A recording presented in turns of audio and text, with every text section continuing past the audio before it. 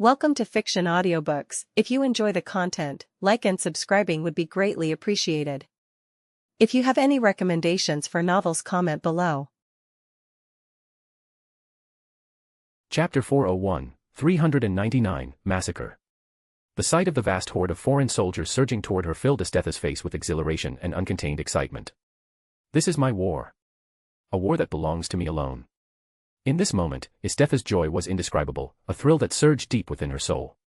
Without wasting any time, she invoked her demon transformation. A jet-black sigil of a demon appeared on her forehead, and with it, a swirling force of dark energy erupted around her, enveloping her figure. Freeze, all that exists on this battlefield. Absolute zero. Boom. In an instant, an intense, bone-chilling frost expanded outward from where Estetha stood. What's happening? This can't be real, this temperature. So cold.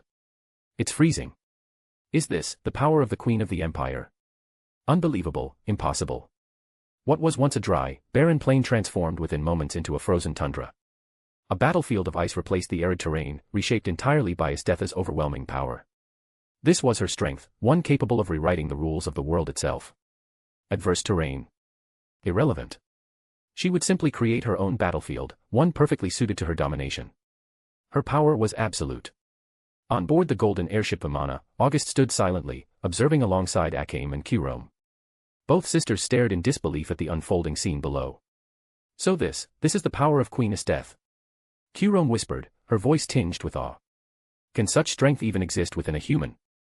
Akame added, her crimson eyes fixed on the frozen landscape.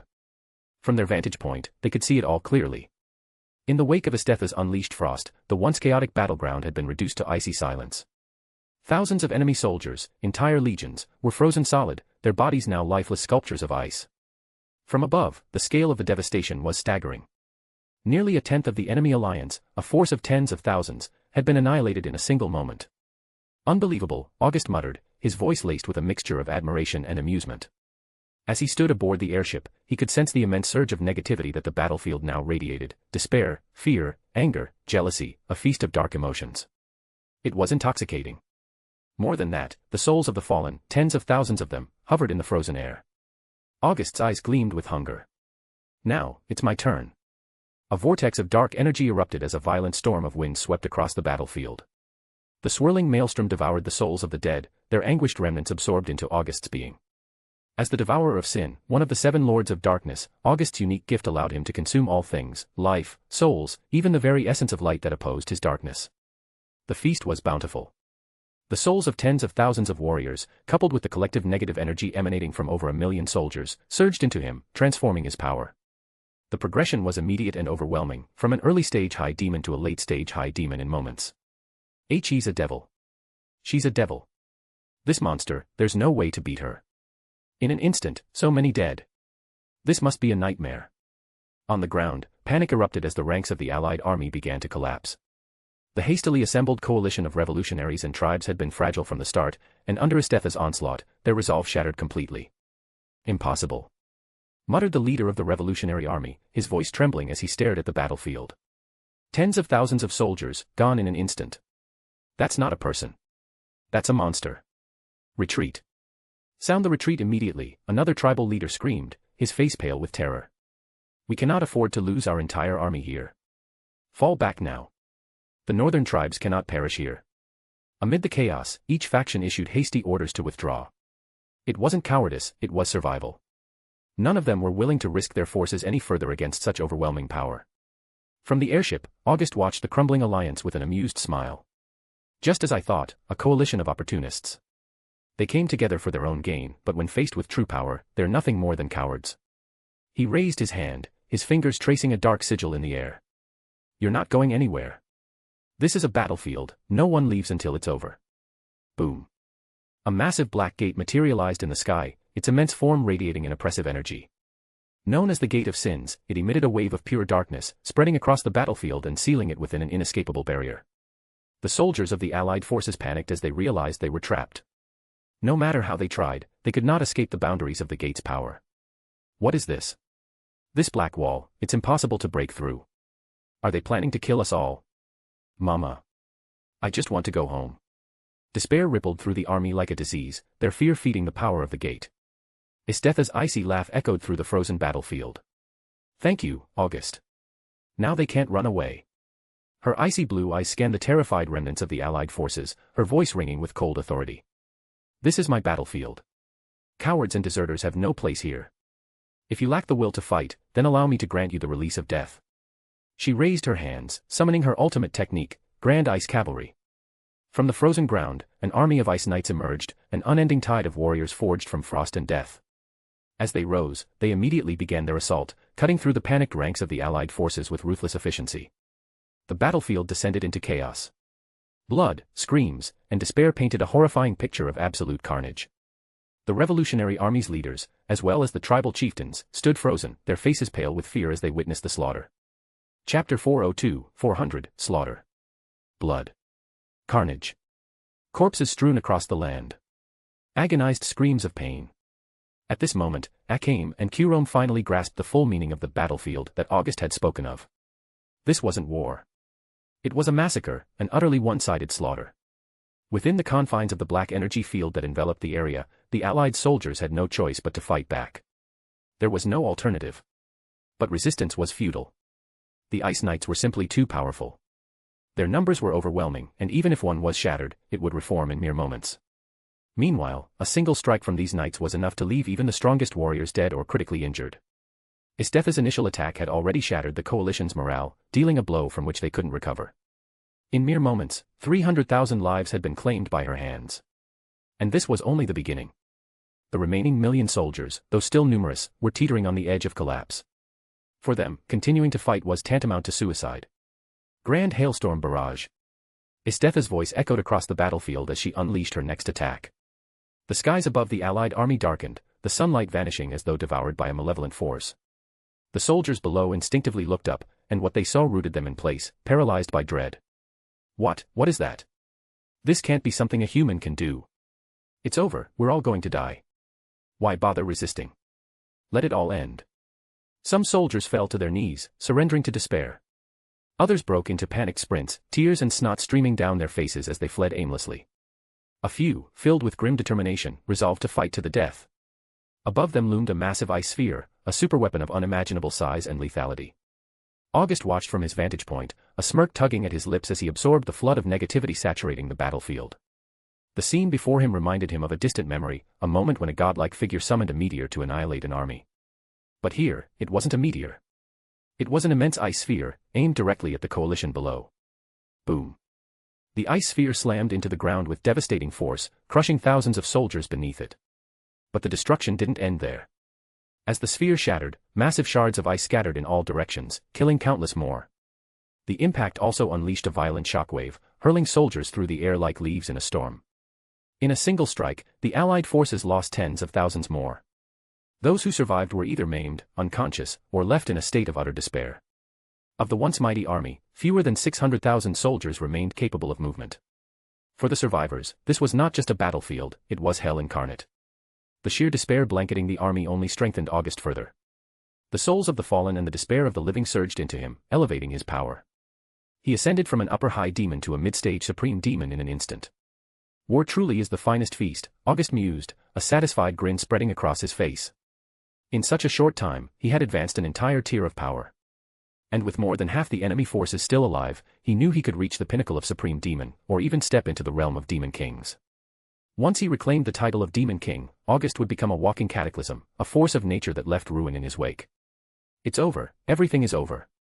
The leader of the Revolutionary Army slumped to the ground, despair etched into every line of his face. Years of planning, organizing, and sacrificing, destroyed in a single day. All his efforts had been rendered meaningless by the overwhelming power of his death. Isteth herself stood atop the frozen battlefield, breathing heavily. The 3 successive ultimate techniques she had unleashed had drained her magic reserve significantly. Even maintaining the army of Ice Knights consumed her power continuously. By all accounts, Isteth should have reached her limit. Her magical reserves were nearly depleted, and even her relentless attacks seemed to have exacted a toll. But Isteth wasn't one to stop when victory was in sight. From her pocket, she retrieved 2 vials of shimmering liquid, large mana potions, a gift from August. With a tilt of her head, she downed them both in one smooth motion. Gulp. The magic that had nearly run dry within her surged back to life, filling her with newfound strength. Let the final celebration begin. Absolute frost hell. A devastating surge of cold erupted from Esteth, spreading outward in waves that froze everything in its path. The battlefield, already blanketed in ice, now became an even harsher realm of death. Wherever the frost touched, jagged spikes of ice erupted from the ground like the fangs of a ravenous beast. SHHK. The ice spikes skewered countless soldiers, piercing through flesh and bone with merciless precision. The bitter cold fused their flesh to the spikes, and any attempt to free themselves would rip chunks of their bodies away. Those already injured or unconscious weren't spared either. They were encased in ice, transformed into frozen statues, their lives extinguished in the blink of an eye. The battlefield became a gruesome harvest, with soldiers falling like wheat before the scythe. The sheer density and indiscriminate reach of the frost made escape impossible. To be caught in its grasp meant death, or worse, an agonizing struggle before succumbing. From above, August observed the carnage with a mixture of awe and approval. An impressive feat, he mused. A perfect technique for wiping out armies. But Esteth wasn't done yet. Within the frost-covered zone, her ice knights underwent a terrifying transformation. The frigid energy infused their forms, causing razor-sharp spikes to sprout from their armor, while their bodies grew by nearly a third in size. The enhanced knights launched into a new round of slaughter, cutting through what little remained of the coalition forces. The once mighty allied army, which had boasted over 1 million soldiers, now had fewer than 20,000 survivors. And even those were rapidly dwindling. Under the relentless assault of the empowered ice knights, their numbers dropped with horrifying speed. From his vantage point aboard the Vimana, August took in the scene, his expression thoughtful. This is the sin of weakness, he murmured to himself. Though Esteth's base strength placed her at the level of an upper-tier demon, her current power was bolstered by several factors: her demonic transformation, the Queen's peace augmentation, and the sheer vulnerability of her enemies, ordinary soldiers unable to withstand her overwhelming might. This perfect storm of circumstances had turned the battlefield into her personal stage, showcasing a massacre of unprecedented scale. August considered the broader implications of the scene. In a world like this, where the average combatant was so much weaker, Esteth's overwhelming power easily transcended the limits of the battlefield. But in a stronger world, like the one from High School DxD, this spectacle would have been impossible. Her signature technique, Mahapadma, the ability to freeze time and space itself, was devastating here. Yet in a more powerful realm, the costs of such a move would skyrocket exponentially, while its duration would be significantly reduced. It wasn't just a matter of Esteth's strength, it was the relative weakness of this world that allowed her to dominate so completely. In a stronger world, the same power would falter. Such was the nature of a universe's inherent resistance. Chapter 403, 401, Demon. Boom. On top of the Vimana, an overwhelming aura suddenly erupted from August. Dark magic surged skyward at that moment, transforming the entire region into night. The sun was forced to retreat, replaced by a luminous moon that hung high in the sky. August had regained his Satan-class strength. His abyssal magic once again filled his being, radiating a power that could only be described as terrifying. Blessed by darkness, the demon race gains additional strength under the night sky. The strongest among them can even transform daylight into night. However, this ability is reserved for only the most elite of the demon race. Nearby, Akame and Kurome were stunned speechless as they witnessed August's transformation. It was clear to them now, this man was far more fearsome and powerful than Esteth could ever hope to be. On the battlefield below, Esteth smiled with unrestrained delight. Her army of 1.3 million had been utterly annihilated under her command, not a single survivor left standing. Now, as the surroundings were plunged into darkness and August's figure loomed like that of a demon god, Esteth realized that his strength had been significantly restored. She didn't know the extent, but it was undoubtedly beyond her imagination. This feeling, it's reassuring, August mused. The unfathomable depth of his dark magic brought a sense of control, power, and security that was unmatched. Having once lost his strength, the act of reclaiming it made the sensation all the more memorable. Yet, regaining the strength of a transcendent being remained a distant goal. To achieve it, one could ignite a world-ending massacre, but such an act was impractical, too time-consuming and troublesome. The alternative was the passage of time. As the embodiment of two cardinal sins, August could passively absorb the sins and negativity of the world. Over time, his strength would naturally grow. Boom. A towering pillar of ice emerged from below, carrying Esteth up to join him. She stepped back onto the Vimana, her gaze meeting August's. Recovered. Partially. To what extent? Satan class. Esteth laughed, and so did August. Meanwhile, Akame and Kurome, mere spectators to their exchange, were filled with confusion. Standing at the edge of the Vimana, August surveyed the icy wasteland below with a calm expression. Swish. The battlefield, now devoid of life, prompted August to recall the Gate of Sins. The massive portal of darkness shrank rapidly before merging back into his body. Since it's all over, let's clean up the battlefield. Spiral annihilation.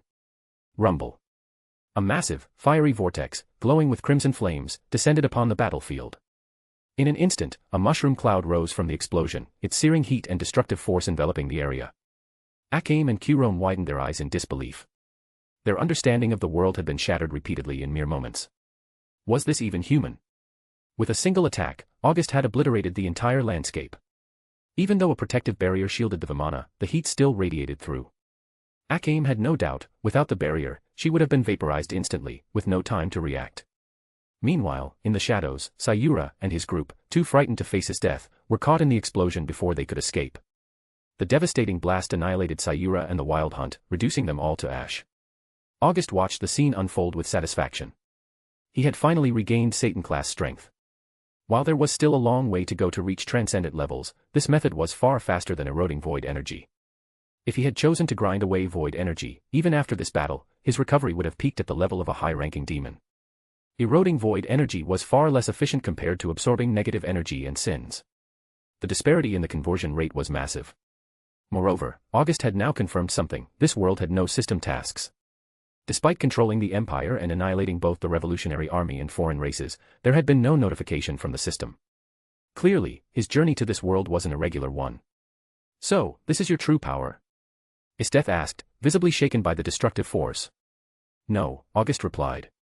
This is merely Satan class, what you might call the level 8. Beyond level 8 lies level 9, and beyond that, there are surely even greater realms. August's certainty was absolute.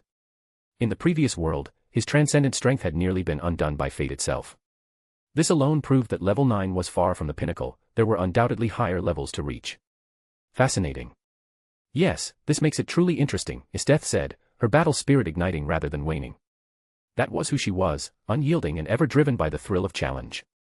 From their conversation, Akame gleaned one undeniable truth: both August and Esteth possessed powers that transcended humanity, far beyond the realm of the ordinary. Taking a deep breath, Akame glanced at her sister, Kurome, before stepping forward. Lord August, she said firmly, I know I have no right to ask, but I beg of you, please save Kurome. At her words, August, Esteth, and Kurome all looked at her in surprise. Sister. Kurome whispered, childhood memories flooding her mind. Back then, she had been weak, fragile and defenseless. Her sister had always been there, fighting fiercely to protect her, ensuring her survival. Interesting, August said, intrigued. Akame, if you seek my aid, what can you offer in return? Everything, she replied without hesitation. My body, my will, my soul, all of it is yours to command. Ha ha ha. How amusing. August couldn't help but smile at her boldness. A sudden thought crossed his mind. Raising his hand, a sphere of energy inscribed with a strange symbol appeared in his palm. It was the commandment of lust, a power born from the fusion of divine energy and the sin of lust. For August, however, this power was both redundant and insignificant. Those with lust in their hearts would have their souls and wills enslaved, a seemingly formidable ability, but one that August, as the embodiment of lust, already possessed in its entirety. In fact, this commandment was merely a weakened fragment of his true power. Chapter 404, 402, Commandment of Lust. She could sense the immense power contained within the swirling energy before her. However, there was something darker lurking within it, a black void so terrifying that even a single glance made her feel as if she would be consumed entirely. This is the commandment of lust, a fragment of my power. If you confuse with it, you will become my enforcer of commandments. Akame remained silent, her mind racing. She knew that August, no, her master, was not telling her everything. The phrase, if you confuse, implied the possibility of failure, a risk she couldn't ignore. I am willing, she replied firmly. Without hesitation, Akame nodded her head. Her resolve was unwavering. If you fail, the commandment will consume you. Even so, are you still willing to proceed? Yes, she answered with conviction. Good. With a wave of his hand, August sent the commandment of lust into Akame's body. A thunderous roar echoed as dark magic erupted from within her, engulfing her in an aura of terrifying black energy. Nearby, Kurome stared on in concern. She knew that her sister's guilt over abandoning her years ago had driven Akame to take this dangerous step. Although Kurome had outwardly refused to forgive her, the love she felt for her elder sister had never truly wavered. Ah! Wrapped in darkness, Akame let out a harrowing scream. As an ordinary human, fusing with a commandment was no easy feat. The power of darkness was immense but equally perilous, capable of driving even the strongest minds to madness and chaos. It was a power rooted in humanity's original sins. Gradually, however, the wild, uncontrollable darkness began to stabilize. The once violent magic calmed and grew steady. Akame's body underwent a dramatic transformation. Her petite frame stretched and strengthened, growing nearly 20 centimeters taller. Her features sharpened, and her presence became irresistibly alluring. She had succeeded.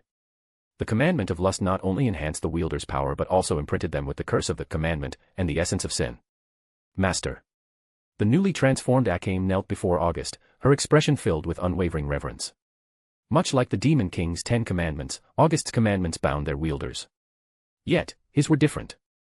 His power granted him insight into every thought and intention of those who bore his commandments.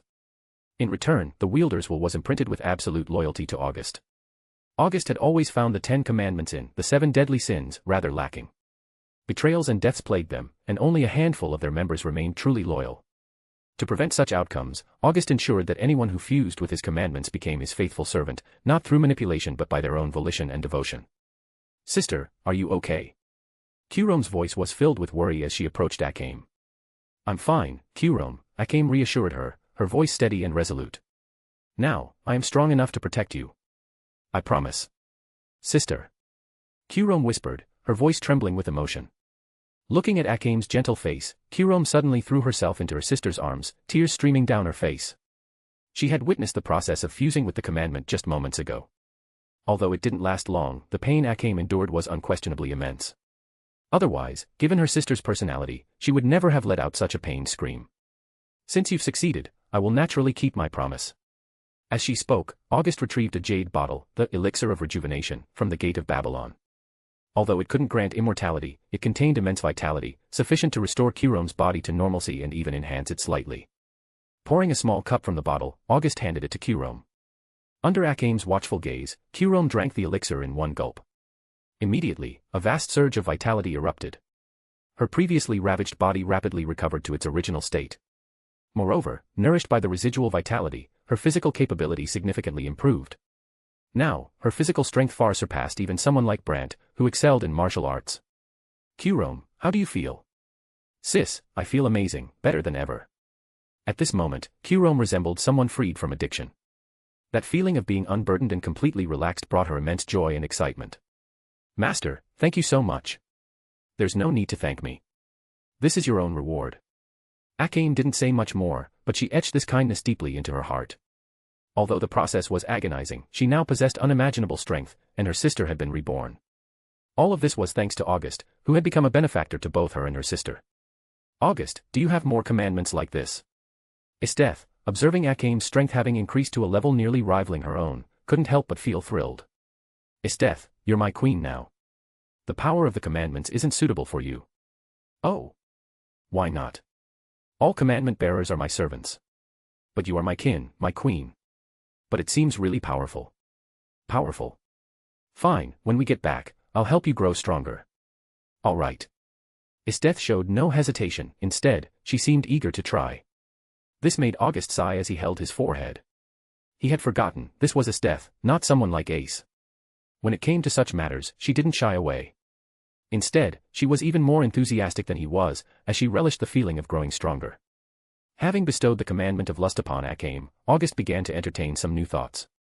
He still possessed the sin of gluttony, and the body of Dionysus inside the gate of Babylon still contained a significant amount of divine power. Previously, after fusing Uranus's divine power crystal, the commandment of lust had been created. August had deliberately refrained from letting the world tree sapling devour Dionysus's body. In hindsight, that decision had been wise. If he could one day gather all 7 deadly sins, he could forge his own 7 commandments. The thought of having 7 perfect and powerful subordinates intrigued him greatly. He could still reincarnate followers and bestow 7 individuals with commandments. This prospect was truly appealing. As they traveled back to the imperial capital aboard Vimana, a war significant enough to be recorded in history quietly came to an end. This war had no witnesses. Only a massive, bottomless crater stood as evidence of the devastating destruction that had unfolded there. Chapter 405, 403, Destroyer. Boom. In the void between dimensions, August stood silently, observing the scene before him. An entire world, once vibrant, now lay shattered and broken. A year had passed since the annihilation of the Revolutionary Army Alliance. During this time, August refrained from interfering further. Instead, he waited patiently for the inevitable destruction of the world. 6 months after the fall of the Alliance, the world of Akame Ga Kill began to experience an unprecedented wave of natural disasters. Earthquakes, typhoons, tsunamis, volcanic eruptions, tectonic shifts, and sea tornadoes wreaked havoc across the land. It was as if the world itself, terminally ill and at the end of its life, had succumbed to systemic failure, leaving no room for salvation. August observed everything with the detached perspective of a bystander. In the absence of the corrupt minister, the revolutionary army, and the invading tribes, the empire experienced a brief period of renaissance. Within just 6 months, it seemed as though the nation had been reborn. But this fragile dream was short-lived, shattered by the sheer magnitude of the natural calamities. The empire, once revitalized, proved powerless against the relentless onslaught. Temperatures plummeted, weather patterns turned erratic, and unrelenting storms devastated farmlands, leaving crops unable to grow. Amid such chaos, even the most orderly systems crumbled within 2 months, and the newly restructured empire fell apart. With destruction imminent, humanity's darkest traits surfaced as people struggled to survive. Chaos reigned, as each individual sought only to prolong their own life. But August, along with his death, Akame, Kurome, and the female members of the Jaegers, remained indifferent. They merely watched as the world unraveled. Despite her best efforts, Nagenda's numerous proposals and solutions to avert the disaster ultimately failed. Though she had Estetha's full support, the empire's disintegration was inevitable. Only the imperial capital maintained a semblance of stability, and even that was tenuous. When Nagenda finally confronted Estetha to demand the truth, her despair was complete upon learning that the world had only months left before its ultimate destruction. Realizing the futility of her efforts, she questioned what all her sacrifices had been for. Finally, August led Estetha, Akame, Kurome, and the female Jaegers into a small, enclosed world of his own creation. From there, they silently observed as the timeline of this world approached its grim finale. And now, today marked the final day. With the world tree sapling having absorbed the last vestiges of the world's essence, the realm reached its end, succumbing to annihilation. Fueled by the destruction of an entire world, the world tree sapling's growth skyrocketed, reaching an impressive 90% maturity. Just 10% more, and the sapling would enter its next stage. During its growth to 70%, the world tree sapling had awakened a new ability. Name, World Tree, Sapling, Owner, August. Growth, Sprouting Stage, 90%. Innate abilities, Space, Elemental Manipulation, Devouring, Plundering, Contracting, Blessing. Individuals recognized by the World Tree will receive its blessing. The blessing ability was particularly intriguing. Within August's inner world, everyone under his protection had received blessings from the World Tree. For instance, Ace gained the blessing of Wind, greatly enhancing her speed and granting her basic control over the wind's power. Unlike magical abilities, this power consumed mental energy rather than mana. Estetha received the blessing of Ice, Tsubaki gained the blessing of Strength, and Akame received the blessing of Speed. The blessings were diverse and tailored to each individual's strengths. This reminded August of the divine protections from Re-Zero. However, while divine protections came from the world itself, these blessings were gifts from the World Tree. As for August, he gained the blessing of the world itself, granting him access to the World Tree's immense power. It wasn't an exaggeration to say that with the World Tree support, August's strength rivaled, or even surpassed, the level 9 of power. The World Tree's energy, though still in its infancy, was already formidable. With its assistance, August could tear through dimensional rifts and interact with the void beyond without fear of corruption or annihilation. This protection allowed August the privilege of witnessing a momentous event, the destruction of an entire world. Ding! Congratulations, host. Hidden Ultimate Mission, World Annihilation completed. Reward, 5 Super Gacha draws, title, World Destroyer.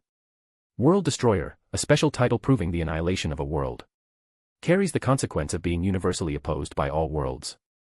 The system's notification startled August. While the rewards, 5 Super Gacha draws and a new title, were tempting, the title's description made him frown. Being universally opposed by all worlds. Are you kidding me? Without hesitation, August unequipped the title. He had learned his lesson after being targeted by fate before: strength first, no unnecessary risks. Wearing such a title while traveling to new worlds would practically guarantee disaster. Despite his irritation, August couldn't help but feel exhilarated as he looked at the 5 Super Gacha draws. It had been ages since he last used the system's lottery, and now, at the end of this world, he had another chance. With excitement, August opened the Gacha interface. This would be his first time using 5 super draws in one go since his journey began. Alright, let's test my luck. Spin. The Gacha wheel began spinning rapidly, and August's heart raced with anticipation. Ding. Congratulations, host. You have obtained the system item, Transcendence Card. The first reward made August nod in approval.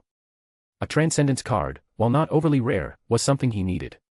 After all, with the destruction of Akame Ga Kill, he required a way to travel to a new world. Ding. Congratulations, host. You have obtained the unique item, Sin of Pride. Ding. Congratulations, host. You have obtained the unique item, Sin of Wrath. Ding. Congratulations, host. You have obtained the noble phantasm, Shanakba Imuru. Ding. Congratulations, host. You have obtained the item, Heart of Darkness. Chapter 406, 404, Primogenitor. Shanakba Imuru, a treasure akin to the radiance of stars that spans across the earth, revealing all truths. It is the sublimation of the King of Heroes' spirit, permanently active, and capable of discerning hidden names, treasures, and realities concealed by layers of obscurity. Heart of Darkness, the final darkness condensed into a core. Upon fusion, it transforms the bearer into a child of darkness. August froze in disbelief. This turn of fortune, two cardinal sins, the Shanakba Imuru, and the Heart of Darkness, was beyond imagination. Is this my reward after being pushed to the brink? Have I finally turned the tide? Without hesitation, he claimed the two cardinal sins. The sin of pride, symbolized by orange for the sun, and the sin of wrath, symbolized by yellow for Mars, descended upon him, merging directly into his body.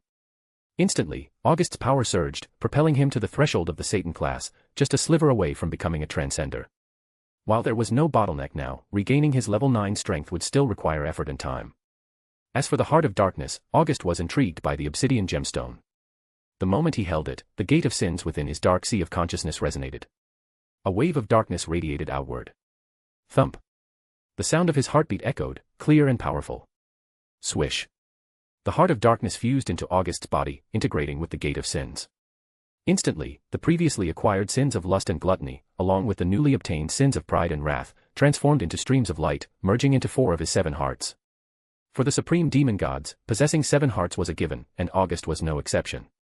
Now, 4 of his hearts pulsed with the power of their respective sins. Boom. The limits of the Satan class shattered.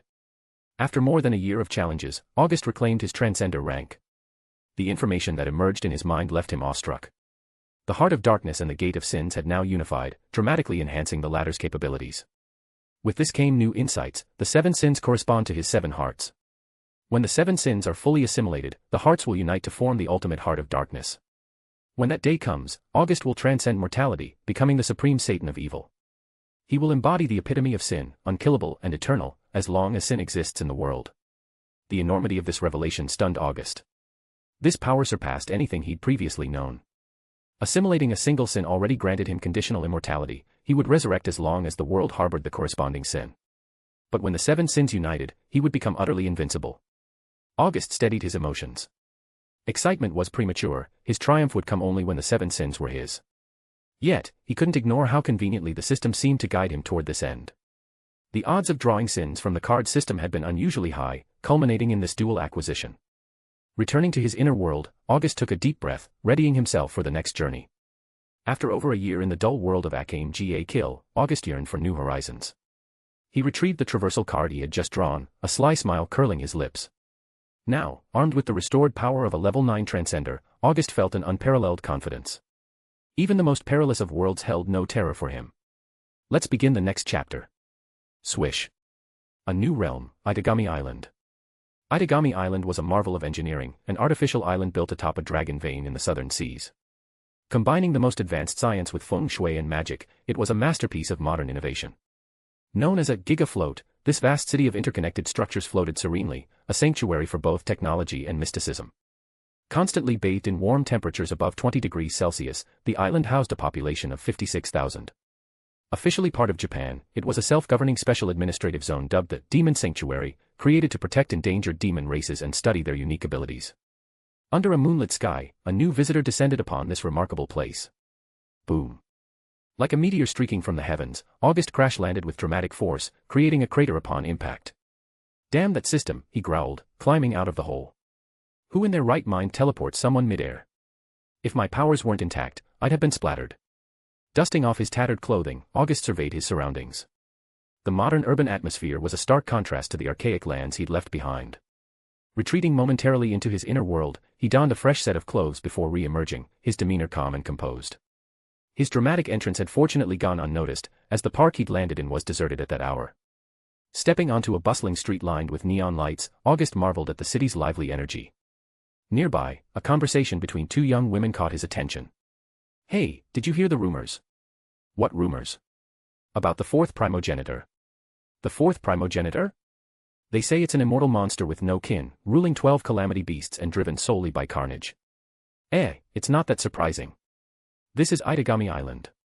Vampires, spirits, beast folk, you name it, they're all here. What's one more legend? Ugh, you're so boring. Whatever. Listening in, August pieced it together. Idagami Island. So this is Strike the Blood, a world where factions fight over a high schooler turned fourth primogenitor. How entertaining. Chapter 407, 405, Demons. This world boasted advanced technology, yet the supernatural side was equally developed, blending seamlessly with modern innovations. Throughout his journey, August sensed numerous magical auras. These individuals, indistinguishable from ordinary people, lived harmoniously on this peculiar island. Truly, Idagami Island was a sanctuary for magical beings. Demons, yokai, elves, beastmen, vampires, artificial life forms, an endless variety of races coexisted here. However, August faced a significant problem: he was broke. It was an embarrassing predicament. While he had an abundance of gold and treasures from other worlds, his treasury was filled with millions of otherworldly coins. This modern society operated on paper currency and digital payments. Unfortunately, August was an unregistered resident in this world. He had no local currency, and while he did own a smartphone, it was from the high school DxD world and lacked signal reception here. As for Japanese yen or US dollars, those were out of the question. Back in the high school DxD world, August never needed to pay for anything. He regretted not bringing his two faithful companions, Hilda and Yuluda, who always handled everything for him. Their absence now left him yearning for their assistance.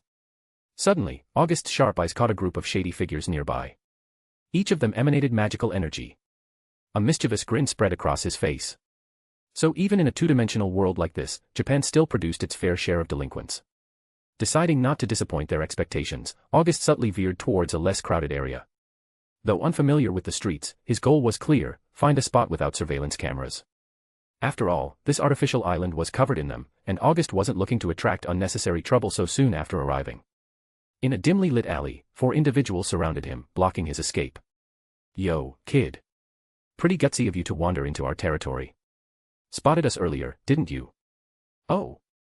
Keen observation, August replied, his tone light. I'm a beastman, the leader growled. Our senses are far sharper than any humans. In that case, August said calmly, you should also realize that I must have some confidence to act as I did. The beastman laughed mockingly. Confidence? Kid, I've seen plenty like you, cocky fools who think a little strength makes them invincible. The world is vast, don't overestimate yourself. Hearing this lecture, August's expression turned strange. He, a 9th-tier transcendent being, the embodiment of one of the 4 great sins, with a cheat-like system to boot, being lectured about overconfidence. The irony was almost too much. Who's really underestimating their opponent here, he muttered. Suddenly, shadows surged from the alley's corners. Razor-sharp claw-like appendages emerged, encircling the 4 delinquents in an instant. The tables had turned, the hunters had become the prey. The beastman leader stared wide-eyed at the menacing claws, nearly breaking into tears. This was no ordinary target, they had picked a fight with the wrong person. Now then, August said, flashing a wicked grin. It's time for a little robbery. Hand over all your money. Boss, one of the thugs stammered, if we had money, we wouldn't be out mugging people. I don't mind small amounts. Just give me everything you've got. Why yes, sir. Dejected, the 4 handed over their meager savings, tears streaming down their faces. August inspected the small pile of cash and sighed. These guys were supposed to be magical beings, yet they were pitifully poor. The amount they gave him wouldn't even cover a few fast food meals. Broke fools, August muttered. The 4 delinquents swallowed their indignation, their pride trampled. Their day couldn't possibly get worse, or so they thought. After collecting their money, August knocked them out cold. To ensure they wouldn't cause trouble, he instructed the shadows to shred their clothing, leaving only their undergarments intact. Then, he departed, leaving the unfortunate quartet to shiver in the night air. Strolling around the area, August pieced together his surroundings. He was in the outer region of Idagami Island, where low-tier magical beings and small-time delinquents roamed. It was somewhat similar to Japanese gang territories, not particularly threatening but undeniably troublesome. Interestingly, despite the late hour, the island's temperature remained high, hovering near 30 degrees Celsius. While August was immune to such extremes, the sight of people enjoying ice cream stirred a craving in him. At an ice cream shop, he discovered just how little his newfound funds could buy. The meager sum from those delinquents barely covered a single sundae. Was the store overpriced, or were those thugs simply that destitute? Shrugging, August paid and found a seat to enjoy his treat. Despite its average taste, the experience was nostalgic and satisfying. May I sit here? A soft, timid voice broke his reverie. August looked up to see a girl with shoulder-length white hair and striking azure eyes holding a sundae. She appeared embarrassed but hopeful. Suit yourself, he replied. Thank you, she said, seating herself across from him, maintaining a respectful distance. The shop was bustling, every table occupied, mostly by couples. August paid no mind, but the girl seemed uneasy, occasionally sneaking glances at him before quickly lowering her gaze as though caught. August wasn't surprised. As the embodiment of lust, his very presence naturally attracted others. Any latent affection they harbored would amplify exponentially, a passive ability he neither controlled nor sought to exploit. Still, the girl intrigued him. There was something familiar about her, though he couldn't place where he'd seen her before. Her aura exuded a saintly purity, giving him the impression of a genuine, holy maiden. Chapter 408, 406, Saint. By sheer coincidence, just as August was observing the girl, she raised her head and their eyes met. August remained calm, but the girl's face immediately turned crimson. She quickly averted her gaze, clutching at her clothes nervously. Relax, I'm not going to eat you. I am not nervous. Her words were unconvincing, her voice faltering. If this wasn't nervousness, August didn't know what was. What's your name? I'm Canon Canase. And you are? August. Nice to meet you, August-san. Likewise. It suddenly clicked for August why she seemed so familiar. This girl was a character in the original story, one of the protagonist's future companions. Canon Canase, known as the saint of the middle school, was celebrated for her angelic beauty. She was in the same class as the protagonist's younger sister, and, as it turned out, her true identity was that of a princess from the Aldager kingdom. Members of the royal bloodline of Aldager were all high-level mediums. In the story, her uncle had transformed her into a synthetic angel through cruel experiments. Eventually, she was saved by the protagonist and became deeply devoted to him. As Canon looked at August, curiosity flickered in her eyes. His gaze, she felt, carried a hint of recognition. Do you know me, August-san? Not exactly, I've just heard of you. Are you a senior at Saikai Academy? Not at all, I just happened to hear about the saint of the middle school. That's just something my classmates joke about. Hearing her unofficial nickname spoken aloud made Canon uneasy. She fidgeted under August's gaze, feeling a strange mix of embarrassment and attraction. From the moment she saw him, she had felt her heart race. His handsome features, combined with the way he spoke, had left a lasting impression. Was this what they called love at first sight? Canon had no experience with such feelings, so she didn't know how to respond. Instinctively, she wanted to get closer to him. That was why she had sat near him in the first place. Can I call you Canon? August asked. Why yes, you can.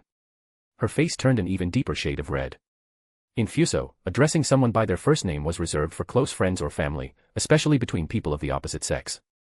August, of course, was well aware of this cultural nuance. He used it deliberately. His interest in the so-called saint was anything but casual.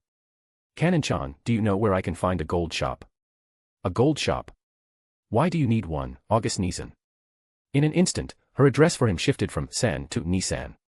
The simple act of him calling her by her first name had clearly left a significant impact on her. This was why so many people enjoyed flirting with younger girls, so impressionable, so unguarded. Canon's feelings were pure and untainted by ulterior motives, which only deepened August's desire to win her over. Canon-chan. Yes, August Nisan. Sorry, I got lost in my own thoughts. It's okay, why do you need a gold shop, though? I'll be honest, I snuck onto this island without proper documentation. I don't have money, so I need to exchange some gold. You snuck onto the island? Canon gasped. For someone like Canon, who had been a model student all her life, August's confession was shocking. Before she could respond further, a new voice interrupted. Snuck on. That's putting it lightly. The voice, distinctly feminine, remarked. You're an illegal intruder. August sighed. So much for staying under the radar. Turning, he saw a petite girl dressed in gothic Lolita attire. She carried a parasol and looked at him with an unimpressed expression. Natsuki-san. Canon exclaimed, her eyes widening in surprise. Natsuki Minamiya, an English teacher at Saikai Academy's high school division and an enforcer on Idagami Island. She was also known as the Witch of the Void, a name that sent shivers down the spines of even the most powerful magical entities in Europe. Canon Canase. Natsuki said coolly. Yes, Natsuki-san. Leave this place. That man is dangerous. But August Nizan. You know him. Natsuki interrupted. We just met today. Ha. In that case, add attempted abduction of a student to his list of crimes. Natsuki said with a smirk. Excuse me. August said indignantly. I admit to sneaking onto the island, but I'd never do something like that.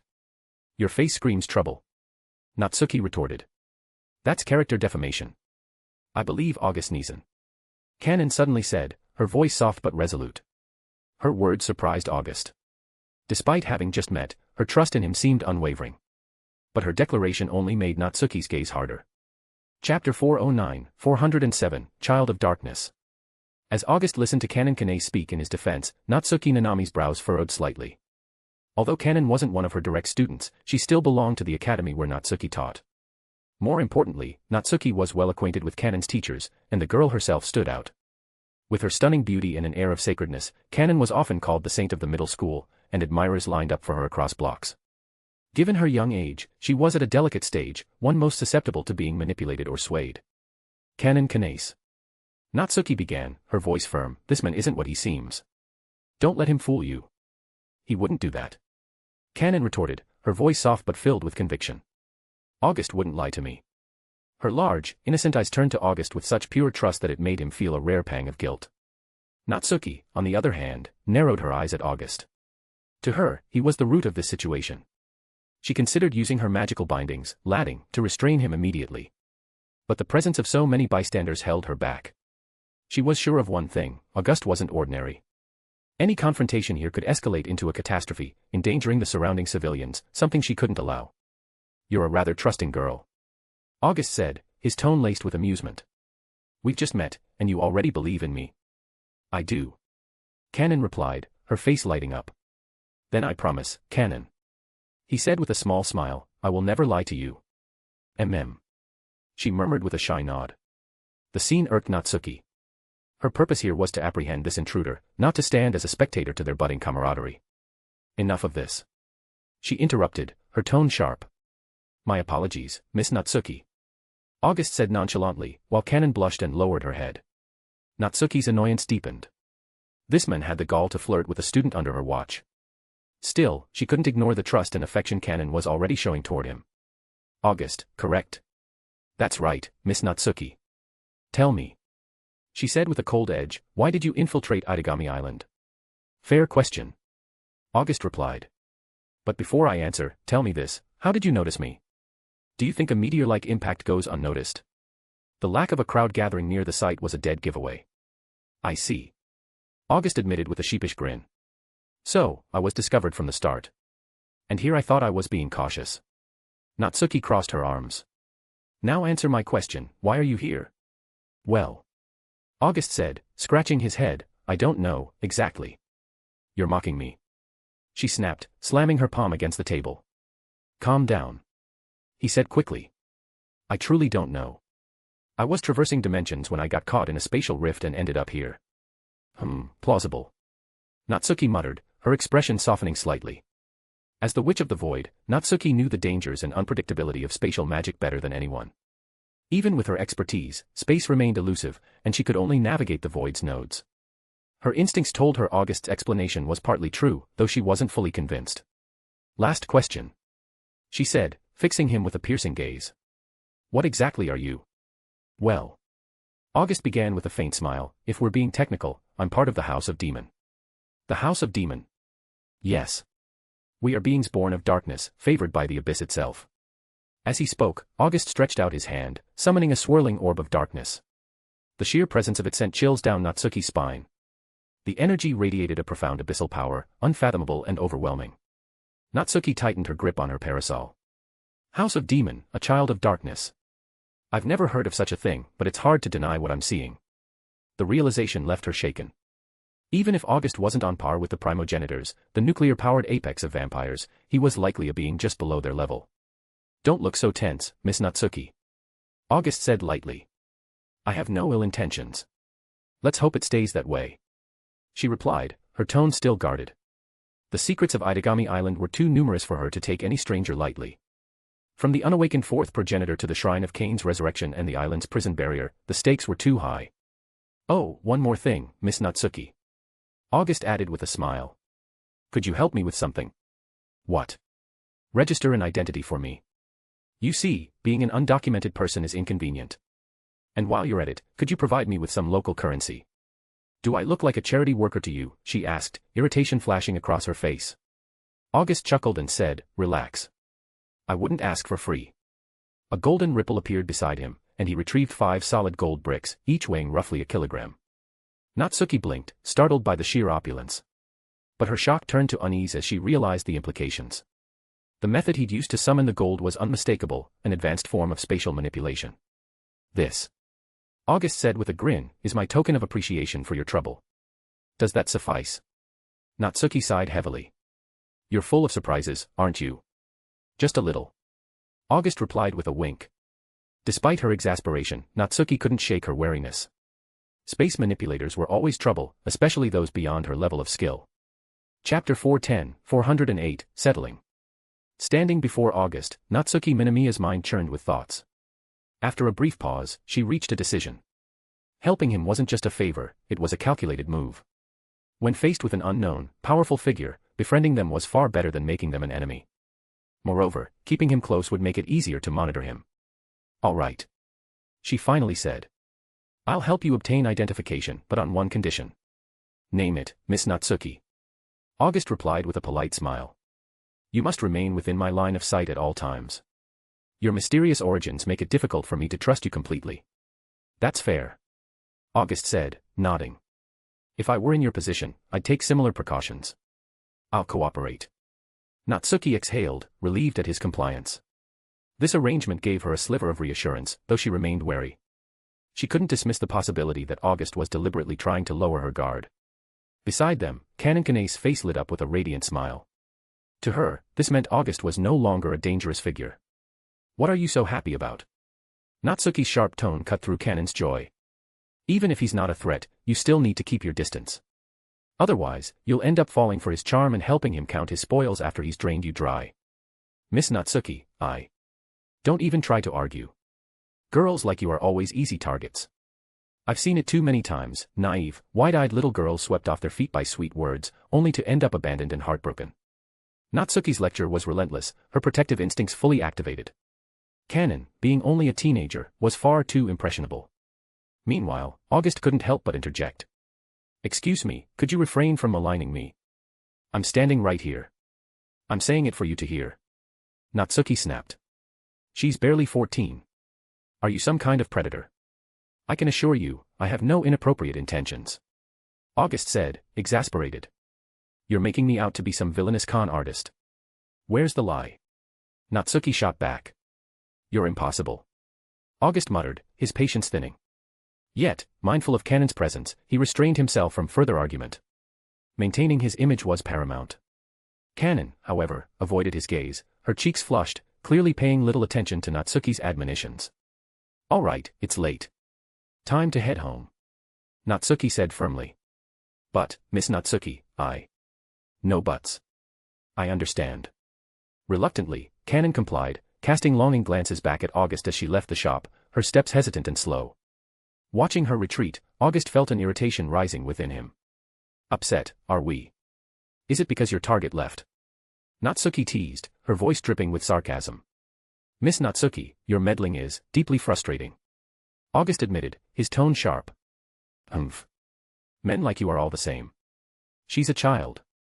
Are you seriously trying to justify your actions? You clearly lack any understanding of romance. Excuse me. Natsuki's eyes narrowed dangerously. Nothing at all. Let's head back, shall we? August deflected with a dismissive wave. Wait. Back where? Natsuki's voice carried a hint of suspicion. To your place, of course. Isn't that what you meant by keeping me within your line of sight? That's, she faltered, realizing she had indeed implied that. And since you'll need to find me tomorrow anyway, staying together saves time. Don't worry, I don't mind the inconvenience. The nerve. Natsuki exclaimed, folding her arms. You're acting as if you're doing me a favor. It's fine. I'm used to shouldering burdens. It's part of being a man. Get out. She shouted, swinging her fan at him. But as soon as she moved, regret flashed across her face. Challenging a strong individual was reckless, especially someone she barely knew. Her strike, however, was intercepted. A shadowy blade materialized midair, halting her fen effortlessly. August's eyes glinted as he gazed at her, his presence suddenly oppressive. An overwhelming aura of dominance surged from him, and for a brief second, Natsuki felt like she had been plunged into an abyss. The oppressive weight of his existence bore down on her, as if she were an ant before a towering god. The sensation vanished almost as quickly as it came, but Natsuki was left breathless, her forehead damp with sweat. She stared at August with newfound fear and respect. This man wasn't just powerful, he was a monster, possibly on par with the legendary vampire progenitors. "Shall we go, Miss Natsuki?" August asked, his tone light, as if nothing had happened. "Yes," she replied cautiously. Without further discussion, they stepped into a glowing spatial circle that appeared beneath their feet, vanishing in an instant. When Natsuki blinked, they were already standing in an opulent residence. The luxurious decor exuded elegance, from the ornate furniture to the plush carpets, everything radiated refinement. "This is my home," Natsuki explained. "You can stay here for now. By tomorrow morning, I'll have your identification and exchange these gold bars for local currency. No need to convert them. They're a token of my gratitude," August replied. "I don't need your charity," Natsuki retorted curtly, though her tone was softer now. August didn't argue. He believed her words. As the instructor of anti-demon operations and the guardian of the prison barrier, Natsuki Minamiya undoubtedly had substantial resources. For now, a tenuous balance of mutual respect and wariness hung between them. Both understood that this arrangement was as much about trust as it was about control. Chapter 409, Assistant. The night passed without incident. As the first light of dawn broke the horizon, a new day began. Despite her role as an anti-demon officer, Natsuki Minamiya was also a teacher at Saikai Academy, serving as a homeroom instructor. As such, she rose early to prepare for the day. That morning, August's new identity documents were delivered to him. However, upon examining the contents, he couldn't help but feel speechless. Saikai Academy, faculty member, assistant to teacher Natsuki Minamiya. This was the identity Natsuki had arranged for him. Simple and straightforward, to say the least. It made sense, though. She had made it clear he wasn't allowed out of her sight. Assigning him a role that kept him close to her was the logical choice. Still, August felt a small sense of relief. At least she hadn't assigned him the role of a student. He'd had enough of student life back during his brief stint at Koa Academy. The nostalgic novelty wore off quickly, and he became a chronic class skipper. He had no desire to relive those days here. "So, Natsuki-chan," August said with a teasing tone, "what exactly does this teacher's assistant position entail?" "Just one night, and you're already acting overly familiar," Natsuki replied, not bothering to look up from her lesson plan notes. "We are not close enough for you to call me Chan. And don't use that tone with your superior, you insufferable man." The brief display of power from the previous night still lingered in her mind, reminding her of the fine line she had to walk with him. While she wasn't about to let her guard down, she understood there were limits to how far she could push. "Such a strict response, Natsuki-chan," August quipped, undeterred. "TCH. You're impossible." Natsuki sighed, her patience wearing thin. She had dealt with plenty of difficult individuals before, but August was quickly proving to be among the most troublesome. Unfazed, August settled himself in a seat across from her. Spotting a teapot on the table, he poured himself a cup of the fragrant red tea. Red tea was clearly Natsuki's indulgence. Whether at home or in her office, there was always a finely crafted tea set paired with top-quality tea leaves. "Your position is largely symbolic," she explained, flipping a page in her notebook. "It's nothing more than a title." "Do I get a salary?" August asked casually. "Do you even need money?" "Whether I need it or not is one thing. Whether it's offered is another." "Of course not. You're lucky I even bothered to arrange an identity for you. Expecting a salary on top of that. Dream on." "Fair enough," August replied with a shrug. He wasn't particularly bothered. A teacher's assistant salary would have been negligible anyway. He'd asked mostly out of curiosity, not necessity. Saikai Academy, faculty building, top-floor office, Natsuki Minamiya's exclusive workspace. As one of the most powerful anti-demon officers and the instructor of the island's enforcers, Natsuki Minamiya was a figure of privilege. She wasn't just a teacher, she was the guardian of the prison barrier, making her position on Idagami Island particularly unique. This office was originally hers alone. However, starting today, it had a new occupant. August, whose newly assigned identity listed him as assistant to teacher Natsuki Minamiya at Saikai Academy, had been placed here for practical reasons. Given his enigmatic nature and immense power, Natsuki insisted on keeping him under constant surveillance. Allowing a person of his caliber to roam freely would be far too dangerous. For the time being. Natsuki said, her voice calm but firm, you'll stay here. Once I'm certain you pose no threat, you'll be free to move about as you wish. I think this setup suits me just fine. August replied lazily, reclining on an opulent sofa not far from her desk. Good food, good drinks, what more could I ask for? The elegant table beside him was laden with plates of exquisite pastries. These were among Natsuki's favorite indulgences, carefully chosen and arranged to match the aesthetic of her refined office. Watching them treated so casually by her unwanted guest tested the limits of her patience. If not for her years of self-discipline, she might have already lost her temper. While Natsuki silently fumed, August's attention shifted elsewhere, to the glowing system interface only he could see. A list of tasks had been generated, each more ambitious than the last. Fall of the first Primogenitor, defeat the first Primogenitor of the vampires, Ki Uran Barada. Reward, Advanced Gacha Draw X9. Fall of the second Primogenitor, defeat the second Primogenitor of the vampires, Aswad Gul Aziz. Reward, Advanced Gacha Draw X9. Fall of the third Primogenitor, defeat the third Primogenitor of the vampires, Giada Kukulkan. Reward, Advanced Gacha Draw X9. Fall of the fourth Primogenitor, defeat the fourth Primogenitor, Koju Akatsuki. Reward, Advanced Gacha Draw X9. Empire of the Dawn, establish your own empire. Reward, Advanced Gacha Draw X9. 5 tasks in total. Each represented a monumental challenge, except, perhaps, the fourth. The first 3 were daunting. The Primogenitors were the apex of this world's power hierarchy. Their strength was unparalleled, and their true capabilities remained a mystery to August. Of particular interest to him was their reliance on familiars, the mystical beasts they controlled, which seemed integral to their immense power. As for creating his own empire, August wasn't particularly concerned. Building an empire was often a simple matter of strength. Demonstrate enough power, and people would naturally flock to you. Recruitment and administration would be secondary concerns.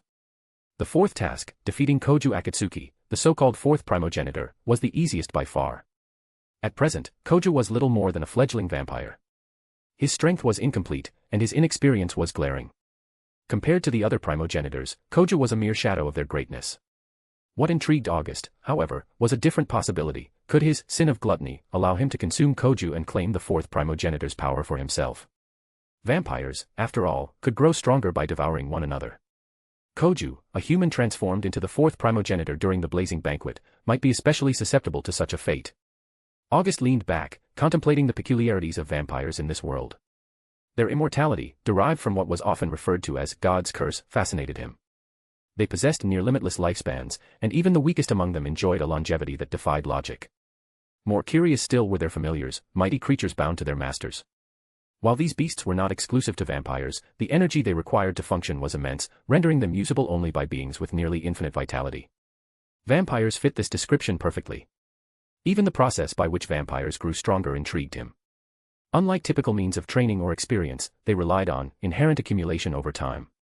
This gradual enhancement could be accelerated by consuming blood, but the process remained painstakingly slow by human standards.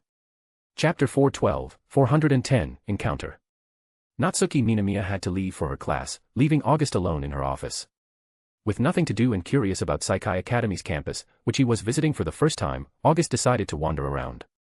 He figured that if Natsuki needed him, she would come looking. Before long, his aimless stroll brought him to the middle school section of Saikai Academy. The academy was divided into 2 zones, one for middle school and another for high school students. Typically, senior students had no reason to visit the junior section. August Neeson. A familiar voice called out. August turned to see Canon Kanase running toward him with an excited smile. Canon-chan. Good morning. Good morning, August Neeson. Are you free right now? Of course. I'm currently Natsuki-chan's teaching assistant. Natsuki-chan. You mean Miss Natsuki Minamiya? That's right. Canon's expression shifted to one of slight disbelief. After meeting him the previous evening and hearing him casually call himself Chan and now referring to Natsuki Minamiya the same way, she started to think August had a knack for charming girls. Meanwhile, the boys around them were anything but calm. Oh no, the saint has been stolen away. This is outrageous. Who is that guy? We have to take him down. Canon is everyone's treasure. We can't let anyone snatch her away. Let's get him. Damn it, he's too handsome. The air was thick with jealousy and resentment, making August chuckle quietly. The hostility was almost palpable. Well, well. August mused to himself. These kids are sure precocious. Even so, none of the boys dared to step forward. August's demeanor radiated an aura of someone not to be trifled with, whether it was wealth, influence, or simply his striking appearance and confident presence. August found their envy amusing. It reminded him of his own school days when he had envied the popular kids who seemed to have it all. "Kanon-chan, you're really popular. I feel like these guys might tear me apart," he joked. "August Neeson, don't misunderstand." Kanon protested, her face flushed. "I'm not misunderstanding anything. My Kanon-chan is simply irresistible, admired by so many." "You're little." Kanon's face turned bright red, her thoughts scattering. August grinned. He was sure of it now, Kanon liked him, and not just a little. The best part? He hadn't even used his charm abilities. This was all her genuine affection. The thought gave him a sense of triumph. "Kanon-chan, wake up. Don't let your mind wander." "August Neeson, stop saying things that could be misunderstood." Kanon stammered, her face as red as a cherry.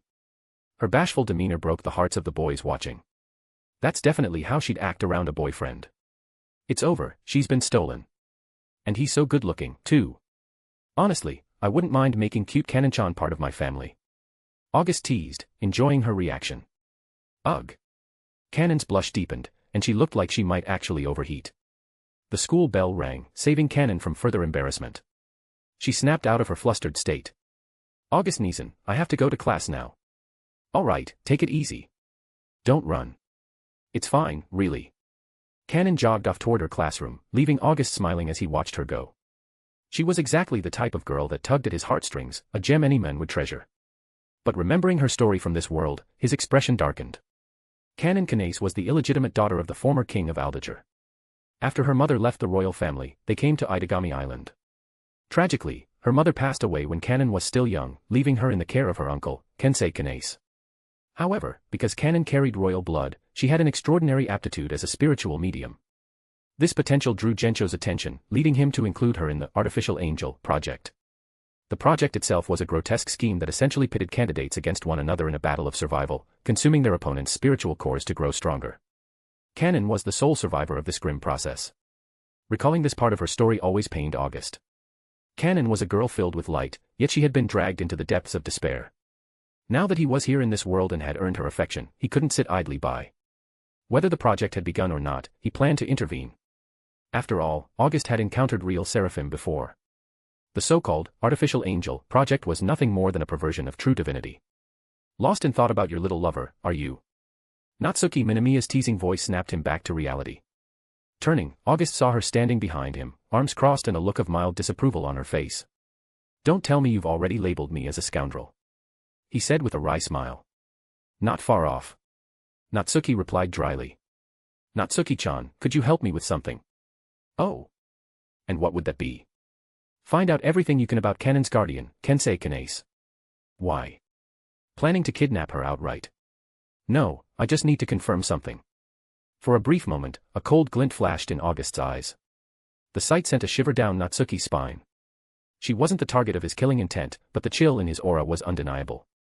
What could Kensei Kanase have done to provoke such a reaction? Natsuki didn't know, but she intended to find out. With her position as a high-ranking officer on the island, investigating him would be no trouble at all. Chapter 411, Megascraft. Megascraft, once a renowned manufacturer of industrial robots, had fallen on hard times. Despite its declining fortunes, the company still maintained a significant presence on Idagami Island. The information August had acquired from Natsuki Minamiya offered little more than general knowledge about Megascraft, the kind of sanitized details the company preferred to share with the public.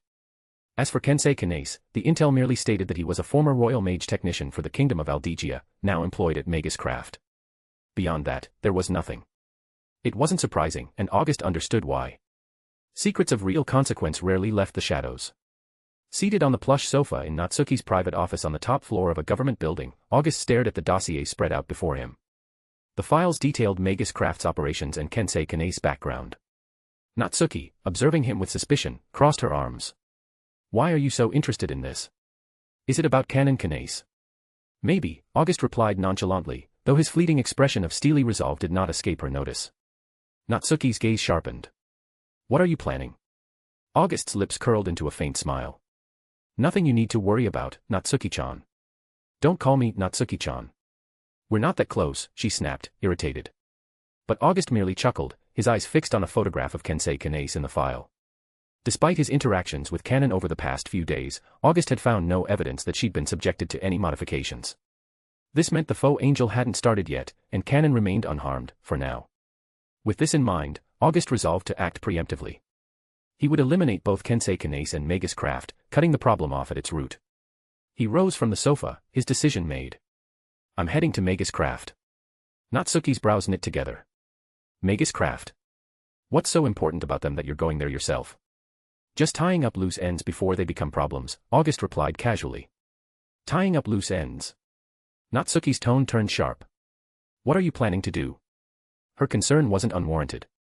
August was an unpredictable entity, far more troubling than the fourth Primogenitor, the still-dormant vampire progenitor who was supposedly the island's biggest threat. August's goals and capabilities were an enigma, and the unknown was always the most dangerous. If you're so worried, why not come along? August suggested, a sly grin on his face. Your presence would make things much easier. Natsuki huffed. I'm not your hired muscle, but fine. I'll go. Someone has to keep an eye on you. Thanks, Natsuki-chan. I appreciate it. Don't push your luck, she snapped as she followed him out of the office. Though Natsuki could use spatial teleportation magic, traveling long distances without a fixed spatial node was still difficult, even for her. They left the Saikai Academy grounds and boarded a maglev train bound for the industrial sector. The sleek technology of the train served as a reminder of how this world seamlessly blended the mystical with the mechanical. Throughout the journey, Natsuki's eyes never left August. Her wariness was palpable, and she was determined not to let him out of her sight. She knew the chaos a single rogue mage could unleash. She'd spent countless hours as an enforcer dealing with the aftermath of such incidents. Many of those cases involved bloodshed, with humans invariably on the losing end of any confrontation with the supernatural. Before long, they arrived at their destination, a cluster of dilapidated buildings that made up Megascraft primary facilities. The sight of the rundown structures contrasted sharply with the pristine, state-of-the-art image portrayed in the company's promotional materials. So this is Megascraft, Natsuki murmured, eyeing the main building. Not exactly what I expected. Megascraft was known for its production of industrial automatons, and its CEO, Beatrice Basler, was a T-class vampire. Rumor had it she employed a powerful beastman enforcer for added security. In recent years, as the company edged closer to bankruptcy, Beatrice had partnered with Kensei Kanase to develop the faux angel. Her goal wasn't world domination or supernatural upheaval, she simply wanted to make a fortune, a more grounded motivation, albeit no less dangerous. As they entered the building, they passed displays showcasing various robots, janitorial bots, industrial assistants, and more. Some designs were clearly functional, while others appeared almost experimental, their purposes inscrutable. At the reception desk, a humanoid robot greeted them with a pleasant, synthesized voice. Welcome to Megascraft. How may I assist you today? August stepped forward. Where is Kensei Kanase? I'm sorry, the robot replied. Dr. Kanase is currently out of the office. Where did he go? I'm afraid I don't have that information. How about your boss? Ms. Basler is also out of the office, accompanying Dr. Kanase. August's lips curled into a wry smile. What a coincidence. Natsuki shot him a questioning look, but he offered no explanation. Meanwhile, in the depths of Megascraft's research lab, Kensei Kanase frowned at the notification on his monitor. Someone was asking for him by name. Transferring the camera feed to his screen, he studied the visitors. The man was unfamiliar, but he recognized Natsuki. Their paths had never crossed directly, but her reputation preceded her. Beatrice Basler entered the room, her sharp eyes glinting with curiosity. We have guests, she remarked, her voice dripping with amusement. Behind her loomed a tall, muscular figure, Lo Kirishima, her beastman enforcer. Kensei shook his head. I don't know the man. And yet he's here, with the Witch of the Void at his side, Beatrice mused. Do you think our little project has been exposed? Impossible, Kensei replied firmly. We haven't even started. True, Beatrice agreed, though a hint of unease lingered in her expression. Chapter 414, 412, Demon King. Hey, they're not even here. What are you planning to do now? Natsuki Minamiya shot a wary look at August, who stood before the sleek entrance of Megascraft's headquarters.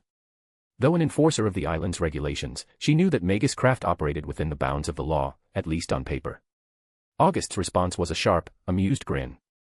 Not here. That's not for you to decide. I'll determine that for myself. Natsuki narrowed her eyes, her suspicions mounting. This man, this so-called, interest-driven demon king, was nothing if not trouble incarnate. With a subtle motion, August's shadow seemed to ripple unnaturally. A second later, a razor-sharp tendril of darkness surged forward, cleaving the sleek humanoid receptionist robot in half with an audible crack. The destruction was instantaneous.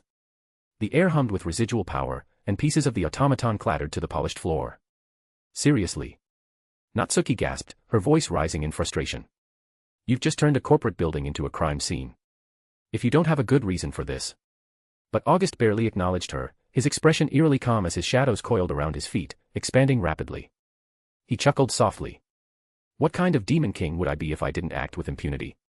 Deep within Megascraft's laboratories, Beatrice Basler froze mid-step, her face darkening as she watched the security feed. Her glossy, golden hair glinted under the lab's fluorescent lights as she glared at the carnage on her screen. He's bold, she muttered through clenched teeth. Destroying my property as if it's nothing. Her assistant, a younger researcher clad in a white lab coat, looked uneasy. Should I? Stay out of it, she snapped, her crimson eyes gleaming dangerously. As a T-class vampire, Beatrice knew better than to take an affront like this lightly. I'll handle it personally. Back at the entrance, shadowy forms began to emerge from the floor, materializing as sleek, clawed creatures. Their glowing eyes scanned the environment with predatory intent. Natsuki stiffened. These shadows. Are they familiars? Or some kind of unique beast? Find them, August ordered simply. With a blur of motion, the shadow creatures dispersed, melting into the building's darkened corners. Walls and locked doors posed no obstacle, they moved like ghosts, phasing seamlessly through solid matter. You'd better have a plan, August, Natsuki warned. Her tone was sharp, but the triangular magic circles forming under her feet betrayed her readiness to intervene. The spell would summon the divine chains of the Covenant if needed, tools capable of binding even high-level supernatural entities. Natsuki-chan, August murmured, his tone now deadly serious, if I were you, I wouldn't interfere. The sudden intensity in his gaze froze her in place. Gone was the playful rogue she had sparred with earlier, this August was a man shaped by purpose, with a resolve that left no room for compromise. The two stood locked in a silent battle of wills until Natsuki sighed heavily, lowering her stance. Fine. But if you cross the line, I'll stop you myself. August's faint smile returned. Fair enough. From above, the sound of shattering glass broke the tense silence. A split second later, Beatrice Basler descended gracefully, landing in front of them. Her tailored suit and piercing red eyes gave her an air of predatory elegance. So, you're the one wreaking havoc in my domain, Beatrice said coldly, her voice carrying a barely restrained fury. Beatrice Basler, CEO of Megascraft, August greeted, his tone casual yet calculating. We meet at last. You know me, she asked, her expression unreadable. I make it my business to know the people behind problematic endeavors. Is that so? Then tell me, what quarrel do you have with me? August's smile faded. I'm here for Kansei Kanae's. Specifically, I'm here to secure Canon Kanae's future, and take her out of his reach. At the mention of Canon's name, a flicker of recognition crossed Beatrice's face, followed by an almost imperceptible flash of crimson rage. You dare meddle in my business over a girl like that, she hissed. It's not a request, Beatrice, August replied coolly. It's an order. The air between them thickened with tension. Natsuki observed quietly, her instincts screaming that something far darker was at play within Megascraft's walls. August's mention of Canon had elicited a visceral reaction from Beatrice, one that spoke volumes. Your arrogance knows no bounds, Beatrice spat, summoning her weapon, a writhing mass of crimson tendrils that coalesced into a whip-like form. Let's see if you can back it up. Snake of Scarlet Bonds. Her vampiric bloodline gave her the power to manifest her familiar as a living weapon, a hallmark of T-class vampires descended from the third Primogenitor. But August barely blinked. How trivial. With a wave of his hand, his shadows surged forward, manifesting a bladed creature of inky blackness. The two forces clashed midair, the sound of metal slicing through flesh ringing out. Beatrice's weapon was shredded instantly, her familiar reduced to fragmented wisps of blood energy. Beatrice staggered, her confidence shaken. Impossible. Before she could recover, a new threat descended. Lo Kirishima, her beastman enforcer, leaped from above, his claws aimed directly at August's head. The sheer force of his attack would have obliterated most opponents. Beastman, August said without looking up, if you're going to ambush someone, don't announce it with noise. A shadow blade arced upward, cleaving through Lo with brutal precision. His body split cleanly in two, blood spraying across the floor as his lifeless halves crashed to the ground. Both Natsuki and Beatrice froze in shock. For Natsuki, it wasn't the gore that disturbed her, it was the fleeting but unmistakable aura of death that had radiated from August. This man was no stranger to bloodshed. He had bathed in it. You, monster, Beatrice whispered, her voice trembling as fear replaced anger. August turned to her, his expression cold and unyielding. From this moment on, Megascraft is history. You. What are you? She demanded, her voice cracking. With an unsettling calm, August replied, I'm August. The Demon King, driven by whim. Beatrice stared at him, and for the first time, the title Demon King felt entirely fitting. Chapter 413, Angel. Standing before August was a woman radiating a potent mix of fury and fear. Her name was Beatrice Basler, CEO of Megascraft and a T-class vampire. Despite her usual composure, the emotions on her face were easy for August to read, especially the raw anger. It was a type of rage so intense it gave even him pause. After all, as the saying goes, disrupt someone's livelihood, and it's akin to taking their life. Initially uncertain, August now felt vindicated. Beatrice's wrath was confirmation enough, his arrival had threatened her carefully constructed plans. And who might you be, exactly? Beatrice demanded, her voice icy. What business do you have interfering with me? Just someone who met Canon yesterday, August replied calmly. Now, she calls me her brother. Yesterday. And here you are, barging into my company, killing my people, and threatening me. All for someone you barely know. What of it? August's nonchalant response struck a nerve. Beatrice's lips twitched in disbelief, and Natsuki Minamiya, standing to the side, raised an eyebrow. This man's audacity was boundless. Is Canon some kind of divine maiden? What makes her so important to you? Beatrice sneered. I'm a demon king, August replied coolly. And acting as I please is simply a privilege of the strong. With those words, he succinctly summarized the law of the jungle, the strong rule, the weak submit. In this world, power was the ultimate currency, as exemplified by the 3 vampire primogenitors who stood at the pinnacle of existence. Their unmatched strength allowed them to build empires and command respect globally, ensuring that no one dared challenge them. Before Beatrice could respond, August moved. In an instant, his hand was around her throat, lifting her effortlessly off the ground. Her eyes widened in shock as she felt her magic being drained away, leaving her helpless and vulnerable. August activated his noble phantasm, Shanakba Imuru, to delve into the essence of vampires. The secrets unraveled before him, the near immortality derived from a bloodline curse and the mechanics of familiars, beasts from another dimension bound by contracts. These contracts, while offering great power, came at the cost of the host's life force, a price irreversible once paid. Beatrice's lineage, however, was unimpressive. Her blood carried only a faint trace of its primogenitor's curse. For deeper insight, August knew he'd need to study a true primogenitor, one of the original vampires cursed by the gods themselves. Satisfied, August loosened his grip, his interest in Beatrice waning. She fell to the ground, gasping for breath, her survival entirely at his discretion. Please, spare me, she begged, her voice trembling. I'll give you everything, wealth, loyalty, anything you desire. Loyalty. August mused. I don't deal in second-hand goods. I assure you, Beatrice stammered, I've never. I am a T-class, a descendant of the 3rd primogenitor. By our tradition, we do not consort with men. And yet, you'd serve me. August's tone dripped with skepticism. Aren't you afraid of your primogenitor's wrath? I'm a mere outcast, she confessed. A vampire banished from the chaos zone. The great primogenitor wouldn't bother with someone like me. Her desperation was almost pitiable. Natsuki watched the exchange with thinly veiled disdain. Beatrice's willingness to sacrifice her pride for survival was both pathetic and disgusting in her eyes. Finally, August made his decision.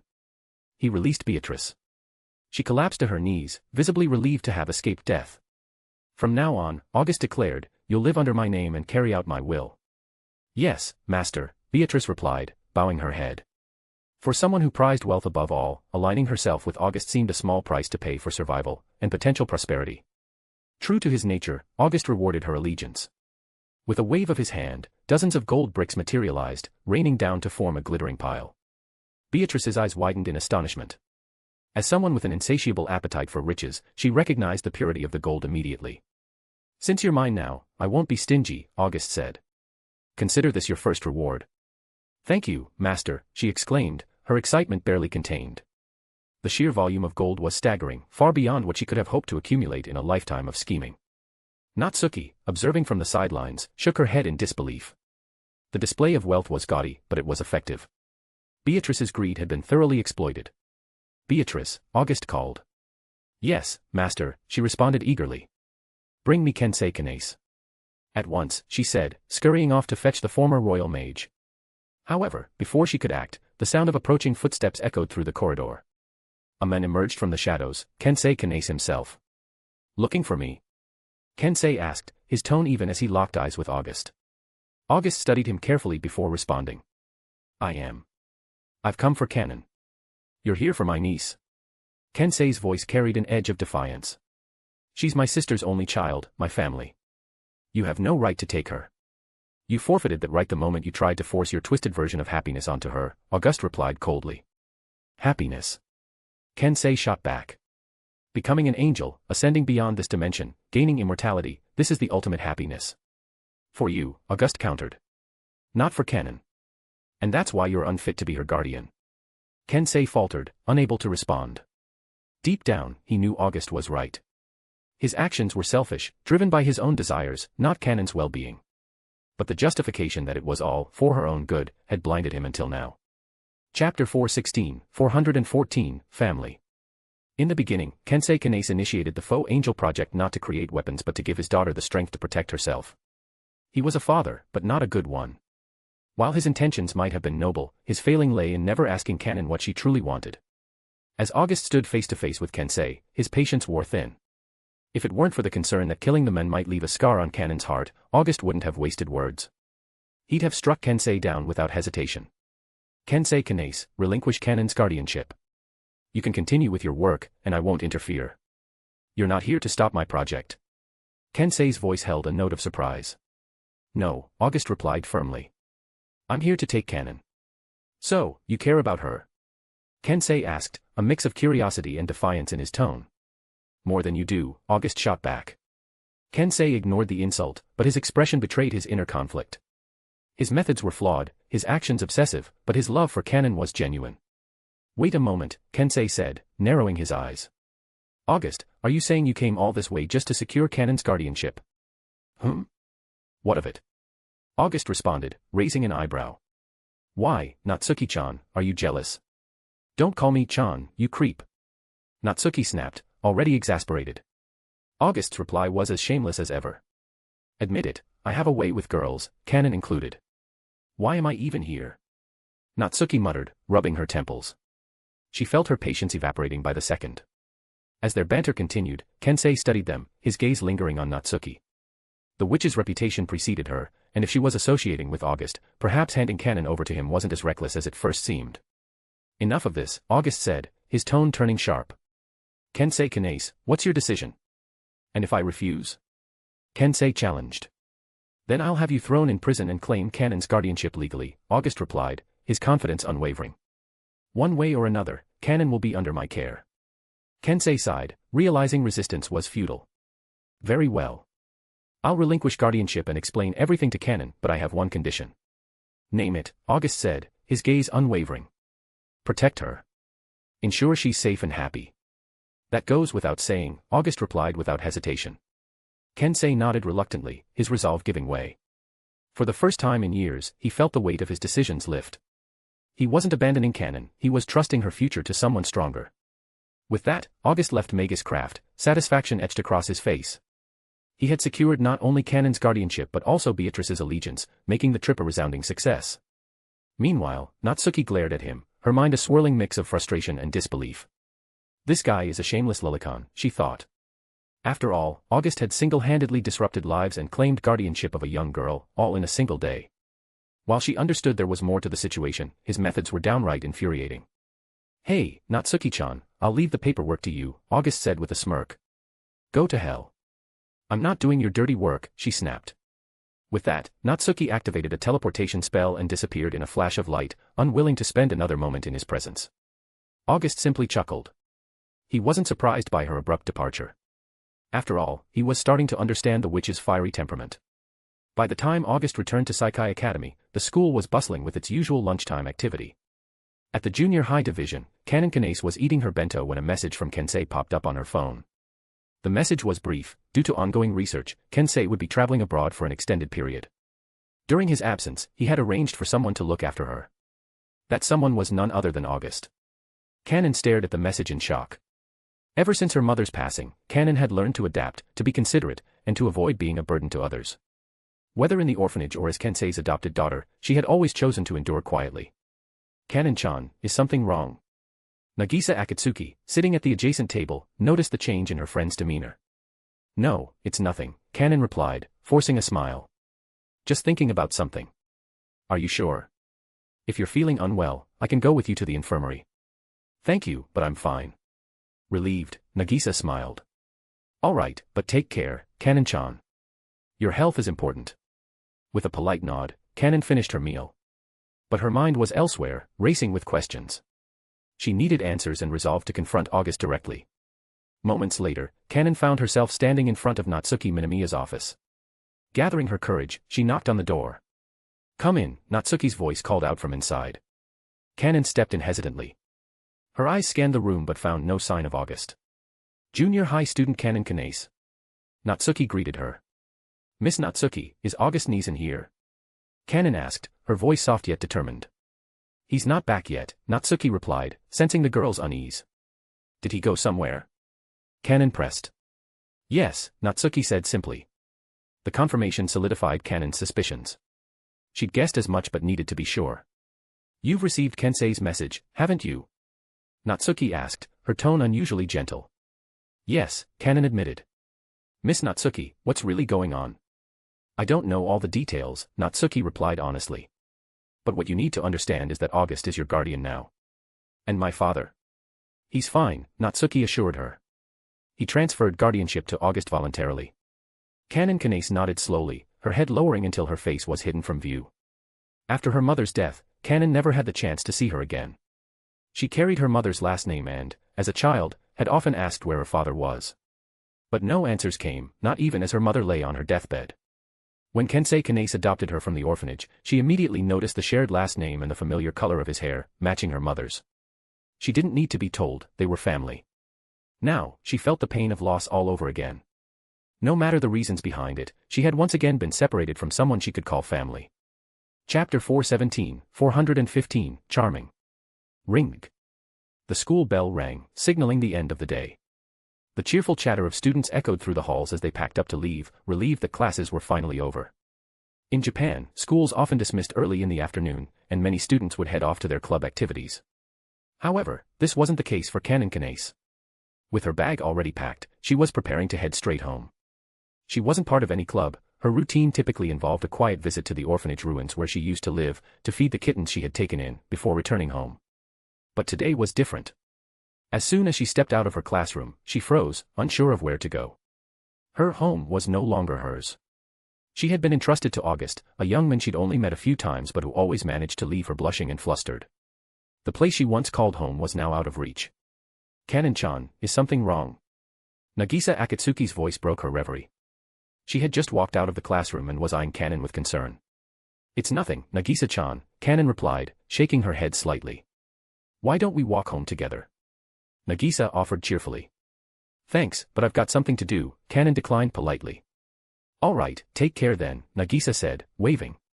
See you tomorrow. You too, Kanon responded with a small smile. As Nagisa turned to leave, she paused. From around the corner of the hallway, a figure appeared. The sight of him left her momentarily stunned.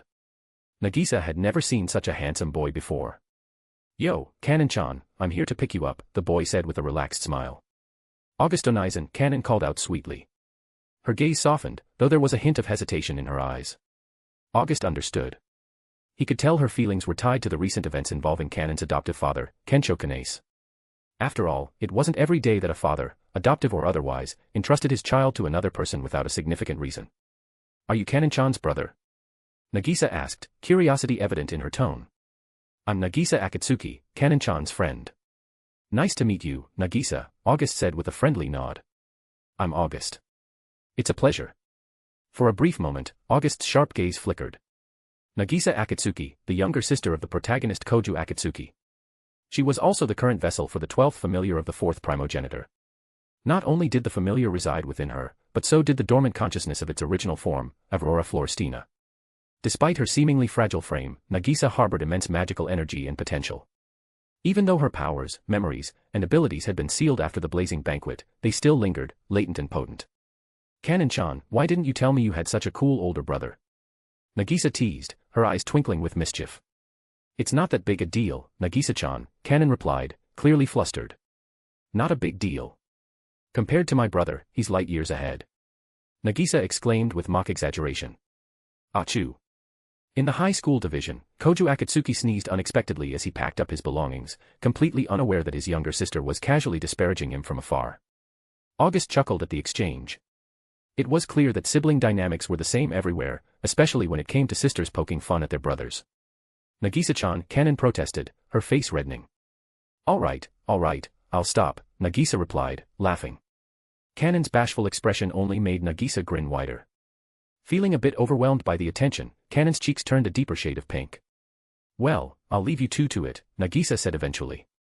I need to head home and make dinner for Koju. See you tomorrow, Kanon-chan.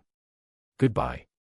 Goodbye, Kanon-chan's handsome big brother, Nagisa called out cheerfully as she skipped away. Her boundless energy made it hard for anyone to dislike her. After Nagisa left, the atmosphere between August and Kanon became subtly different, quiet, almost delicate. Kanon-chan, are you still finding it hard to believe? Kanon hesitated, then nodded. Yes. Why would father make such a decision, August Onizen? I already told you, didn't I? I really wanted to make Kanon-chan part of my family, so I decided to take you from Kane's Kensho. But this. Kanon-chan, August interrupted gently, you've probably noticed what your father's been trying to do, haven't you? At his words, Kanon fell silent. Over the past 6 months, her adoptive father had been subjecting her to frequent medical examinations, drawing her blood for tests, and conducting mysterious research. She was young, but not ignorant. She had noticed the strangeness in his actions. Yet, out of fear of disappointing him, she had never questioned or resisted. She never even uttered a word of protest. However, silence didn't mean she had no emotions or thoughts about it. Kanon-chan, you're a treasure to me. I won't let anyone hurt you. And honestly, I wouldn't trust you being anywhere else. Keeping you entirely to myself is the only way I'll feel at ease. August Neeson. Hearing the possessive tone in his voice, Kanon didn't feel offended. Instead, it stirred something deep inside her, a sense of being cherished, even excitement. She had never truly experienced a father's presence, and her frail mother had passed away when Kanon was still very young. After spending years in an orphanage, she was adopted by Kensho. Deep in her heart, she had always longed for love and a family. Now, standing with August, she felt that yearning finally being fulfilled. Tap, tap, tap. Humph, still busy tricking little girls, I see, came a voice from a short distance away. The mood shattered as Natsuki Minamiya appeared, her voice dripping with sarcasm. Ah. Startled by the sudden interruption, Kanon quickly hid behind August, too embarrassed to face anyone else. August frowned, shooting Natsuki a look of irritation. Really? Right when I was building rapport, you had to show up and ruin the moment. Natsuki-chan, what brings you here? He asked, forcing a polite tone. Am I not allowed? Don't forget, you're staying under my roof, she reminded him bluntly. Yes, my deepest apologies, landlady, August replied with mock humility. Natsuki gave him a long, unreadable look. She couldn't figure him out. At times, like now, he seemed easygoing and frivolous. Yet, she had seen another side of him, one so imposing that it sent shivers down her spine. Which one was the real August? Wait, August Onizen, you're living with Natsuki-sensei right now? Kanon asked hesitantly. You usually call her Minamiya-sensei, August teased. Why the sudden change? Is that a problem? Not at all. I think it's great. Oh. Well, you see, August explained with exaggerated flair, Natsuki-chan doesn't trust me, so she insisted we live under the same roof. Ah, the woes of being too charming as a man. He brushed his hair dramatically, earning an eye twitch from Natsuki, who looked ready to slap him. As much as she wanted to deny it, she had to admit that August was undeniably handsome, not in a delicate or refined way, but in a manner that naturally drew people to him. Chapter 416, Demon. Ah, Natsuki-sensei too. Before she could finish her sentence, she quickly covered her mouth, but her thoughts had already betrayed her. August's face beamed with a smug smile. This charming, saintly girl, his adorable first love, was now firmly by his side. As for Natsuki Minamiya, she could only shake her head in exasperation. How long had it even been since they met, and she had already fallen for him? Worse still, seeing August's obviously gloating expression made Natsuki even more annoyed. Let's go, Natsuki-chan. Let's head home and show Sayaka-chan the way while we're at it. Who's going home with you? I still have a mountain of work to do. Do you think a teacher's life is as carefree as a student's? Natsuki shot him a death glare before turning on her heel and storming off. She couldn't bear to look at August's face any longer, it was simply infuriating. Sayaka Kirisaka, on the other hand, was quietly observing August. For someone to make the usually unflappable Natsuki lose her cool, August had to be quite the character. In fact, he was probably the only one in Saikai Academy who could manage such a feat. As August and Sayaka left the school, they coincidentally ran into two other people at the gates. The moment he saw them, August's sharp eyes narrowed, and his expression turned thoughtful. The other party, a boy with short silver hair dressed in a white hoodie, also fixed his gaze on August. A dangerous magical aura radiated from the silver-haired boy, an energy so immense it felt like a natural disaster waiting to happen. But what caught August's attention even more was the presence of several immensely powerful entities residing within the boy. This was Koju Akatsuki, the current fourth primogenitor of the vampire race and, in this world, its protagonist. Koju's entire body tensed the moment he saw August. It wasn't fear but rather a visceral thrill, a resonance shared only between beings of great power. However, Koju, still a fledgling primogenitor, lacked the clarity to identify this sensation. To him, August simply felt unusual. But the reaction wasn't limited to Koju alone. Within his body, the familiars sealed inside him began to stir violently. A surge of overwhelming magic erupted from Koju as he struggled to suppress it. After all, they were still at school. If his familiars were to rampage here, the entire Saikai Academy would be reduced to rubble. Koju, what's wrong? Yaes Motoki, Koju's friend, quickly stepped forward to steady him. Sayaka instinctively clutched the edge of August's sleeve, her fear evident in her trembling hands. Meanwhile, back in her office, Natsuki sensed the chaotic magical energy and immediately furrowed her brows. Without hesitation, she activated her spatial magic and teleported straight to the source of the disturbance. Arriving at the school gates, she saw Koju desperately trying to suppress his out-of-control magic, and not far away stood August, observing the chaos with a look of mild amusement. August. You're behind this, aren't you? Natsuki shouted, her voice dripping with irritation. Can't you go a single day without causing trouble? What are you talking about, Natsuki-chan? I'm just an innocent bystander here, August replied with a smirk. Stop calling me Chan. Unlike August, Koju wasn't immune to Natsuki's wrath. She swung her folding fan at him with no hesitation, delivering a sharp thwack to his head. Motoki, relieved by Natsuki's presence, let out a sigh. Though he had noticed Koju's abnormal state, as a mere adaptation engineer and not a vampire, there wasn't much he could do. With a flick of her hand, Natsuki summoned her magical artifact, the latting, and bound Koju before dragging him off to a safer location. Naturally, August and Sayaka were also taken along. The entire scene left Motoki standing alone at the school gates, scratching his head in confusion. Wait, what about me? He muttered before sighing and heading off. On the rooftop of Saikai Academy, Natsuki's intervention finally helped Koju regain control over his rampaging magic. Koju Akatsuki, you idiot. How many times have I told you to be more aware of your surroundings? It wasn't my fault, Natsuki-chan. I don't even know what triggered it. Don't call your teacher Chan, you fool. Whack. Her folding fan struck Koju's head again, sending him reeling. After venting her frustration, Natsuki exhaled deeply and turned her sharp gaze toward August. August's presence alone at the scene was enough to make her suspicious. Well. Care to explain this? This has nothing to do with me, Natsuki-chan, August said with a casual shrug. His familiars sensed my magical aura and started acting up. It's not my fault he can't keep them under control. Why would his familiars react to your presence? When a lion and a tiger meet in the forest, what do you think happens? August's calm reply immediately clarified the situation for Natsuki. She turned her attention to Koju, her frown deepening. For magical beings, strength was the ultimate law of nature. If August wasn't lying, the real issue lay with Koju and his uncontrollable familiars. As the fourth primogenitor, Koju's familiars were the most powerful in existence. Sensing August's immense magic was bound to provoke them, it was practically inevitable. Looking at August, Natsuki couldn't help but reassess him yet again. To trigger a reaction from the familiars of a primogenitor with just his presence. Just how powerful was he? Even a half-baked primogenitor like Koju was still one of only 4 in the world. That level of power wasn't something to take lightly. Who are you? Koju finally asked, his expression serious. August's smirk deepened. Koju Akatsuki, my name is August. I am the Demon King of the Original Sins. Demon King of the Original Sins. That's right. Pride, wrath, gluttony, and lust, the 4 cardinal sins of humanity. I embody them all. Koju stood slowly, his familiars still roaring inside him, though he managed to keep them in check. His gaze never left August, and his wariness only grew. Even Natsuki found herself troubled by August's words. A demon king. The 4 original sins. She didn't know if he was telling the truth, but her instincts told her he wasn't lying. In this world, the vampire primogenitor stood at the pinnacle of power. But that didn't mean no other monsters were lurking in the shadows. Titles like Demon King aren't given lightly in this world.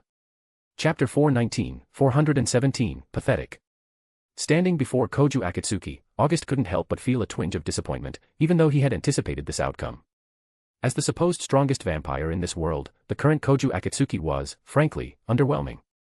Not only had Koju failed to unlock the full potential of his familiars, but he hadn't even earned their recognition. The so-called fourth primogenitor was, at this point, nothing more than a glorified figurehead.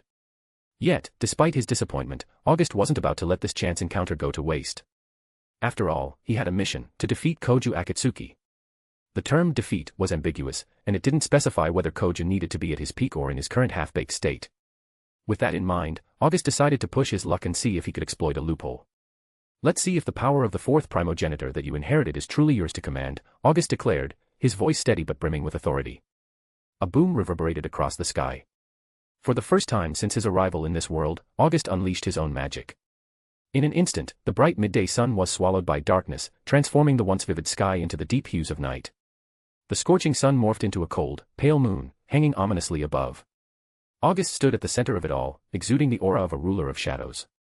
Behind him, a massive, jet-black gate materialized, faint but unmistakably imposing. How is this possible? Turning day into night in an instant. Such a feat. Even the primogenitor shouldn't be capable of this. Natsuki Minamiya's voice trembled with disbelief. She stared at August's otherworldly presence, her mind racing to process what she had just witnessed. Relief washed over her as she recalled that she hadn't crossed him earlier. This being wasn't human, he was a monster beyond comprehension. Ah, damn it, you beasts, settle down already. Koju collapsed to the ground, his body convulsing as he struggled to suppress the surge of energy from within. His familiars were stirring, threatening to break free, and it was all he could do to keep them in check. August frowned, dissatisfied with the outcome. The whole reason he had unleashed his power was to provoke Koju's familiars into appearing. To see Koju holding them back was both unexpected and irritating. Familiars of the fourth primogenitor, answer my call. Come forth and face me. Show me the power that has earned you the title of the strongest. August's voice carried a commanding resonance, challenging the very entities lurking within Koju. A sharp crack echoed. Golden lightning flickered across Koju's body, a sign that he was losing control. Then, with a thunderous roar, an overwhelming surge of magic exploded outward. A colossal Regulusorum erupted from Koju's form, its appearance instantly transforming the surrounding area into a domain of crackling electricity. So it's you, is it? August said with a grin, his gaze fixed on the magnificent creature before him. Regulusorum, fifth of the fourth primogenitor's familiars. The lion, wreathed in radiant lightning, descended from the heavens with an air of majesty. Its crimson eyes glowed with an intense, almost primal brilliance. It had answered August's challenge, breaking free of Koju's restraints with the aid of its fellow familiars to stand against him. Regulusorum, huh? Natsuki muttered, a mix of awe and exasperation in her voice. Fifth familiar of the fourth primogenitor, and that fool Koju still can't control it. Her eyes shifted to Koju, lying incapacitated on the ground. Disappointment was evident in her gaze. Even as an incomplete fourth primogenitor, he should at least have had some control over his familiars. His incompetence was, frankly, pathetic. Could someone like this truly become the next fourth primogenitor? A thunderous roar tore through the air as Regulusorum charged at August, its body encased in crackling golden lightning that danced wildly around it. Good. Regulusorum, let's see just how powerful the familiars of the fourth primogenitor truly are. August declared, his voice ringing with both challenge and anticipation. Boom. The collision between August's fist and Regulusorum's massive paw sent shockwaves rippling outward. The sheer force of their clash created a tempest that raged across the battlefield. Impossible. Natsuki Minamiya gasped, watching in disbelief. He stopped the attack of the fifth familiar with just his fist. She couldn't comprehend what she was seeing. This wasn't just any familiar, it was Regulusorum, the fifth familiar of the fourth primogenitor, a creature of immense power. Meanwhile, August assessed the force behind Regulusorum's blow. Its raw magic and impact confirmed his suspicion, while this familiar was at the Demon King level, it was only at the lower end of that spectrum. This weakness was clearly a reflection of Koju's current inadequacy as its host. August pondered briefly. He didn't know the exact rank of a vampire primogenitor, but from what he had observed, Koju himself was barely at the threshold of the Demon King level. His familiars, meanwhile, were fully at that level, likely due to their innate nature. If Koju were at full strength, as a complete fourth primogenitor, he would wield 12 Demon King level familiars. Such power was terrifying. With 12 familiars of that caliber, the fourth primogenitor would be capable of crushing entire nations effortlessly. It was no wonder that the primogenitors were regarded as monsters on par with weapons of mass destruction. Crack. Snapping back to the present, August tightened his grip on Regulusorum's paw. A fissure appeared on the armor-like crest adorning the lion's forehead. August's strength wasn't something a mere demon king-level creature could match. He was a transcendent, existing in an entirely different dimension of power. Just as there was a vast gulf between demon king-level beings and lesser creatures, the gap between a transcendent and a demon king was just as immense. Regulusorum is indeed a formidable familiar, August said, his tone calm but cutting. But it's a pity, you're bound to such a weak host. Boom. With a final surge of power, August hurled Regulusorum away. The creature was sent flying, its enormous frame crashing to the ground with a thunderous impact. Defeating one of the fourth primogenitor's familiars with such ease was no small feat, even if this particular primogenitor was incomplete. An eye for an eye, August said, a faint smirk tugging at his lips. Allow me to return the favor. Grand Cross. He swung his arm, and an immense celestial structure materialized in the air, a massive cross, its center glowing like a miniature sun, surrounded by 9 orbiting planets. The divine construct shot toward Regulusorum with devastating speed. Even Natsuki, observing from a distance, shuddered as she felt the magical energy emanating from the attack. That magic, it's terrifying. Boom. The Grand Cross collided with Regulusorum midair, triggering a massive explosion that lit up the sky. The familiar roared in pain as the attack overwhelmed it, forcing it to retreat. With a final growl, Regulusorum dissolved into golden particles, returning to Koju's body. August stood tall amidst the aftermath, victorious without question. The outcome was decisive. How could this happen? Koju stammered, struggling to comprehend what he had just witnessed. Regulusorum, it actually lost. The other familiars within him, once agitated and restless, now fell silent. The defeat of Regulusorum sent a clear message, their strength was tethered to Koju's. As their host, Koju's own weakness severely limited their power. Without drinking blood to fully awaken his potential, Koju and his familiars were at their weakest. Tap. August strode confidently toward Koju, his presence commanding. Hey, what are you planning to do? Koju stammered, stumbling to his feet now that the familiars had quieted. I'm warning you, don't come any closer. August stopped just short of him, his eyes filled with disappointment. The fourth primogenitor, what a letdown. You're far too weak. What are you even talking about? I never agreed to fight you. Koju protested, his voice tinged with frustration. Pathetic, August said coldly, his words cutting deeper than any blade. For the strongest familiars to serve a master like this, it's a tragedy. You've got some nerve. Koju snapped, fists clenching. If you're looking for a fight, you've got one. Chapter 420, 418, Gacha. Smack. Hearing Koju's defiant words, August seized him by the throat with a single hand, lifting him effortlessly into the air. Koju struggled, thrashing in a futile attempt to break free. But it was pointless, August's strength was in an entirely different league. Koju Akatsuki, weakness is ugly, but for a primogenitor to be weak. That's downright disgraceful. You don't even deserve to call yourself the fourth primogenitor, as you are now. It's not like I wanted to be the primogenitor. This was forced on me. Koju snapped, his voice strained. How pathetic, August remarked with a scoff before releasing his grip. Koju fell to the ground with a thud, coughing and gasping for air. Nearby, Natsuki Minamiya lowered her folding fan, her composure strained. She had been moments away from intervening, August's actions were pushing her patience to its limits. Koju, as the new fourth primogenitor, couldn't be allowed to suffer harm. Ding. Congratulations, host. You've completed the mission, the fall of the fourth primogenitor, defeat Koju Akatsuki, the fourth primogenitor of the vampires. Reward, advanced gacha draw X9. A grin spread across August's face. He had succeeded, and even though Koju hadn't fully awakened, the mission was complete.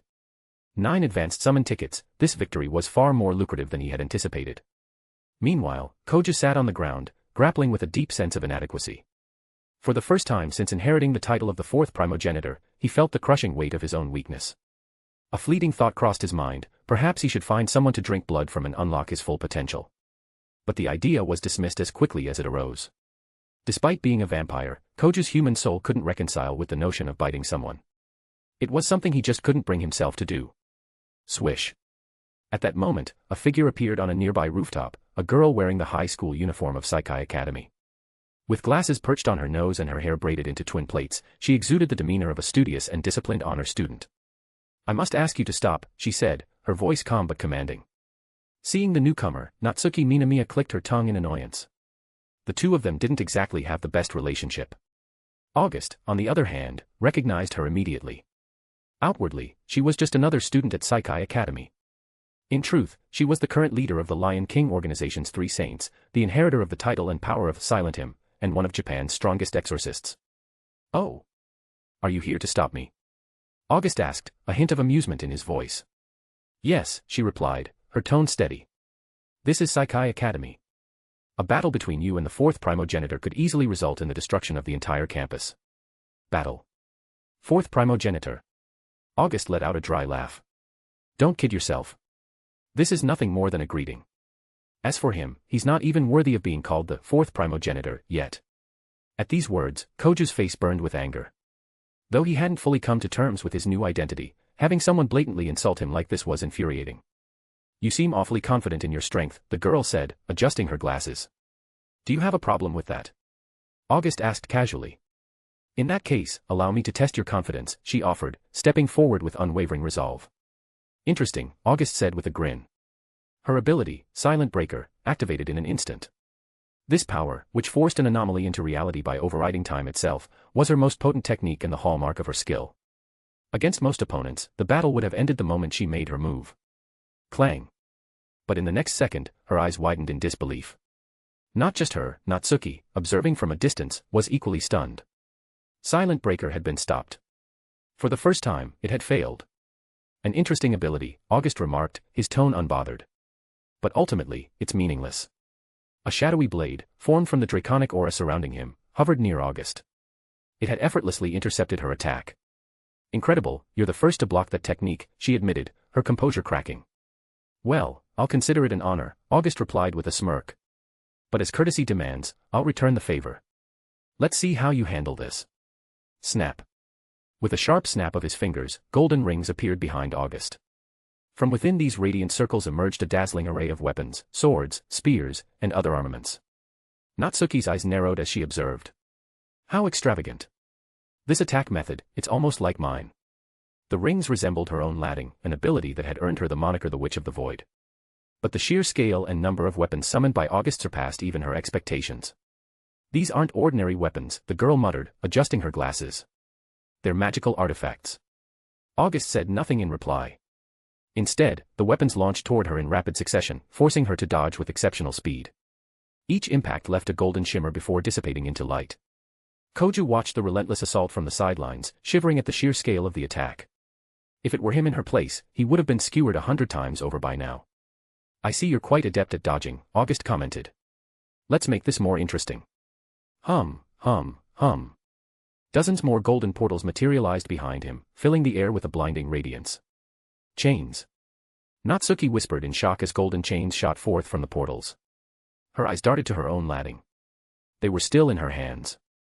That could only mean one thing: these chains weren't hers. They were August's. The girl, too, was stunned. The latting were said to be forged by the gods themselves. They were supposed to be unique, possessed only by Natsuki.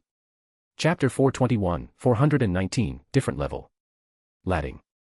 When the chains appeared, Koyomi Shizuka's first reaction was to glance at Nanga Natsuki. But seeing the same shock reflected in Natsuki's expression, Koyomi Shizuka dismissed her initial suspicion. It wasn't an unreasonable assumption. The latting were divine artifacts, forged by the gods themselves. Their binding power was unparalleled. Most demonic beings, once ensnared, found escape utterly impossible. And across the entire world, the only person known to wield these chains was Nanga Natsuki. "Hey, where did you get those latting?" Natsuki asked, her voice sharp with confusion. August smiled faintly at her question, his expression calm yet brimming with confidence. "My treasury contains every treasure in existence, past or present. The latting are naturally among them." "You bastard. Are you seriously showing off right now?" Natsuki snapped, irritation flashing across her face. August simply chuckled, declining to offer further explanation. The Gate of Babylon didn't require elaboration, its magnificence spoke for itself. In that moment, August finally understood the pleasure Gilgamesh must have felt. To possess the sum total of human history's treasures. Every relic of wisdom and ingenuity was a triumph beyond comprehension. Especially now, with the power of the Sha Nakba Imuru, August could discern the true name and liberation incantation of any treasure. This absolute knowledge, paired with unparalleled power, gave him an intoxicating sense of superiority. Swish. As August exchanged words with Natsuki, Koyomi Shizuka made her move. From a distance, she launched a second attack, her intent sharp and unrelenting. Clang. Her strike landed directly on August, yet it didn't leave a scratch. He hadn't even bothered to defend himself. Koyomi Shizuka stared in disbelief. Her attack, one capable of wounding even a primogenitor, had done nothing. August's sheer physical resilience alone had negated the damage entirely. In that moment, August turned his gaze toward her. Feeling the weight of his scrutiny, Koyomi Shizuka instinctively retreated, putting distance between them. "How can your body be so strong?" she demanded, her voice tinged with frustration and disbelief. Her abilities were formidable, she wielded the power to injure even a primogenitor. Though she wasn't on the level of a true primogenitor herself, as the strongest exorcist in Fusang and the leader of the Lion King organization's 3 saints, her strength was undeniable. For her attack to fail entirely was unfathomable. "Why?" August repeated with a faint smirk, his tone mocking. "Because, my dear, you're far too arrogant." "What?" August smiled faintly, his voice dripping with certainty. "I told you already. Pride, anger, gluttony, lust, I am the embodiment of these 4 cardinal sins. You carry the original sin of pride, so naturally, you cannot harm me, the embodiment of pride itself." The explanation hung in the air, leaving everyone present, especially Nanga Natsuki, stunned in disbelief. If that were true, then it wasn't just prideful individuals, but those marked by wrath, gluttony, and lust who couldn't inflict harm upon August, either. This is unbelievable. A power like that actually exists in this world. Koyomi Shizuka stared at August in a mix of awe and disbelief. "So you're the one who embodies pride, then? From the beginning to the end, you believed yourself to be in control of everything, always wanting to control everything." Her gaze shifted to Koju Akatsuki, who had been silently watching the conversation unfold. At this, Koyomi Shizuka fell silent. In the original story, as the 4th primogenitor, Koju's 3 blood companions were all affiliated with the Lion King organization. Even his father, Akatsuki, had a secret admirer among the agency's ranks. August looked at Koyomi Shizuka, noticing her silence and the absence of any further combat intent. It became clear to him that she wasn't planning on continuing the fight. The Lion King organization can do whatever it wants. "I don't care. But I'll remind you of one thing, don't court death. If you dare extend your claws beyond the boundary, I won't just cut off your hand. I'll kill the one who owns it." "Understood. I'll relay the message." "Humph, then leave." Koyomi Shizuka gave a slight bow and departed. August's overwhelming power had made his stance clear. In this world, the strong held privileges. Therefore, showing respect to those stronger than oneself was the bare minimum. Once Koyomi Shizuka was gone, August's gaze returned to Koju Akatsuki. Under the weight of August's stare, Akatsuki's cells trembled in fear, his body seized by a primal dread. He couldn't understand why, but he was terrified. "Akatsuki, strive to grow stronger," August spoke coldly. "When you're worthy, come and challenge me again. But if, by that time, you still lose, I will deem you unworthy of the title 4th primogenitor, and I'll take everything from you." "Take everything from me?" Akatsuki's voice trembled, though he tried to maintain composure. "Yes. Everything. Your power, your companions, even your life." Akatsuki's eyes widened in realization. This man before him, August, though the island of Shinshin was as hot as a forge, Akatsuki felt as though he had plunged into an icy chasm. Death, the end of all life, was something all living beings feared. Even Akatsuki, despite his outward defiance, still felt pride and excitement from the identity of 4th primogenitor. That title had granted him power. In this world, power was the only thing that afforded one a voice. "Let's go, Natsuki," August said, his voice casual yet commanding. "Humph." Nanga Natsuki grunted, casually tossing Akatsuki out of the school grounds. Soon, only August and Natsuki were left atop the roof. "Do you really want to kill him?" Natsuki asked, her voice cool but curious. August didn't flinch, his tone resolute. "I'm not bluffing or joking with him. If he disappoints me in the future, I will kill him." "You came to Shinshin Island for the 4th primogenitor, didn't you?" "No, you've misunderstood. I came here by accident." The ultimatum to Akatsuki was purely out of curiosity. "Let's hope so." Natsuki gave August a long, searching look. She didn't want to get tangled in this mess anymore. Her role here was clear: protect the academy, guard the prison boundary. That was all. She had no interest in anything else. "One last question," Natsuki began, her voice soft yet probing. "Where did you get the latting?" August chuckled, his eyes glinting with a secretive amusement. "I wasn't lying, Natsuki. My treasury contains every treasure in this world. And as for the chains, I don't just have the latting. With that, a ripple of golden light appeared, and Enkidu emerged from the depths of August's Gate of Babylon. Enkidu. Natsuki gasped, her eyes widening in shock. Enkidu radiated a power so immense, so unfathomable, that even she, with all her strength, could not fully comprehend it. If the latting were a powerful weapon, Enkidu was a divine construct, a force beyond anything she had encountered. The two locks were on entirely different levels. Chapter 422, 420, Gacha. Returning to Natsuki's penthouse apartment, August marveled at the sheer luxury. The space was perched on the building's top floor, surrounded by massive glass windows that stretched from floor to ceiling, offering a panoramic view.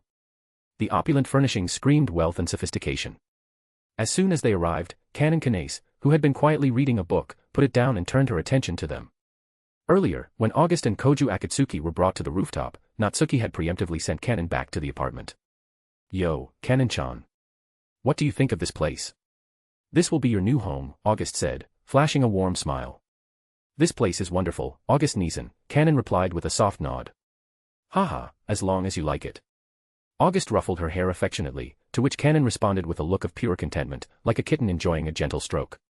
You jerk. This is my house. Stop acting like you're the host here. Natsuki snapped. It's all the same, Natsuki-chan, August teased, brushing off her annoyance with a playful grin. Don't give me that nonsense, you. Natsuki glared at him before turning her attention to Canon. Over the course of the day's events, she had begun to piece together aspects of August's personality. He was easygoing and approachable most of the time. You could tease him, joke with him, and even be a little impudent without much trouble. But there were limits. Cross the line, and you would be in for a world of pain. More than anything, August exuded an unwavering self-centeredness. He wasn't simply confident, he was an unshakable force of self-belief. Meanwhile, at the Lion King organization, Koyomi Shizuka was delivering her report. Her account of the day's events had left the organization's upper echelons in stunned silence. Are we certain this man is of the Primogenitor level? One of the senior officials finally asked. It's not yet confirmed, Koyomi admitted. However, he effortlessly defeated the fifth familiar that went berserk from the fourth Primogenitor Koju Akatsuki. The fifth familiar, Regulusorum, wasn't it? Yes. And he did so without breaking a sweat. Then for now, let's classify him as Primogenitor level, on par with the dormant fourth Primogenitor. What should our next move be? Send a sword shaman to him as a gesture of goodwill. Are you suggesting we send Yukina Heimragi? What about the fourth Primogenitor?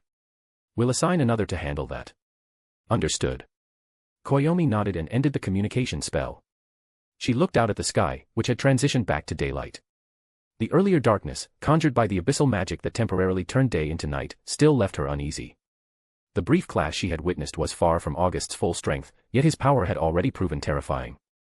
Compared to Koju Akatsuki's familiars, which were still sealed, August's control over his own immense power was absolute. Koju, in his current state, wasn't even a shadow of a primogenitor. Any old vampire from the old era could easily crush him. He possessed great potential, but it was potential only, not actualized strength.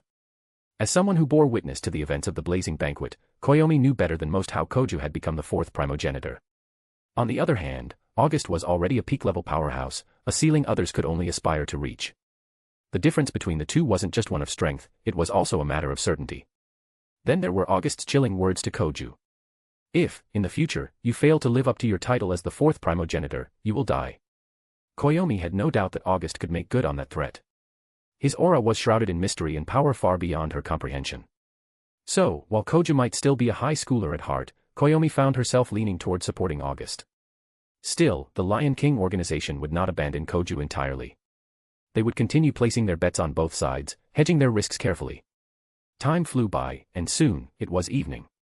After sharing dinner with Natsuki and Canon, August retreated to his room, anticipation written all over his face.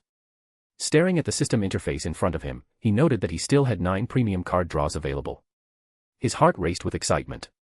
This was always his favorite part, drawing cards and unveiling treasures. With practiced ease, he opened the familiar card draw interface. The spinning wheel appeared, just as vibrant and enticing as ever. August took a deep breath and began his latest round of draws. Ding! Congratulations, host. You have obtained the sacred gear, Sword Birth. Ding! Congratulations, host. You have obtained the item, Crystal of the Goddess Clan. Ding! Congratulations, host. You have obtained the item, Senza Beans, X100. Sword Birth, a sacred gear forged by the God of the Bible. It consumes human thoughts as fuel and can forge an array of holy swords. Crystal of the Goddess Clan, upon fusion, transforms the user into a member of the Goddess Clan. Usable only by non-dark beings. Senza beans, consuming one sustains the user without food for 10 days, provides regenerative powers, restores stamina and energy in extreme fatigue, and returns the body to peak condition. Ineffective against viral diseases. Staring at his haul, August paused momentarily, processing the results. 3 decent items out of 10 draws, it wasn't bad. However, the sword birth left him somewhat speechless. Then there was the Crystal of the Goddess Clan. As someone who was already part of the Demon God Clan, was this the system's way of suggesting he add a Goddess Clan member to his family? Of course, the item August valued most was the Senza beans. 1 bean was practically equivalent to a second life. He was already making plans to test whether these beans could be cultivated in his small world. If they could be farmed, he would have an endless supply of life-saving resources, a game-changer by any standard. With a flick of his wrist, he claimed his prizes. A pristine white crystal, a glowing orb of light, and a small sack of beans materialized in his hands.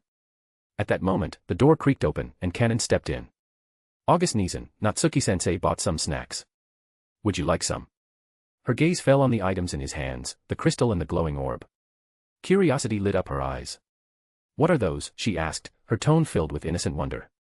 August, however, smiled knowingly. His eyes darted to the crystal of the Goddess Clan. He had just found the perfect candidate for it. Chapter 423, 421, Goddess. August and Kanon found themselves locked in a silent stare, their wide eyes meeting and holding for what felt like an eternity. Neither spoke, the air thick with unspoken thoughts. Kanon, what are you doing? Forget about that guy and focus, came Natsuki's sharp voice from the other room, breaking the spell and jolting them both to their senses. Blushing furiously, Kanon dashed out, embarrassed that she'd been caught staring at August like that. For a young woman, such a moment felt utterly mortifying. August, on the other hand, shook himself free from his musings, his mind spinning with an outlandish thought. If Kanon became a celestial goddess and ended up with me, a prince of the demon race, wouldn't that make us like Meliodas and Elizabeth from 7 Deadly Sins? When Kanon fled to the living room, her flushed face didn't escape Natsuki's keen eyes. Her immediate reaction was suspicion. She was certain August must have done something. Although she didn't object to Kanon spending time with him, the girl was still young, couldn't they wait a few more years? Just as she was about to interrogate him, August stepped out of the room, holding a glowing artifact in each hand, the sword birth and a luminous crystalline orb. Natsuki's gaze immediately locked onto the crystal. As a witch, she could sense its immense and sacred power. Such divine energy seemed antithetical to August, who was, by his own admission, the embodiment of the 4 deadly sins. Why would he have something so pure? Natsuki, where's Kanon? August asked, his voice casual. She's in her room. What are you holding? Natsuki asked, her tone wary. This. August held up the crystal. It's a gift for Kanon. I was going to wait, but I think now's a good time. Things might get complicated soon. Natsuki nodded. That's true. August had clashed with Koju, the 4th Primogenitor, and had even faced the Lion King organization's head priestess. His reputation would inevitably make him a magnet for trouble. To those in power, an unpredictable force like him was a ticking time bomb. August turned toward the hallway. Kanon, come here. I have something for you. August Nizan. Came Kanon's hesitant voice as she peeked out from the doorway, her cheeks still pink. Shyly, she stepped into the room, her head bowed. Come here. Take this crystal, August said, holding it out to her. Kanon obediently approached and took the crystal into her hands. Warmth spread through her fingers, and she couldn't explain why, but the artifact felt familiar, comforting, even. Natsuki, curious and concerned, leaned closer, her sharp eyes fixed on the scene. August gently took Kanon's hand and pricked her finger. She flinched slightly at the sting but didn't pull away. She trusted him. The moment her blood touched the crystal, it began to glow brilliantly. A wave of sacred light filled the room as the crystal dissolved into pure energy, flowing directly into Kanon's body. What did you do to her? Natsuki demanded, her tone sharp. Relax, August replied, his expression calm. I'm helping her evolve. Evolve? Into what? She asked suspiciously. You'll see, he said cryptically, gesturing for her to watch. The sacred energy swirled around Kanon, enveloping her in a cocoon of radiance. Her form began to change subtly, her mortal body transforming into something otherworldly. After several tense minutes, the light dissipated, and Kanon reappeared. She now had 4 pristine white wings, the top pair wide and majestic, the bottom pair smaller and delicate, nearly blending into her form. What is this? Natsuki whispered in shock. Canon, she's an angel. Even in a world filled with demons and vampires, angels remained the stuff of legend. As a witch, Natsuki had always believed in their existence, but she'd never dreamed she'd see one with her own eyes. Canon, how do you feel? August asked, his voice soft. August, Canon said, her voice filled with wonder. I met someone. She was beautiful, so beautiful, and she spoke to me. She told me many things. Someone. What did she look like? August asked, frowning. She had long pink hair and she was very pretty, Canon said, glancing down shyly. She also, had these really big. She gestured vaguely toward her chest. Natsuki's eyebrows twitched at the description, her thoughts immediately taking a less than pure turn. August, however, was deep in thought. He couldn't help but recall a certain goddess from Seven Deadly Sins, Nirobasta. Known for her beauty and a few prominent attributes, she wasn't exactly a figure of renown. In fact, her role in the series was largely that of a glorified background character, most memorable for her rather anticlimactic demise. So the crystal's origin was hers? August mused, feeling a mix of disbelief and irony. Suddenly, Canon held out her hands, and a sphere of radiant energy formed between them. It was a force of pure light, the antithesis of August's dark magic. August Neeson, look. This is my power. Canon exclaimed, her face glowing with excitement. You did great, Canon, August said, his expression softening. He reached out to ruffle her hair affectionately, his gaze filled with warmth. Chapter 424, 422, Transformation. The room seemed to radiate a divine aura as Canon wielded her newfound light-based magic. Natsuki stared in stunned silence, unable to comprehend the magnitude of the power before her. This magic, pure, radiant, and potent, was unlike anything she had ever seen, surpassing even the most formidable priestesses. Only moments ago, Canon had been human, yet now she stood transformed into an angel. Natsuki's sharp mind quickly connected the dots. This was undoubtedly the result of the mysterious crystal August had given her. It's incredible, Natsuki murmured to herself, her gaze flickering to August, who seemed as composed as ever. Canon, there's more, August said, stepping forward. More. Canon tilted her head in confusion. This. August held up the sword birth, an artifact radiating with sacred energy. What is it? A divine artifact known as sacred gear, August replied simply. Without further explanation, he placed the sword before her, and the weapon dissolved into radiant particles that were absorbed into Canon's body. A rush of energy coursed through her, and instinctively, she realized that she could summon the sword at will. The sword birth allows you to forge holy swords from your will, August explained. As you grow stronger and your thoughts become more defined, the artifact will evolve. When your determination is strong enough to reverse the world's flow, you will unlock its forbidden realm. That sounds amazing, Canon replied, though her expression showed her confusion. As a middle school student, the weight of such words was beyond her grasp. Even Natsuki, with her vast knowledge of magic, struggled to fully understand the artifact's intricacies. But one thing was clear, Canon had hit the jackpot, transforming from an ordinary human into an angel with a divine artifact at her disposal. Divine sword creation. Canon exclaimed. In an instant, multiple holy swords materialized around her, their blades piercing the floor. Each sword radiated sacred power, leaving even Natsuki awestruck. Though the swords weren't perfect, their sudden creation was nothing short of miraculous. For a first attempt, it was an extraordinary feat. August, look. I did it. Canon beamed, her face glowing with excitement. You did great, Canon. You're incredible, August said, his voice filled with pride as he gently ruffled her hair. Canon's laughter was genuine and unrestrained. It was one of the rare moments in her life when she felt truly happy. After her mother's death, such joy had been scarce, and even her adoptive father, Kensei, had never evoked the warmth she now felt. Natsuki, watching the scene unfold, felt an uncharacteristic pang of irritation. The sight of Canon basking in August's attention stirred feelings she couldn't quite place. As her thoughts wandered, Natsuki's eyes drifted to the floor, now riddled with holes from the summoned swords. Canon, Natsuki called, her tone sharp. Yes, Natsuki-sensei. Canon turned toward her, her expression innocent. Look at what you've done to the floor. Huh. Canon followed Natsuki's gaze and froze, realizing the damage she'd caused. Her face paled as the reality of her actions sank in. I'm so sorry. Canon exclaimed, bowing deeply. Her apology was swift and sincere, diffusing Natsuki's irritation. Fine, just be more careful in the future. Don't use your powers recklessly at home, Natsuki admonished. Yes, Natsuki-sensei, Canon replied, her voice small but respectful. August chuckled softly, knowing Natsuki's anger had mostly subsided. He also knew that her scolding would be directed at him if it ever turned serious. Canon, August began, a playful smile tugging at his lips. You're a member of the goddess clan now, while I'm part of the demon clan. You have the power of light, and I wield the power of darkness. Wait, August, are we different? Well, technically, the goddess clan and demon clan were mortal enemies, August explained casually. Enemies? Then I don't want this power. I don't want to be your enemy. Canon's voice quivered, tears welling up in her eyes. Hey, don't cry, August said hurriedly. That's ancient history. The goddess clan and demon clan are gone now. It's just the two of us. And when you're older, we can have a child together to put an end to that rivalry once and for all. A child. The words hit Canon like a thunderbolt, leaving her face bright red. Natsuki, on the other hand, exploded with rage. You idiot. Canon is still a child, and you're already talking about having kids. Natsuki delivered a swift kick to August, sending him sprawling. She then pulled Canon behind her protectively, glaring at him. She's only 14. She's in middle school. What kind of monster are you? I didn't mean now. I meant in the future. August protested, rubbing his side. You're a shameless lowly loving creep. Natsuki spat, her fury unabated. I don't mind, Canon murmured, her voice barely audible.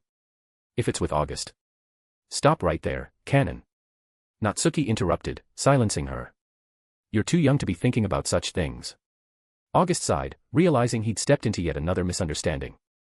One thing was clear, his life with Canon and Natsuki was bound to be anything but dull. Chapter 425, 423, Task. Already revered as a saint prior to this transformation, her sanctity skyrocketed to unimaginable levels. Among the academy students, countless admirers developed feelings for her, including several upperclassmen from the high school division. However, an unspoken rule, origin unknown, circulated among the students. Due to her excessive purity, no one dared to approach her romantically. This led to the creation of a unified faction of admirers who pledged to protect her sanctity and serenity by preventing anyone from confessing their feelings to her. Unbeknownst to Canon, this devoted group shielded her from countless would-be suitors, particularly upperclassmen who were intercepted before they could even reach her. Meanwhile, Canon herself, influenced by certain words from August that day, had already developed feelings for him. Yet, her feelings were tightly monitored by the ever-watchful Natsuki, whose resolute presence acted as an unyielding barrier. As she often said, I won't give August the slightest opportunity. Thus, life seemingly returned to its usual peaceful rhythm. But this tranquility was only a surface illusion. Beneath it, unseen currents were stirring. Although August held the title of assistant teacher under Natsuki, it was in name only. As a highly capable witch, she had no real need for assistance. As a result, August became a free agent within the academy. He spent his days wandering its grounds since Natsuki, wary of potential chaos, forbade him from venturing outside. Takagami Shrine. Takagami Shrine, an institution tasked with training Lion King Agency's exclusive demon slayers, was located in the vast expanse of Mount Oi within Japan. The shrine gathered exceptional spiritual talents from across the region, presenting itself as an all-girls boarding school. On this particular day, the shrine's upper echelon summoned a young girl who had recently completed her training. Kneeling in a dimly lit room, a girl clad in a black uniform awaited orders. Before her hung a curtain, behind which 3 high-ranking officials of the Lion King Agency were seated. State your name, a cool and serene voice commanded, its tranquility underscored by an aura of authority that tightened nerves.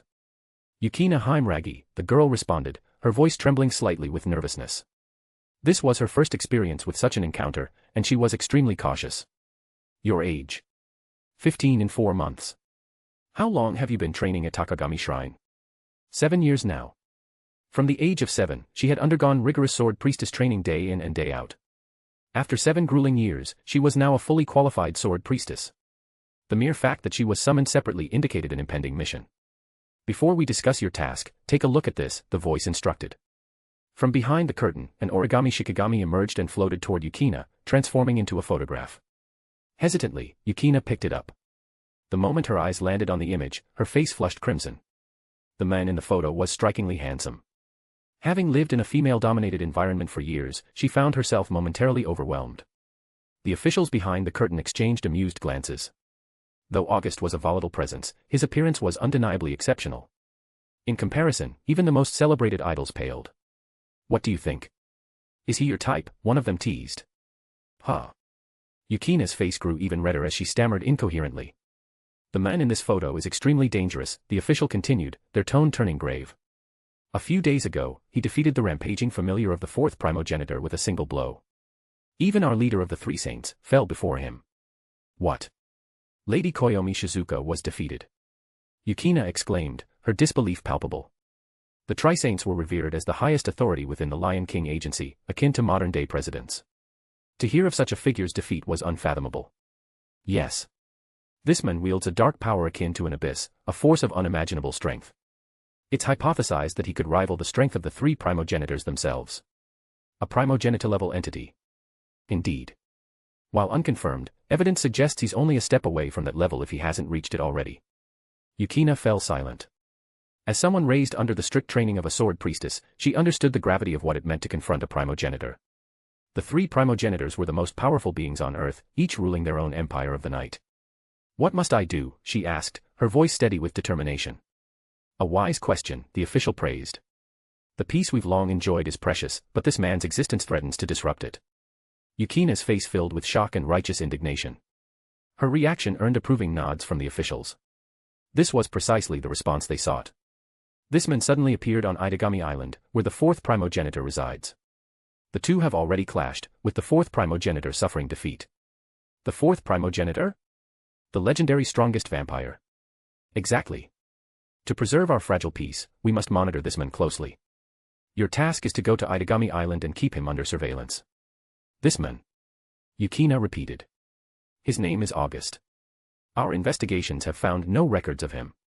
Understood. I will do my best. Without hesitation, Yukina accepted the mission. After all, her entire life had been shaped by such training. Additionally, should you determine he poses an imminent threat, you are authorized to eliminate him. Eliminate him. Me. Take this, the official instructed. A box was brought forward, and Yukina opened it to reveal a gleaming silver spear. The 7th Assault Demon Machine Gun, Snowdrift Wolf, the official explained. This weapon incorporates the Lion King Agency's unique, Divine Oscillation Wave Drive technique, which neutralizes magic and severs barriers. It's particularly effective against demons, especially vampires. In theory, it could even slay a Primogenitor. Yukina's fingers tightened around the spear. I understand. I won't fail. Chapter 426, 424, Fist.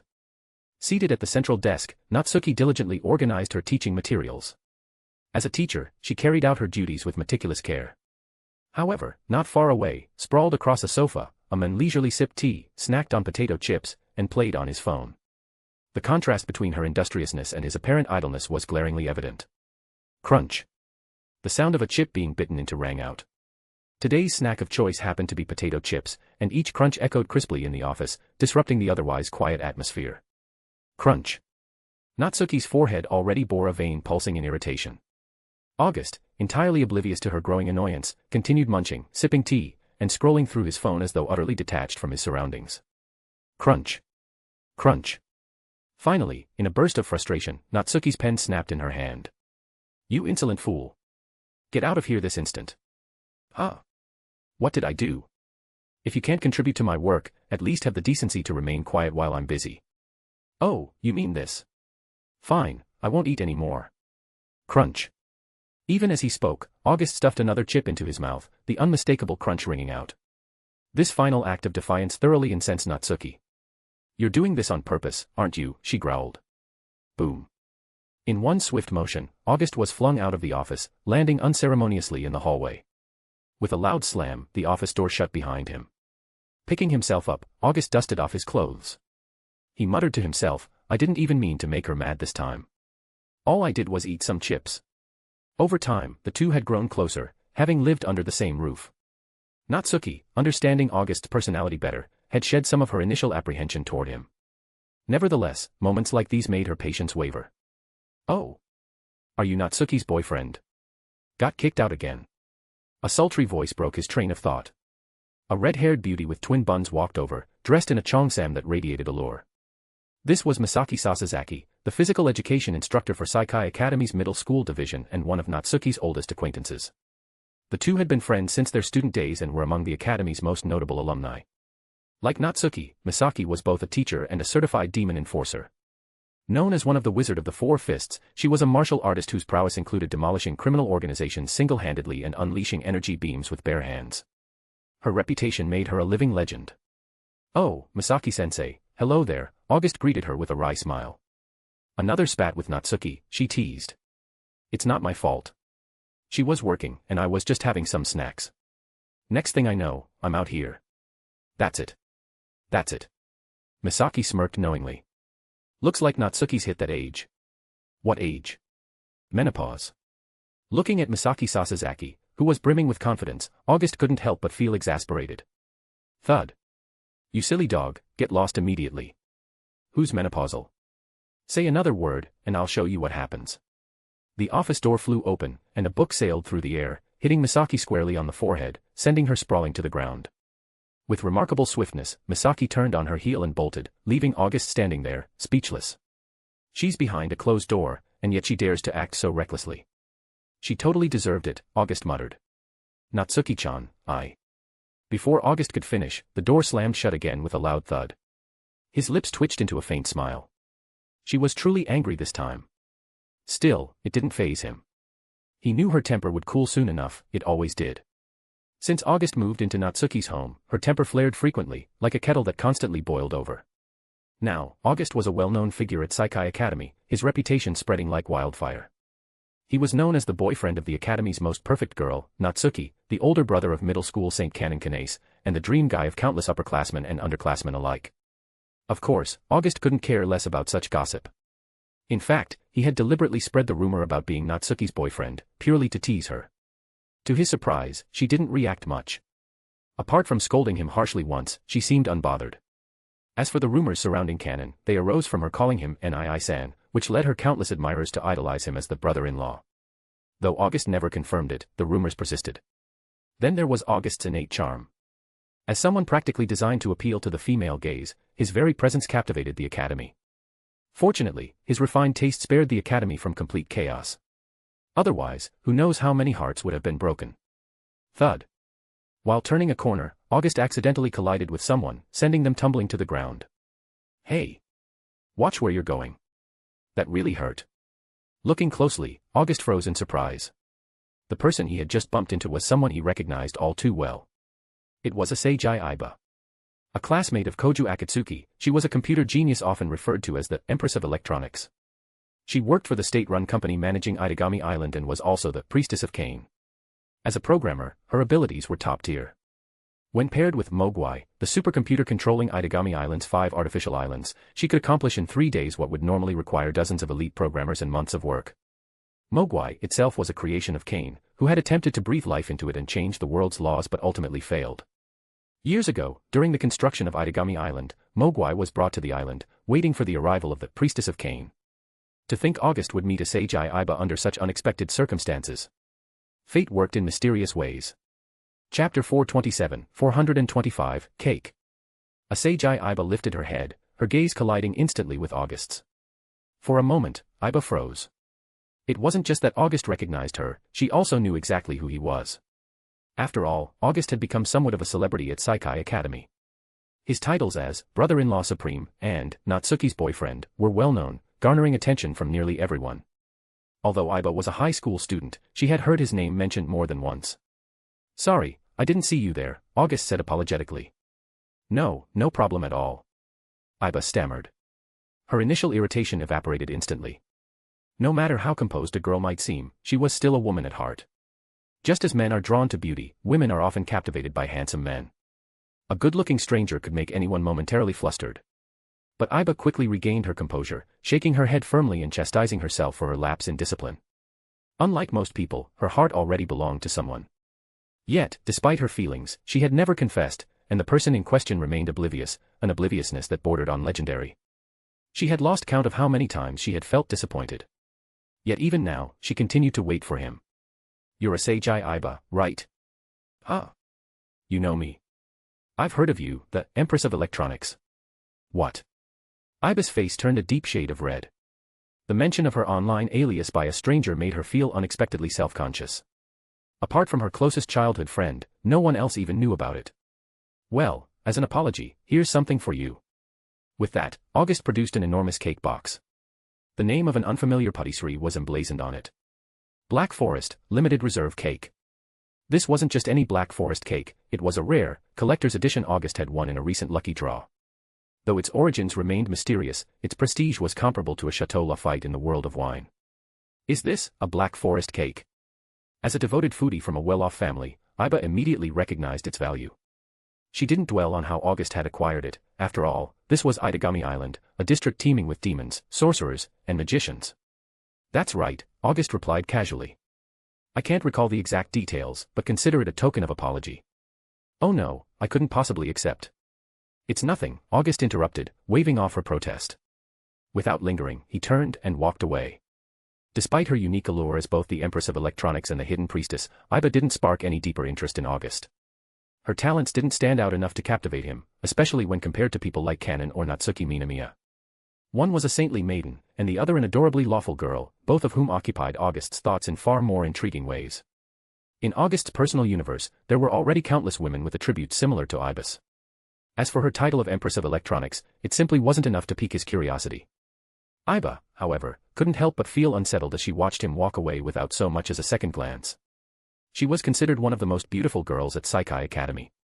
Recently, she had been paying extra attention to her appearance, confident that she could rival professional models or actresses. Yet this man had turned and left without the slightest interest.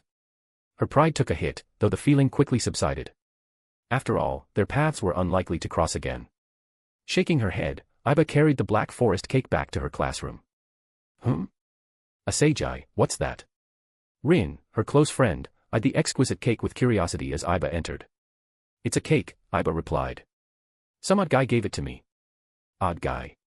The one rumored to be Natsuki-sensei's boyfriend. Oh, I know who you mean. Isn't he also the middle school saint's brother? He's like the ultimate brother-in-law for so many people right now. The two continued chatting, but the mention of Natsuki-sensei's boyfriend immediately caused Koju Akatsuki, who had been slumped over his desk like a lifeless fish, to sit up abruptly. He could never forget that terrifying man. Just standing in his presence had caused the familiar beasts within him to go berserk. What's more, that man had effortlessly defeated the Golden Lion in a single strike, his strength was unfathomable. Wow, a black forest cake.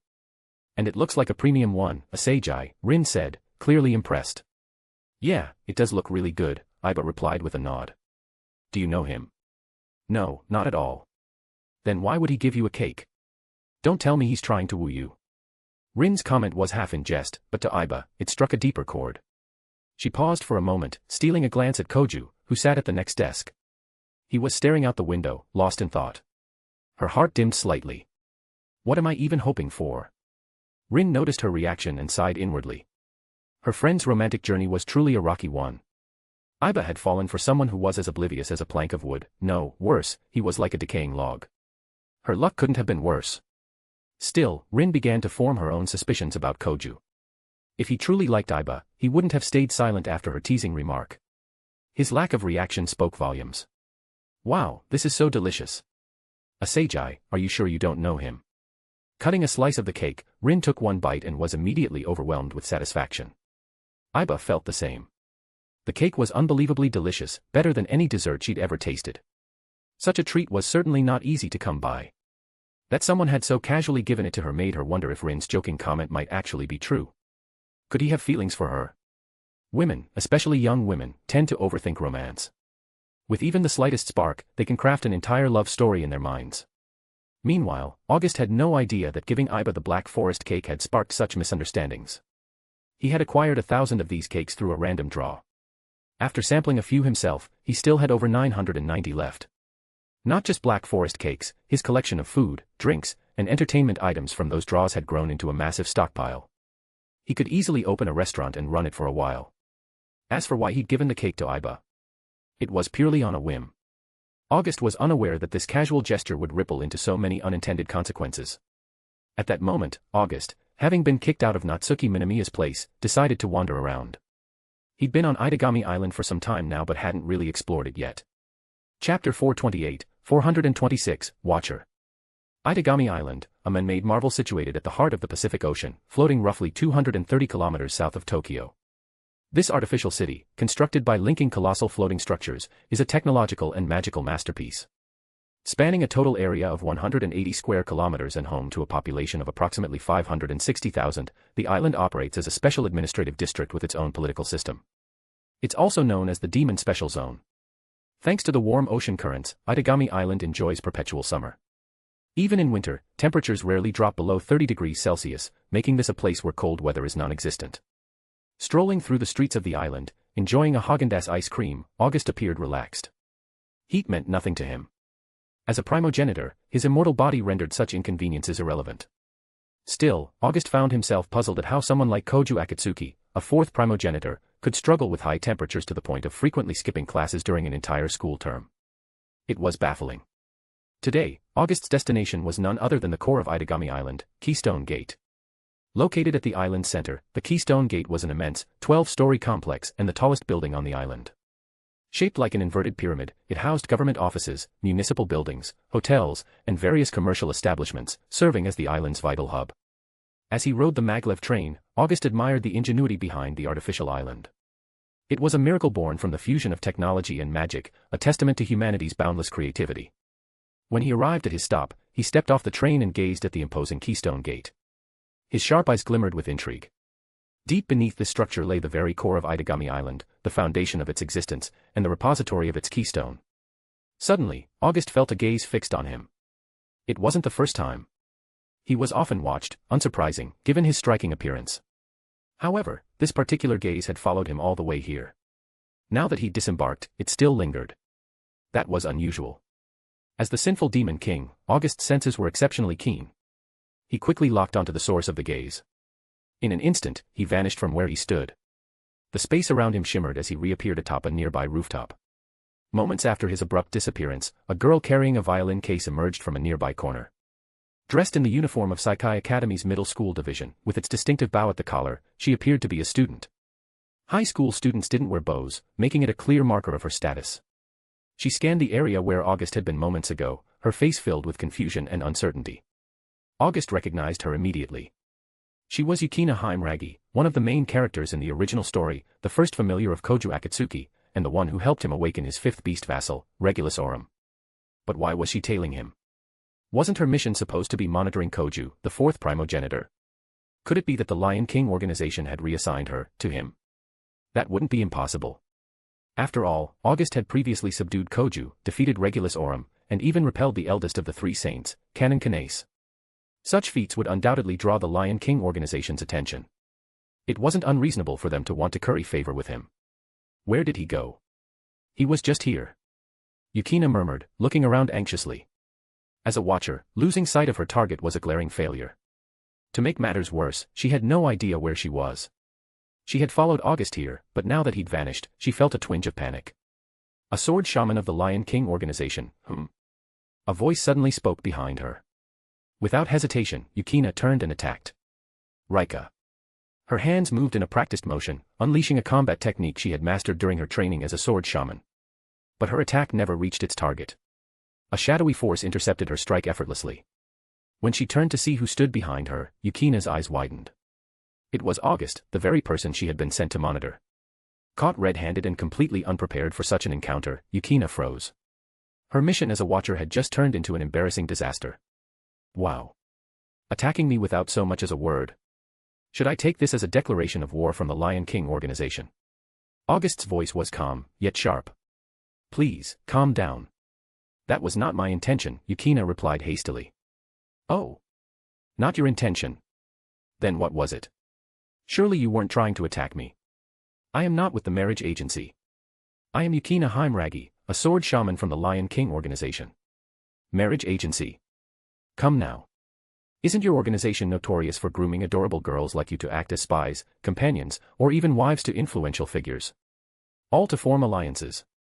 That's impossible. Yukina shot back indignantly. The Lion King organization is a government agency, a special operations division under the National Public Safety Commission.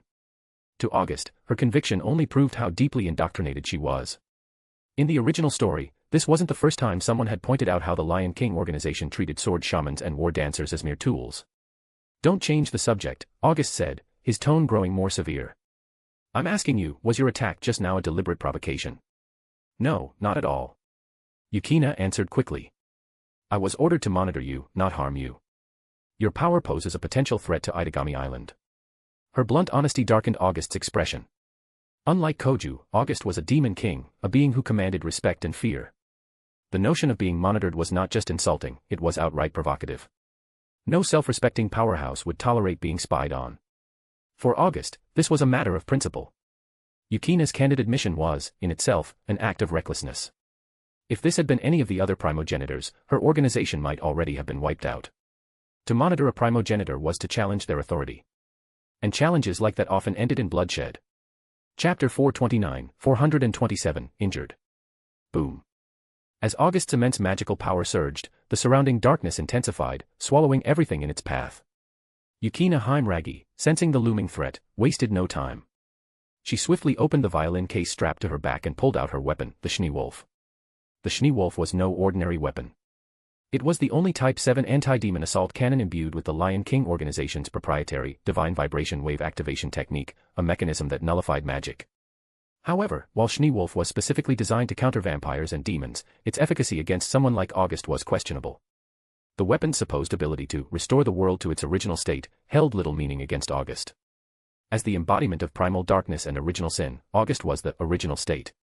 Moreover, Schneewolf's anti-magic properties mattered little to him, as August rarely relied on spells or traditional magic.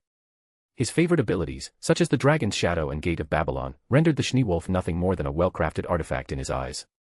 Interesting, August mused, his tone sharp and condescending.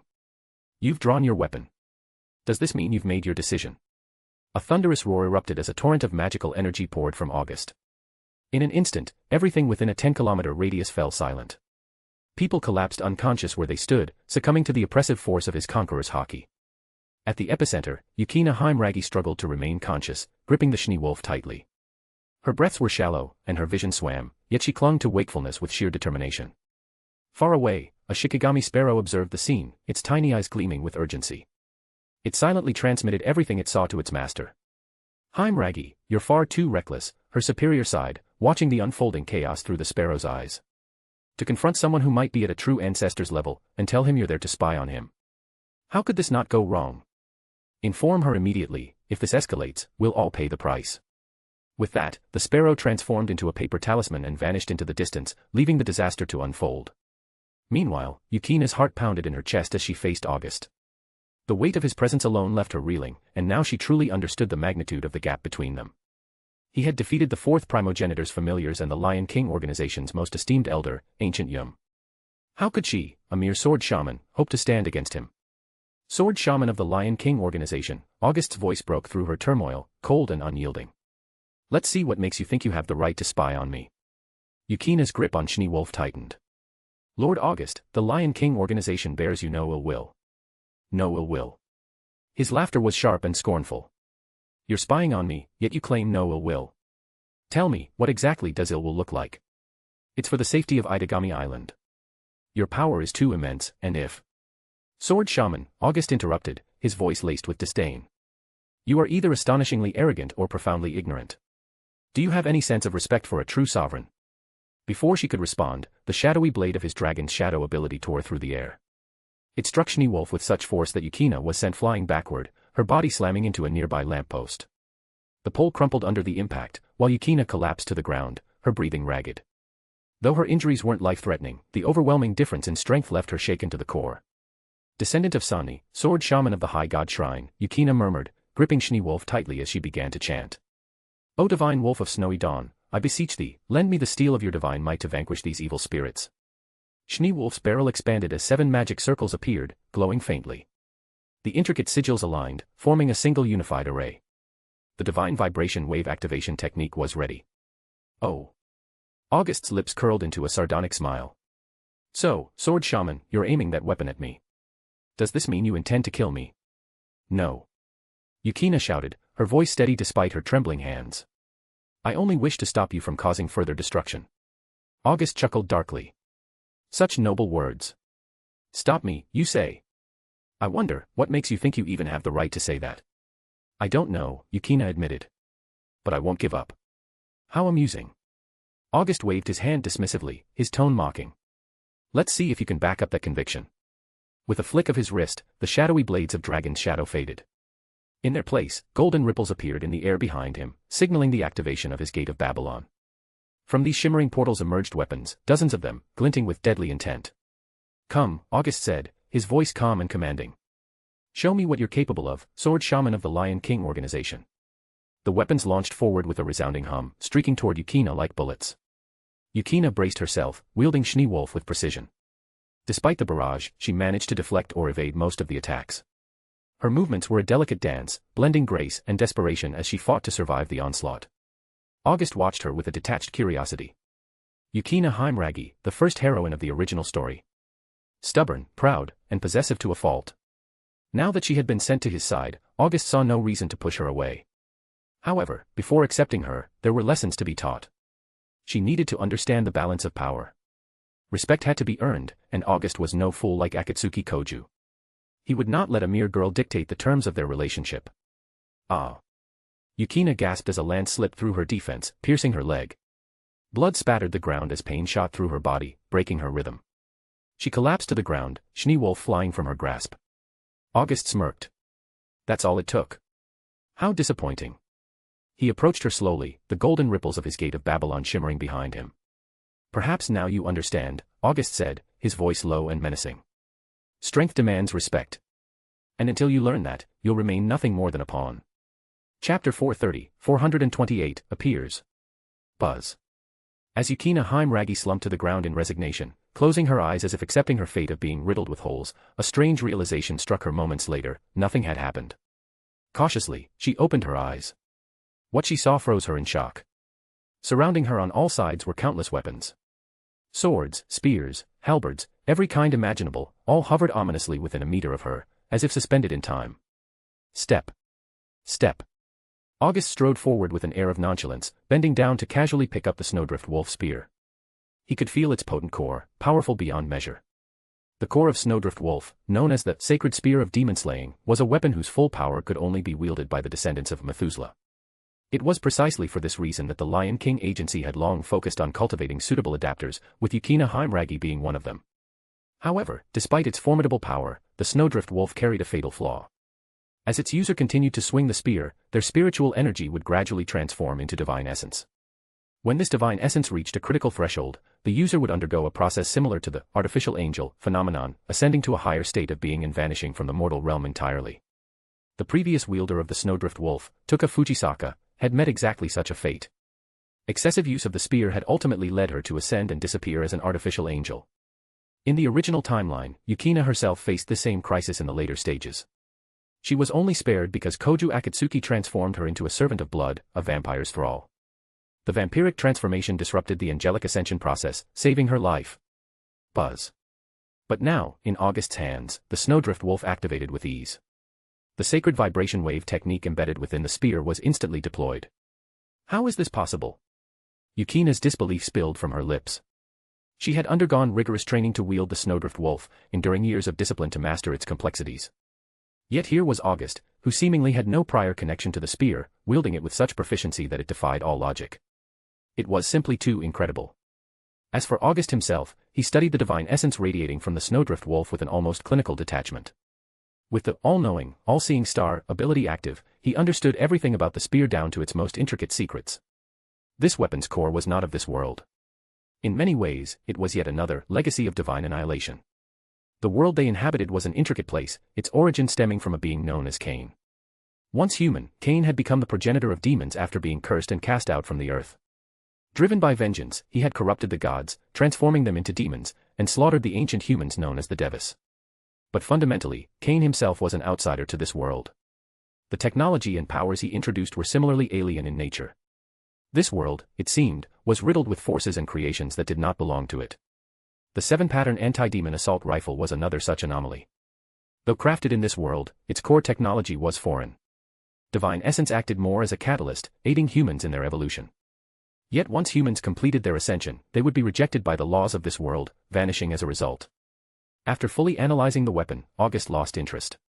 While the spear was undeniably powerful, it was ultimately just another tool, a curiosity at best. The Lion King Agency sword shaman, huh? It seems you lack the strength to stop me, August remarked, his voice calm but cutting.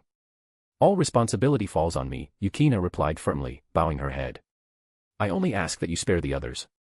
You'll take responsibility. Do you even understand what that means? August's tone turned mocking. You're nothing more than a tool bred to please men. Without your master's command, would you even dare to stand before me? I am not a tool. I am a sword shaman of the Lion King Agency. Yukina's voice trembled with defiance. It's all the same. Even your revered three saints wouldn't dare speak to me in such a manner, let alone someone like you, a mere sword shaman. You're quite brave. Yukina faltered, words failing her. Deep down, she knew the truth. She had been reckless, some might even say foolish. Yet her determination burned brighter than her doubts. Just as August prepared to deliver yet another verbal blow to Yukina Heimragi, he suddenly sensed a familiar magical presence approaching, one he had encountered not long ago. It belonged to none other than Koyomi Shizuka. Swish. Not far away, a young woman appeared, wearing the uniform of Saikai Academy. Her glasses framed sharp eyes, and her twin braids swayed slightly as she moved. It was Koyomi Shizuka herself. Well, the matchmaker has finally arrived, August remarked with a smirk. My deepest apologies, Lord August. It seems one of my children has caused you some trouble, Koyomi Shizuka replied, her tone measured and respectful. Since the guardian is here, let's have a proper chat, shall we? August said, snapping his fingers. Snap. In an instant, the countless weapons hovering around Yukina vanished without a trace. Though Koyomi Shizuka had witnessed the legendary treasury of kings before, she couldn't help but feel a pang of awe seeing it deployed and dispelled with such ease. Her awe quickly turned to unease, however, when her gaze landed on Yukina. The young sword shaman's leg was pierced through, her blood staining the ground beneath her. Koyomi Shizuka's heart sank. She had assumed August's interest in the charming Natsun Hiace from the middle school division meant he had a soft spot for cute girls. Clearly, she had been mistaken. This man was no ordinary individual, he was a demon lord in every sense of the word. His self-centeredness was absolute. To him, women were nothing more than a fleeting indulgence, mere seasoning to his grand existence. Beauty and charm offered no guarantee of mercy from him. The Lion King Agency's plan to win him over, it seemed, had just become far more complicated. Koyomi Shizuka, correct? August's piercing gaze settled on her. Yes, Lord August, she replied, bowing slightly. You people from the Lion King Agency are quite bold. Not only do you monitor me openly, but you also have the audacity to admit it to my face. Tell me, what do you think I should do about this? August's voice was calm, yet it carried a weight that sent shivers down her spine. Koyomi Shizuka cast a glance at Yukina, who was still kneeling nearby, and cursed inwardly. This girl truly lacks tact. You told the person you were monitoring that you were, in fact, monitoring them. Anyone but a fool would take offense at that. It was clear to Koyomi Shizuka that the Lion King Agency needed to do more than train its sword shamans in combat. Emotional intelligence and basic social skills had to be part of the curriculum as well. After all, sending someone on a mission only for them to act like a blunt fool wasn't exactly helpful. Lord August, I deeply apologize. This was a failure on our part, Koyomi Shizuka said, bowing again. Spare me the pointless apologies, August replied curtly. You and I both know the truth. Someone as powerful as me would never be allowed to roam freely. You understand that as well as I do, especially considering I'm currently living in Nagisa Minamiya's house, August said, his tone sharp with implication. Oh. Are you trying to sow discord between me and my dear Nagisa-chan, he added with a smirk. Not at all, Lord August. Your power is simply too great. It's impossible for us to take no precautions. Surely you understand that, Koyomi Shizuka explained, carefully choosing her words. Go on, August said, motioning for her to continue. Yukina Heimragi was sent by us, yes, but not to monitor you. If that were the case, we wouldn't have sent her of all people. Humph, August scoffed, clearly unimpressed. Of course, he understood what she truly meant. While Yukina's role might have been officially labeled as monitoring, the reality was quite different. She was, in essence, a gift, a time-honored tradition of the Lion King Agency's matchmaking tactics. It didn't matter if they couldn't match their opponent's power. It didn't even matter if they had no means of controlling him. As long as they could tie him to one of their sword shamans, he would become an ally, if only by association. Yukina, standing nearby, wasn't clueless either. She had pieced together the subtext of Koyomi Shizuka's words. She wasn't here to monitor August at all. She was here as a gift, a delivery neatly packaged and sent to his doorstep. Chapter 429. Decision. Standing before August, Koyomi Shizuka found herself at an impasse. The Lion King Agency had always relied on its exceptional priestesses to win over powerful individuals. Yet now, the very sword shaman she had handpicked to be sent to him had ended up angering him. Whether it was intentional provocation on his part or not, she had no choice but to handle the situation delicately. Amid the tension, Yukina Heimragi was clutching the wound on her leg, her face pale and her breaths uneven. August's weapon hadn't severed any major arteries, but it had pierced straight through her calf. The blood loss was considerable, and the time that had passed since the injury only made things worse. Yukina, weakened and trembling, was visibly struggling to remain conscious. Thud. She finally collapsed, unable to hold on any longer. Her sudden fall naturally caught the attention of the two standing nearby.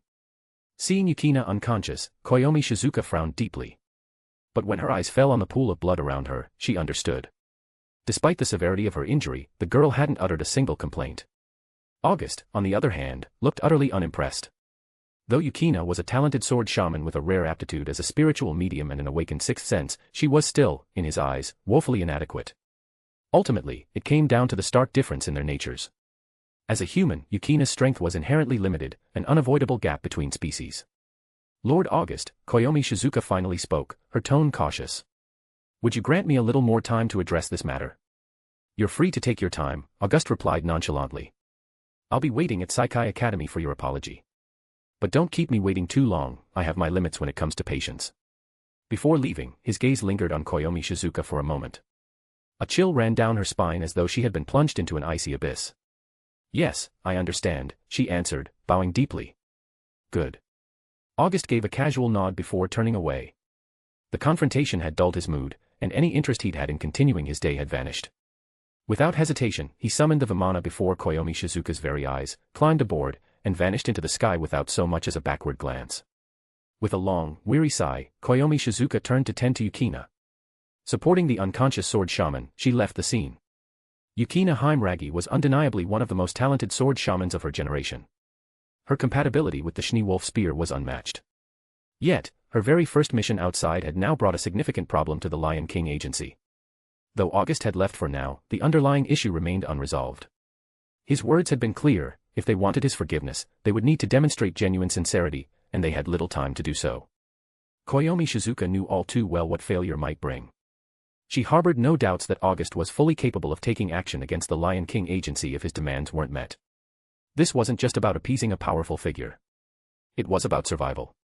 At Takagami no Mori, shortly after Koyomi Shizuka returned, she relayed everything about August's reaction. The news of Yukina Heimragi angering August, culminating in him piercing her leg and causing her to lose so much blood she fell unconscious, forced everyone within the Lion King Agency to reassess the situation.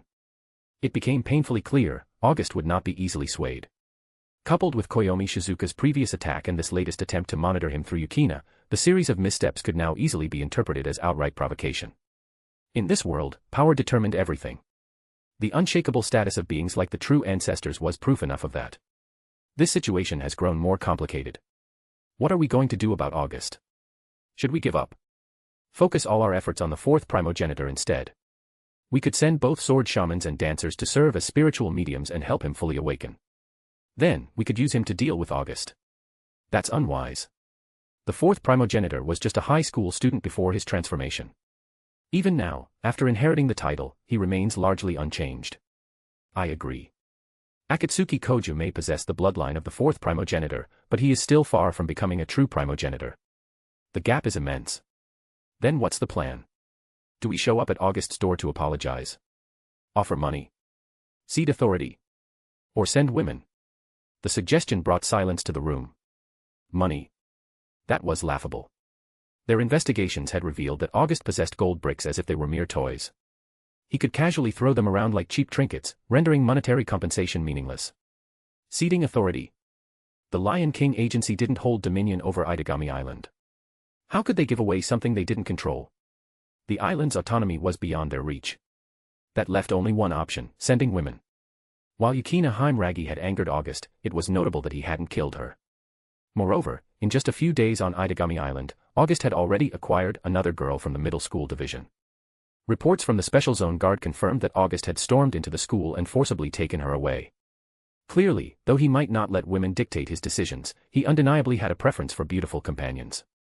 If that was the case, then catering to his interests might be their best strategy.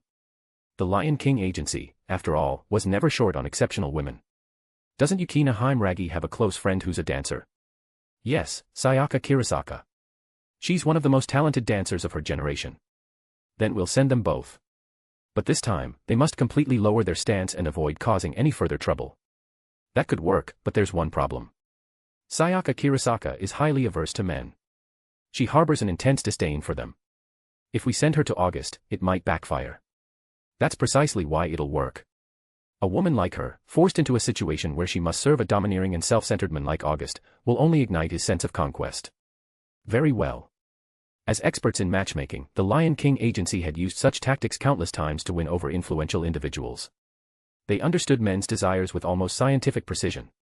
A man like August, bold and self-centered, would undoubtedly take particular interest in conquering a woman who despised men but was compelled to serve him.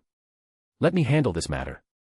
A voice interrupted from the garden, and a black cat leapt into the room. The gathered officials turned to the feline and nodded in agreement. They had no objections. This black cat was no ordinary creature, it was a Shikigami. Her true identity was none other than Yukina Haimragi and Sayaka Kirasaka's mentor, Inju-en.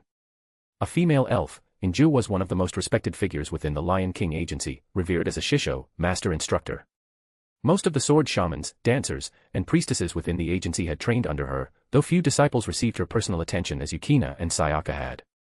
Inju's standing within the organization was second only to the Triumvirate, the three leaders of the Lion King Agency. Given her role in educating and mentoring the agency's operatives, coupled with her longevity as an elf, she was an indispensable cornerstone of their institution. Chapter 430, Connection. At Saikai Academy, the afternoon sun streamed into the top-floor office of the administrative building during the last class of the day. Natsuki Minamiya's normally composed face was plastered with exasperation as she stared at August. You were gone for just a few hours. And now look at the chaos you've caused again. She pinched the bridge of her nose, clearly holding back frustration. The entire area surrounding Keystone Gate, several kilometers in radius, had been thrown into disarray. Everyone within that range had collapsed into unconsciousness for nearly 30 minutes, followed by over an hour of pure confusion and panic. Keystone Gate wasn't just any location, it was the central hub of Idagami Island. What on earth had possessed August to stroll into such a critical area and knock out half the population with his sheer presence? Still, there was a silver lining, even if a small one. Her longtime adversary, the Lion King Agency, had once again suffered a humiliating loss. The sword shaman they'd sent had been utterly overpowered, and even their ace operative, Ancient Song, had tasted defeat at August's hands. That part, at least, brought her some satisfaction. Can I ask you one favor? Natsuki said, trying her best to suppress the irritation bubbling inside. Of course, Natsuki-chan. What's a favor between us? Just say the word, August replied casually, leaning back with a smirk. Natsuki's eye twitched at his overly familiar tone, but she pressed on. I need you to tone it down. Stop stirring up trouble. Do you have any idea how many explanations I've had to give today to cover for you? Despite her calm demeanor, it was obvious she was holding back an explosion of anger. August, ever the embodiment of chaos, raised his hands in mock surrender. This one wasn't my fault. Honest. I was just sightseeing when one of the Lion King Agency sword shamans openly started tailing me. She even had the nerve to declare she was my observer, tasked with watching my every move. Wouldn't you be annoyed? Observer? What is this, a matchmaking agency? Exactly. They're basically a matchmaking agency at this point. Sending women left and right, they might as well rebrand. Natsuki coughed, biting back a laugh at how unexpectedly accurate the comparison felt. Regardless of what you think of them, why did you have to knock out everyone around Keystone Gate? Do you have any idea how much chaos you caused? Well, I may have, slipped up a little. I just let a bit of my aura leak out. How was I supposed to know it'd be that overwhelming? Natsuki didn't buy it for a second. She had seen August fight firsthand, whether it was during the Magecraft Guild incident or the skirmish at Saikai Academy. Not once had his power ever inadvertently affected the surroundings. But this time, the repercussions were massive. At Keystone Gate, his power had left a significant number of people unconscious, effectively disrupting Idagami Island's central administrative functions for over 30 minutes. The ripple effects would be felt for days. I don't care if it was intentional or not. This is the first and only time you'll get away with something like this. Do it again, and I won't hesitate to hold you accountable. Sure. Got it, August replied nonchalantly, his tone dismissive. Natsuki's eye twitched as she glared at him. He was infuriating, utterly impossible to deal with. If only she could overpower him, she'd have strangled him on the spot. But she knew better. For now, all she could do was seethe quietly. Ding, ding, ding. The chime of the final school bell interrupted the tense atmosphere, signaling the end of classes and the beginning of dismissal. Without missing a beat, August sprang to his feet, ignoring Natsuki's visible frustration. He was already halfway out the door before she could get another word in. School was out, and he had somewhere to be. He had to pick up Canon Yace, his self-proclaimed little fan. Ever since he had helped her reincarnate as a member of the divine race, being around her gave August a strange mix of exhilaration and satisfaction. It wasn't just about her adoration. As someone born of darkness and sin, there was something uniquely thrilling about bringing light and purity under his influence. It was a sensation he hadn't even experienced in the high school DxD world. There, angels had always been off-limits for him. Their fall from grace was far too unstable, especially after the death of the biblical god, which had severely weakened the system preventing their corruption. But here, in this world, he didn't have to hold back. Canon's transformation into a goddess had given him the perfect opportunity to explore this newfound thrill. And he wasn't about to let it slip away. Even a single stray thought, something as fleeting as the images conjured by an adult film, could tip an angel into falling. To take an angel as one's own was an almost impossible task. Even if one succeeded, the act itself would almost guarantee their fall. A pure angel might enter the bridal chamber, but by the next morning, they'd inevitably awaken as a fallen one. This was one of the reasons why Kokabeel had such misplaced confidence in his ambitions. Following the end of the three factions' war, angels, demons, and fallen angels had all suffered catastrophic losses. The angels had lost God, leaving them unable to create new members. Meanwhile, the demons had lost their original demon lords, turning pure-blooded demons into rare treasures. Both factions faced the grim prospect of dwindling populations. In stark contrast, the fallen angels experienced an unexpected surge. Without the God of the Bible to enforce the divine protection that once prevented their fall, angels began succumbing to corruption more frequently. Over decades, the overall strength of the fallen angels grew steadily. Unlike angels or demons, fallen angels could procreate not only among themselves but also with other species. This development emboldened schemers like Kokabeel, who viewed Azazel's restraint as a missed opportunity. But only Azazel truly understood the grim reality. The fallen angels lacked the foundational strength to back such bold ambitions.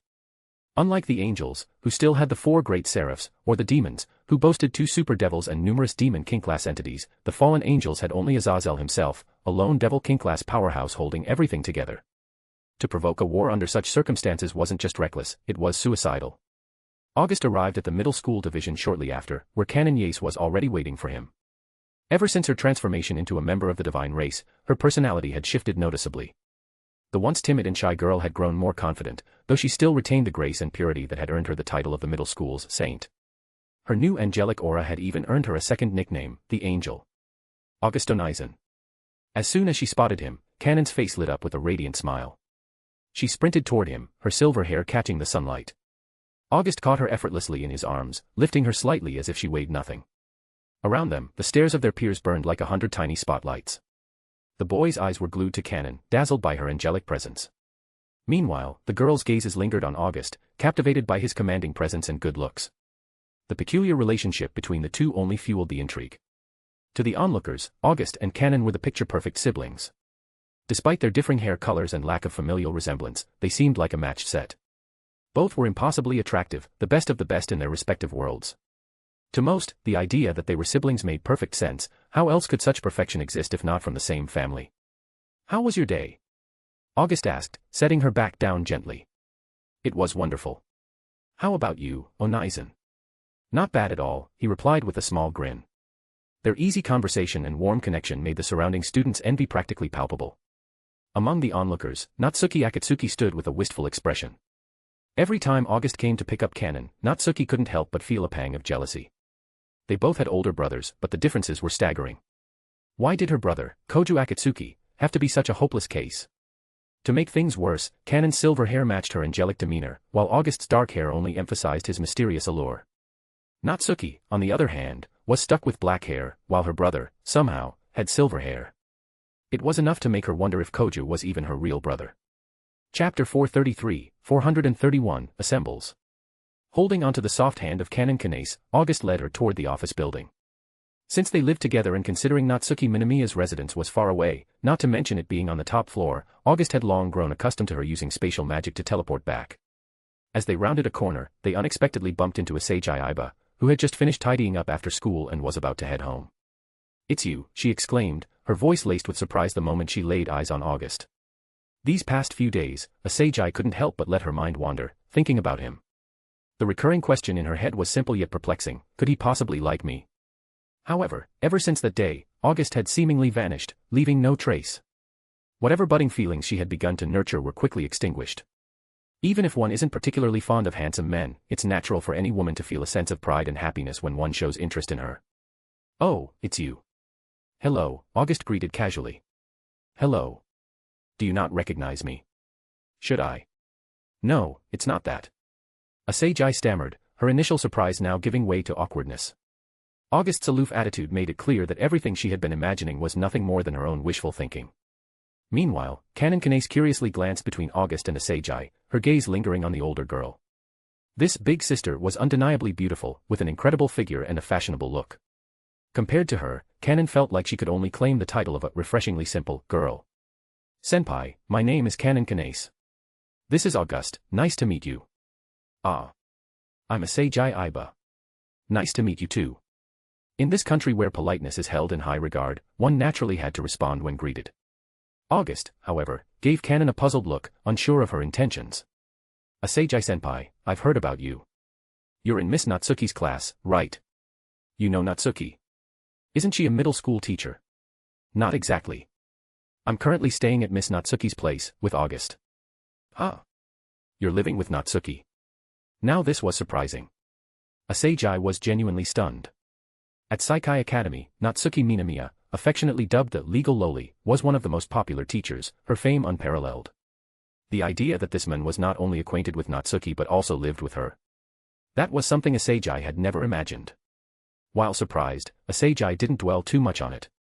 She knew Natsuki fairly well and trusted her character. There was probably a valid reason for this arrangement. Though Natsuki often appeared temperamental, she was undoubtedly a responsible and competent teacher. "By the way, can I ask, where did you get that cake last time?" Cake. The Black Forest cake. It was amazing. I searched all over the island but couldn't find anything like it. If you liked it, I can give you 2 more. Without hesitation, August retrieved 2 Black Forest cakes from seemingly nowhere and handed them to Asagi. Huh. Staring at the 2 cake boxes in her hands, Asagi froze. Did this mean that the cakes weren't something one could find on Shinu Island at all? "August, isn't this the same cake you gave me last time?" Canon asked, her eyes lighting up. "Yep. Why? It's delicious. If you like it, just let me know. I can keep you well fed," August said as he playfully ruffled Canon's hair. Canon responded with the contented expression of a cat basking in the sun, the scene radiating warmth and tenderness. Watching the two interact, Asagi couldn't help but feel a pang of envy. Having grown up mostly on her own aside from one unreliable best friend, such moments of familial closeness were foreign to her. "You two have a really great sibling bond," Asagi commented wistfully. "We're not siblings," August replied bluntly. "You're not? But she calls you August nii. That's a term of endearment." "Endearment?" "Exactly. Canon's my girlfriend." "What?" Asagi's jaw dropped as she turned to Canon for confirmation, only to see the girl shyly avert her gaze. In that moment, it all clicked for Asagi. Everyone at Saikai Academy had misunderstood. These two weren't pretending to be siblings, they were a couple all along. "Are you okay, senpai?" I am fine." Looking at Canon Kanase, who seemed to radiate a pure and angelic glow, Asagi Iba couldn't help but feel a pang of self-doubt. How long had she been silently crushing on someone who was so dense he couldn't take a hint? And here was Canon, so young, already with a boyfriend who was not only handsome but also incredibly thoughtful. The gap between people was so painfully vast. How could the heavens be so unfair? "Canon-chan, what are you doing over there?" Just then, a familiar voice broke the silence. Nagisa Akatsuki's cheerful call reached their ears, and the three turned to see her jogging toward them. "Nagisa. What are you doing here?" "Oh, it's Asagi-senpai. I was just about to head home when I saw you all here, so I decided to stop by." "Do you know Canon and August?" "Of course. Canon-chan and I are classmates, and naturally, I know August-kun as well." "The world's really small, huh?" Asagi muttered, for the first time truly marveling at how connected everyone seemed. Before she could process this further, 2 more figures emerged from the high school building. It was none other than Koju Akatsuki and Motoki Yaes. "Hey, Koju, look over there. Isn't that Nagisa and Asagi?" Motoki said, nudging his friend. "Huh?" Koju squinted toward where Motoki was pointing, his expression tired and disinterested. For him, a vampire, this scorching sunlight was pure torment. But the moment his gaze landed on August standing beside the group, Koju's pupils contracted sharply. The memory of being utterly overpowered by this man not long ago resurfaced vividly. Even now, the mere sight of him caused the beast residing within Koju to stir restlessly. Though it didn't threaten to go berserk, it sent a clear message to its host, a challenge, an urge to fight again. Without a second thought, Koju broke into a run toward the group, leaving Motoki dumbfounded. "Hey, Koju, wait!" Motoki called, scrambling after him. He knew his best friend well enough to understand what was going on. While Koju was utterly clueless when it came to women, he was hyper-aware of any men who got too close to his sister. A complete and unapologetic siskin, Koju would go into overdrive whenever Nagisa interacted with another guy. To an outsider, their dynamic might have seemed overly suspicious, as if there was something more than sibling love between them. "Yo, Koju, what are you?" August began casually, only to be cut off as Koju firmly placed Nagisa behind him, standing protectively in front of her and glaring at August with visible tension. "Nagisa, are you okay?" Koju asked, his tone heavy with concern. "Huh? Koju, what are you talking about?" Nagisa asked, completely confused. Meanwhile, Asagi stood to the side, watching the scene unfold. Her heart sank. Here she was, facing someone like August, who exuded charisma and confidence, while the guy she liked was this. The contrast couldn't have been more striking. Chapter 434, 432, Siskin. No matter the situation, Koju Akatsuki's first instinct and reaction was always the same, to protect his little sister. This wasn't surprising, after all, blood ties ran deep between siblings. But for Asagi Iba, watching this unfold as a woman, she felt nothing but disappointment and gloom. She couldn't understand why Koju was so openly hostile toward August, but judging by his demeanor, something unpleasant must have happened between the two of them. And from the looks of it, Koju had clearly been on the losing side of that encounter. Now, with Nagisa Akatsuki standing beside August, Koju's unease and vigilance were palpable. What stung Asagi more, however, was that even though she was standing right there, Koju hadn't spared her a single glance. Not even a second of acknowledgement. His sole focus was shielding Nagisa and confronting August. And in that moment, Asagi felt invisible. "What are you doing here? What's your purpose in getting close to Nagisa?" Koju's tone was sharp, his eyes fixed intently on August. To him, his sister was untouchable. His greatest failure as a brother had been the accident that left Nagisa with an intense fear of demons, a guilt that weighed on him every day. From then on, he swore to protect her, no matter what. Author's note, both Koju and Nagisa had lost their memories of the Blazing Banquet incident. "Koju-kun, what are you talking about? He's Kanan-chan's brother." Nagisa interjected, confusion evident in her voice. But her words didn't seem to reach Koju. He remained locked in a tense stare with August. Asagi frowned slightly. Koju's attitude was unlike anything she'd ever seen before. This was the first time she had seen him so openly hostile toward someone. At that moment, Motoki Yaes arrived, slightly out of breath. His eyes instinctively darted toward Asagi, checking to make sure she was unharmed.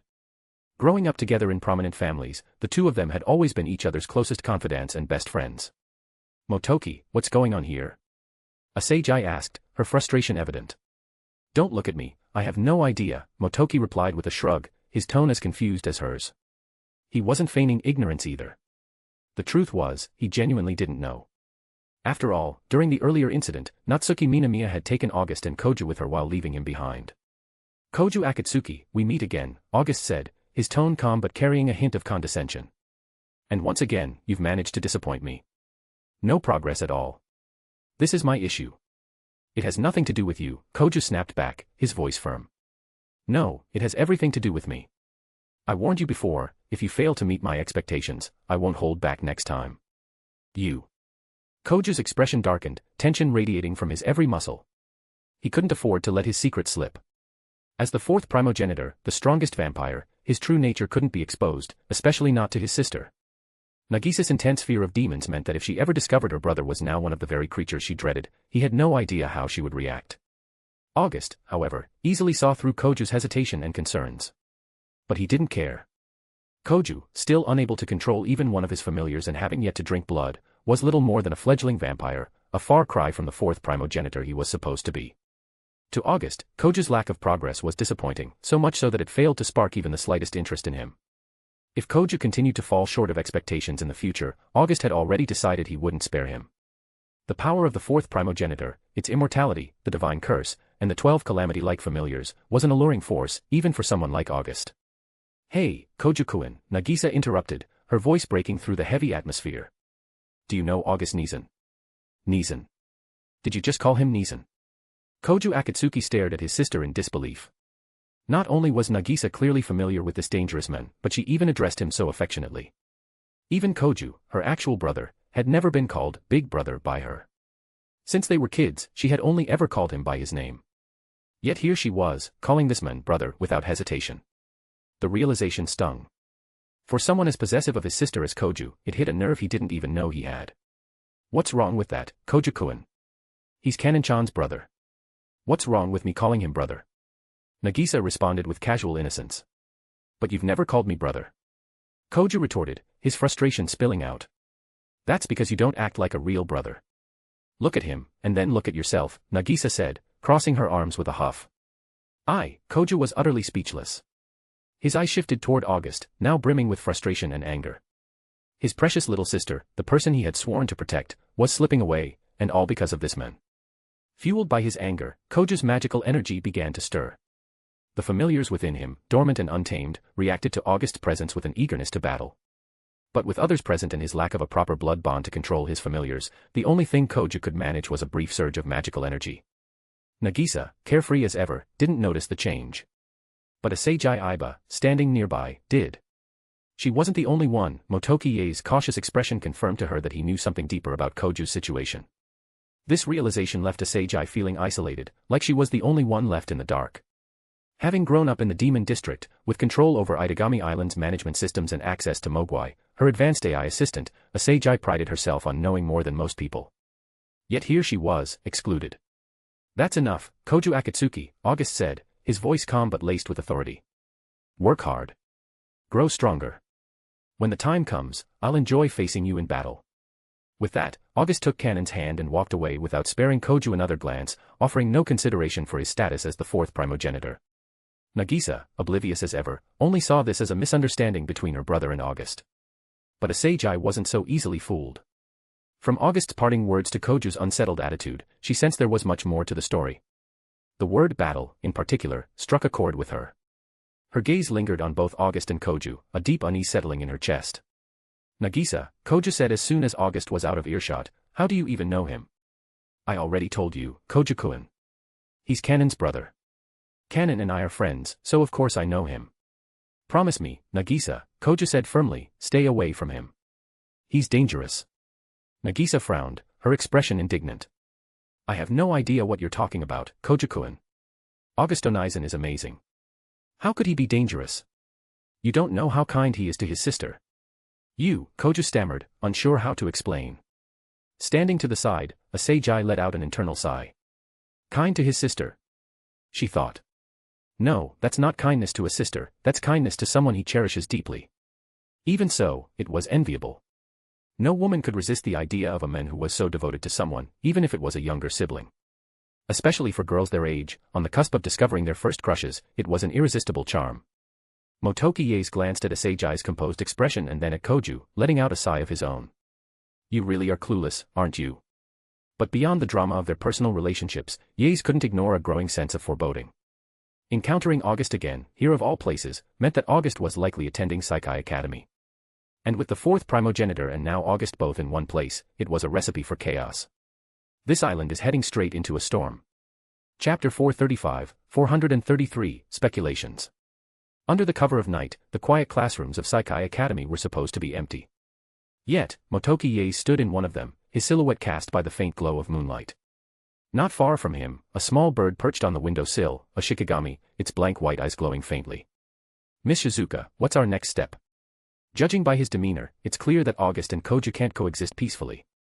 There's nothing we can do, I've faced him twice, and both times, I failed. You failed? Are you serious? Ye's voice betrayed his disbelief.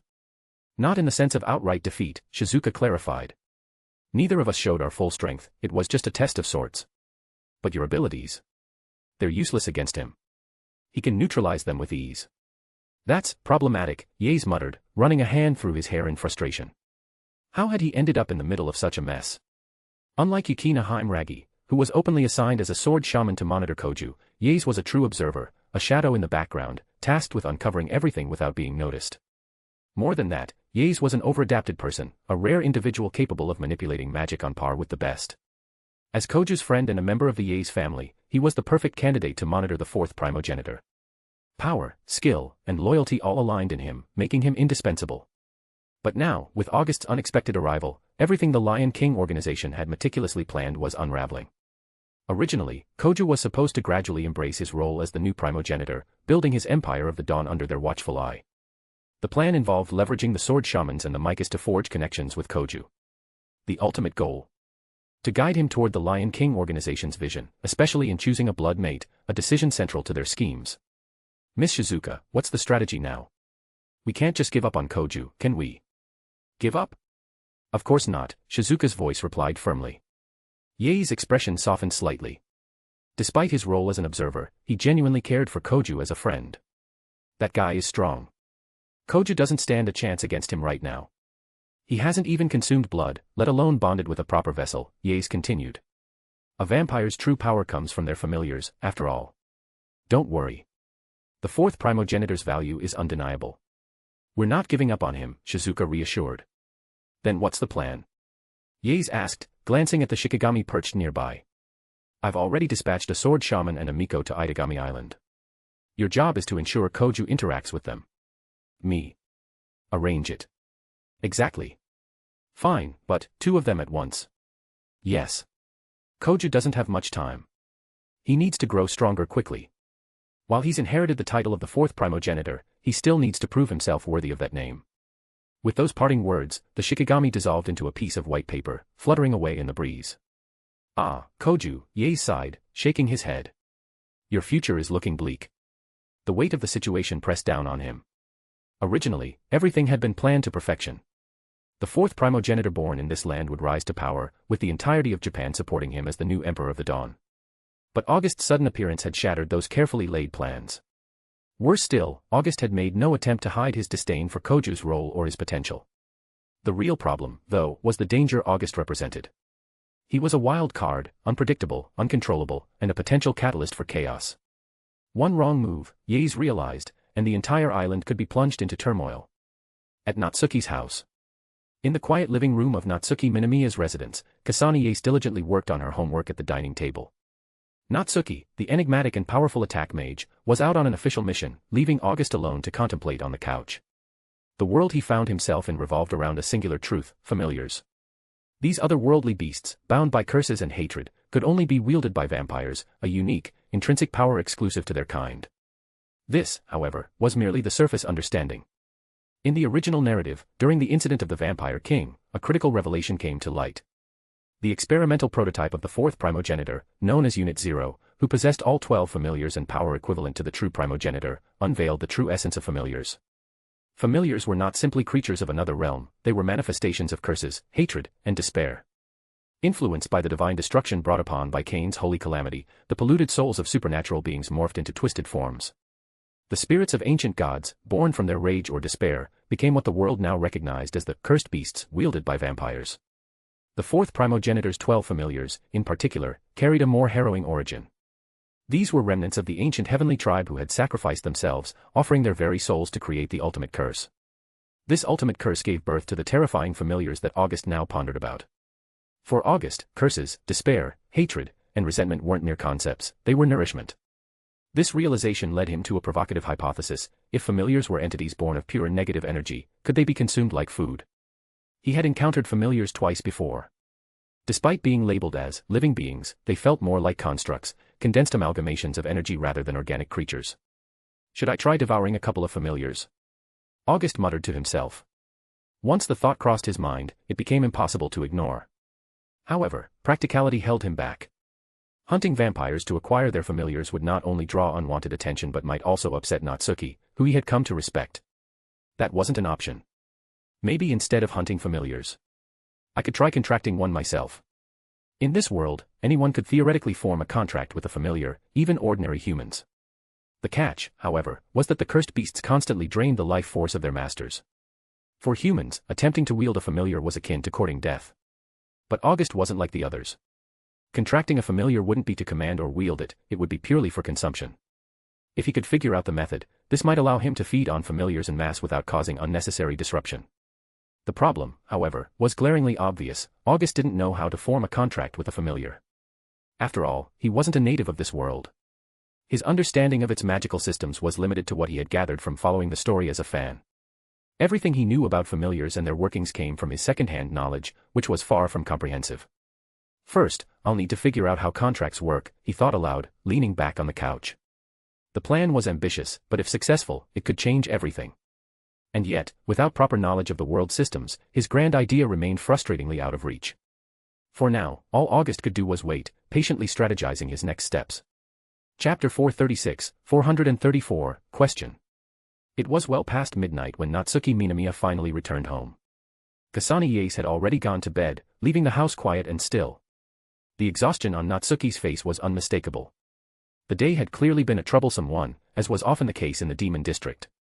The island of Idagami was home to countless supernatural beings, all possessing immense power. Despite the strict regulations imposed on them, tensions naturally arose. On Idagami Island, incidents were as common as the tides. Brawls, robberies, and even murder were part of the daily chaos. As the attack mage instructor, Natsuki was constantly summoned to restore order. Especially with her title as the Witch of the Void, Natsuki's spatial manipulation magic and her prison barrier made apprehending rogue demons an effortless task. But even so, the relentless pace of her duties wore her down. Those damned beast folk, Natsuki muttered irritably as she stepped inside, slipping off her boots. Can't they go a single night without causing trouble? Though her form was a magical construct, a clone of her true body, even she could feel fatigue after the day's madness. Yo, Natsuki-chan. You're finally back, came a familiar voice from the couch. Natsuki's sharp eyes snapped to the speaker. It was August, lounging comfortably, a mischievous smile playing on his lips. Ah. August. Why aren't you asleep yet? What are you doing up? Waiting for you, he replied casually, as if this were the most natural thing in the world. Waiting for me? Why? Her tone was laced with suspicion as she narrowed her eyes. Dealing with August often meant dealing with trouble, and she wasn't in the mood for another headache tonight. I've got a question, he said, sitting up straight. What kind of question? Not waiting for a response, Natsuki headed to the kitchen, setting a kettle on the stove. The day had left her drained, and she needed tea to unwind. 3 brawls, 4 robberies, and a murder case, all in one night, had pushed her to her limits. How do you summon a familiar? Puffed. Natsuki choked on her tea the moment the words left August's mouth. She barely managed to set the cup down before sputtering, summon a familiar. What are you planning now? Nothing serious, August replied, feigning innocence. I was just curious, that's all. Do you think I'm stupid? You don't just ask that kind of question out of curiosity. I mean, aren't you curious too? Familiars seem ridiculously powerful. Of course they're powerful. Why do you think the Knight Empires of the 3 progenitors exist, while no other nations can compare? Wiping her mouth, Natsuki poured herself another cup of tea and took a calming sip. The strength of familiars, especially those wielded by progenitors, was beyond comprehension. A single progenitor's familiar could obliterate an entire nation. That alone spoke to their catastrophic power. Well, now I'm even more curious, August said, leaning forward. You're not a vampire, are you? Nope. Immortal. More or less. What? Natsuki's eyes widened in surprise, staring at August as if seeing him for the first time. She hadn't expected him to reveal something so shocking. If he truly was immortal like a vampire, then perhaps he could wield a familiar without succumbing to its life-draining curse. Still, she couldn't help but voice her concern. Listen, don't get cocky. Familiars may be powerful, but the price of using them is equally terrifying. Anyone who isn't a vampire risks their life summoning one. You'd be playing with death. Do I seem like the reckless type to you? Yes, you do. Can we have a proper conversation, Natsuki-chan? What do you want me to say? Just tell me how to summon a familiar. I don't know. Ah. How can you not know? Why would I know? I'm a witch, not a vampire. But. August found himself at a loss for words. Natsuki Minamiya's argument was airtight. How could a witch possibly know how to summon a familiar? Summoning familiars was the domain of vampires, not mages. Realizing this, August shifted his focus. If he wanted answers, he needed to go straight to the source, a vampire. And he knew just the person, Beatrice. She was the owner of arcane constructs and, more importantly, the only subordinate August had acquired since arriving in this world. Despite bringing her under his control, he had yet to make full use of her expertise. With a plan forming, August grabbed his phone and dialed her number. Ring, ring. After a dozen seconds, the line finally connected. Who is it? Calling so late at night, disturbing my sleep. Before August could say a word, Beatrice's irritated voice cut through the silence. Clearly, the vampire had been sleeping, and her foul mood was evident. August frowned. Sleeping? At this hour? It wasn't even that late, barely past midnight. Weren't vampires supposed to be nocturnal creatures? It's me, August said simply. There was a moment of silence before Beatrice's tone shifted dramatically. Master. Her voice was now laced with both respect and fear. Beatrice knew better than to test August's patience. This was someone not to be trifled with. Beatrice, August said calmly. Yes, master. How may I serve you? Come to my place immediately. I need to speak with you. Now. Did I stutter? But it's already past midnight. I'll be there right away. Without another word, Beatrice hung up, leaving August satisfied as he pocketed his phone. Beside him, Natsuki shot him a disapproving glare. Really? You're calling a vampire over here in the middle of the night? What are you even planning? To ask her how to summon a familiar, August replied nonchalantly. This could have waited until morning, you know. I couldn't sleep without answers. Natsuki groaned in frustration, suppressing the urge to yell. It was already late, and Kasane Yase was sound asleep in the next room. No point in waking her up over this nonsense. Still, she couldn't believe August's audacity, dragging someone out of bed in the dead of night. August, unfazed by her annoyance, raised his hand. 3 orbs of dark energy materialized above his palm, each marked with unique symbols. The orbs pulsed with a sinister, primal energy that sent a chill down Natsuki's spine. Hey, what is that? She asked, her tone sharp with concern. These. August gestured to the orbs. They're commandments. Fragments of my power. This one is the commandment of wrath, this one gluttony, and this one pride. Natsuki's expression grew darker. Those are curses, aren't they? Correct. The commandments are curses I bestow. Anyone who inherits them gains a fragment of my power, along with the curse I grant them. And what exactly do you plan to do with those things? I'm going to reward Beatrice with one, August said casually. If I expect her to perform well, I need to give her proper motivation, don't I? Natsuki scoffed. You're unusually generous, I'll give you that. August smirked. If you'd like, I can give you one too. How about the commandment of pride? It suits you. Ha. No thanks, Natsuki retorted, crossing her arms. I'm the Witch of the Void, not some servant of darkness. Same difference, August muttered, waving her off. Natsuki bristled at his flippant remark, but August didn't seem to care. In his eyes, it was all the same. Beatrice had offered her loyalty to gain his favor and power, while Natsuki had forged her own pact with a demon to achieve her goals. Both were merely different paths to strength, each with its own price. If anything, August considered his power the better bargain. At least his curses didn't leave their recipients condemned to eternal solitude, like Natsuki's contract, which bound her to slumber within her prison barrier for eternity. By comparison, the commandments were almost merciful. Chapter 437, 435, Familiar. Within an hour, Beatrice arrived. As August's sole subordinate, Beatrice owed him everything, including her current life of luxury, courtesy of the gold bars he had generously provided her. Even if he summoned her in the dead of night and made her cross half the city, she wouldn't hesitate to come running. Natsuki Minamiya, suspicious of whatever antics August might be up to at such an hour, decided to stay up as well. Being merely a magical construct of her true self, she didn't need rest anyway. Master, Beatrice greeted respectfully upon arrival. However, her composure faltered when she saw August and Natsuki living under the same roof. I called you here for one reason, August said, cutting to the chase. Please, speak, Beatrice replied. I want to know how to summon a familiar and how to forge a pact with one. Beatrice froze, momentarily wondering if she'd misheard him. Summon a familiar? Form a pact. But when she met August's serious gaze, she realized he wasn't joking. Master, summoning a familiar isn't difficult, but are you certain you want to form a pact with one? Familiars are ferocious beasts that constantly drain their master's life force. Since you aren't a vampire, I'm afraid. It doesn't matter. Just tell me how. Beatrice hesitated before nodding. Very well. The method is straightforward, you must connect to an alternate dimensional space and find a familiar there. As for forming a pact, it requires a blood offering to forge a blood contract, sealing the bond. Good. How do I connect to this dimensional space?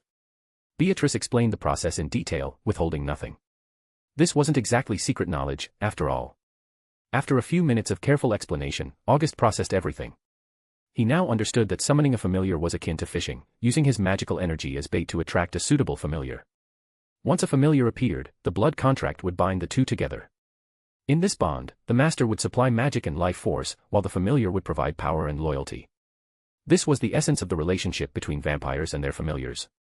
Familiars, however, weren't physical creatures in the traditional sense. They were manifestations of negative energy, curses, and raw power from alternate dimensions. Their form and appearance depended entirely on the summoner's essence.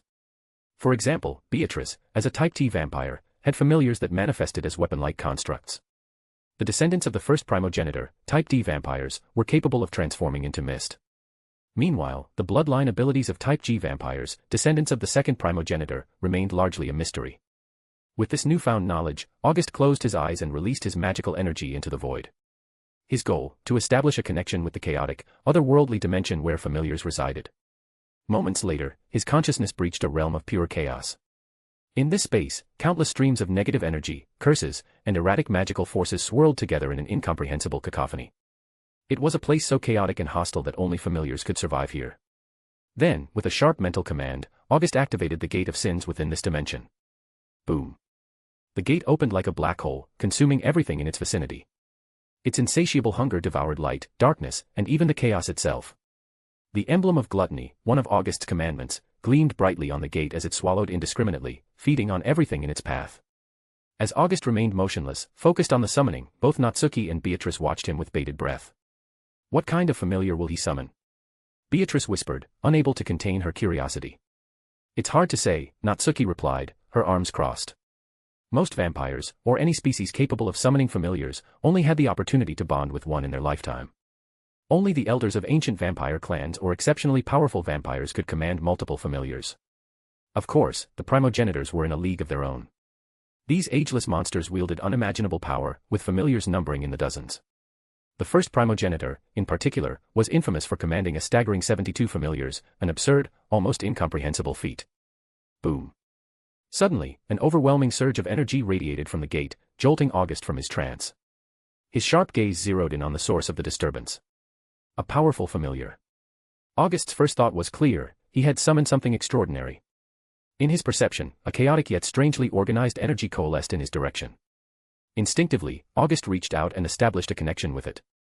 The sensation was peculiar, wild and untamed, yet brimming with potential. While undeniably chaotic, he couldn't help but feel that this familiar suited him perfectly. Boom. Suddenly, an immense wave of magical power erupted from August's body, flooding the room with an almost suffocating aura. Without hesitation, Natsuki Minamiya extended a barrier around the house, shielding it from detection. If local magical sensors picked up on the disturbance, it would set off alarms across the city, drawing unwanted attention. And at this late hour, that kind of chaos was the last thing anyone needed.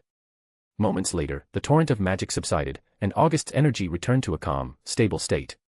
Breathing a sigh of relief, Natsuki allowed her barrier to dissolve. Yet August remained motionless, his eyes still closed. "Hey, he isn't in trouble, is he?" she muttered, glancing at Beatrice. "Of course not," a voice answered, August's. His sudden reply startled Natsuki, and she nearly jumped out of her chair. "You idiot," she snapped. "Don't scare people like that in the middle of the night." August chuckled, stretching leisurely. "Come on, Natsuki. You can't tell me the Great Witch of the Void is afraid of a little surprise." "Shut up," she growled, folding her arms. "So. Did you actually summon a familiar?" "I did," August replied with a smirk. "And I'd say I got lucky, this one's quite powerful." "How powerful?" "You'll see soon enough," he teased. "TCH. Like I care," Natsuki muttered before turning sharply on her heels and heading back to her room. "Don't make too much noise, you lunatic." With that, she disappeared, leaving August and Beatrice alone in the living room. Beatrice looked at him with wide eyes. "Master, you really did it." "Of course," August replied nonchalantly. "That familiar. It must be incredibly strong, right?" "Obviously," he said with a grin. Satisfied, Beatrice nodded. "Then I suppose my work here is done for the night." "Not quite," August said, tossing something her way. Beatrice caught it instinctively. In her hands was a small, dark orb etched with strange, glowing runes.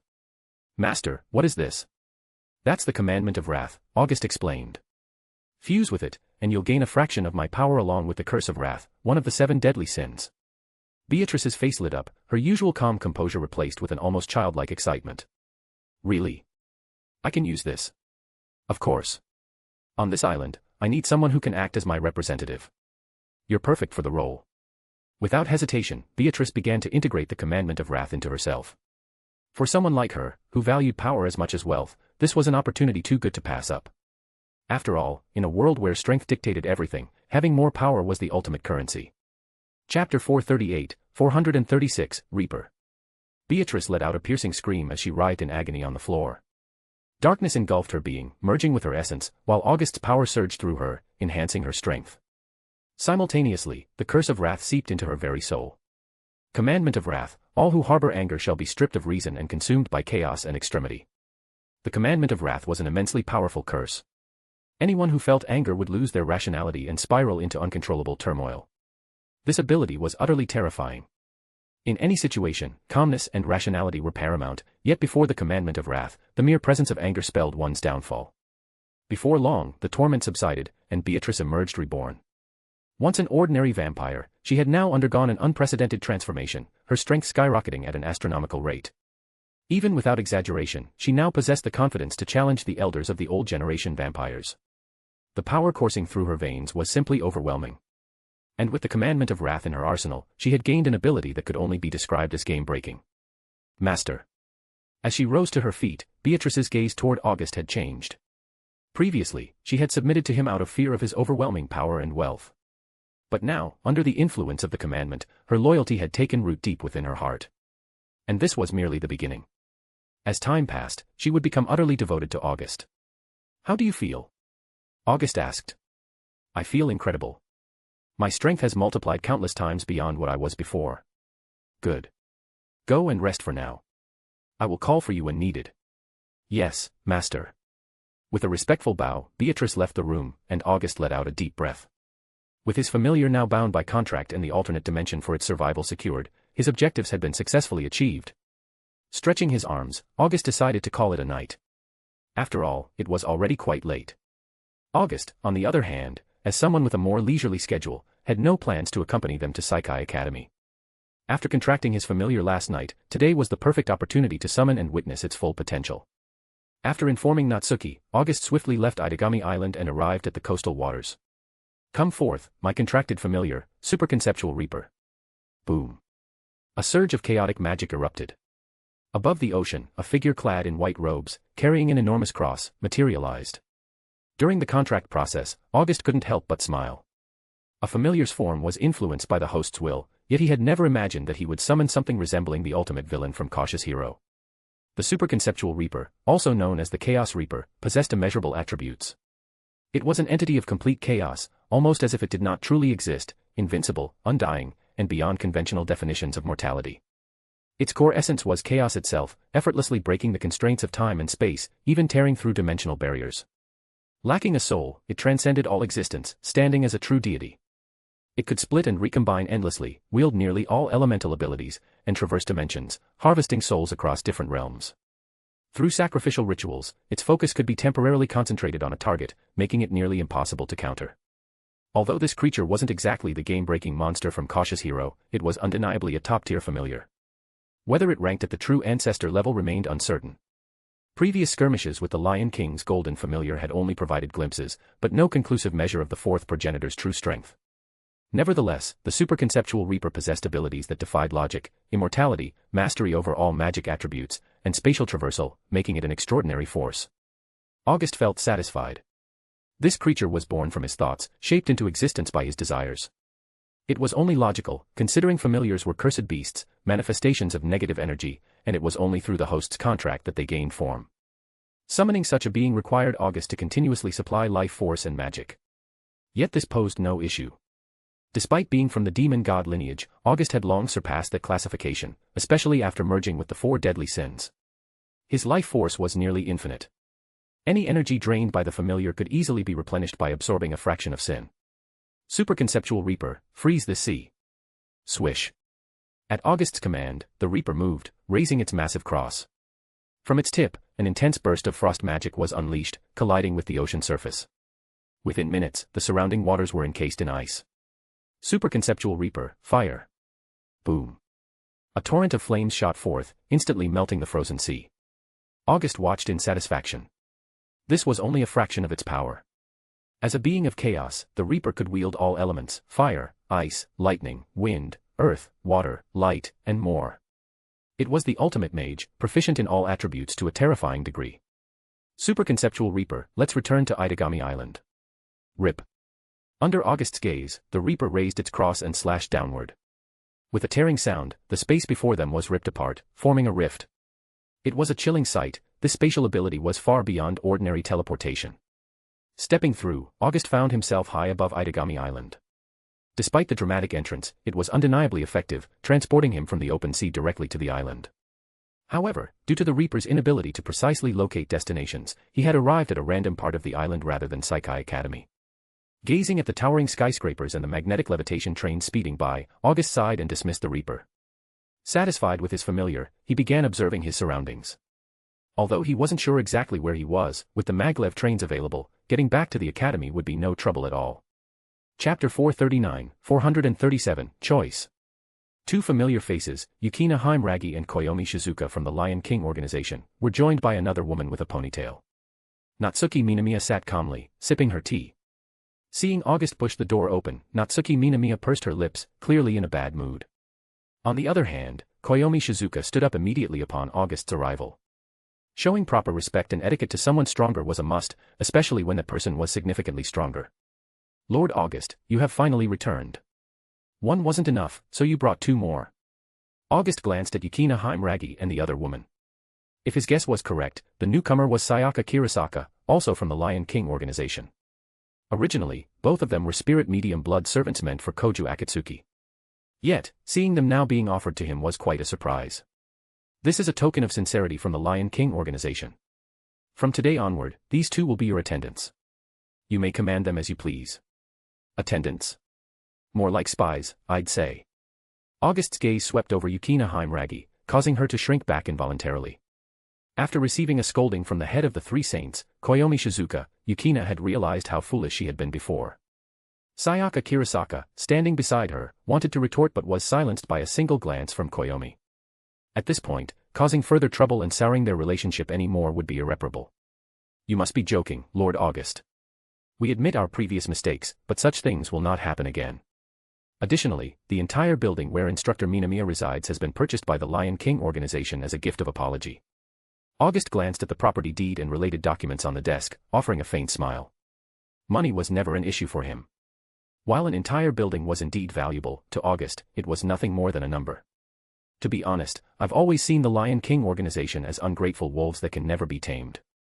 I genuinely don't want anything to do with you.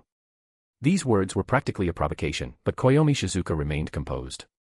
Even though Sayaka Kirasaka was on the verge of losing her temper, Koyomi swiftly used an incantation to restrain her, giving her no chance to speak. You must be joking, Lord August. If you want me to accept them, there is one condition. What is it that you desire, my lord? It's simple. If either of them confuse with this, I'll accept them. With that, August took out the commandment of gluttony, a sphere of condensed dark energy, etched with intricate symbols representing sin. The moment it appeared, the overwhelming darkness emanating from it was enough to make anyone uneasy. Especially Koyomi Shizuka, Yukina Haimragi, and Sayaka Kirasaka, who specialized in anti-demon magic. Seeing such powerful darkness firsthand, their instincts pushed them to reject it. Is this the commandment of gluttony? A fragment of my power. Whoever fuses with it will gain a portion of my strength, including a fraction of the curse of gluttony, one of the 7 deadly sins. The commandment of gluttony. She had no doubt that even if she fused with it, her strength would increase dramatically. However, this artifact was merely a fragment of August's power, meaning it surely came with certain limitations. Otherwise, he wouldn't have presented it so casually. What kind of power does this commandment of gluttony possess? Once fused, the individual will become my emissary, gaining the power of darkness and inheriting the commandment of gluttony. However, in return, everything, including life and soul, will be under my control. Koyomi fell silent, now understanding why August had offered it. The artifact was undoubtedly powerful, but the restrictions were significant. Whoever fused with it would become August's servant, with their life and death entirely in his hands. Natsuki Minamiya shot an annoyed glance at August. Just last night, he had tried to convince her to fuse with it. Now it was clear, his true intention was to control whoever accepted it. I am willing to fuse with it, Yukina Haimragi suddenly spoke. To her, everything that had transpired was her responsibility, and she felt obligated to bear the consequences. Beside her, Sayaka Kirasaka grabbed Yukina's hand tightly. However, due to Koyomi's binding spell, she couldn't speak and could only express her disapproval through her expression. She would never allow the person she cherished most to become this man's servant, bound to him even in life and death. Are you sure? Once you fuse with the commandment, everything about you will belong to me, including your life. No matter what I command you to do, even if it goes against your will, you must obey. I'm sure. Without hesitation, Yukina nodded firmly. Both August and Natsuki instinctively turned to Koyomi.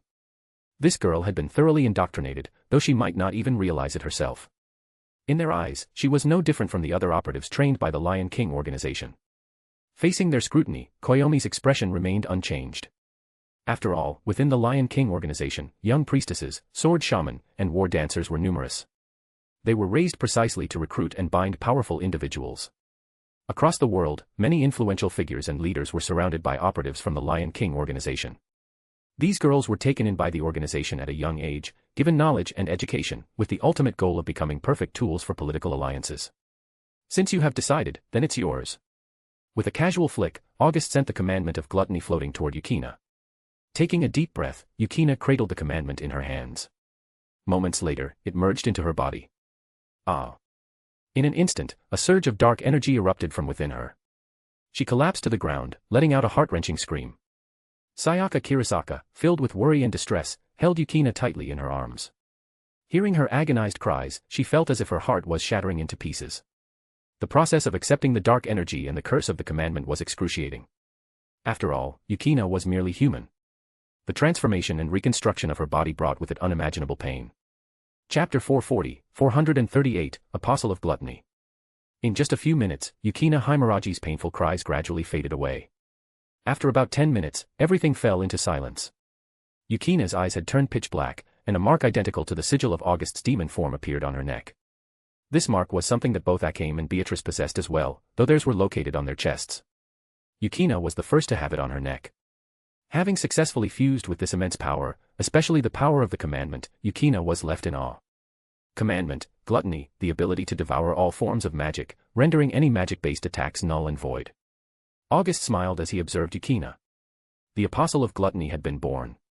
Magic nullification was practically a cheat ability, especially in this world, where familiars were beings that manifested through magic as their medium. However, this did not mean Yukina was invincible. The ability to devour all magic had its limits. If she were to face an opponent whose power vastly surpassed hers, she would still be powerless.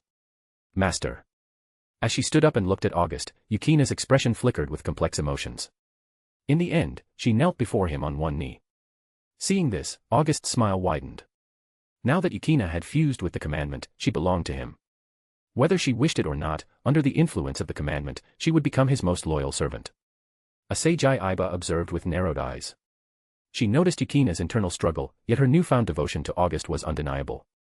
Meanwhile, Sayaka Kirasaka was fuming, clenching her fists so tightly that they might as well have shattered. If looks could kill, August would have died countless times already. Her beloved Yukina, now kneeling before this despicable man, it was simply too much to bear. From today onwards, you shall be my apostle of gluttony, Yukina Himuragi. Yes, my lord. Before you, there are 2 others whom you'll meet soon. They will be your closest companions from now on. Understood. Yukina nodded, though deep down, she had resigned herself to this fate. The attitude of the Lion King organization and the intentions of Asagi Iba had made it clear, her future belonged solely to August. As someone raised within the organization, she had no way to escape it. Since everything is settled, I'll take my leave now. Asagi Iba wanted to return and report everything immediately. Especially regarding August's commandment power, not only could it enhance others, but it also granted him absolute control over their lives and souls. Most importantly, Yukina was merely the third one. There were 2 others. If she didn't uncover their identities, she wouldn't be able to sleep in peace. August said nothing as Asagi left, leaving only himself, Natsuki Minamiya, Yukina Himuragi, and Sayaka Kirasaka in the office. With Asagi gone, the spell placed on Sayaka was lifted, allowing her to speak again. You bastard. How could you do this to Yukina? Oh. Asagi just left, and you're already stirring up trouble. MMPH. Before Sayaka could continue, Yukina quickly covered her mouth. Having personally experienced August's power, Yukina understood the consequences.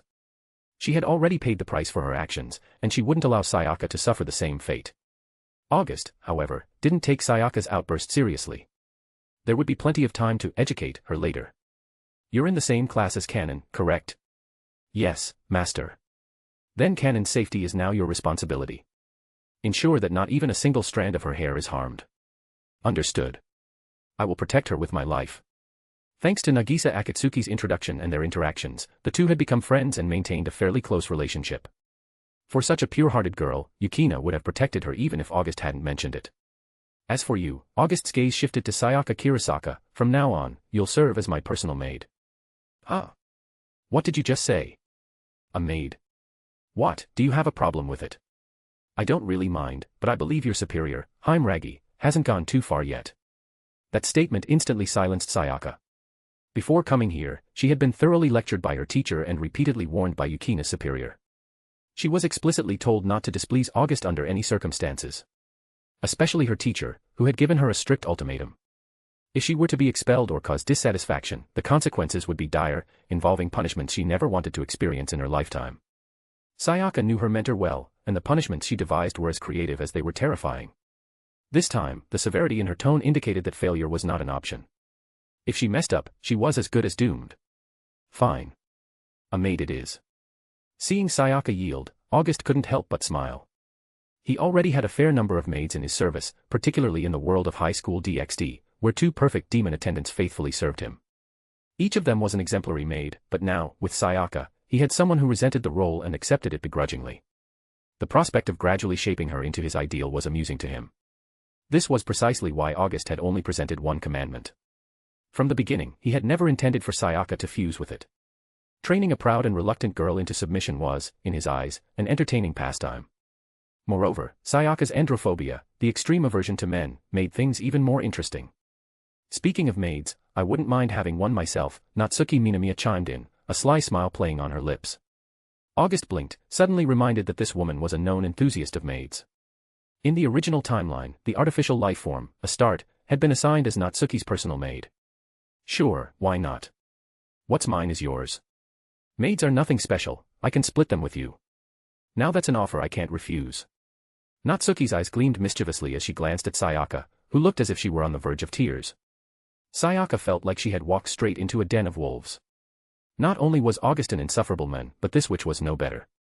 She, the most outstanding Miko of the Lion King organization, was now reduced to being a maid, not just for one, but for both of them.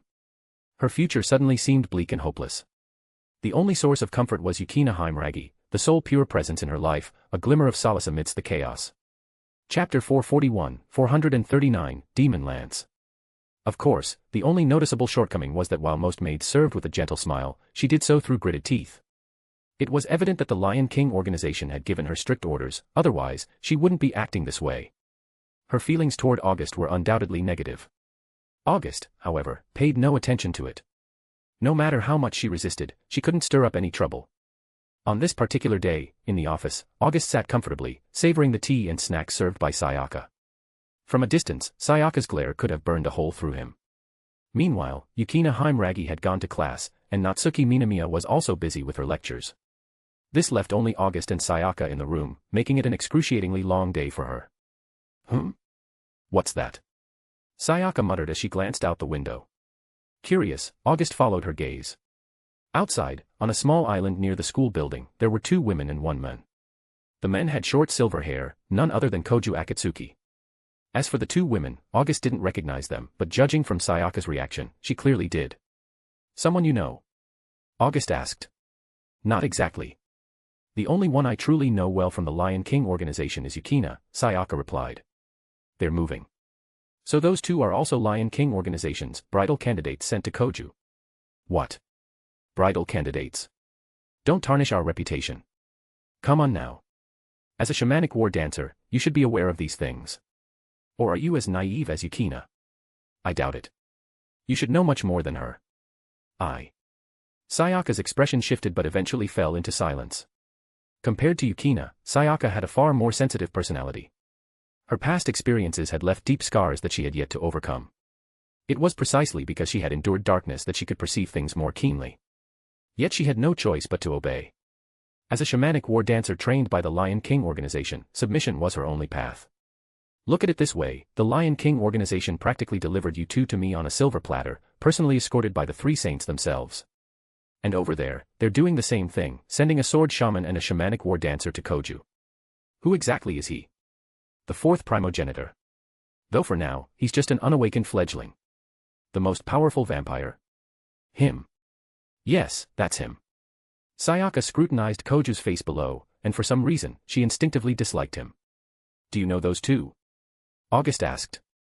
Yes, they were the previous generation sword shaman and shamanic war dancer, just like me and Yukina now. Ah, so the organization has quite a few bridal candidates lined up. Humph, Yukina and I are the best among them, Sayaka retorted proudly. That much is true. The wielders of the Type 7 Assault Demon Spear and the Type 6 Heavy Demon Bow, both watching over me.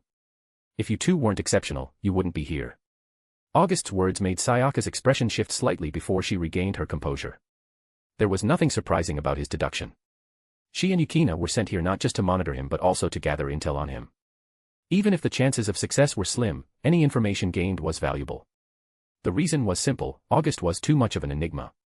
Globally, the Lion King organization had no leads on his background. It was as if he had emerged from thin air. An unknown enemy was always the most terrifying. To eliminate that uncertainty, she and Yukina had been dispatched here. Ugh! How shameless! August turned his head, sipping his tea, when Sayaka suddenly exclaimed in outrage. Looking down, August smirked. Well, well. Koju was finally making his move. In the open, with no concern for his surroundings, Koju lifted a girl's shirt and leaned in, ready to suck her blood. Sayaka, who already harbored a strong aversion to men, was beyond furious. Doing such a thing in public was utterly disgraceful to her. Boom. A surge of magic erupted from Koju, radiating immense power. Even at this distance, August could feel the pulsating energy. It was clear, Koju's first blood-sucking had awakened his first familiar, and the power it emitted was truly remarkable. In the middle school section, Yukina and Canon Kanase were also taken aback by the surge. Canon was relatively calm, as she had grown accustomed to such things with August's support. However, Yukina was shocked by the sheer magnitude of the magical energy. Without hesitation, she dashed out of her classroom, heading straight for the source of the power. Huh. Hearing Shio Hikawa's voice, Akatsuki finally snapped out of the euphoric trance brought on by blood drinking. For any vampire, the act of feeding is an immense pleasure, and for a novice like Koju, it was even more intoxicating. It's fine, Shio. Yukina Heimragi responded with a gentle smile, her delicate demeanor stirring Koju's already restless thoughts. Yukina Heimragi was originally one of the candidates assigned to monitor August. However, due to her incompatibility with the Schneewalzer and the fact that she was not an orphan, she was ultimately not selected.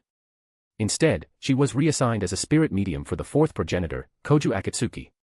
Like Yukina Heimragi, she was also a sword shaman from the Lion King organization, although she did not possess Yukina's exceptional skills.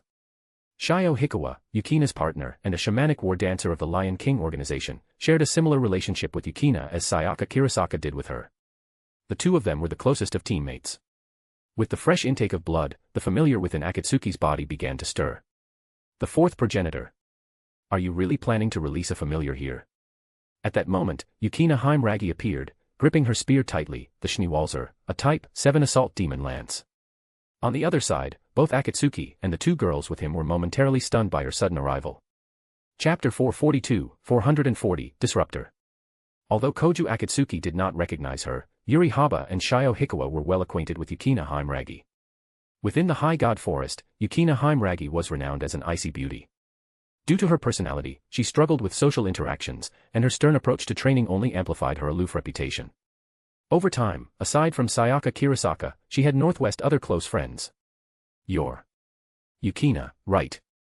Yuri-senpai, Shio-senpai, what are you doing here? We've been sent here to monitor the fourth primogenitor. That single sentence left Yukina slightly stunned as memories of the past resurfaced. This situation mirrored her own experience precisely. However, the fourth primogenitor they were monitoring was vastly different from August. Unlike her own initial resistance, he showed no opposition to their surveillance. Reflecting on herself, it was her very words that had led to her becoming his servant, delivered straight to his doorstep. Even Sayaka Kirasaka was dragged into the situation, now serving as a maid for her so-called master. Yuri-senpai, did you let him drink your blood? Was that part of your mission? Yuri Haba's current appearance was somewhat disheveled, her upper garment was undone, and traces of blood were visible on her neck. The lingering magic around Koju Akatsuki made it obvious that he had just fed. Recalling August's words, Yukina was now fully convinced. She and her fellow sword shamans and war dancers were nothing more than tools, groomed and offered for political unions. Don't misunderstand. Yuri wanted to help me, so she offered her blood, Koju Akatsuki quickly explained. However, his words only drew dissatisfaction from Yukina Haimragi and Shio Hikawa. For a primogenitor, especially an unawakened one, drinking blood was a ritual to establish a spiritual link. Now that Yuri had been bitten, claiming she did it willingly sounded ridiculous.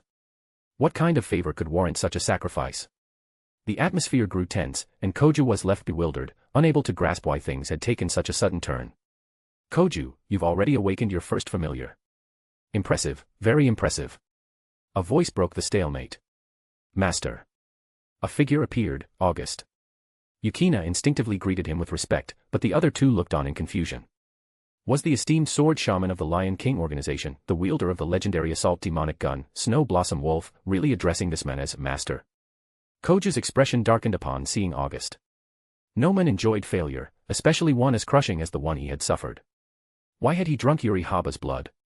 It was because he wanted to become stronger, to seek revenge. For a vampire, the best way to grow in power was to drink blood, especially now. A powerful medium's blood could greatly enhance his abilities, allowing him to manifest another familiar. Upon seeing August, Koju's face twisted with resentment. The humiliation from that day remained fresh in his memory. For a primogenitor, for a man, August's overwhelming defeat of him was unforgettable and unforgivable. His instincts urged him to summon his newly controlled familiar, but reason prevailed. They were at Saikai Academy, and a battle here would cause immense destruction. At that moment, Sayaka Kirasaka, clad in a maid outfit, gracefully descended from the upper floors. With this, the Lion King organization's two sword shamans and a war dancer formally confronted each other, further heightening the tension.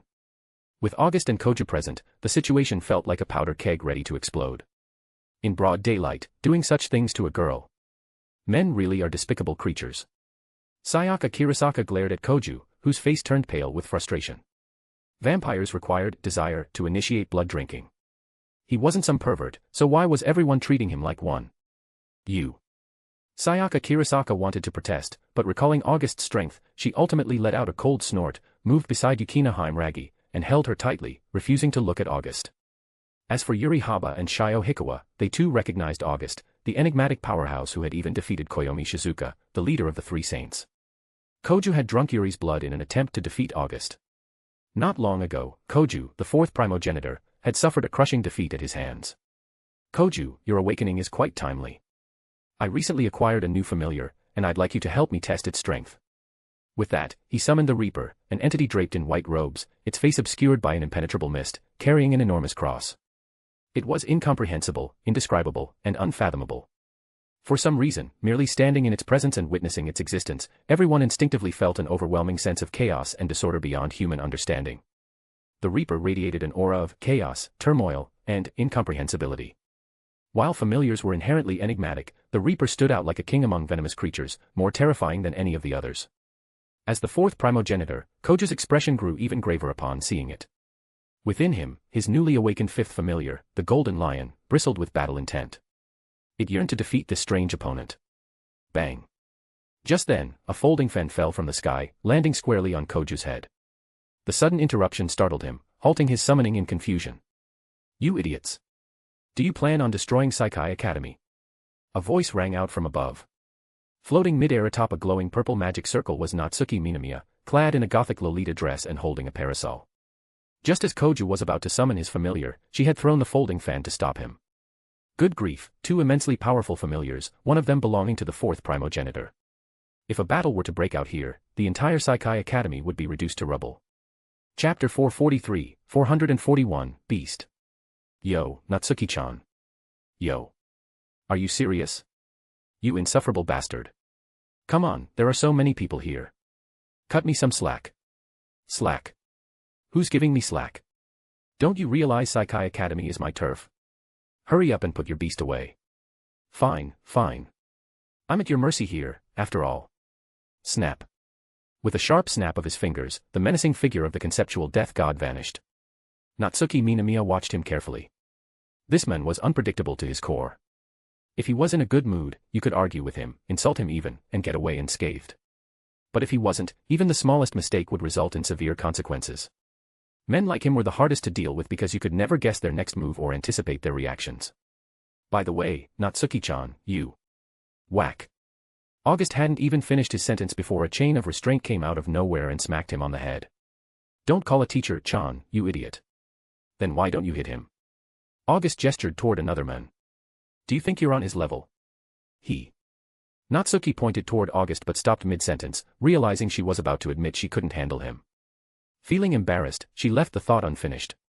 Her hesitation only fueled the crowd's wild imaginations. After all, a fiery woman refraining from rebuking a man. Naturally, it gave rise to all sorts of assumptions. August, nursing the spot where the chain had hit him, wisely decided to keep his mouth shut. If he couldn't see what was going on here, he'd truly be a fool. Clearly, their relationship was much deeper than he had initially thought. Ah, Natsuki-chan, I didn't realize I was this important to you. Shut up, you damn demon king. And you lot, stop letting your imaginations run wild. Natsuki's flustered reaction only made things worse. To everyone present, her embarrassment was proof that August had struck a nerve. But with her arrival, the unfolding drama took an abrupt turn. August glanced at Yuri Haba and Shio Hikawa, immediately realizing who they were. They must be emissaries from the Lion King organization, sent here as mediums for Koju. In the original storyline, both of these women had become Koju's blood servants. But Shio Hikawa, curiously, wasn't infatuated with Koju, she had a crush on his father. Now, because of August's interference, Yukina Himragi and Sayaka Kirasaka had been assigned to him instead, leaving these two for Koju.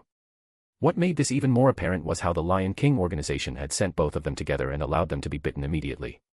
It was obviously part of some calculated plan. Koju, you seem to be enjoying the Lion King matchmaking service's latest delivery. What's that supposed to mean? Oh. You really don't know. The two women beside you are sword shaman and war dancer sent by the Lion King organization. They're not just mediums, they're your blood servants.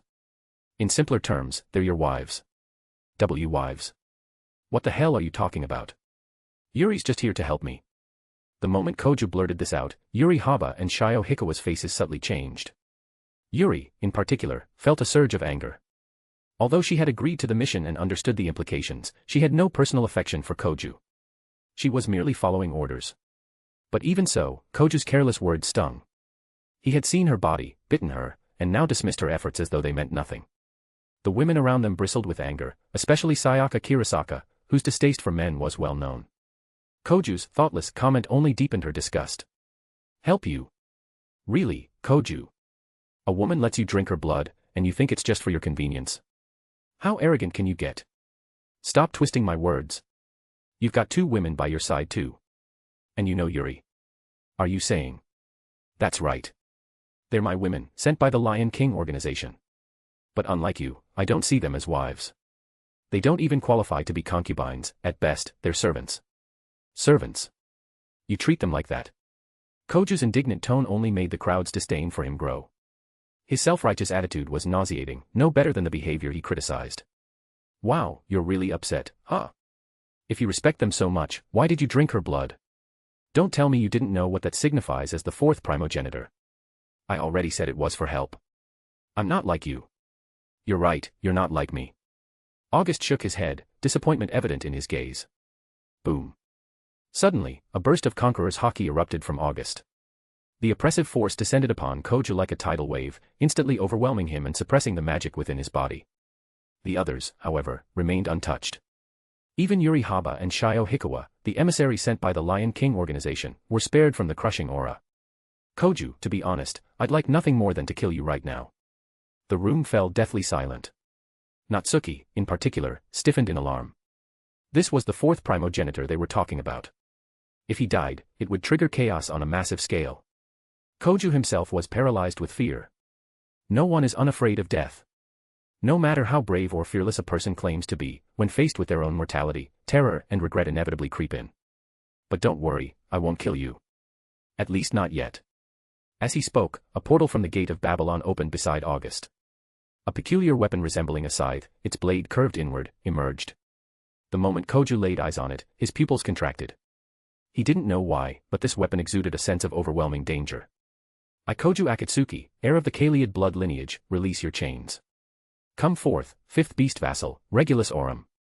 Without hesitation, as his life hung in the balance, Koju summoned his beast. Crackle. The fifth beast vassal, Regulus Aurum, descended with a roar of thunder. Natsuki clenched her fists in frustration. She wanted to intervene, but this was a clash between a true ancestor and a demon king. It wasn't a battle a mere witch like her could meddle in. For now, all she could do was ensure Saikai Academy, the place she cherished, remained unharmed during the coming storm. Chapter 444, 442, The Mighty. Regulus Aurum, the fifth familiar among the 12 belonging to the fourth primogenitor, stood majestic. It represented the constellation Leo, a golden lion wreathed in ferocious lightning. Its body radiated a torrent of magical energy charged with electrifying thunder. August, observing the summoned Regulus Aurum, merely smirked, but his expression carried unmistakable disdain. At present, Koju Akatsuki's strength didn't even qualify as Demon King level. At best, he was a mere half-step away from it. Due to his inadequate power, Regulus Aurum was only barely capable of matching a low-tier Demon King. If this had been the true fourth primogenitor, a single familiar could have raised an entire nation. Compared to that, Koju's pitiful attempt was laughable. Yukina. Yes, master. At his command, Yukina Heimragi stepped forward, her Schneewalzer spear glowing faintly as she activated its divine vibrations. The ancient weapon hummed with suppressed power as she chanted a spell. I, sword shaman of the high god and priestess of the lion, beseech thee. Dawn light of exorcism, spirit wolf of snowy mist, grant me the divine might of thy steel, that I may smite 100 evil spirits. As Yukina's chant ended, her Schneewalzer surged with its full power. With precision and purpose, she leaped into the air toward the massive Regulus Aurum. The golden lion roared, releasing a massive surge of lightning, each arc crackling with destructive energy as it aimed directly at Yukina. Yukina. Sayaka Kirasaka shouted, her face filled with worry. This was no ordinary foe, this was a familiar of the fourth primogenitor. Charging in so recklessly could only end in disaster. Koju Akatsuki also hesitated. He didn't want to harm Yukina, but she belonged to August. And with August commanding her, he had no choice but to retaliate. Boom. The lightning struck Yukina squarely. But contrary to everyone's expectations, she emerged completely unscathed. Every bolt of lightning that neared her had been effortlessly absorbed into her body, leaving her unharmed. The sight left the onlookers utterly dumbfounded. Sayaka, in particular, was frozen in shock. She had no idea Yukina possessed such a unique ability. After all, this was an attack from a primogenitor-level familiar, how could it simply be neutralized? Hey, don't tell me this is that so-called power of gluttony, power, right? Natsuki Minamiya asked warily, glancing at August. She was one of the few people aware of the curse known as commandments. Correct, August replied without hesitation. The commandment of gluttony. It originates from the sin of gluttony and can devour all forms of magic. Any attack with a magical property becomes null and void. Devour all magic. Neutralize it entirely. Exactly. At this moment, Yukina, in some ways, is even stronger than the Schneewalzer she wields. You really are a monster, Natsuki muttered as she stared at August, shaking her head in disbelief. Neutralizing all magic was nothing short of a cheat-level ability. And what was more terrifying? August had once mentioned this was just a fragment of his power, meaning he could wield the same ability himself. Crack. As this realization settled in, Yukina's Schneewalzer found its mark. Its blade pierced the golden hide of Regulus Aurum. With a decisive strike, Yukina Heimragi drove back Regulus Aurum. She was no longer the same girl as before. After fusing with the commandment of gluttony, Yukina had not only inherited its terrifying ability but also gained a sinister, dark magical power, a force akin to that of demons, emanating from the same primal darkness. This can't be. Yukina actually drove back a familiar of the fourth primogenitor. Sayaka Kirasaka's voice trembled with disbelief. Yukina's newfound power was nothing short of earth-shattering to her. Devour it. In the brief silence, a voice echoed in Yukina's mind. She couldn't explain why, but she instinctively followed the voice's command. With dark energy enveloping her hand, she charged forward, placing her palm directly on the head of Regulus Aurum. Roar. The golden lion let out an enraged bellow, its body thrumming with defiance. Yet, almost immediately, its magical energy began to dissipate at an alarming rate. The commandment of gluttony didn't just neutralize magic, it consumed it. The magical energy didn't vanish but was instead devoured, becoming nourishment for the commandment. And once absorbed, the commandment fed that power back to Yukina, its host. This was precisely why August had gifted Yukina the commandment of gluttony. Though her skills were decent, and she could wield the Schneewalzer effectively, her innate strength was lacking. The commandment would help her grow stronger. Yet, the dark power granted by the commandment was ultimately foreign to her, a borrowed strength, not something she truly owned. In mere seconds, Regulus Aurum faded away with a sorrowful wail. Of course, it wasn't destroyed. Its energy had been depleted, forcing it to retreat back into Koju Akatsuki's body. Familiars required a steady supply of magical energy to remain manifested in the physical world. Once that energy was drained, they would vanish, but they could be summoned again later.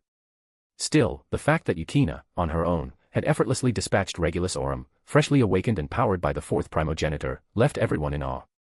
This girl, she's even more of a monster than I thought, Natsuki Minamiya murmured as she gazed at Yukina, who now looked more like a dark sorceress than an ordinary warrior. Meanwhile, August stood with a smile on his face, watching the defeated Koju Akatsuki. To Akatsuki, however, that smile was pure mockery. Even August's servant had defeated his familiar, and August hadn't even lifted a finger. The humiliation was unbearable. Koju I had just awakened Regulus Aurum after drinking Yomairina's blood, only for it to be rendered useless so quickly. To give you a little pressure, Koju, August said lightly, I've prepared a gift for you. Before Koju could react, August moved with blinding speed. His weapon flashed, and a massive wound tore across Akatsuki's chest. Normally, Kojui's vampiric nature, bolstered by the divine curse, made him nearly immortal. Even if his body were torn apart, his blood and flesh would regenerate. Most injuries were meaningless to him. But this weapon was different. The blade August wielded suppressed Koju's regenerative powers entirely. The wound it inflicted refused to heal. It was the immortal slaying scythe, harp, a divine construct from Greek mythology. Shaped like a scythe, it possessed the power to nullify immortality itself. It was the very weapon Perseus had used to decapitate the sleeping Medusa. August had chosen this weapon to send a message, being a primogenitor didn't make Koju invincible. There were countless ways to kill him. That's enough for today, August, Natsuki finally spoke, her voice steady but firm. No matter what, Koju was still her student. As his teacher, she couldn't stand by and watch him be pushed to the brink. Well, since you've asked so nicely, Natsuki-chan, I'll leave it at that, August replied with a chuckle. Though he had intended to leave Koju with a deeper scar, both physical and emotional, he respected Natsuki's interjection. For now, the game was over. Chapter 445, 443, The Invitation. An entire week had passed, and Koju had not returned to school.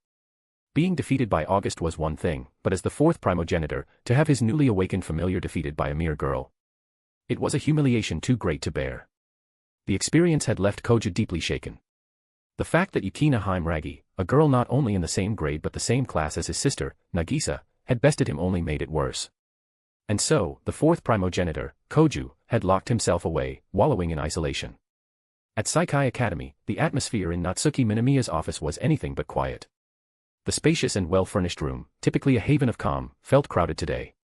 Natsuki herself, along with August, Yukina Heimragi, Sayaka Kirasaka, and Kanon Kanase, filled the room. August, just what are you planning?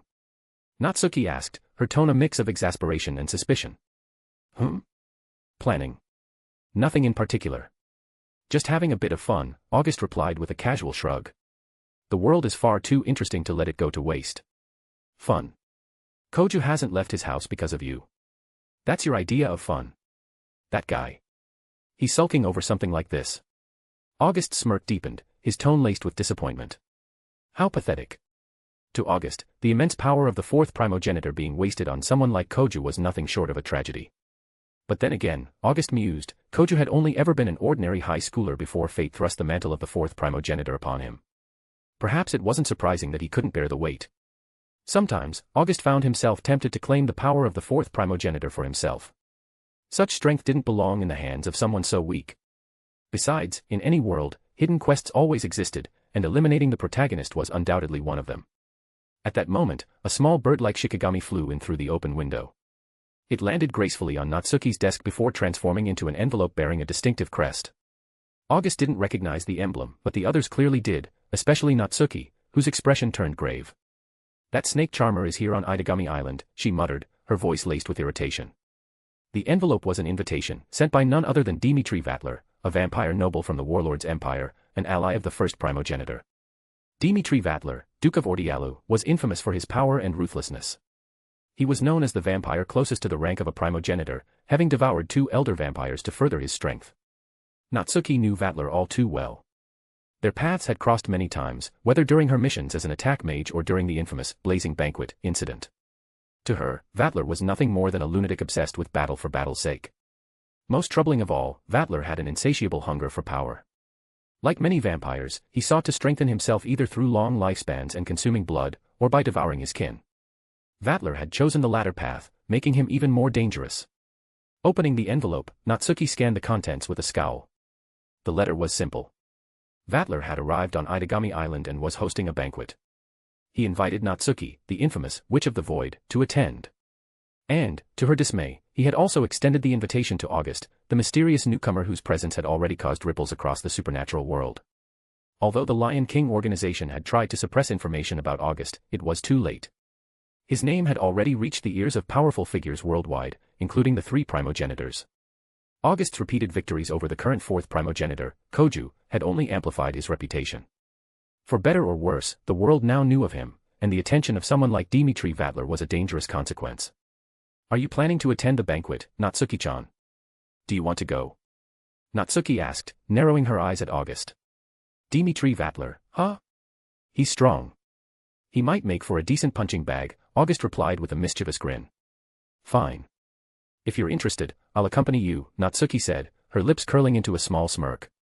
She couldn't help but feel a spark of anticipation at the thought of August confronting Vatler. For years, she'd harbored the desire to take that snake down herself. But Vatler's status, power, and her own position had always kept her from acting on it. By the way, Natsuki-chan, do you think Koju will receive an invitation as well? August asked, his tone casual. Of course. No matter how inexperienced or reluctant he might be, Koju is still the 4th Primogenitor. Certain formalities can't be ignored, Natsuki replied, folding her arms. Perfect. It'll be interesting to meet him again at the banquet, August said, his tone laced with amusement. What are you plotting this time? Natsuki asked, her sharp gaze fixed on him. My familiar. Ever since I forged the contract, I haven't had the chance to use it, August said with a playful grin. Don't even mention familiars. You're not even a vampire, yet you can control them. What kind of monster are you, really? Natsuki muttered, shaking her head. The more she interacted with August, the more his secrets seemed to deepen. He wasn't a vampire, yet his abilities rivaled, or perhaps even surpassed, those of immortal creatures. Every attempt to unravel his mysteries only left her with more questions. August Neeson, can I come to the banquet too? Canon Kanase asked hesitantly, her wide eyes filled with curiosity. Of course. If I bring anyone, it'll be my Canon, August said with a warm smile. Thank you, August Neeson. Canon beamed, her innocent joy lighting up the room. Natsuki, watching the scene, clicked her tongue in annoyance. What a shameless guy, she muttered under her breath. Canon was only 14, yet August's easy charm had already captivated her completely. To Natsuki, this was just another example of how brazenly audacious August could be. Meanwhile, Yukina Haimragi and Sayaka Kirasaka had remained silent throughout the conversation. Among those present, their status was the lowest, they were, effectively, no more than servants. Yukina, as August's chosen enforcer, was somewhat exempt from this dynamic, though. Her position as the wielder of August's artifact elevated her standing slightly. Sayaka, on the other hand, had a harder time. Her personality, combined with her loyalty to the Lion King organization, often put her at odds with August. She always found herself on the losing end, whether it was in arguments or outright confrontations. Every day, Sayaka swore to get revenge on him. August's infuriating smugness and teasing demeanor only fueled her determination. Yet, without realizing it, she'd started to feel less antagonistic toward him. Little by little, she found herself no longer fully resisting August's overwhelming presence. Chapter 446, 444, Terms. In the waters surrounding Idagami Island, a luxurious ocean liner slowly sailed into its domain. The vessel, named Oceanus Grave II, was over 400 feet long, a massive, opulent yacht built for transoceanic travel. Every detail of the ship exuded extravagance, befitting its enigmatic owner, Dimitri Vatler, the vampire noble and duke of the warlord's empire. Standing at the bow of the ship, Vatler cut a striking figure in a pristine white suit, a glass of red wine delicately held in his hand. At last, Idagami Island. 4th Primogenitor, we are about to meet again, he murmured with a smile. In that moment, a ripple of energy passed through the air, and a figure materialized on the deck. Koyomi Shizuka, one of the revered leaders of the Lion King organization, had arrived. Vatler, far from surprised, greeted her with an amused expression, his ever-present smile playing at the corners of his lips. Ah, Koyomi Shizuka, the distinguished head of the Three Saints. What an unexpected honor, he said, tilting his glass in a mock toast. Vatler. It's been a while, Koyomi replied, her tone steady and composed. Indeed. The last time was during the blazing banquet, wasn't it? That's correct, she said curtly. So, to what do I owe this pleasure? Koyomi reached into her coat and produced a sealed document, handing it to Vatler. He accepted it without hesitation, though he made no effort to open it, as if already aware of its contents. Effective from midnight tonight, you are officially permitted access to Idagami Island. Under the terms of the Sanctuary Treaty, you will serve as the Warlord's Dominion's diplomatic envoy, Koyomi stated calmly. A diplomatic envoy, is it? How convenient. It will save me from unnecessary hassles, Vatler mused, swirling the wine in his glass. However, there's one condition, Koyomi continued. A condition? Let's hear it. You are to perform a task for us. A task? My. What could the mighty Lion King organization possibly need from me? The one who calls himself the Demon King, a certain mysterious individual, will attend your banquet tonight. We need you to engage him in battle. Ah, I see. You wish to test his strength using my power? Vatler asked, his smile deepening. Precisely. Idagami Island already has a fourth primogenitor. There cannot be room for a second king. How audacious, Vatler said, his tone dripping with mockery. You humans have gone so far as to dictate the future of primogenitors. That's quite a dangerous gamble. His words carried an undertone of amusement, but there was a clear edge to them. Attempting to manipulate the affairs of beings as powerful as the true ancestors was a perilous path. If the other three primogenitors caught wind of such schemes, their wrath could easily obliterate the Lion King organization in a heartbeat. After all, no matter how inexperienced or incomplete, a primogenitor was still a primogenitor. Such entities were beyond question, beyond reproach. But this was Dimitri Vatler, not one of the old and rigid vampires of the past. So, Dimitri Vatler, do you accept the terms? Koyomi asked, her tone steady despite the underlying tension. Of course, Vatler replied, his grin widening. In truth, I'm quite curious about this individual who has managed to defeat my beloved fourth primogenitor. Even without your request, I would have sought him out. That's all we needed to hear, Koyomi said, nodding. She harbored no doubt that Vatler would fulfill his role. After all, he was precisely the kind of person who would leap at the chance to test his strength against a worthy opponent. The thrill of battle was among the few pleasures he had left in his long, drawn-out existence. As for the prospect of defeat, or even death, it did not bother him in the slightest.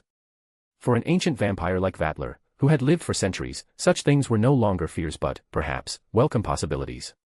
A long life is not always a blessing. When one's existence stretches across centuries, and all dreams and ambitions are eventually fulfilled, what remains is often emptiness and aimlessness.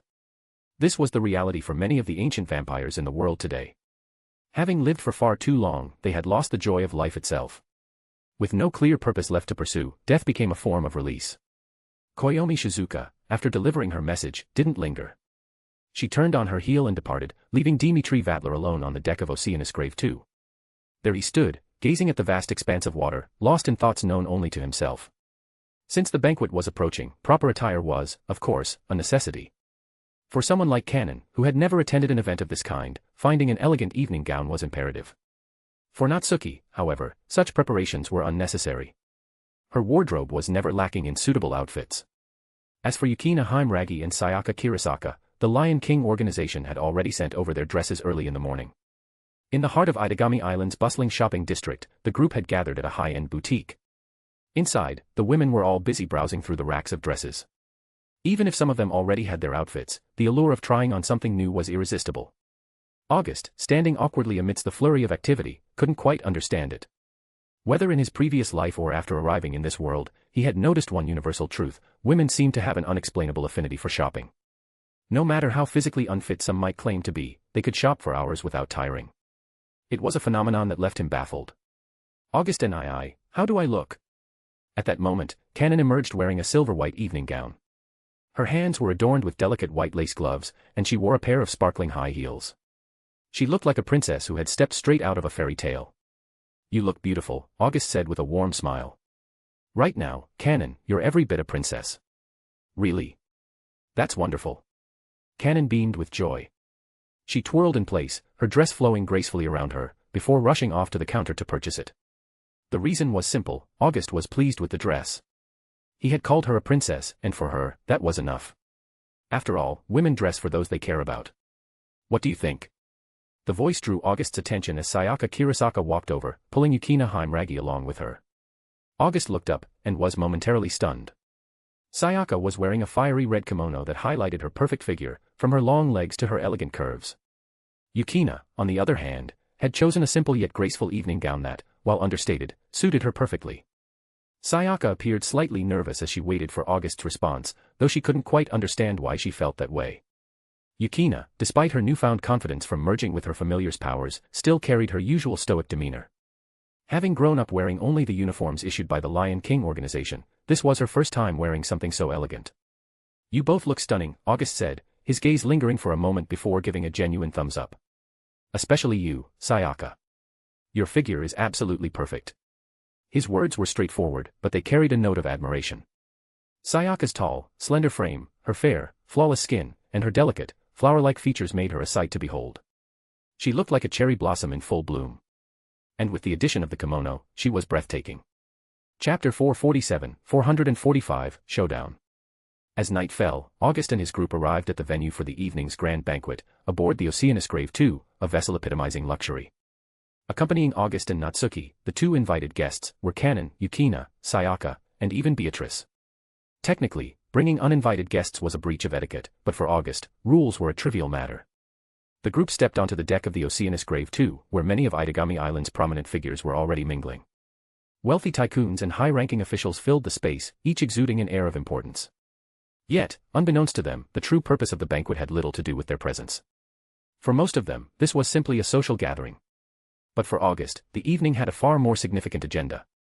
Kanon and Yukina, both wide-eyed with wonder, gazed around in awe. Such extravagant settings were new to them. Sayaka and Beatrice, however, appeared far more composed, having seen similar sights before.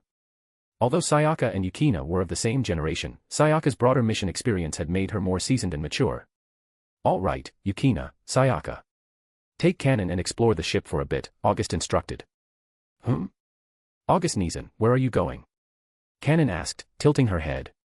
"I'm going to meet the host of tonight's banquet." "Don't worry, I won't be long." "Okay," she replied obediently, nodding. August couldn't help but feel a surge of satisfaction at her sweet and compliant nature. Kanon embodied the kind of innocent charm every man dreamed of in a companion. With that, Kanon, Yukina, and Sayaka remained on the main deck while August, accompanied by Natsuki and Beatrice, headed toward the upper levels of the ship. Despite passing several of Vatler's vampire subordinates along the way, none made any move to stop them. The mere presence of the Witch of the Void was enough to deter any thought of interference. Natsuki's reputation as a legendary hunter of demonic beings was known far and wide. On the second-level deck, August finally came face-to-face with his target, Dimitri Vatler, the so-called strongest vampire beneath the ranks of the true ancestors. Well. The renowned Witch of the Void has graced us with her presence. What an extraordinary honor, Vatler greeted, his voice dripping with mock formality. "Shut it, snake charmer," Natsuki snapped coldly. "If it weren't for him, I wouldn't even bother acknowledging you." "My, how harsh," Vatler chuckled, unfazed by her hostility. Then, his gaze shifted to August. The moment their eyes met, an inexplicable thrill coursed through Vatler's entire being. Every cell in his body trembled, as though he were standing before a creature of unimaginable power. Could this man truly rival the true ancestors? "I can scarcely believe it," Vatler murmured, his tone a mixture of awe and exhilaration. "That someone of your caliber exists in this world." For the first time, Dimitri Vatler, the arrogant vampire noble, bowed his head in genuine respect. His excitement was palpable, his expression almost unnervingly distorted by his fervor. Even Natsuki, known for her composed demeanor, glanced at August with a flicker of surprise. Was he truly a being of such monstrous strength that he could command such reverence from Vatler? "I am Dimitri Vatler of the Warlord's Empire," the vampire introduced himself, his voice trembling slightly. "I know who you are," August replied coolly. "I came here tonight specifically for you." "I am truly honored," Vatler said, his tone almost reverent. "You've earned it."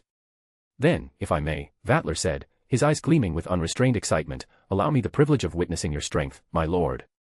In an instant, Dimitri Vatler's noble demeanor twisted into something far more primal and menacing. A whirlwind erupted around him, a manifestation of his immense magical power. The gale tore through everything nearby, scattering objects and people alike. Vatler, the vampire reputed to be the closest in strength to the true ancestors, was proving that his reputation was no empty boast. Whipple. Sagara. Bananda. At Vatler's command, three massive, serpent-shaped familiars materialized, their forms coiling ominously over the ocean's surface. The pressure they exuded was immense, a tangible sign of his power. Out of respect for August's strength, Vatler held nothing back. A weaker foe would have been beneath his notice, but this man, this enigma, deserved everything he had. The three serpentine beasts didn't stop there. Before the astonished eyes of onlookers, they began to merge. Scales fused, energy surged, and their forms combined into a single, terrifying entity. The resulting familiar was a massive, deep gray serpent adorned with violet patterns across its body. Razor-sharp spikes lined its back, and it glowed faintly with a dangerous purple hue. Its maw, capable of spewing devastating beams of energy, radiated with destructive potential. So, this is what they call a familiar fusion, August observed, his voice calm but tinged with admiration. Impressive. August didn't hold back his praise.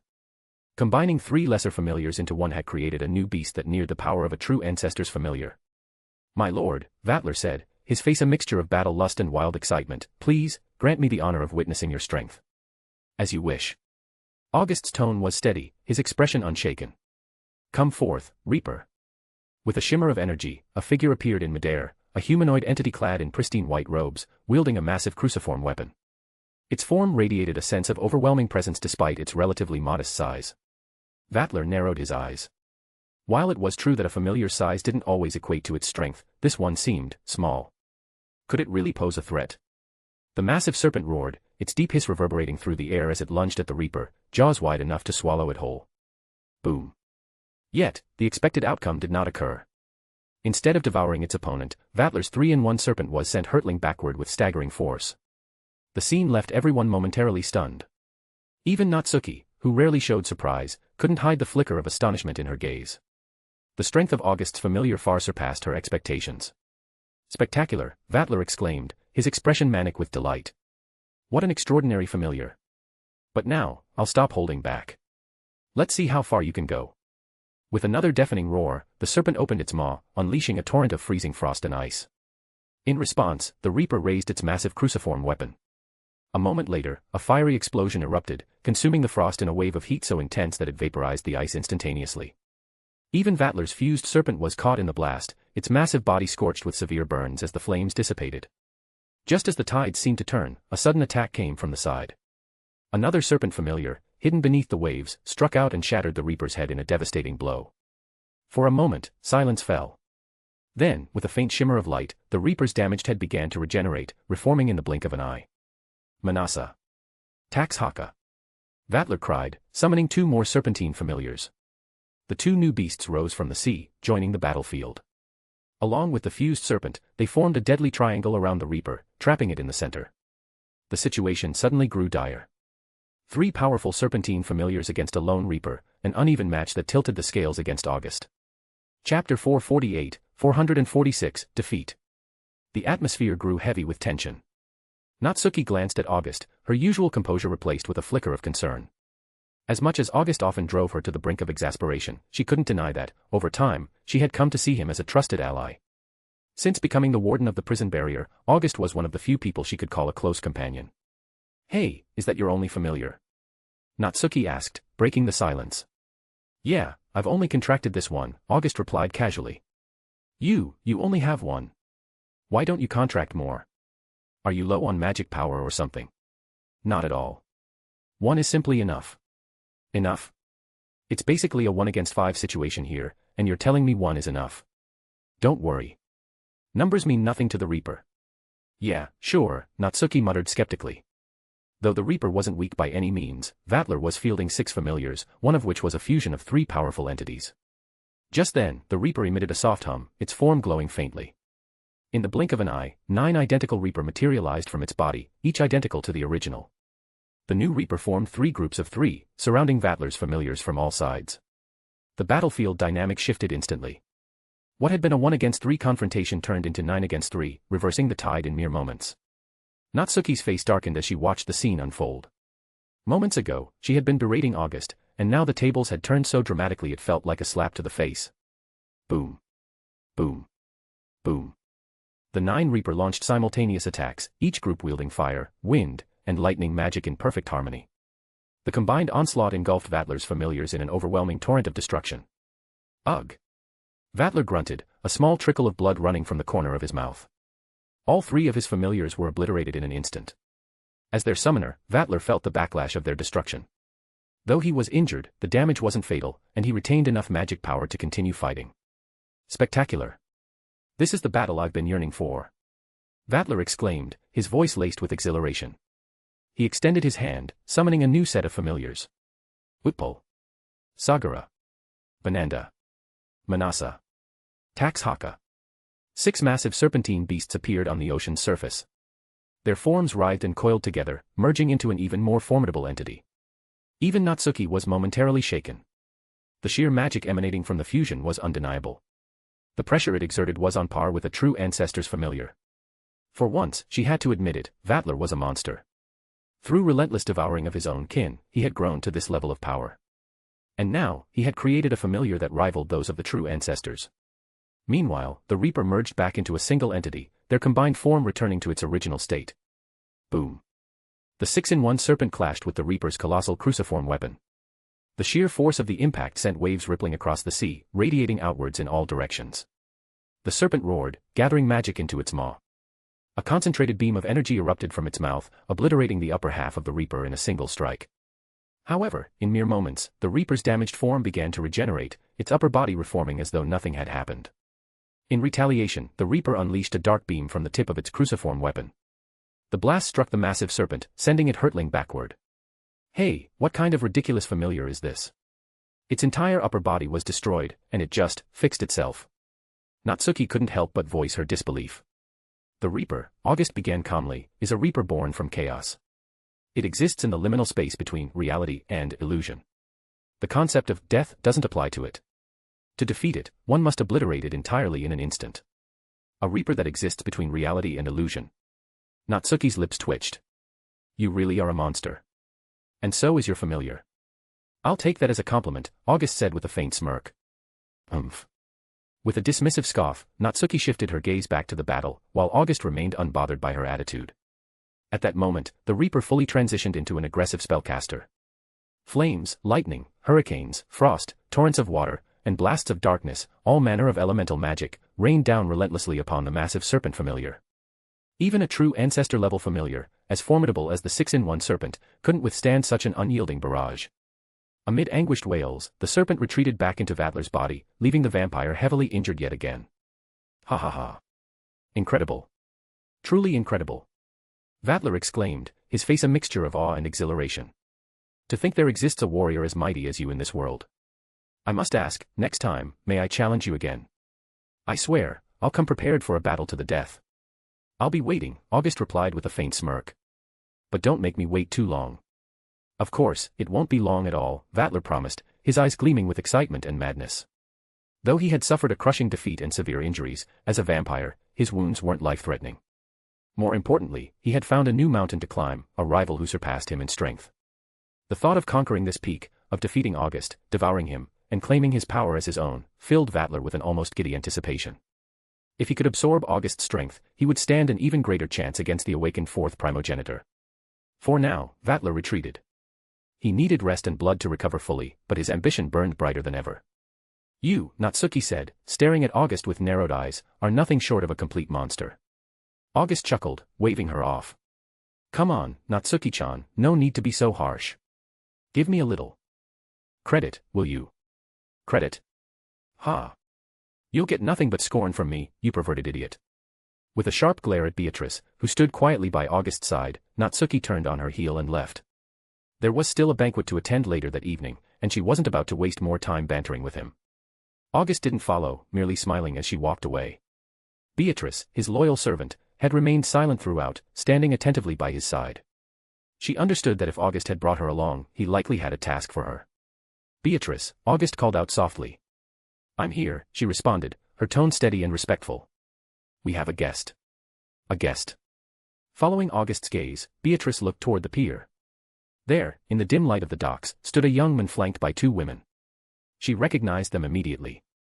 The fourth Primogenitor, Koju Akatsuki, her master's rival. A rival who had already suffered defeat at August's hands twice. What would you have me do, she asked, her expression sharpening. Apply a little pressure, August said, his voice calm but commanding. What I want is a strong fourth Primogenitor, not some half-baked amateur. Understood, my lord. Beatrice nodded, then leapt gracefully off the grave of the sea. In the cover of darkness, wings of shadow magic sprouted from her back, carrying her swiftly toward the pier. Applying pressure. That was a simple enough task. Embarrass him, challenge his strength, or even steal one of his women. Any of those would suffice.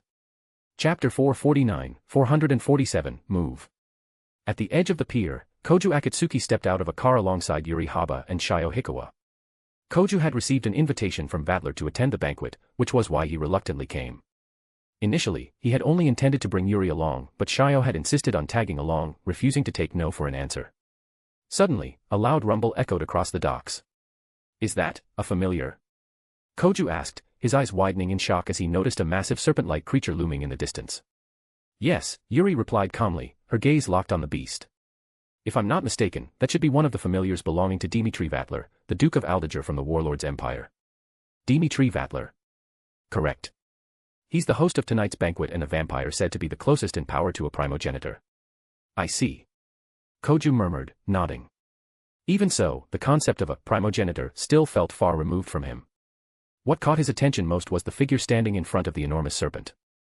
It looked oddly familiar. Wasn't that the same familiar August had summoned back at Saikai Academy? He had seen it before but never in a real battle. Now, however, Koju felt a strange sense of relief. That man's familiar was undeniably monstrous. Nearby, Shio's expression twisted in frustration as she glared at Koju.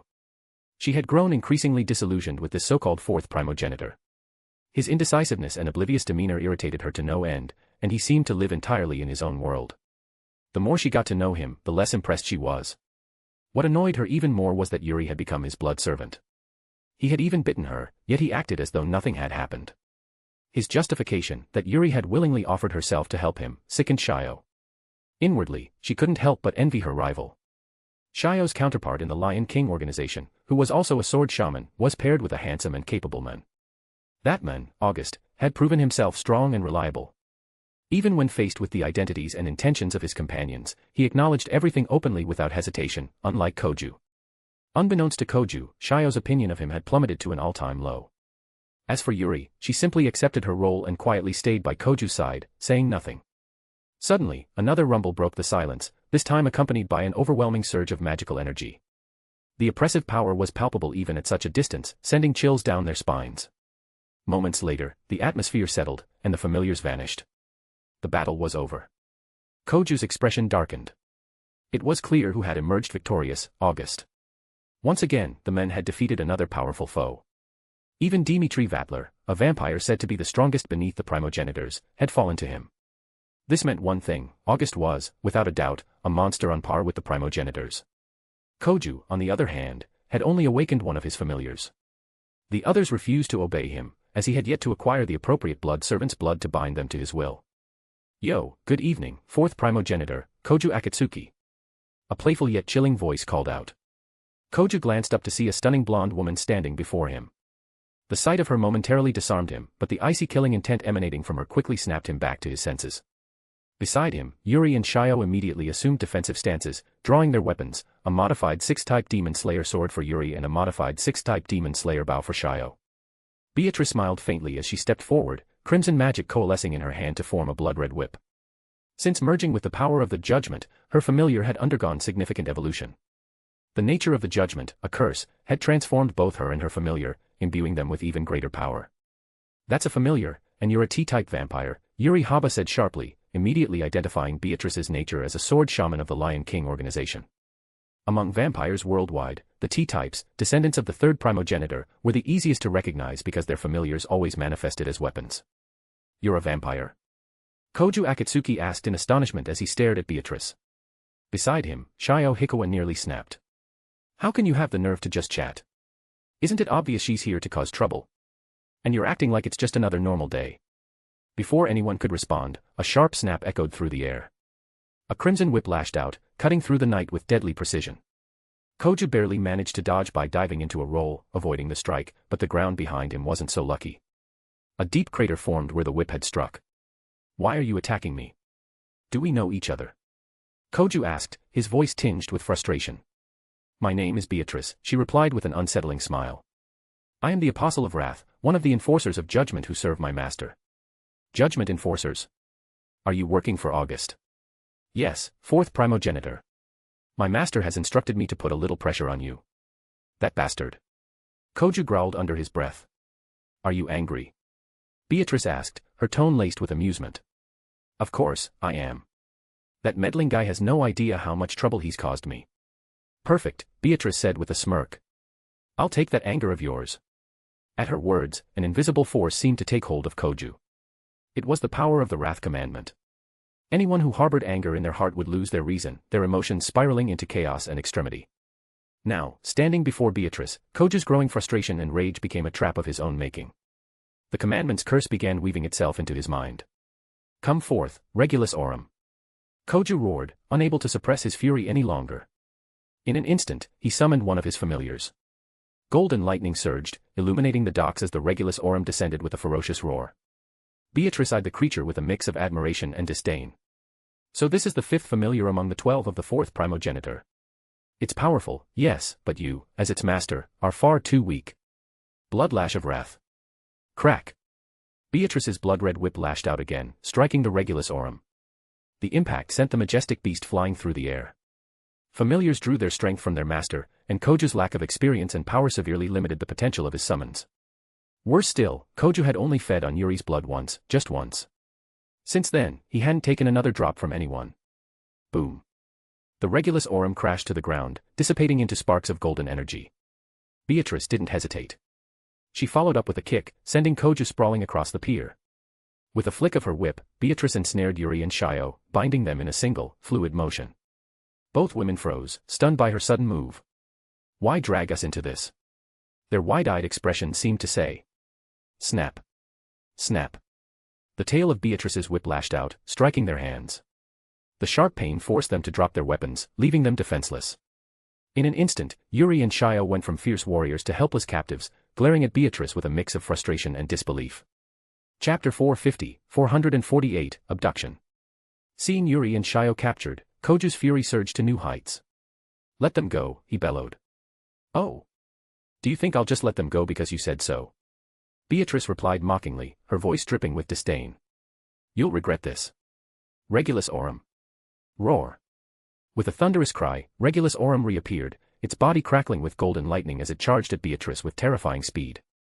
Beatrice merely smirked, unshaken by the sight of the fearsome familiar. There was no denying that the fifth familiar, Regulus Aurum, possessed immense power, especially with its mastery over lightning. However, the familiar couldn't unleash its full potential under Koju's incomplete control. And Beatrice, having merged with the commandment of wrath, had undergone her own transformation. The gap in their strength was undeniable. With a flick of her blood whip, a dense web of crimson thorns erupted, expanding rapidly to intercept Regulus Aurum mid-flight. The lion found its movements ensnared, its limbs bound by countless blood-red vines. Despite its desperate attempts to free itself, the sheer number of thorns made escape impossible. Pathetic, Beatrice sneered. Right now, you're so weak that even I can suppress you. With another crack of her whip, she struck Regulus Aurum, shattering its form in an instant. The blood whip in her hand wasn't an ordinary weapon, it was her familiar. Enhanced by the curse of the commandment of wrath, her whip was no longer just a familiar but a force to be reckoned with.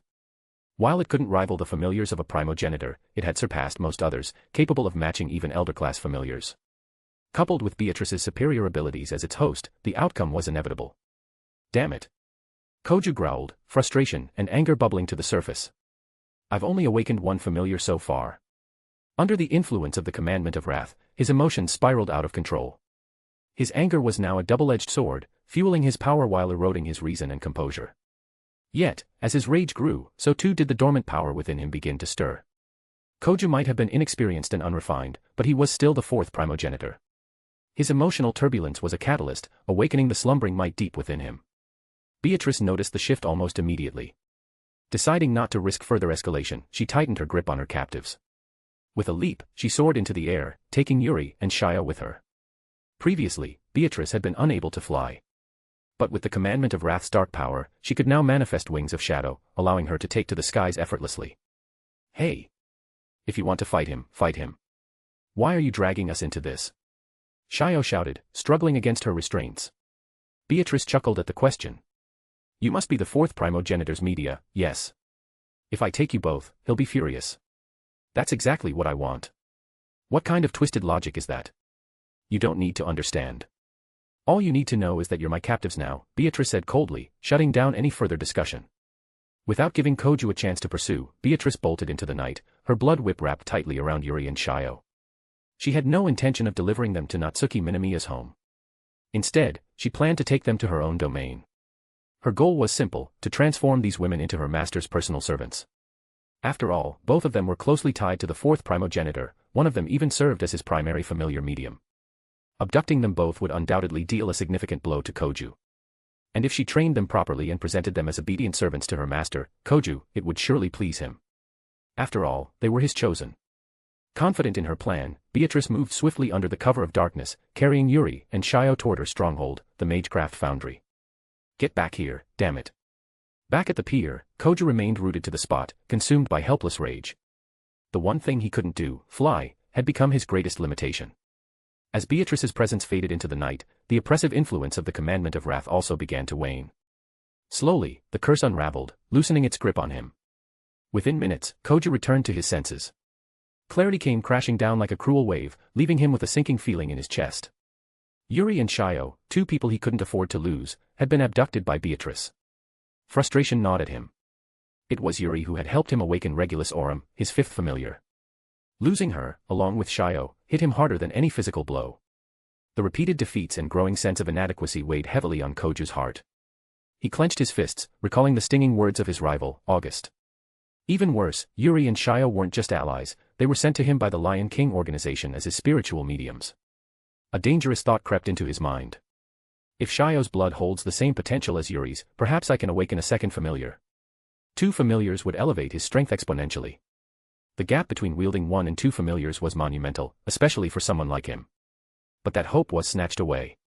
Both spiritual mediums were gone, leaving him powerless. It was a humbling realization. Some fourth primogenitor I turned out to be, he thought bitterly. Despite his anger, Koju couldn't pursue Beatrice. She had already vanished. However, something stood out in his mind. Beatrice's power, while formidable, had its limits.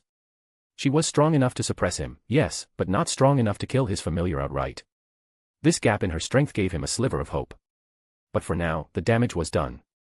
The Lion King organization's carefully chosen mediums, sent to assist him, had been taken away in one fell swoop.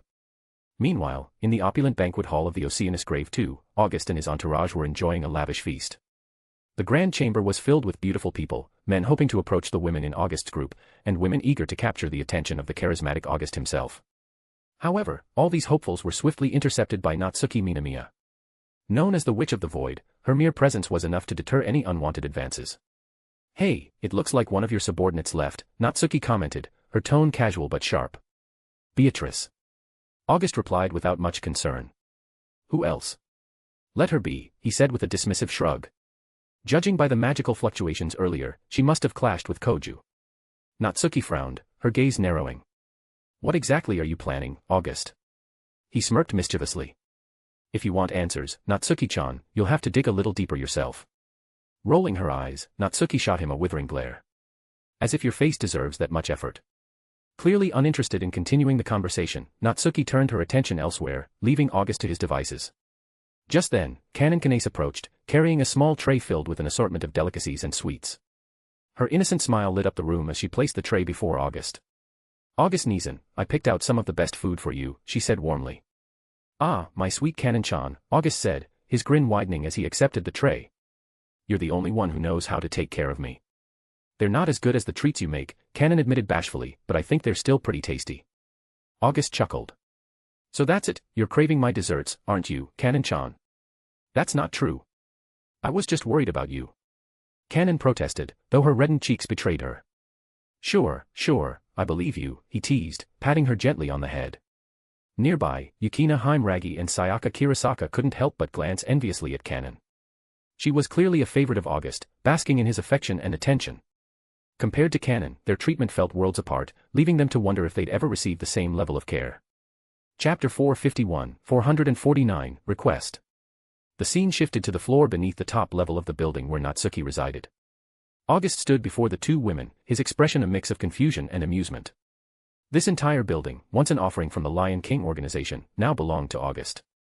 Each of his close companions, including Beatrice, Yukina Heimragi, and Sayaka Kirasaka, had their own private rooms here.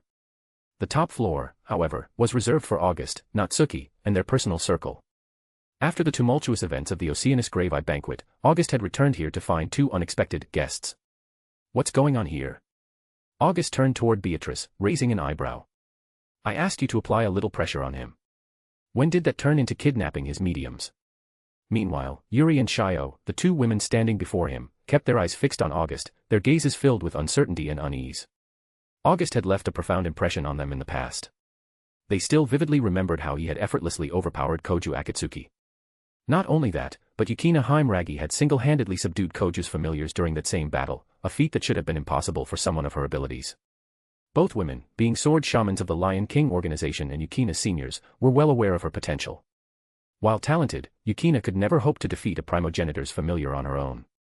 The reason for her success was clear: the men standing before them. Just earlier, a female vampire had appeared out of nowhere and subdued Koju, the fourth Primogenitor, once again. What's more, the vampire had forcibly taken Yuri and Shio away right in front of him. Adding it all up, it seemed Koju, the so-called fourth Primogenitor, had never truly defeated anyone. Could this so-called Primogenitor title be nothing more than an exaggeration? Sir, may I ask why you've brought us here? Yuri finally broke the silence, her voice cautious. Though she wasn't romantically involved with Koju, she had been bitten by him, marking her as his familiar. As one of Koju's blood companions, her loyalty and role were bound by that connection. Coupled with the beliefs instilled in her since childhood, Yuri's principles were clear: once she had pledged herself to one man, there was no turning back. But now, here she was, brought before another man by force. Anyone would naturally question the situation. You don't need to worry, August replied calmly. I'm not desperate enough to stoop that low. Yuri and Shio's expression soured at his remark. Desperate? Stooping low? Were they really that unremarkable? Despite their indignation, neither dared to voice their discontent. To them, August was a terrifying presence, a man who radiated an overwhelming aura of danger. Provoking him would undoubtedly lead to dire consequences. For his part, August felt somewhat at a loss. He admitted that targeting Koju's women was an effective strategy. After all, no man could stand idly by while someone took what was his. That anger, that sense of humiliation, would inevitably fuel Koju's growth. As the inheritor of everything the fourth Primogenitor once was, Koju's body housed a treasure trove of potential. Created by the ancient Devis and the three Primogenitors as the ultimate weapon to defeat the god of calamity, Cain, the fourth Primogenitor was a vampire of unparalleled power. Koju's potential was undeniable, but he had yet to fully realize it. Several factors were holding him back. First, he was incomplete. Not all his familiars had returned to him, leaving his powers fragmented. Second, he hadn't consumed enough blood to awaken his full strength. But the most critical issue was his mindset. Koju had not yet come to terms with his identity or embraced his role. That said, taking away his mediums was counterproductive. Without them, how was Koju supposed to awaken his familiars? All right, this was all a misunderstanding. You're free to go back, August said at last, waving dismissively. Back. Yuri's expression faltered. Of course. Return to Koju. After all, you're crucial to him as his mediums. Hearing this, Yuri and Shio's faces darkened. The term, crucial mediums, cut deep, stinging their pride. Years of rigorous training, countless lessons and sacrifices, was it all for this? To be reduced to nothing more than blood sources for a vampire? The thought was unbearable. Yuri, though reluctant, was resigned to her fate.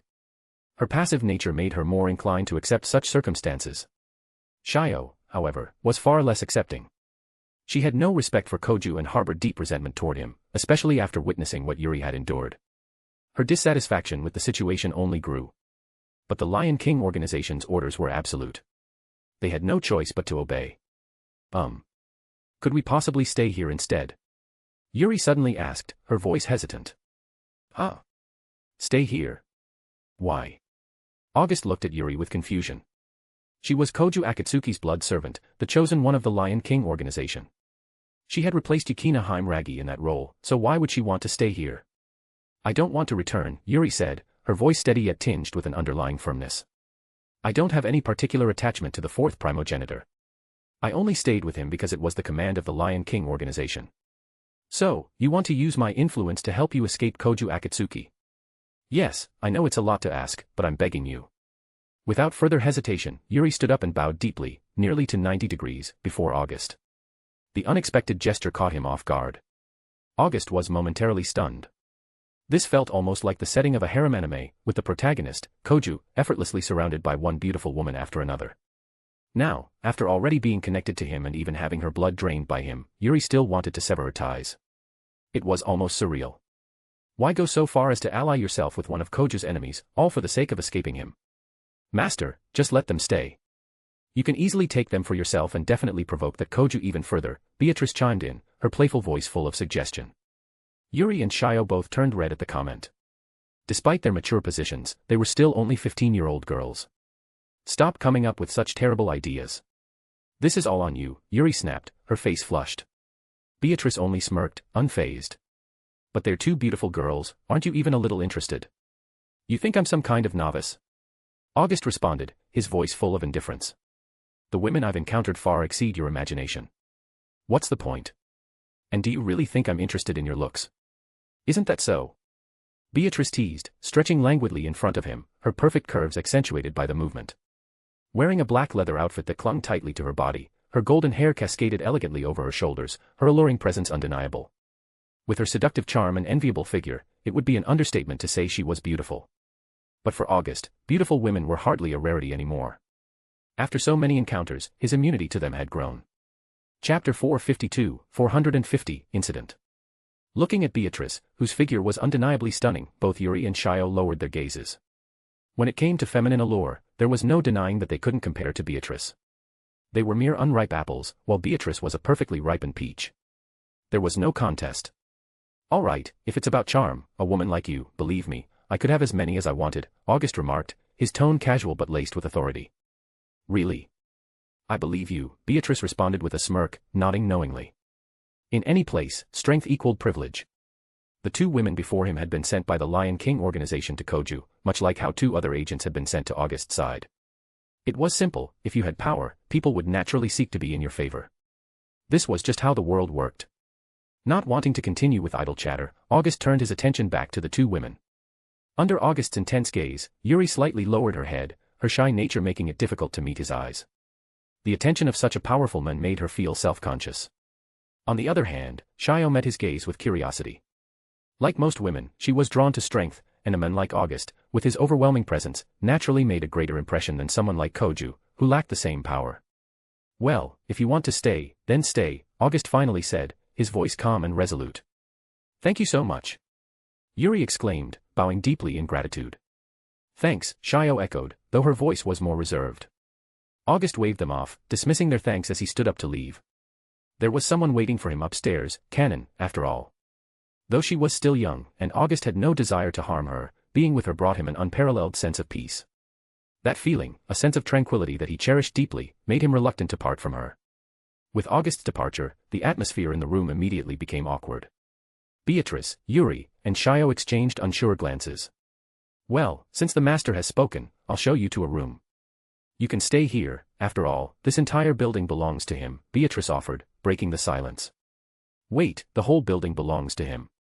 Shio asked, her voice filled with surprise. Though she didn't engage with the outside world much, she knew that an entire building was no small thing. It had to be worth a fortune. Yep, Beatrice replied, nodding.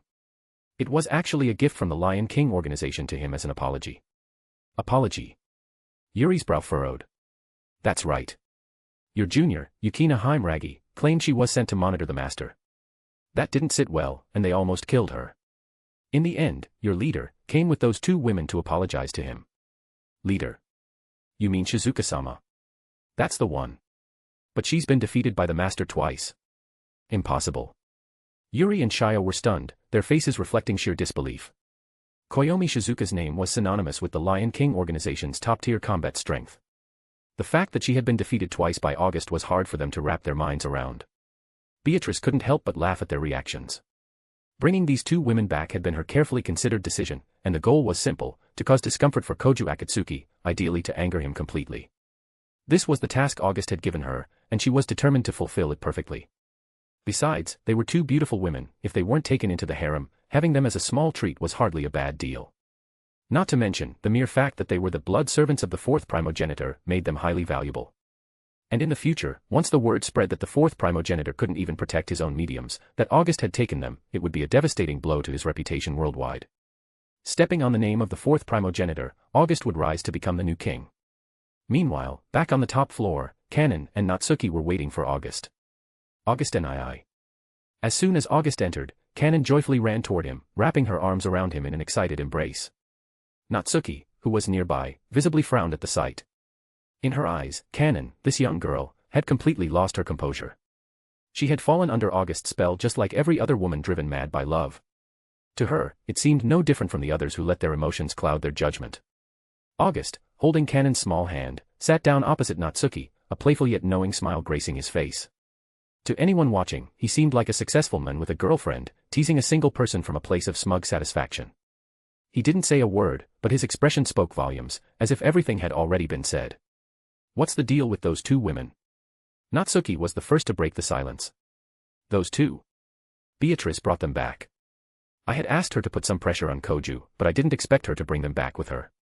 Are you sure you didn't have a hand in it? What would I want with them? While I do have a fondness for women, I'm not desperate. I think you're close enough. August didn't bother to argue. He knew that no matter what he said, Natsuki wouldn't take the bait. In her mind, he had already been labeled a lecher. However, Natsuki didn't seem overly concerned by this accusation. She viewed both Yukina Heimragi and the two women as nothing more than agents of the Lion King organization. She had no fondness for them, and seeing them suffer didn't bother her at all. By the way, there have been several vampire attacks recently on Idagami Island. Huh? Why are you telling me this? I'm not an anti-demon officer. You jerk, I'm asking if you know anything about it. Any leads? Natsuki knew about August's terrifying perceptive abilities, which was why she sought his insight on the matter. Vampires being attacked. August raised an eyebrow. Yes, 3 incidents so far. All occurring on the outer edges of Idagami Island, in areas where the underworld operates. Could it be the demon faction's gangs? August asked, contemplating the situation. The demon faction was notoriously unstable, especially when so many of them congregated on Idagami Island. This often led to the formation of gang-like factions, populated mostly by beastmen and vampires who wreaked havoc on the island every day. No, I've investigated it. All of these vampires had their familiars taken. Infighting among their own. Not exactly. While these vampires were severely wounded, they're still alive. Suddenly, August's mind clicked. Vampires attacked, their familiars taken, and the vampires still alive. This situation sounded all too familiar. It mirrored the very first event he had encountered. Chapter 453, 451, Bargaining. Seeing August's expression, Natsuki Minamiya immediately knew that this guy definitely knew something. After recalling the plot, August couldn't help but smile. The start of this storyline meant that Natsuki Minamiya's exclusive maid from the original story was about to make her appearance. What are you smiling about? Spit it out. What do you know? Natsuki asked August, her tone serious. The recent series of attacks had kept her extremely busy. I do know a few things, but Natsuki-chan, if you want information, you'll have to offer something in return, August replied with a sly grin. Huh? Something in return? You jerk. You're living under my roof, eating my food, and now you're asking for a reward. Natsuki retorted, her voice rising. Hey, let's get this straight. This place is mine now, the whole building. And the food and drinks. All provided by me, August shot back. I was the one who helped you get your identity sorted. Otherwise, you'd still be a nobody, Natsuki countered. Money can solve that problem easily.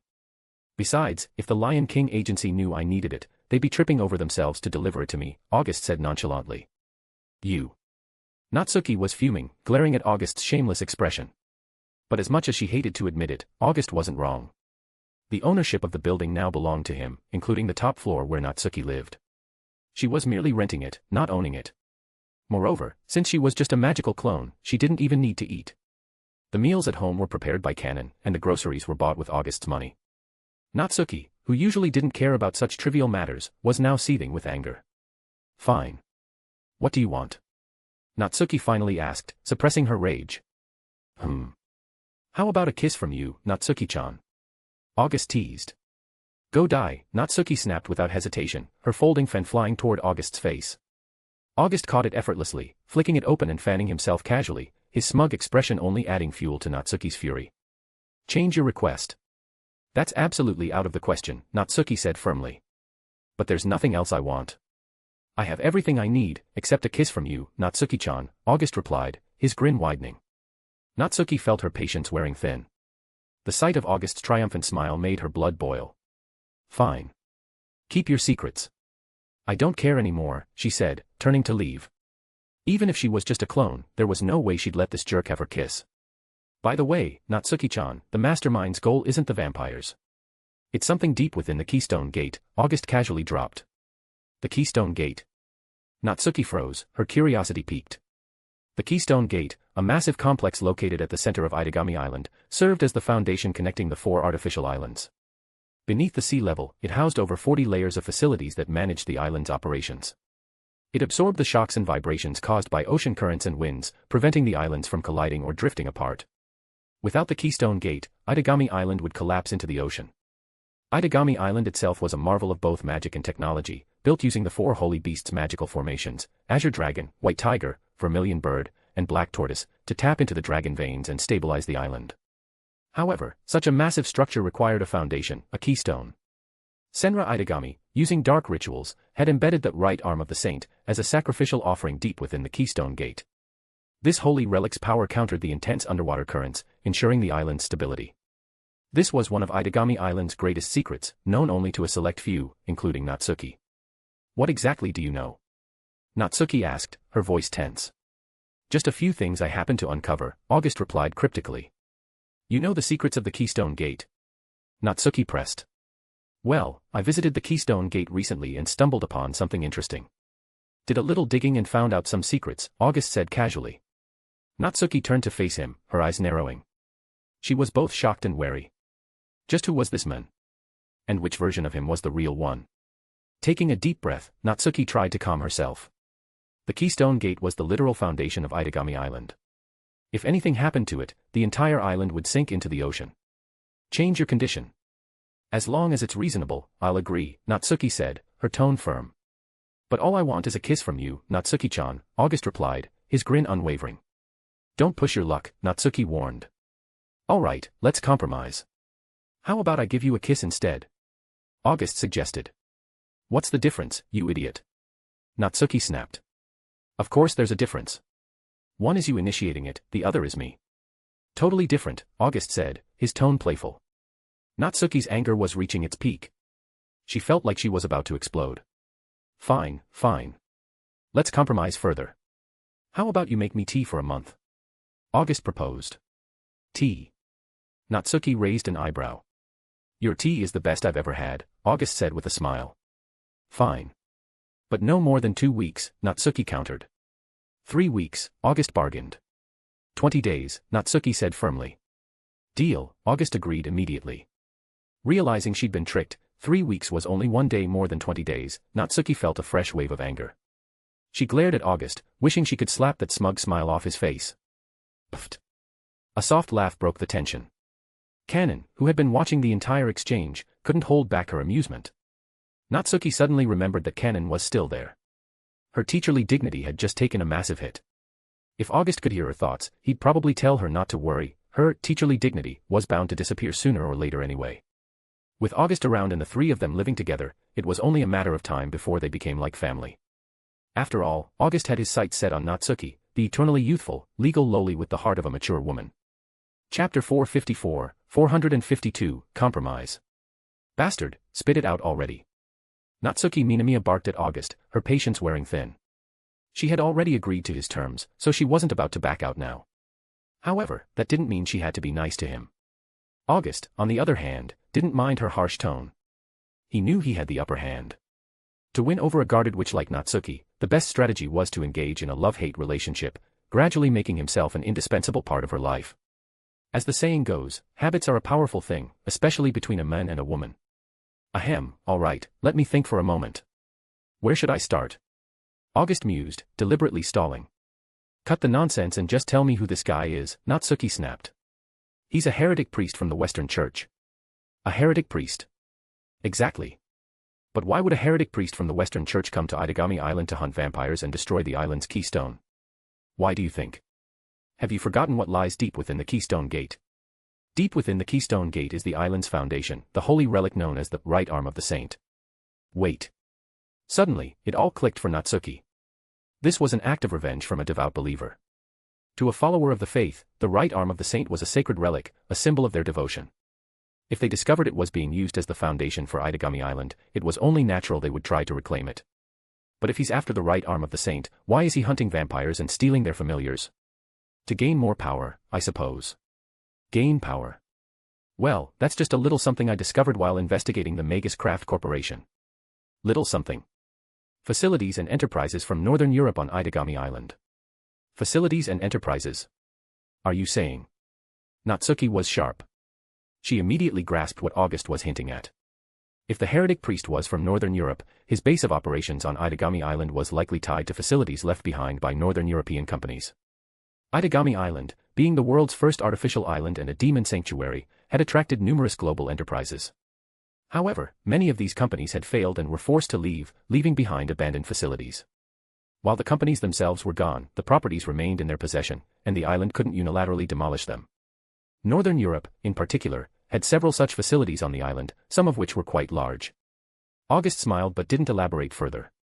Natsuki, as a high-ranking officer in the Idagami Island's anti-demon special forces, had the resources to investigate these leads. With the information August had provided, tracking down the heretic priest wouldn't be difficult.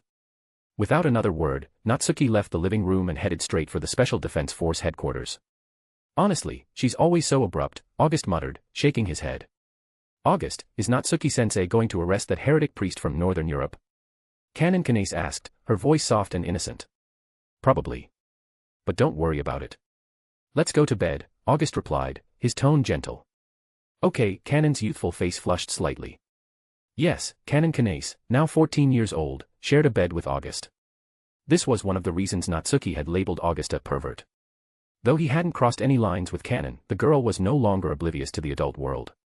August, out of care and affection for her, had been careful not to push things too far. Still, Natsuki wasn't pleased with the arrangement. Meanwhile, at the Special Defense Force headquarters, Natsuki's sudden arrival didn't cause much of a stir. As the training instructor for most of the anti-demon special forces, her presence was a familiar sight.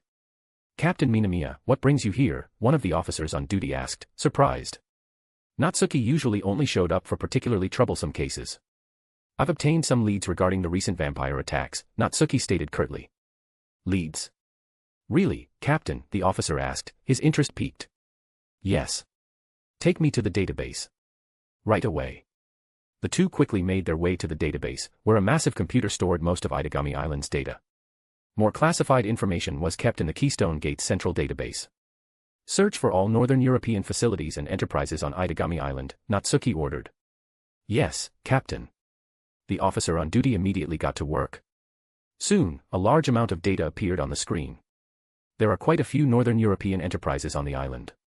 Do you have any other clues, Captain? The officer asked. Narrow it down to those affiliated with the Lodi Holy Church, Natsuki instructed. Understood.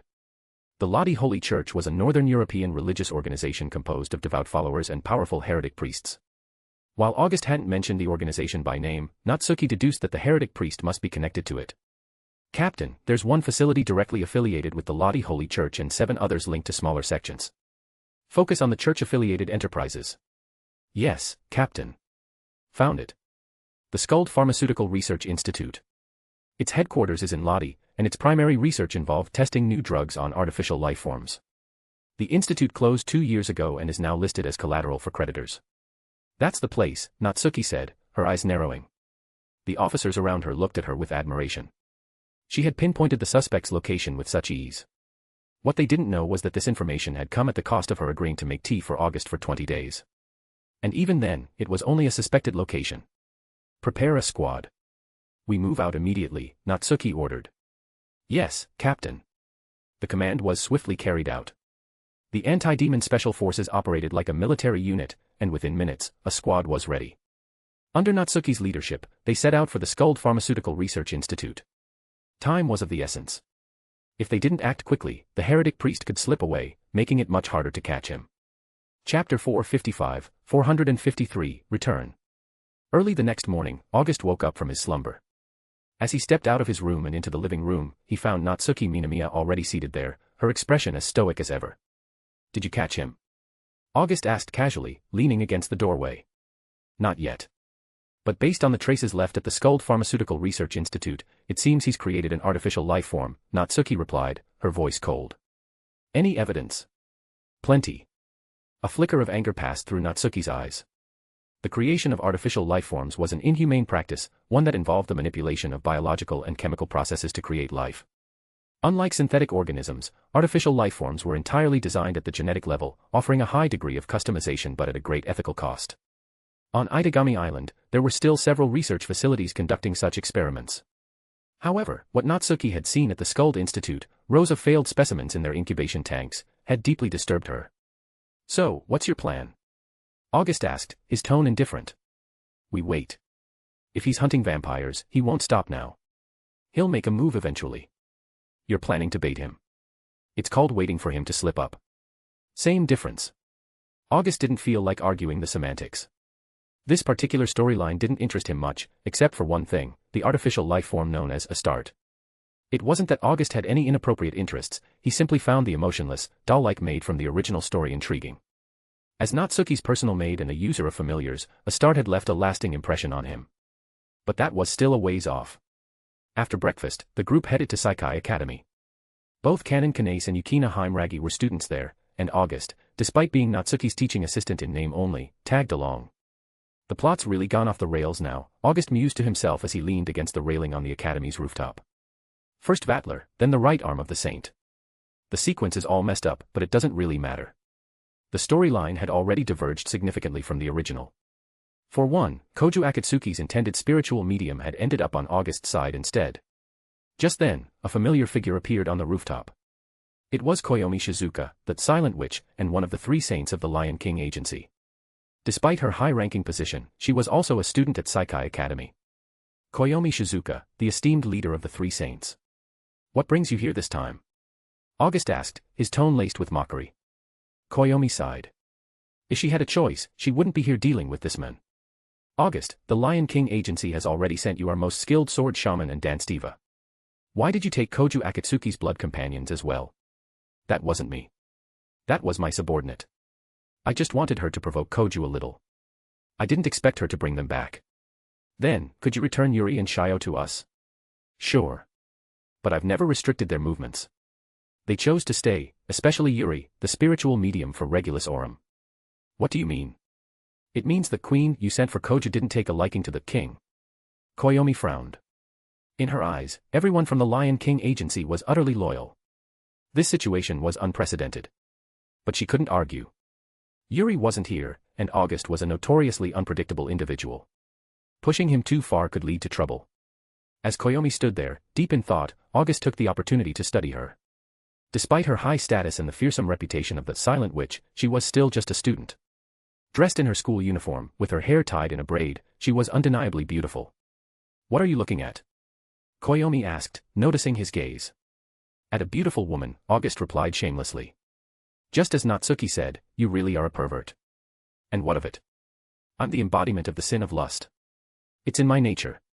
Besides, what man isn't drawn to beauty? It's human nature." "You're quite the smooth talker, August." Koyomi held her textbook tightly, her gaze steady and unflinching. "All right, you didn't come here just to talk about Yuri and Shio, did you?" "Yes and no." "Then what else is there?" "It's about the fourth progenitor. Koju Akatsuki. What does the Lion King Agency want with him now? Don't tell me you're trying to control a progenitor." August let out a derisive laugh, his eyes filled with disdain. Progenitors were the nuclear weapons of the supernatural world, beings capable of reshaping the world with their power. Each of them was a centuries-old monster, and the idea that a small island nation like Japan could hope to control one was laughable. Yet, in the original story, Japan had succeeded. Koju Akatsuki had awakened as the fourth progenitor, establishing the fourth Primogenitor's empire on Idagami Island. Yukina Heimragi, a product of the Lion King Agency, had become his queen and even bore his child. The Lion King Agency had secured its place in the Empire of the Dawn. But now, with the plot in shambles, August doubted Koju could rise to the same heights. The fourth progenitor has already awakened his first familiar. Once all his familiars are awakened, the true fourth progenitor will emerge. "You're looking forward to that, aren't you?" Koyomi said, her voice calm. "Indeed. But with each passing day, I grow more disappointed in Koju," August replied. The original storyline had been derailed, and Koju's opportunities were slipping away. Could he still grow into the fourth progenitor under these circumstances? August had his doubts. Chapter 454, Ambition. For any transmigrator, the most detestable figures across worlds are undoubtedly the protagonists. Especially those from harem series, characters that countless otakus would eagerly replace if given the chance. Now that August had transmigrated into this world, he was no exception.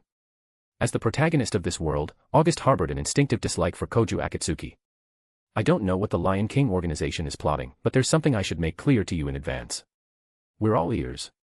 This island, Idagami, is now a game board. Whether it's Koju Akatsuki or anyone else, they are all mere pieces on this board. And I am the one who moves the pieces. What are you trying to say? What I mean is, as the one who controls the board, I possess the power to overturn it at any moment. Boom. A surge of conqueror's haki combined with the oppressive aura of a demon god enveloped Koyomi Shizuka, who stood not far away. In an instant, Koyomi felt as though she was standing amidst a mountain of corpses and a sea of blood. The world around her was dyed crimson, with countless skeletal remains scattered everywhere. At the center of this nightmarish vision was a throne, constructed entirely of bones, towering above everything else. August sat upon that throne, gazing down at Koyomi with an air of absolute dominance. For a brief moment, she felt utterly insignificant. Ha! Ha! In just a second, Koyomi was drenched in cold sweat, her back pressed against the wall. She didn't fully understand what had just happened, but the sensation, the feeling of being an ant under the gaze of a god, was something she would never forget. Staring at August, Koyomi was rendered speechless, her lips trembling and turning pale. This man was a complete monster, someone even the Primogenitors couldn't compare to. Meanwhile, August watched Koyomi's trembling figure with a faint smile. This was the result he wanted, to intimidate her and avoid future complications. What she had just experienced wasn't an illusion but a manifestation of August's karmic burden. His hands were stained with immeasurable bloodshed. In his previous world, he had destroyed an entire realm, claiming the lives of billions. All of this sin rested squarely on his shoulders. Of course, August didn't care in the slightest. As the embodiment of the 7 deadly sins, he had no fear of karmic retribution. What others saw as a curse, he saw as a testament to his power. Why you? What are you? Koyomi finally managed to stammer out, her voice trembling. I've said it many times. I am a demon king, the incarnation of lust, pride, wrath, and gluttony. A demon king. Koyomi stared at August, unable to calm her racing heart. That brief moment had felt like an eternity. Yet, in the blink of an eye, everything returned to normal, leaving her feeling as though she had just awakened from a dream. However, the experience was no illusion. August had shown her something he wanted her to see. A world doesn't need 2 kings, let alone multiple ones. You understand what I mean, don't you? You plan to take on the Primogenitors? That's impossible. They are ancient beings who have existed since time immemorial. Each of them is a calamity-level entity. A calamity? If anyone is a calamity, it's me, the Demon King. Why are you telling me all this? What's your goal? My goal is simple. Know your place. Otherwise, don't blame me for cutting off any overreaching hands.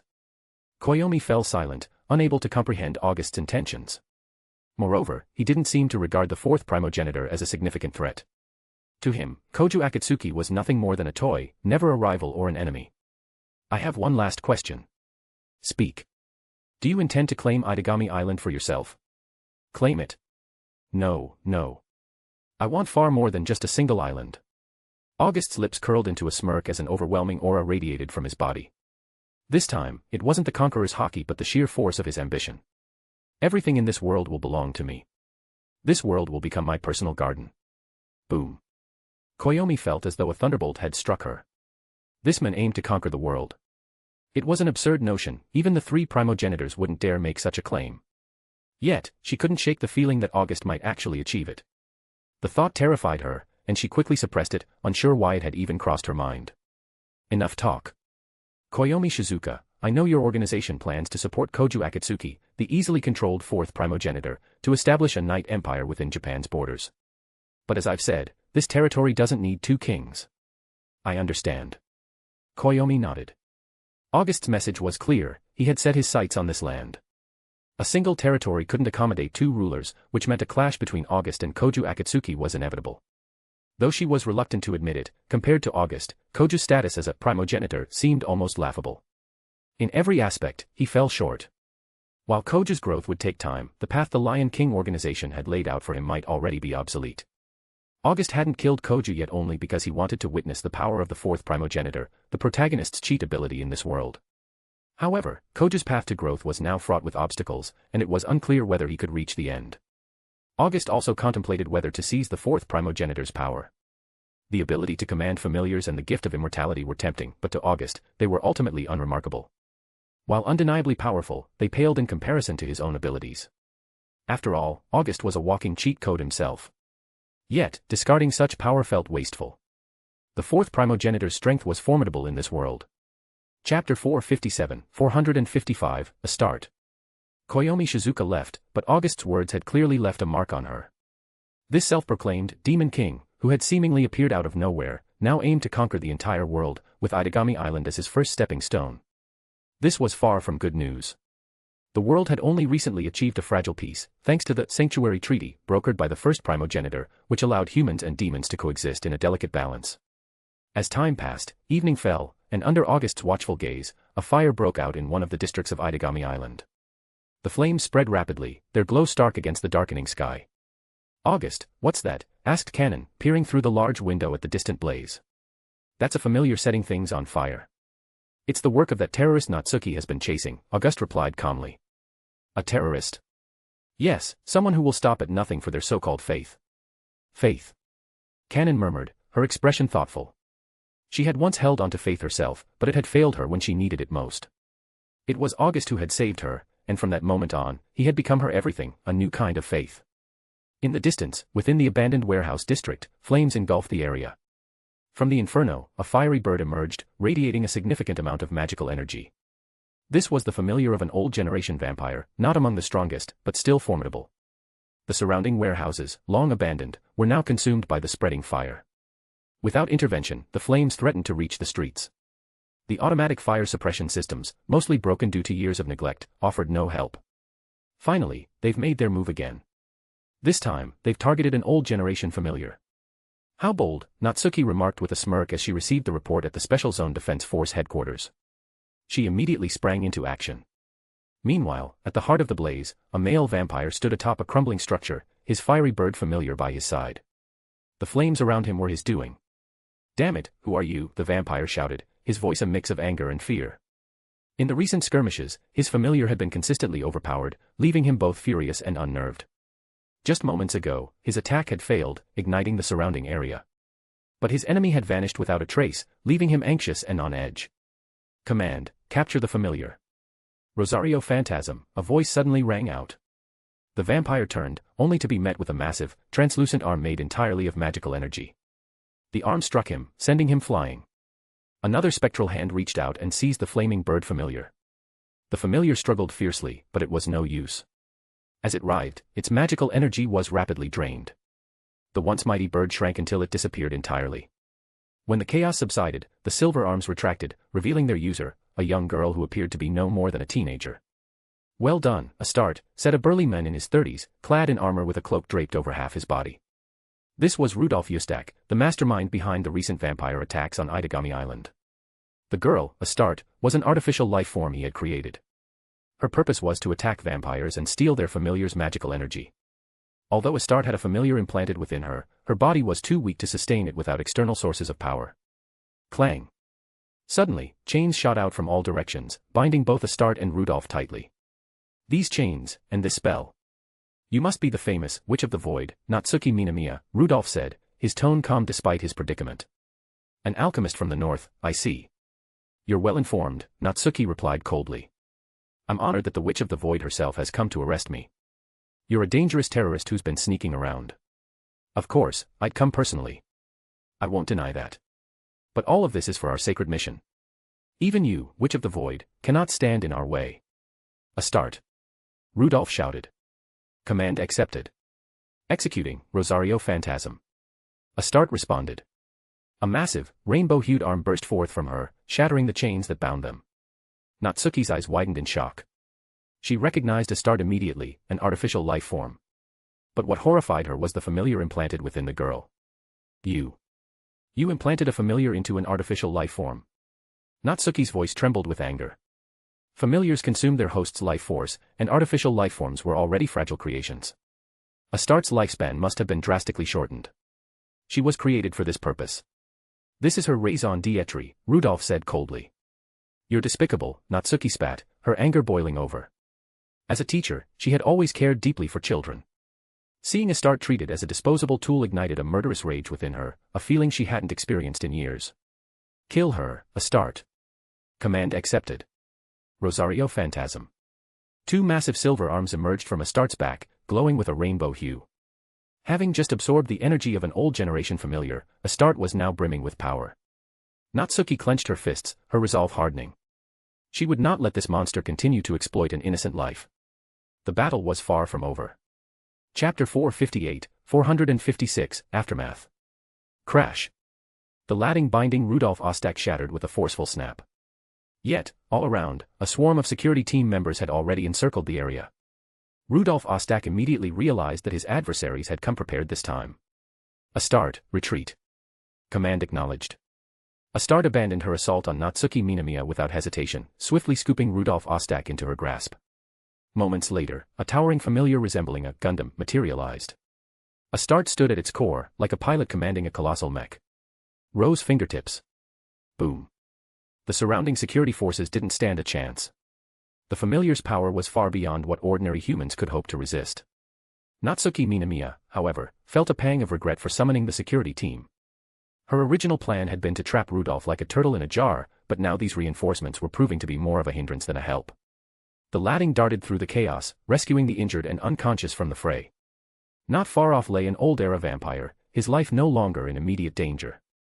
Yet, with his familiar defeated and all his magical power stripped away, he had suffered a grievous blow. As for the flames raging around them, they only fueled Natsuki's growing urge to kick that vampire into oblivion. Summoning a familiar was one thing, why did he have to set everything ablaze? And not just a small fire, but a sprawling inferno. Did he think being from the old era made him untouchable? Soon, the fire brigade arrived. It took hours to extinguish the blaze. No surprise there, the surrounding area was utterly ruined. Though these were mostly abandoned warehouses, the fire had swept through like a purging storm, leaving the space eerily open and barren. Instructor Minamiya, we lost them. It's fine. If they slipped away, so be it. They'll show up again eventually. You're dismissed. Yes, ma'am. The subordinate departed, and Natsuki let out a quiet sigh. An artificial life form implanted with a familiar, a powerful one at that, perfectly balanced in offense and defense. And then there was that annihilation teacher, a madman through and through. The only thing that gnawed at her was the child. Having a familiar implanted was tantamount to a death sentence. Now, with Astarte relentlessly hunting vampires and siphoning their familiar's magic, it was merely a temporary fix, a bandage on a fatal wound. After facing Rudolf Ostak today, Natsuki was even more convinced, this was a zealot driven by faith, willing to do anything to achieve his ends. What now? Wait for him to resurface. After this, he'll be far more cautious next time. Suddenly, a figure popped into her mind, the one who'd tipped her off with a lead. The night passed wordlessly. Natsuki and the Special District security team remained embroiled in the aftermath. The fire's impact was colossal, nearly spilling into active streets. Fortunately, the area was sparsely populated. Otherwise, the consequences could have been unimaginable. And the root of it all? Not Rudolf Ostak, but that old-era vampire. Rudolf hadn't started the fire, those flames were the work of the vampire's reckless familiar. The final verdict came down, for the next century, that vampire would be condemned to a life of grueling labor. The losses from the fire were incalculable. 100 years was lenient. At Saikai Academy, in the lavish office belonging to Natsuki Minamiya, August lounged in a brief respite, his head resting comfortably on Sayaka Kirasaka's lap. At this hour, Yukina Heimragi was off attending class. Sayaka, unsure of what to do with herself, had been pinned to the sofa by August, who now napped atop her thighs. Throughout the ordeal, Sayaka's face burned a vivid crimson. Countless times, she considered hurling August out the window. Yet, in the end, she couldn't bring herself to do it. Her childhood had left her with a deep aversion to men, but now, her lap was claimed by this infuriating scoundrel, and she was powerless to stop it. Whoosh! At that moment, Natsuki Minamiya appeared in the room. Well, aren't you enjoying yourself? She'd been up all night, only wrapping things up that morning. She was exhausted, barely able to think straight.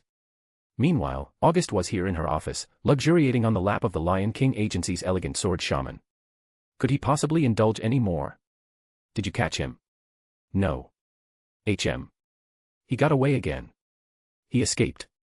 The fire last night was too massive, we couldn't pursue.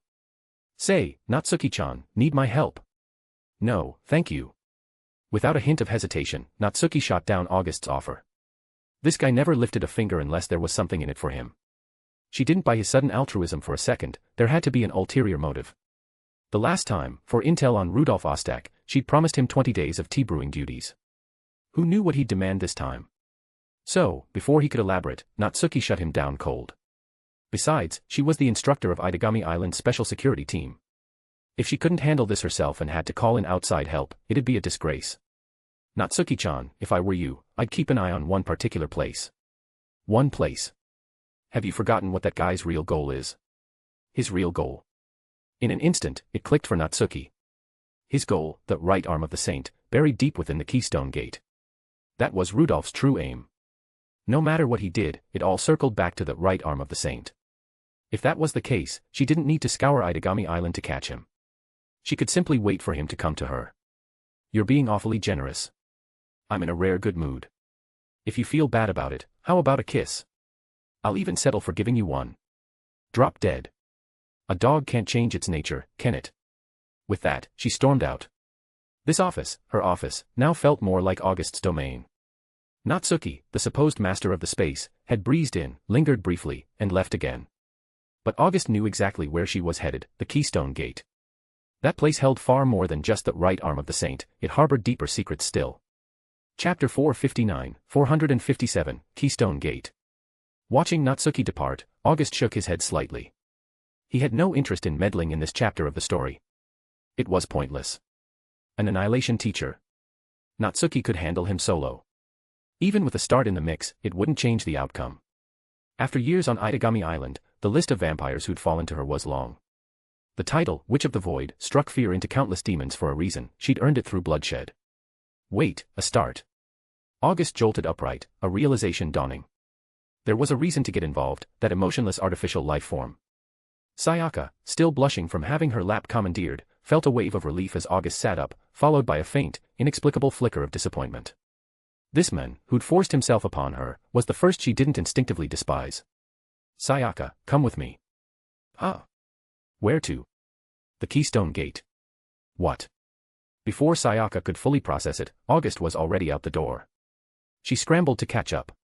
Meanwhile, at the Keystone Gate, Rudolph Ostak and Astarte arrived after a night of recovery.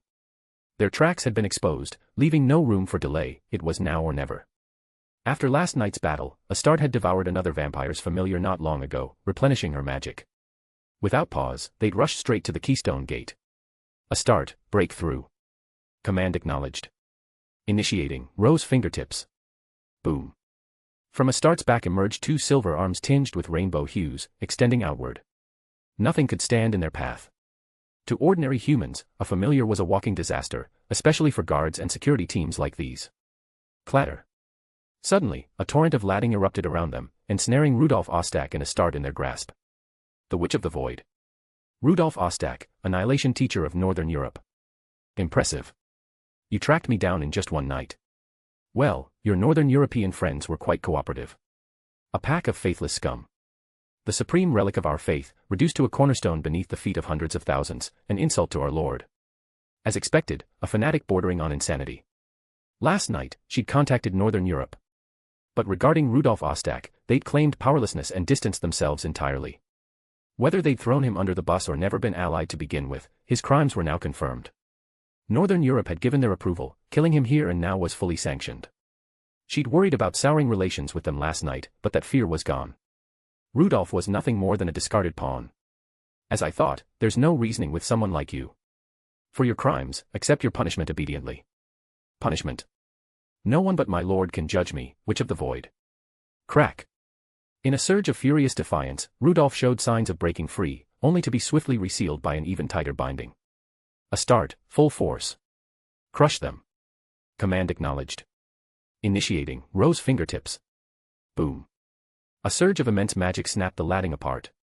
Power coalesced, and a white, humanoid Gundam-like figure emerged. At its heart stood Astarte, fully summoning her familiar to unleash its true might. But summoning a familiar as an artificial life form came at a cost. Her life force was draining rapidly. After this, she might have mere days left. Perhaps less. Attack command, Rose fingertips. Under Astarte's control, the familiar lunged at Natsuki. Natsuki vanished with spatial magic, her former position smashed into a crater. Facing Astarte now, she found herself at a loss. Her primary weapon, the ladding, struggled to restrain Astarte, who was now burning through her life force. Worse still, despite everything, Natsuki couldn't shake her pity for this tragic child. She was a demon-slaying officer, yes, but also a teacher. Striking down an innocent child was a line she could barely cross. Clatter. After repelling Natsuki, Astarte freed Rudolf Ostak from his bonds. Rudolf, watching Natsuki falter, grinned maniacally. What's wrong, Witch of the Void? Why hesitate? Has the witch whose hands are stained with demon blood grown soft for a mere tool? Shut your mouth. No way, is this for real? If word got out, no one would believe it. The Witch of the Void, showing mercy. Rudolph's face twisted with deranged glee as he brandished his weapon, a massive axe. Damn it. If only that bastard were here right now. Unbidden, Natsuki's thoughts drifted to August, that infuriating yet undeniably powerful man. Say what you will, if he were here, neither Rudolf Ostak nor this pitiful artificial child would be in danger. He had the strength to stop it all. Attack. All squads, open fire. Reinforcements from the Special District Security Team arrived at that moment.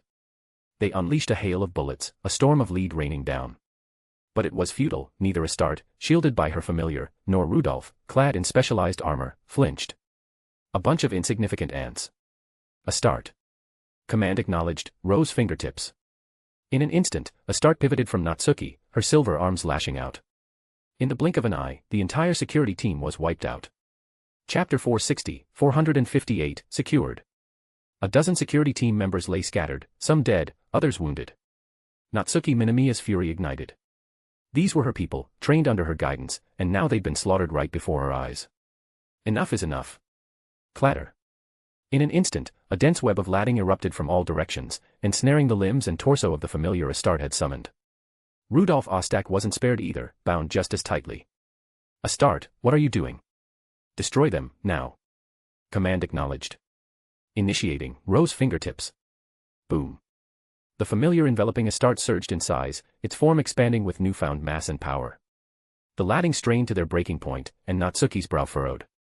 Astarte's current state was unmistakable, she was burning through every ounce of her life force and magic, channeling it all into her familiar for a dramatic spike in strength. But the cost was steep. Her lifespan was compressing at an alarming rate. The moment this battle ended might very well be the moment she perished. Perhaps this is the best outcome, Natsuki murmured. She unleashed another torrent of chains, locking Astarte's familiar in an unyielding grip. Victory didn't require combat, just patience. Time would run out for Astarte soon enough. Boom. At that critical juncture, a sonic boom shattered the sky. Natsuki glanced up instinctively. A luxurious golden airship hovered above. That bastard, why is he here? Natsuki-chan, I'm here to help. Release that little loli, she's mine now. His voice preceded his arrival, and Natsuki's expression froze. She hadn't anticipated August showing up for the artificial life form. Crack. Crack. Crack. With August's entrance, every chain of discipline shattered. Natsuki pursed her lips but held her tongue. Regaining her mobility, Astarte moved to attack, only to freeze mid-motion. Her towering familiar stiffened, then, to the stunned gazes of Rudolf Ostak and Natsuki, receded back into her body. Little one, from now on, you live for me. You, who are you? Astarte's voice, usually mechanical, faltered slightly as she faced August. I'll be your new master. New master. She didn't respond further, staring blankly at August. In her limited understanding, she couldn't grasp what he intended. But Rudolf Ostak wasn't about to stay silent. This was his creation, an artificial life form he'd poured immense effort into, implanted with a formidable familiar. For weeks, he dragged her across the island, devouring familiars to amass power, all to breach the Keystone Gate, retrieve his lord's holy relic, and raze this sinful island to the ground. Everything hinged on Astarte. Astarte, kill him now. Are you defying me? Command. Her reflexive response cut off as August seized control. His gaze shifted to Rudolf, brimming with lethal intent. Splatter. A shadowy blade, stretching 5 or 6 meters, materialized and cleaved Rudolf Ostak in two from head to toe, his enraged expression frozen in death. Natsuki sighed. She'd known it. The moment August arrived, Rudolf was doomed. Still, it was the cleanest resolution. The mastermind was dead, and the exploited artificial life form would soon follow, albeit tragically. Though August had forced the familiar back, Astarte's earlier exertion had already pushed her to the brink. Her time was nearly up. Astarte, right. Yes. From now on, you live for me. Live for you. Exactly. You'll become the perfect maid. The perfect maid. Are you willing? Astarte glanced at Rudolf's bisected corpse in the distance. No sorrow stirred within her. Or rather, she didn't even know what sorrow was. She studied the men before her. She didn't understand August's intentions, but with her creator gone, she'd lost everything. Becoming his maid didn't seem so bad. Yes. She nodded at August. A grin spread across his face. The emotionless maid was his. He placed a hand on Astarte's head, and a surge of vibrant life force poured into her. Natsuki's eyes widened in disbelief. What the hell? Since when could someone give life force to another? Even vampires wielding familiars relied on negative life force. August, though, this was something else. Not negative, but an infinite well of positive life force. The gap between the two was staggering. Astarte's frail body rapidly recovered, her hidden injuries and exhaustion vanishing under August's gift. As for the life force he'd expended, a drop in the bucket, nothing to him. Moreover, he transferred Astarte's familiar into his own dominion, taking on its life-draining cost himself. As the embodiment of the 4 deadly sins, August's life would never end so long as sin persisted in the world. And with that, it was over. The puppet master was dead, the spoils claimed. August emerged as the sole victor. Ah, how do I get down from here? Sayaka Kirasaka's voice echoed from the Vimana overhead, jolting August back to reality. He wasn't alone. He guided the airship down, and Sayaka leapt off as he stowed it away. You even brought a sword, shaman. Looks like you're in heat, can't even spare a child, Natsuki quipped. Chapter 461, 459, Reunion. In the end, events unfolded much as they did in the original tale. Astarte, having committed crimes on Idagami Island alongside Rudolf Ostak, was found guilty. Yet Natsuki stepped in to vouch for her, partly thanks to August's influence. After all, few dared to cross the mercurial August lightly. Thus, August's household gained an emotionless maid. Under Natsuki's tutelage, she even mastered the art of brewing exceptional tea. Astarte, a cup of black tea. Yes, master. Astarte, fetch me some pastries. Yes, master. Astarte, get me. And so it went, a routine playing out before Natsuki's eyes. With Astarte at his beck and call, August morphed into a complete sloth, lying down if he could, sitting if he couldn't stand. Having a maid who obeyed every command without question. It was a luxury he relished. He'd even given Sayaka a break, sending her off to hang out with Yukina Heimragi. Click. You bastard, are you paralyzed? How lazy can you get? Natsuki glared at August, her irritation boiling over. Food, drink, necessities, entertainment, everything was provided. Astarte catered to his every whim without a single protest. Saving Astarte took a lot out of me. I need to recharge. Get lost. Your life force is practically limitless. Plus, you're already sustaining a familiar yourself. Exactly. That's why I'm so drained. Astarte, come here. Ignore this idiot. Natsuki snatched Astarte away, her own longing for a maid bubbling up. Astarte's arrival had fulfilled the quiet desire, except she belonged to August, not her. She'd tried several times to poach Astarte, only to be rebuffed. Natsuki-chan, she's my Astarte. I say she's mine. Fine, yours. August caught the icy glint in Natsuki's eye and wisely backed off. Now wasn't the time to push his luck. Astarte didn't mind. This tug-of-war had become a daily spectacle, and she harbored no dislike for Natsuki. Serving her felt natural enough. In the end, under Natsuki's threatening stare, August slunk out of the office. He'd barely gotten to enjoy his hard-won maid. It made him miss Hildegard and Yulita. Back when they were around, he'd lived like an emperor. Isn't that Natsuki-senpai's boyfriend? Kicked out again. August turned. Of course, Misaki Sasasaki. He was frequently booted from Natsuki's office, and 7 or 8 times out of 10, he'd run into her. He'd long suspected she was stalking him. You again, teacher Sasasaki. Come on, we're past formalities. Just call me Misaki. All right, Misaki. What are you doing here? Just passing by. I finished class and was heading back. August glanced at his phone. 11 sharp. Less than half an hour until lunch break, and nearly 30 minutes since the last class ended.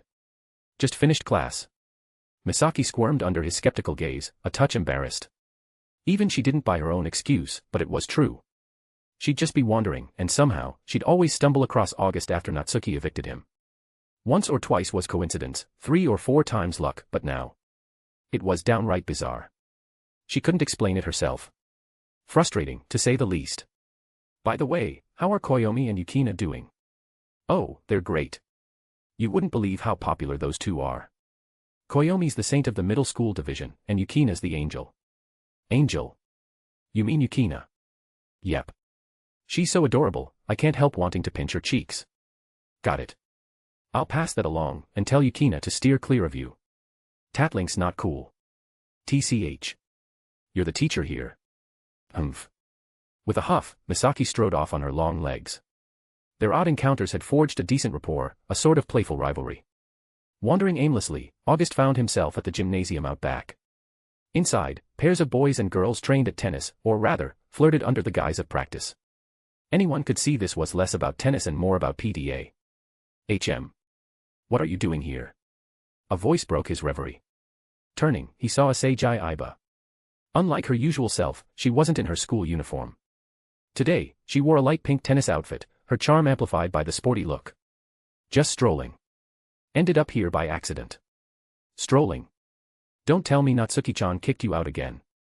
Ahem, no way. I'd never get kicked out. The office was just boring, so I stepped out for a walk. Oh, really? Asagi's gaze was knowing, but August held firm, preserving his dignity. Like Misaki, he often crossed paths with Asagi at Saikai Academy. A black forest cake he'd once given her had sparked their acquaintance. Over time, they'd become friends, food friends, to be precise. So, what's this about? Some kind of PDA competition. August gestured at the couples, boys copping feels under the pretense of training. You don't know. Know what? The Saikai Academy Sports Festival is in a few days. Sports Festival? Natsuki-chan mentioned it, I think. I wasn't really listening. Ugh, you've got it easy as a teacher's aide. No responsibilities, coasting along, still getting paid. Meanwhile, I'm slaving away for pocket change, pulling overtime. Spare me. One of your commissions out-earns my salary for months. August called out Asagi's faux humility. As a former corporate drone from the Dragon Kingdom, enduring the 996 grind, he envied her cushy gig. She had no idea how good she had it. Chapter 462, 460, Rage. By the way, Asagi, has anyone anonymously sent you encrypted files lately? Encrypted files? Yeah. Now that you mention it, I did get something last night, an anonymous file filled with weird data. Took me hours to crack it. Impressive as always, Your Majesty, Empress of the Digital Realm. Ugh, don't call me that. Empress was her online moniker. She didn't mind it in private, but having it shouted out in public like this made her squirm with embarrassment. How'd you know about it, though? You didn't hear? You're not the only one who got it. Not the only one. What do you mean? Someone's running a filter. A filter? Exactly. They're sorting out who can decrypt it and who can't. Asagi's pupils shrank at August's words. Her father was a high-ranking official on Idagami Island. As his daughter, she had access to knowledge far beyond the reach of most, especially now, employed by the state corporation managing the island. She knew things. In the original story, if Koju Akatsuki had revealed his true identity to Asagi from the start, it would have saved a mountain of trouble. Hey, now that you mention it, I feel like I'm in danger here. Nah, relax. This is Saikai Academy, you'll be fine. Don't sweat it. August knew full well the Black Death Emperor faction was likely targeting her by now. Still, he had no intention of meddling in this plotline. Heroically saving the damsel was a cliché, sure, but it remained one of the surefire ways to win a woman's heart. On Idagami Island, Asagi Aiba was a singular existence. As Kane's witch, she was untouchable here. The island, including the Blue Elysium, was an artificial city defying the laws of nature. For Kane, cursed by the earth itself, this place was a massive altar. And as Kane's witch, everything on this island was Asagi's ally. Coincidence and inevitability alike would shield her. As long as she remained on Idagami Island, no one could kill her, not even the fourth Primogenitor, not even with the 7-type demon-slaying assault rifle. In the original tale, the Taisher Bureau had tried multiple times to erase Asagi by unleashing Leviathan to destroy the island. They'd failed every time. Even Mogwai, a creation of Kane, had once declared that as long as she was on this island, he'd never let anyone harm her. Most crucially, Asagi could wield the Holy Annihilation. In the future, whether it was Akatsuki's sister or Vatler, their access to that power was a trick, an imitation. Asagi alone could truly harness its might. Let go of Asagi, you bastard. The interruption came like a thunderclap, Koju Akatsuki's furious voice cutting through the air. August and Asagi turned to see him storming over. The sight of them standing face to face sent Koju into an uncontrollable rage. Ever since August appeared, the people around Koju had drifted away. Natsuki-chan, Asagi, even Yumaha Yurita, who'd once fed on his blood, and now even his sister Nagisa orbited August instead. Worse still, August had humiliated him time and again, grinding his pride into dust. The last straw. Sending a subordinate to abduct Yamaha and Shio Hikawa outright. Koju. Asagi watched the fuming Koju approach, a mix of confusion and a faint spark of delight flickering within her. His reaction to her chatting with August, it had to be jealousy, right? Even now, her lingering feelings for Koju whispered that hope. Asagi, you okay? Why wouldn't I be? What's going on between you and August? Stay away from this guy. He's bad news. Asagi frowned slightly at Koju's intensity. This wasn't the Koju she knew, he'd changed. August, meanwhile, offered a faint, unbothered smile. Koju's opinion of him? Irrelevant. He'd already poached most of the girls. Even Yamaha and Shio had been whisked away by Beatrice. Koju. He was left with nothing. Well, almost nothing. There was still Asagi standing before him. Her feelings for Koju had taken root years ago, a seed planted by chance, nurtured over time into something sturdy. But her personality, paired with Koju's obliviousness, had led to repeated dead ends. She'd nearly given up. Yet, as the old saying goes, childhood sweethearts rarely outshine a fated newcomer. Koju, is there some misunderstanding here? August doesn't seem like a bad guy to me. Asagi, don't let him fool you. This jerk's rotten to the core. Hearing Koju hurl insults again, August's patience began to wear thin. Koju Akatsuki, watch your mouth. Slander me baselessly, and I might just end you. See. Look at him. How could someone like that be good? Koju spun to Asagi, gesturing at August as if he'd proven his point. But Asagi didn't see anything wrong with August's response. If anything, Koju's overreaction felt excessive. He'd insulted the guy first, did he expect no pushback? Talk about impotent rage, August mused. Koju, your score in my book just dropped a few more points. I don't need your damn rating. Seriously, why'd she pick you? You're utterly useless, no awareness, no sense of responsibility. All that power, completely wasted. You. Koju opened his mouth to retort, but a sudden memory, a fleeting glimpse of a graceful figure, surfaced. Pain stabbed through him, and he clutched his head, dropping to a crouch. Hey, Koju, you all right? I'm fine. He forced the words out to Asagi, but his lost past gnawed at him harder. What had happened back then? How had he stumbled into becoming the fourth primogenitor? Why had he killed Aurora? What was the truth behind it all? August observed Koju's torment, piecing it together. The missing chunks of his memory, swallowed by the former fourth primogenitor, were haunting him. Recovering those wouldn't be easy. Chapter 463, 461, Thoughts. Watching Koju lying on the ground clutching his head, Asagi felt an overwhelming sense of worry. After all, no matter how you looked at it, Koju was her good friend, even if he had changed a bit lately. August observed the scene quietly, mildly surprised by the power of the fourth primogenitor. Setting everything else aside, the ability to enhance one's strength by devouring others' memories was, in a word, overpowered. A vampire's power stemmed from their innate accumulated time. To amass a significant amount of it, one typically had to survive for a long time and feed on blood to build it up. But as the fourth primogenitor, created to kill a legendary figure, he didn't have the luxury of time to accumulate it naturally. So, he was granted this ability, to fill his innate accumulated time by seizing the memories of others. This power allowed even a newly born fourth primogenitor to instantly rival or surpass the might of the other three great primogenitors. This was the true reason the fourth primogenitor was called the strongest primogenitor. His power, in a sense, had no limits. However, this ability had barely been used outside of one specific event in the past, which left August disappointed more than once. The most overpowered ability was perpetually locked away and used. Koju, are you okay? I'm fine. Koju recovered quickly, though. It wasn't the first time this had happened. Asagi looked at him, her heart heavy with disappointment. Koju was definitely hiding something from her. This wasn't the first time she'd noticed. Over the past 6 months to a year, her sharp instincts had picked up on something off about him. But she didn't feel it was her place to pry, so she'd kept quiet. Meanwhile, Koju hadn't noticed the shift in Asagi's demeanor. His attention was fixed squarely on August. Even he hadn't fully realized it, but his hostility toward August stemmed from the way his sister, Nagisa, had grown close to him, especially after she started calling August Big Brother. That had sparked an increasing resentment in Koju. After all, even Nagisa only called him Koju-kun, not something as familiar as brother. Koju, you're kind of disappointing me like this, August said. You jerk. Koju instinctively wanted to snap back, but But his head still throbbed uncomfortably, forcing him to stifle a groan. He didn't let it show, though. Glaring at August, he felt a deep loathing. If he could, he'd drive August out of here for good, keeping him far away. Nice look in your eyes. That's the spirit, Koju. You need to have the resolve to kill me, otherwise, this is just boring. You. Koju opened his mouth to retort but caught sight of Asagi nearby and swallowed his words. Asagi didn't know his true identity, and he didn't want her to find out. They were friends, but if she learned he was a vampire, let alone the fourth primogenitor, he had no idea how she'd react.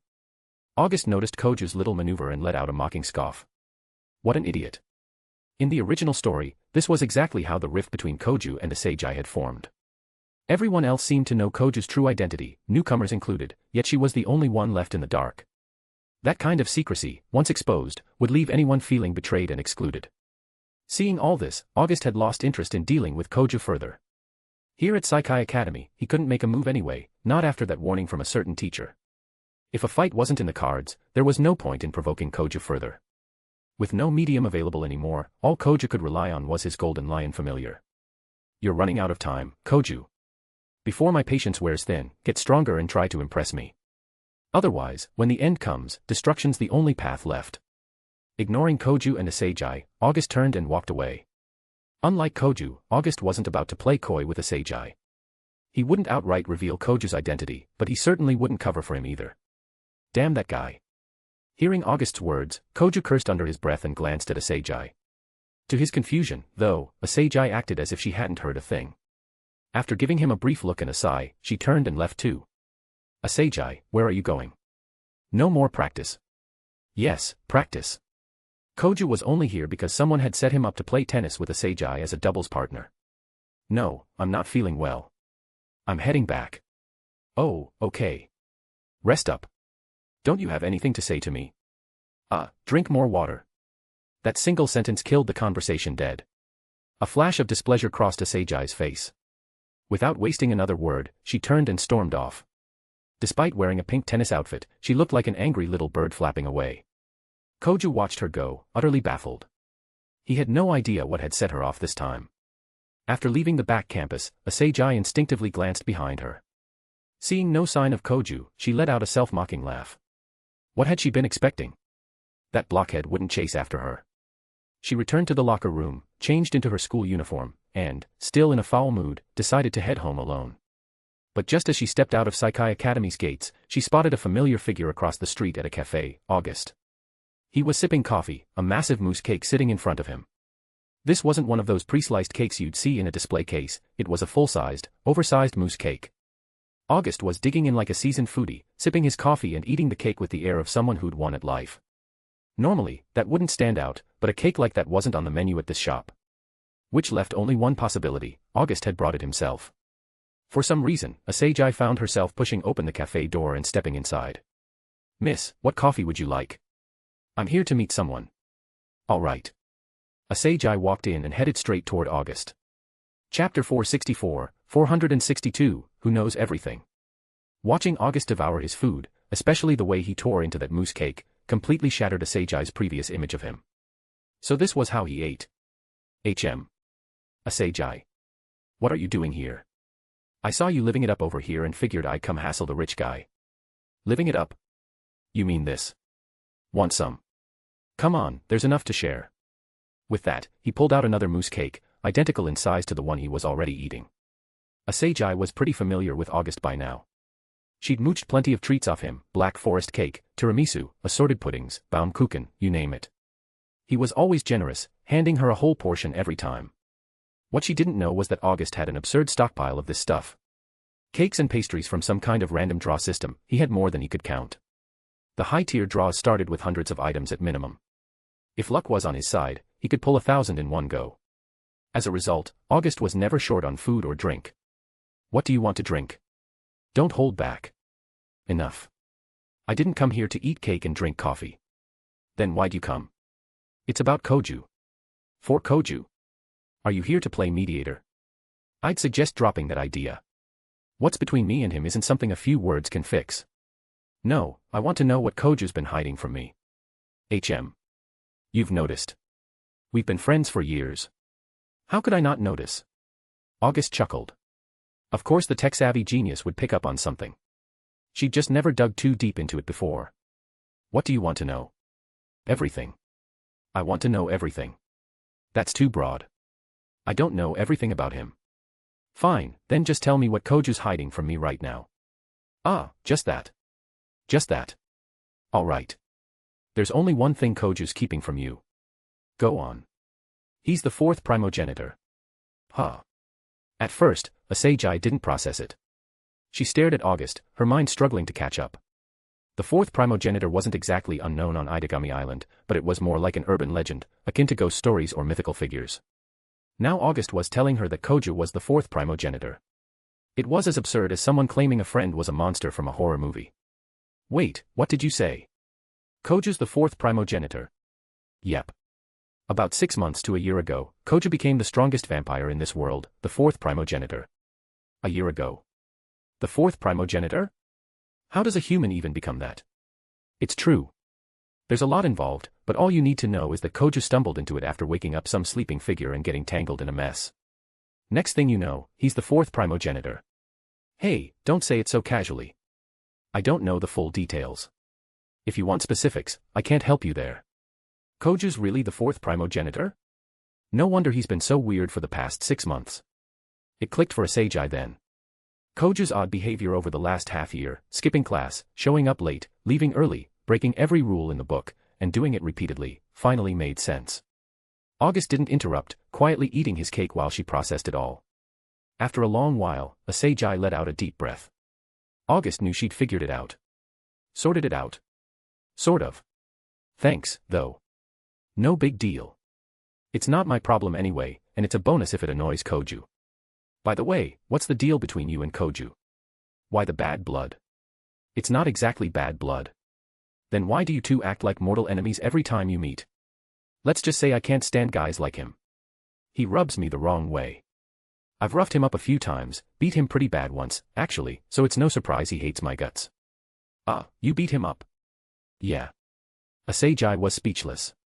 Beating someone up just because you didn't like them? Yep, that sounded like August. She knew his personality well enough by now. He did whatever he felt like, and if he didn't like someone, he'd absolutely throw hands. Wait, you said Koju's the fourth primogenitor. Right. So how did you beat him? Are you a primogenitor too? Nope. I'm from the Demon God clan, not a vampire. Demon God clan. Some kind of demon race. Never heard of it. You could say that. August didn't bother elaborating. How could he explain it? Tell her he wasn't from this world and that he was the only one of his kind here. That wouldn't fly. Easier to just lump it under demon and call it a day. This world was full of weird races anyway, what was one more? So, there's really no fixing things between you and Koju. Nope. At the end of all this, we'll fight. If he wins, he can do whatever he wants with me, kill me, even.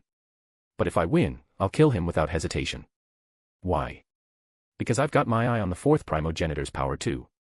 Ah. Asagi didn't know how to respond. The power of the legendary strongest vampire, who wouldn't want it? August didn't mind telling her all this. He wasn't worried about Koju finding out and reacting. In fact, he kind of hoped Koju would hurry up and get stronger so they could duke it out. Killing him would not only wrap up a personal goal but also let August claim the fourth primogenitor's power. As the embodiment of gluttony, swallowing up something like the fourth primogenitor was child's play. Plus, it was a shame to let those 12 powerful familiars stay with Koju. August had plans to find them a new master.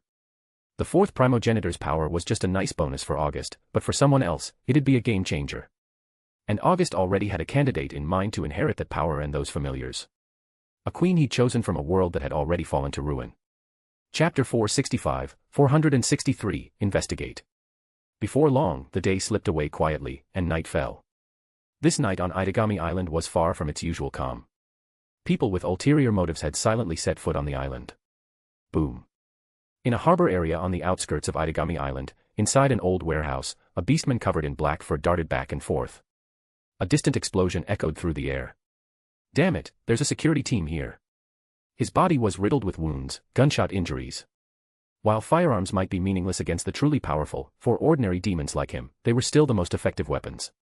This time, the dozen or so infiltrators who had snuck in were all dead. He was the sole survivor. He was a member of a radical faction, sent here under orders from their leader to infiltrate Idagami Island. The plan was to wait for the right moment to destroy this so-called demon sanctuary altogether. He hadn't expected to be ambushed by the island security team right after arriving. Out of his entire squad, only he had made it out alive. You bastards. You killed all my comrades, die. Beep. He pressed the trigger of a detonator in his hand. They had smuggled a massive stash of explosives onto the island, but since those had been confiscated, he figured he'd blow them up anyway, for revenge. Yet, after a few seconds, nothing happened. Confusion and disbelief spread across his face. What the hell is going on? He was furious. He'd meant to blow those jerks to Kingdom Come, why wasn't it working? What era do you think this is? You're still using unencrypted wireless detonators. A voice came from atop a nearby shipping container. Standing there was a beautiful girl dressed in Gothic Lolita fashion, looking like a delicate porcelain doll. In her hand, she held a receiver, clearly the counterpart to the detonator he was clutching. Unfortunately for him, it had already been disconnected from the explosives. Even if it received a signal, it was useless now. You're the Witch of the Void. The Beastman trembled in terror as he recognized her. The Witch of the Void was infamous in the warlord's domain. Even back when his faction had been at its peak, this witch could have gone toe-to-toe with their leader. And that was years ago. Today, she was on an entirely different level. What's wrong? Not running anymore, little kitty. You smug brat. I don't care if you're the Witch of the Void or not, die. With a feral snarl, he lunged at her, leveraging his beastman agility to pounce toward Natsuki. Seriously, are all you beastmen this brainless? Clank. Chains of discipline shot out from all directions, binding him in an instant and leaving him dangling from a container. Damn you, Witch of the Void. Shut it. You'll have plenty to say later, you miserable pest. Stirring up trouble for me in the middle of the night again. Natsuki's face was a mask of irritation. Working out here in the dead of night. Her frustration was palpable. In the past, she hadn't minded so much. Whether at home or elsewhere, she'd always been alone, and being just a magical clone made things feel inconsequential. But ever since August showed up, she had to admit, reluctantly, that her home finally felt like a home. It wasn't just her anymore. August, Heimragi, Astalate, and herself made four. Downstairs lived Beatrice, Yukina, Sayaka, Yuri, and Shio. Especially those downstairs, they kept barging into her space day after day. She grumbled about it on the surface, but deep down, the lively atmosphere warmed her heart. And yet, here she was, stuck working in the middle of the night. Meanwhile, back at home, August was probably lounging around with a bunch of pretty girls, living the good life. The thought alone ticked her off. Meanwhile, at the Keystone Gates Artificial Island Management Office, a Seijai sat in a room surrounded by a dozen computer screens. Mogwai, did you already know Koju was the fourth Primogenitor? Swish. A cartoonish figure popped up on one of the screens. Yo, you finally figured it out, huh, Missy? You knew and didn't tell me. You never asked, Missy. Plus, the fourth Primogenitor hadn't done anything noteworthy for the past 6 months. Wait, you said the past 6 months, so something's happened recently with Koju. Yep, a few times, Missy. Dig it all up for me. You sure about that? Cut the crap and get to it. Yes, so demanding, Missy. Shut it. You're just an AI. She said that, but a Seijai had never truly treated Mogwai like a mere AI. It was the one thing she could vent to without holding back. Soon, information about Koju's recent activities started popping up. Not long ago, Vatler's Oceanus grave had arrived at Idagami Island, and Koju had been among the invited guests. When a Seijai saw Koju on the screen, dressed in formal attire with 2 gorgeous girls in evening gowns by his side, her expression froze. Did Koju already have a girl he liked? Banquets like that usually involved bringing a girlfriend or a close friend as a date. But she hadn't been invited. Instead, he'd gone with 2 women she'd never even seen before. Mogwai, who are these 2? Missy, you sure you want to know?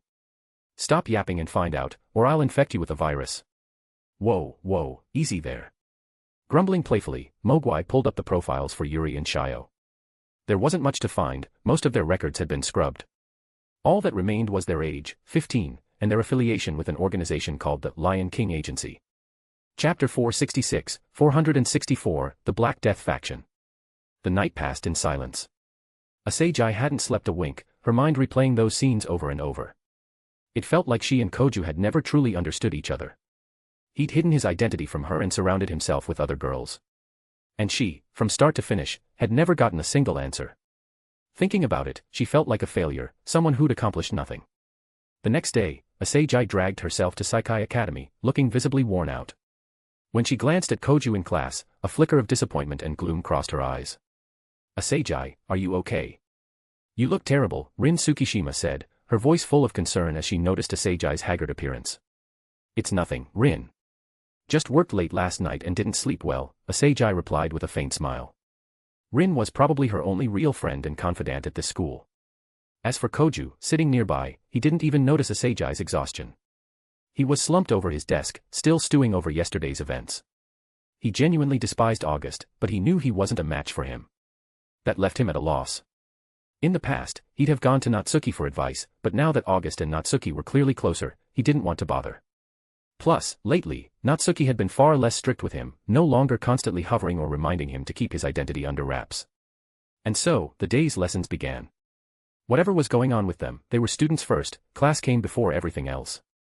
In a research lab on Idagami Island, a sealed door suddenly burst open, and a group of people stormed in.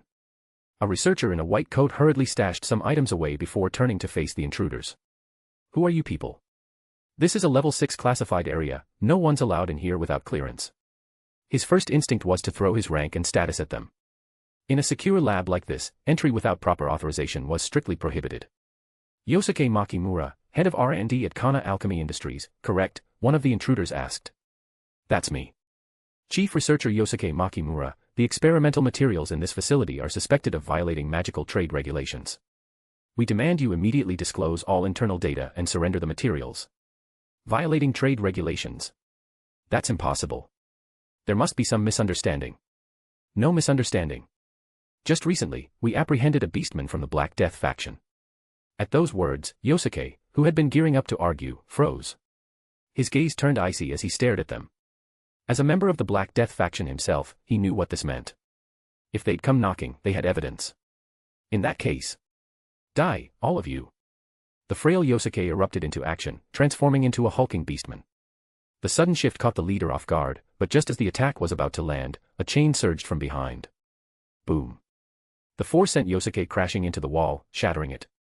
Natsuki stepped into the room as two security team members rushed forward, restraining Yosuke and slapping a pair of demon-sealing handcuffs on him. These cuffs were specially designed to suppress demonic power, and even with his beastman strength, he couldn't break free. Natsuki ignored the commotion and headed straight for the research table. Scattered across it were photos and data that hadn't been deleted from the computer in time. One look at it all, and she knew trouble was brewing, big trouble. This is what the Black Death faction's been smuggling. It looks ancient, like antiques or something, one of the team members remarked. In a way, yes.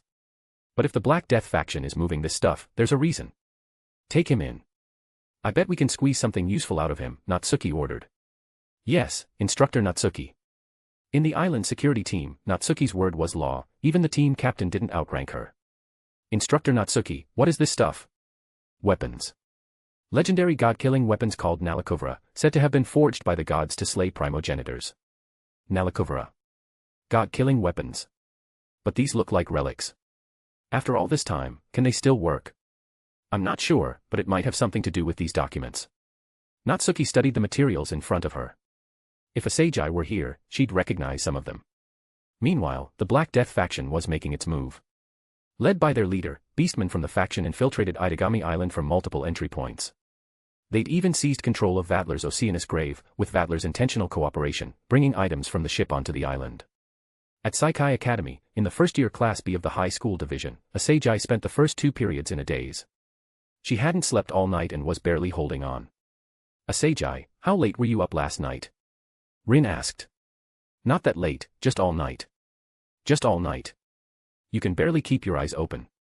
Let me take you to the infirmary, you need rest. Is that okay? Why wouldn't it be? It's not like you're skipping class on purpose.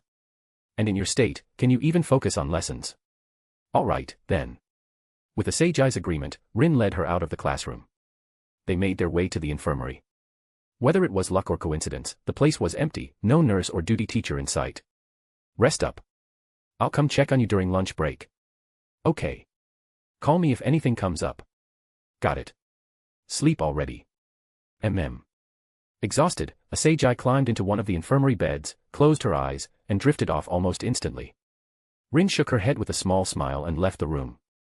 Chapter 467, 465, Captive. That morning, as usual, August was passing the time idly when he suddenly sensed unfamiliar presences.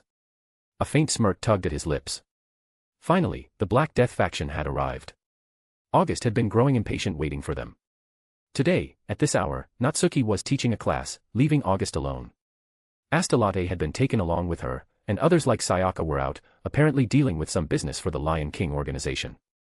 August had never restricted the freedom of the four girls from the Lion King organization: Hime-Ragi, Sayaka, Yuri, and Shio.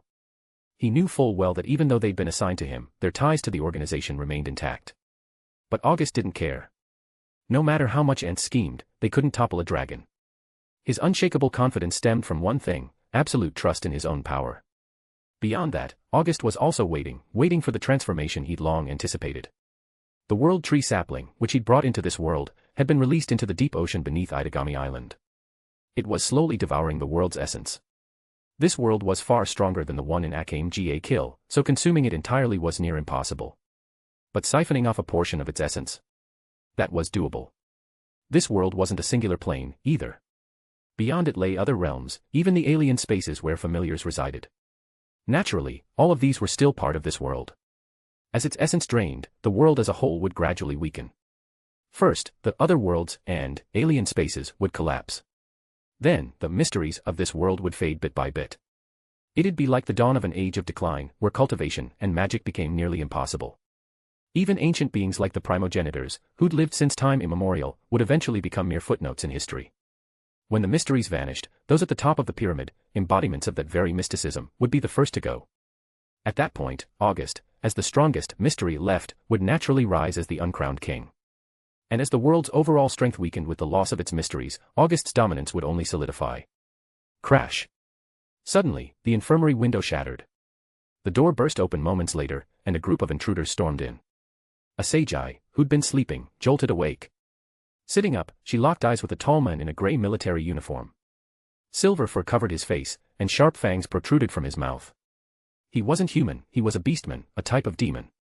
Who are you people? Why are you breaking into Saikai Academy? Asagi demanded. Despite the situation, she didn't freeze. She might be a girl, but she wasn't helpless. Clap clap. As expected of the Cyber Empress. You're remarkably calm, a voice said. Another beastman stepped forward from the group, eyeing Asagi with satisfaction. Who are you? The name's Christoph Gardos, current leader of the Black Death faction. The Black Death faction. That terrorist beastman group from the warlord's domain. So you've heard of us. What do you want with me? Asagi realized then that they weren't here for the academy, they were here for her. Her mind flashed back to what August had told her yesterday, about that mysterious email and the bizarre encrypted data. It had come from these terrorists. She'd cracked it, and now they'd come for her. As the Cyber Empress, Asagi's intellect was razor sharp. She pieced it together in an instant. Don't be afraid, Cyber Empress. I won't harm you, Gardos said. I need your help with something. Once it's done, I'll let you go. Help with something? You mean that encrypted file, don't you? What was it? A relic of a prehistoric civilization, excavated from the 9th Murgar site in South Asia. It's said to have destroyed countless cities and civilizations in the past, a weapon created by the gods, Nalakuvara. Nalakuvara.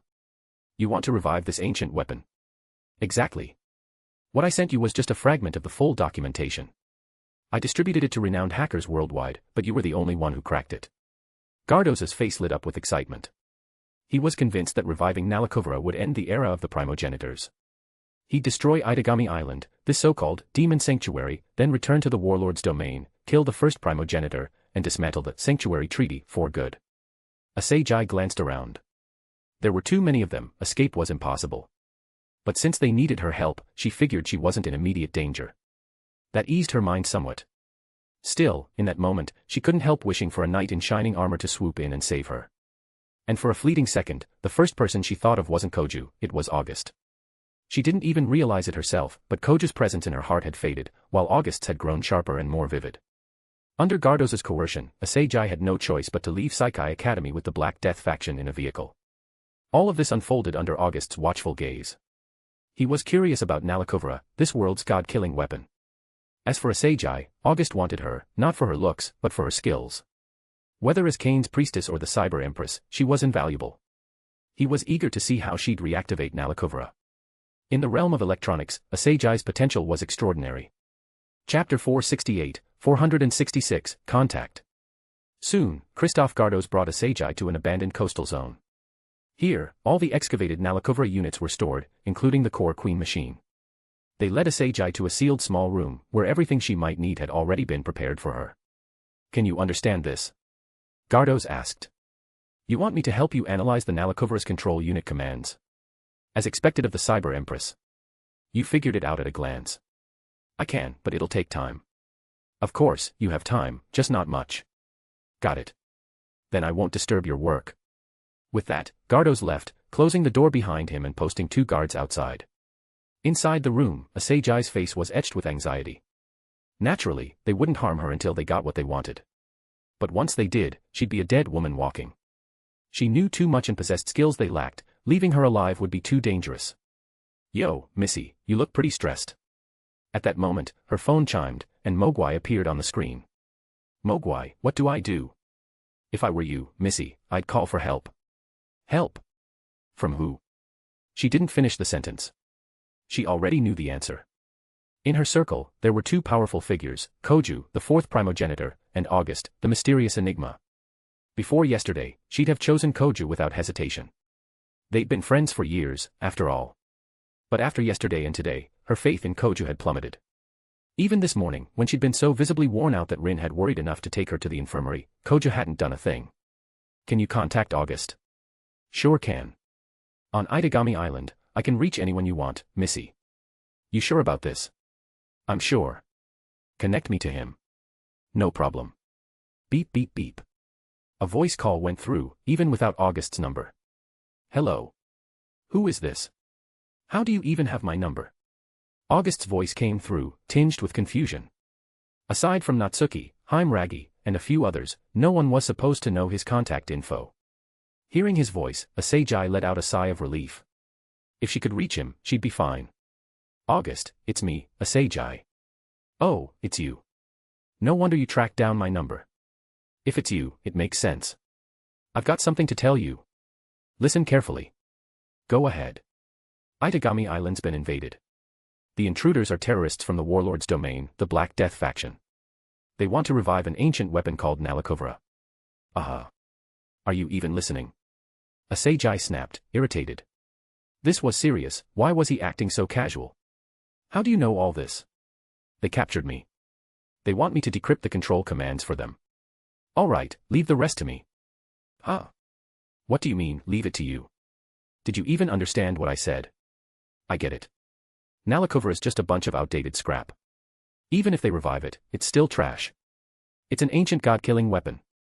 If it were that impressive, the 3 Primogenitors wouldn't still be alive. Just keep yourself safe. I'll handle the rest. Beep beep beep. The call ended abruptly, leaving Asagai's face frozen in disbelief. That jerk, does he even realize how urgent this is? Missy, no need to worry. This friend of yours isn't ordinary. What do you mean? This guy's not weaker than a Primogenitor. You're in good hands. Not weaker than a Primogenitor? Asagai's mind conjured August's sharp gaze, but then it clashed with the image of him scarfing down food like a glutton. The contrast felt jarring. Mogwai didn't elaborate. As long as Asagai was on Idagami Island, she'd be fine. On the other end, August hung up, a flicker of surprise in his mind. He hadn't expected Asagai to call him. Normally, when trouble struck, wouldn't the heroine turn to the protagonist? It seemed Koju, the supposed protagonist, was on his way out.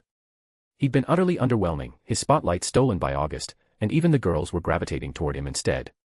That thought sparked an idea. If this protagonist was nearly done for, why not finish him off? He wasn't worth much anymore. Might as well make use of him. Protagonists were troublesome creatures, impossible to predict with logic. One slip, and they could power up out of nowhere or take off unexpectedly. If Koju pulled off something big down the line, it'd be a hassle to clean up. Forget that for now. First things first, stick to the script. The show's already started. August stood, stepping out of the office. Darkness swirled behind him, forming wings. He took off, soaring toward the docks where the Black Death faction was holed up. Meanwhile, Asagai began tackling the problem her own way. The files she'd decrypted earlier were part of a startup program, likely Nalakovra's, no doubt about it. The Black Death faction needed her to crack this specific segment, the control unit's command program. For it to function as a weapon, it had to be controllable, which explained why they'd brought her here. Fine, they wanted it. She'd give it to them. But she'd embed a backdoor in the control program. Under specific conditions, it'd trigger, causing all the Nalakovra units to self-destruct. Then, everything would be resolved. In that moment, Asagi was like an empress of the digital realm. Every line of code bent to her will with ease. Even without Mogwai's help, she could dominate the online world. This was Asagi, her strength as the cyber empress. In a way, she was a force to be reckoned with on a global scale. Chapter 469, 467, Demon God. Looking down at the abandoned area below, a slight smirk curved August's lips. With his terrifying sensory abilities, the entire zone fell under his perception. Finding Asagi's location was child's play. He also picked up on the Black Death faction beastmen scattered around. There weren't many, just a few dozen. After all, though they called themselves the Black Death faction, they were little more than remnants now. Since their former leader's death, the group had all but crumbled. Even their current leader, Christoph Gardos, had only been a mid-tier officer back in the day. All right, shadows, go. Wipe out every last enemy. Swish swish. Instantly, shadowy figures clawed their way out of the darkness, darting toward the area. The beastmen were out in the open, while these shadow assassins moved unseen, slipping through the dark. They weren't a ninja squad, but when it came to stealth kills, they were just as deadly. In mere moments, the outermost sentries were silently taken out. August, meanwhile, headed straight for Asagi's location. After weaving through the area for a bit, he arrived at what looked like an underground bunker. A heavy iron door stood guarded by two beastmen armed with guns. Step. The sound of his landing instantly put the two on alert. Who's there? They snapped their guns up, but August stepped forward into their line of sight, casual as ever. Hey, good afternoon. Who are you? How'd you get here? Name's August. I'm a demon god. As for how I got here, walked in, obviously. You bastard. Messing with us. Die. Bang. Bang. Bang. No hesitation. These two were hardened killers, used to spilling blood without a second thought. August didn't flinch. A shadowy barrier formed from his abilities, deflecting every bullet effortlessly. Sure, the shots wouldn't have hurt him anyway, but letting them hit beneath him. This ability, Dragon's Legacy, was just too convenient. Versatile, powerful, perfect for offense and defense. Its destructive force was immense, and its protection. Unless someone's magic outstripped August's, breaking through was a pipe dream. How's that possible? You're not human. They emptied their clips, but August stood unscathed. The beastmen were dumbfounded. Didn't I just say? I'm a demon god. You've had your turn, now it's mine. Wait, Slash. Before he could finish, a shadow blade decapitated him. Blood sprayed like a fountain. The other beastmen froze, too stunned to scream, only to meet the same fate instants later. Boom. With the two guards down, August smashed the iron door open. Inside, Asagi had just finished the command code when she heard the commotion, gunfire, screams, and then the door shattering. A man stepped through the entrance. Backlit by the light, he looked to Asagi like a radiant knight in shining armor. Hey, Asagi. I'm here to save you. You idiot, don't tell me you just stormed in here. Yep. Asagi pressed a hand to her forehead. This was a terrorist group. Sure, he was strong, but did he have to waltz in so brazenly? Through the corner of her eye, she caught the bloodstains by the door. No surprise, the two beastmen guarding her were likely dead. Growing up on Idagami Island, a demon sanctuary, she'd never encountered death firsthand. Step step step. Rapid footsteps echoed. Christoph Gardos appeared at the doorway, drenched in blood, one arm missing. You're that demon king who's been popping up on Idagami Island, aren't you? He said slowly, eyeing August. Though a terrorist, Gardos wasn't clueless, he kept tabs on basic intel. Christoph Gardos of the Black Death faction. That's me. If you've made it here, I assume my men are finished. Yep. Except for you, every last remnant of the Black Death faction is dead. So, what's it gonna be? Fight to the end, or something else? Gardos laughed bitterly. Remnants, huh? Yeah, that's all the Black Death faction was now. He pulled a controller from his pocket, the activation device for all the Nalakovra units. Without the control commands, he'd held off using it. But now, with his faction wiped out and his own death looming, he'd take Idagami Island down with him. August, that's the Nalakovra controller. Stop him. Asagi shouted, recognizing it instantly. Too late. Let it all burn, let it all crumble under Nalakovra's might. Beep. He pressed the button. At that moment, every Nalakovra in the underground storage lit up with a red glow, rebooting from their stasis. Ha ha ha. It's over. This island's done for, Nalakovra will reduce it to rubble. Shut up already. Slash. A shadow figure emerged behind Gardo's, claw piercing his heart. Eek. Asagi, who'd never seen anything like this, yelped and hid behind August. Asagi, it's just a dead beastman. What's there to freak out about? Jerk. I'm a normal high school girl, how am I supposed to not freak out over a corpse? I'm heading out to deal with that scrap metal. You coming? Scrap metal? Nalakovra. I'll go with you, I've got a way to destroy them. No need. I'll crush that junk myself. With that, he strode out. Asagi glanced at Gardo's body, repulsion and fear washing over her, and hurriedly scurried after August. No way was she staying here. Chapter 468, Destruction. Boom. A deafening explosion roared across Idagami Island, its hollow artificial structure amplifying the sound. The entire island was a man-made construct floating on the ocean. Though this was an outer area, if the blasts got too intense, they could destabilize the whole place. In one section of the island, towering war machines, 7 or 8 meters tall with 6 legs, rampaged. They resembled giant ants clad in shrimp-like armor. Their oval bodies housed hemispherical heads, tipped with 2 antenna-like secondary arms. These oversized killing machines were intimidating just standing there. So this is Nalakovra, Asagi murmured. From atop a shipping container, August and Asagi watched the scene unfold. August was unfazed, but Asagi stared in shock at the Nalakovra tearing through everything. Swish. A purple magic circle flared to life, and Natsuki appeared. Hey, Natsuki-chan. Good afternoon. Good afternoon, my foot. The second I take my eyes off you, you cause a mess this big. The moment she arrived, Natsuki snapped at August, instinctively pinning the chaos on him. Natsuki-chan, this isn't August's fault. He came to save me, Asagi interjected. Asagi. What are you doing here? I got captured by the Black Death faction. August rescued me. Rescued you. Natsuki gave Asagi a once-over, making her squirm uncomfortably. Then her gaze shifted back to August. First the middle school division wasn't enough, and now you're targeting the high schoolers. Her words caught August off guard, and Asagi's face flushed crimson. Natsuki-chan, it's not like that. Asagi protested. Who knows? Regardless, Asagi, I'm your teacher. Don't call me Chan, Natsuki said, tapping Asagi's head with her fan. Asagi flinched back, a little intimidated. August found it amusing. Though Natsuki was in her mid-20s, her body still looked like a teenager's. She might be a teacher, but to most students, her cute lowly vibe far outweighed her strict authority. That's why so many called her Natsuki-chan, much to her annoyance. Her youthful appearance was a sore spot, especially given her naturally serious demeanor. In the original story, she'd once donned a middle school uniform to catch a creep, and it fit perfectly. August had tried more than once to recreate that scene, but she'd shot him down every time. Boom.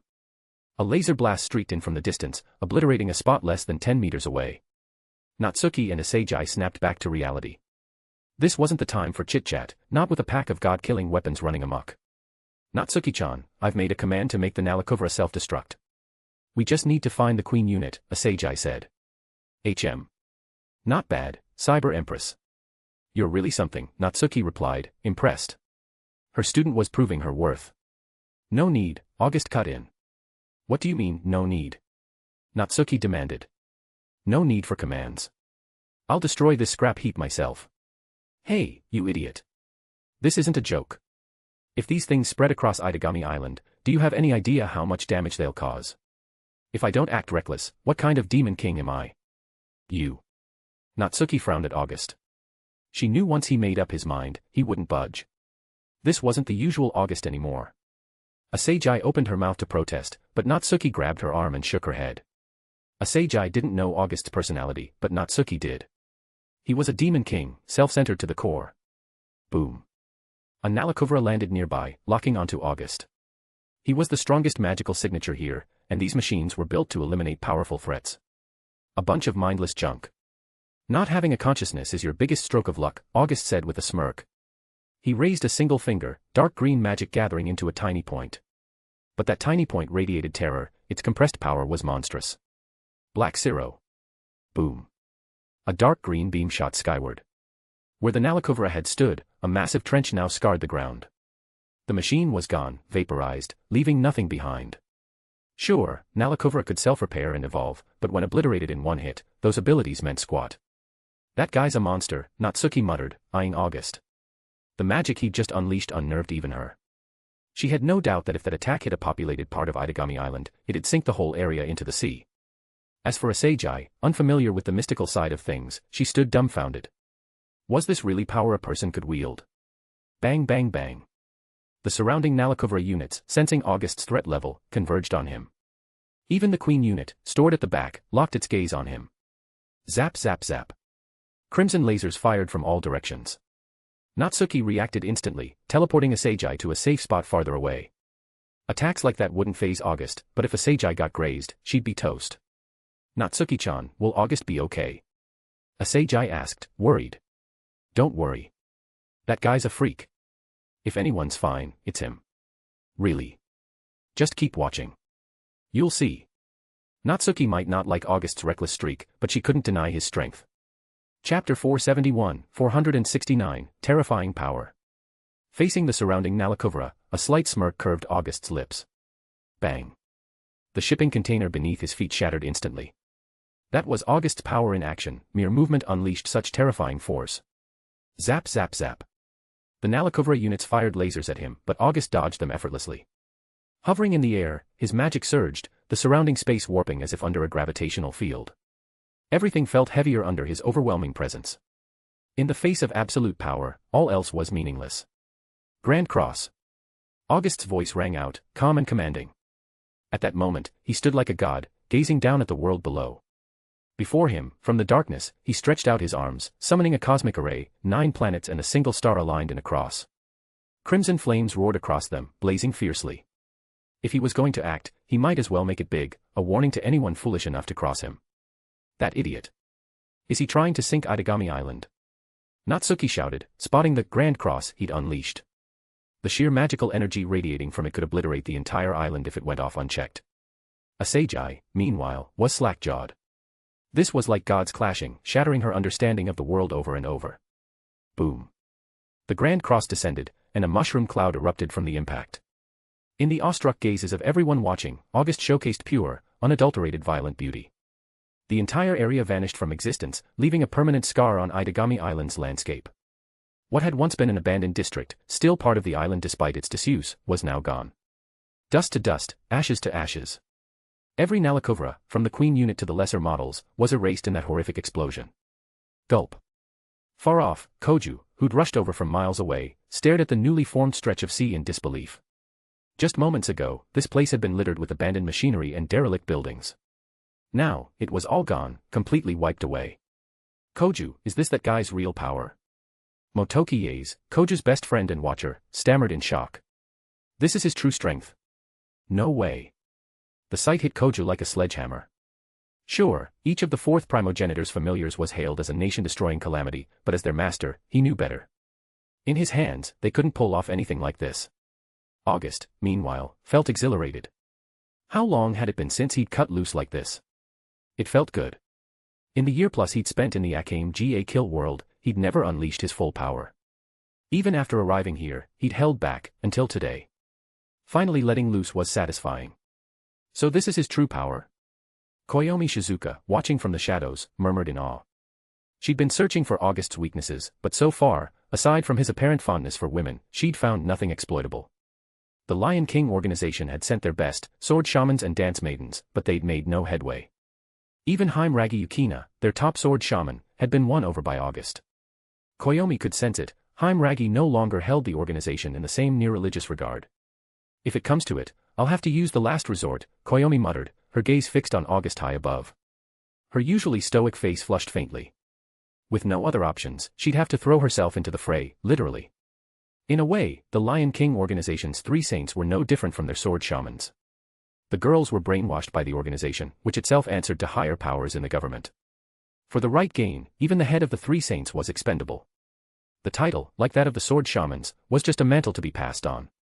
Across the sea, aboard the Oceanus Grave, Vatler watched the display, equally stunned. Unbelievable strength. Is this your true power?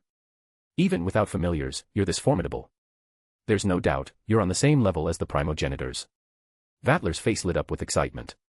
Primogenitors were the pinnacle of this world, or so he'd thought. The world had believed it too. But now, that ironclad rule was shattered. A non-vampire had climbed to the top. Stretching a bit, August felt great, though he might have overdone it. He hadn't meant to wipe out the whole area. Idagami Island, being artificial, was more fragile than a natural landmass. You moron. Do you realize what you've done? Natsuki yelled, flying over with the Seijai on a magic circle. The second she arrived, she laid into August. Before, he'd just broken a few things here and there. Now, he'd erased an entire district. Did he have to go that hard? I didn't mean to lose control. I'll be careful next time, August said. Next time? You think there's a next time? It's already happened, Natsuki-chan. What do you want me to do about it? Starting today, unless it's absolutely necessary, you're banned from making a move. What? Why? Because you're a walking disaster. Even a casual attack from you is apocalyptic. Fine, I'll hold back unless I have to. August knew he'd gone overboard this time, so he didn't argue further. A Seijai, watching from the side, blinked in confusion. Which was the real August? This laid-back, shameless guy, or the godlike demon from moments ago? Chapter 470, fantasized. With the Nalakovra incident behind them, life settled back into a peaceful rhythm. One notable change was that the incident brought a Seijai and August much closer. A classic hero rescuing the damsel move might be cliché, but it's undeniably one of the most effective ways to win a girl's favor. Now, the two were more than just friends. As for Koju, he took yet another blow. His growing distance from a Seijai only made things worse. These days, Koju didn't even have a medium by his side, let alone any girls. If you stretched it, the only one left was his little sister, Nagisa. But no matter how desperate he got, he'd never lay a hand on his own sibling. Because of this, Koju kept missing chance after chance, letting girl after girl slip away. His power stagnated, never advancing. Worse still, after sucking blood just once and never again, even his golden lion familiar was starting to rebel. In reality, Koju's strength wasn't just stalled, it was declining. The contrast couldn't be starker. The Lion King organization began to question whether Koju, the fourth primogenitor, was still worth their investment. He was just too pathetic, showing no signs of potential. Especially after witnessing August's power, they were downright terrified. On one hand, you had Koju, who might grow into a primogenitor someday.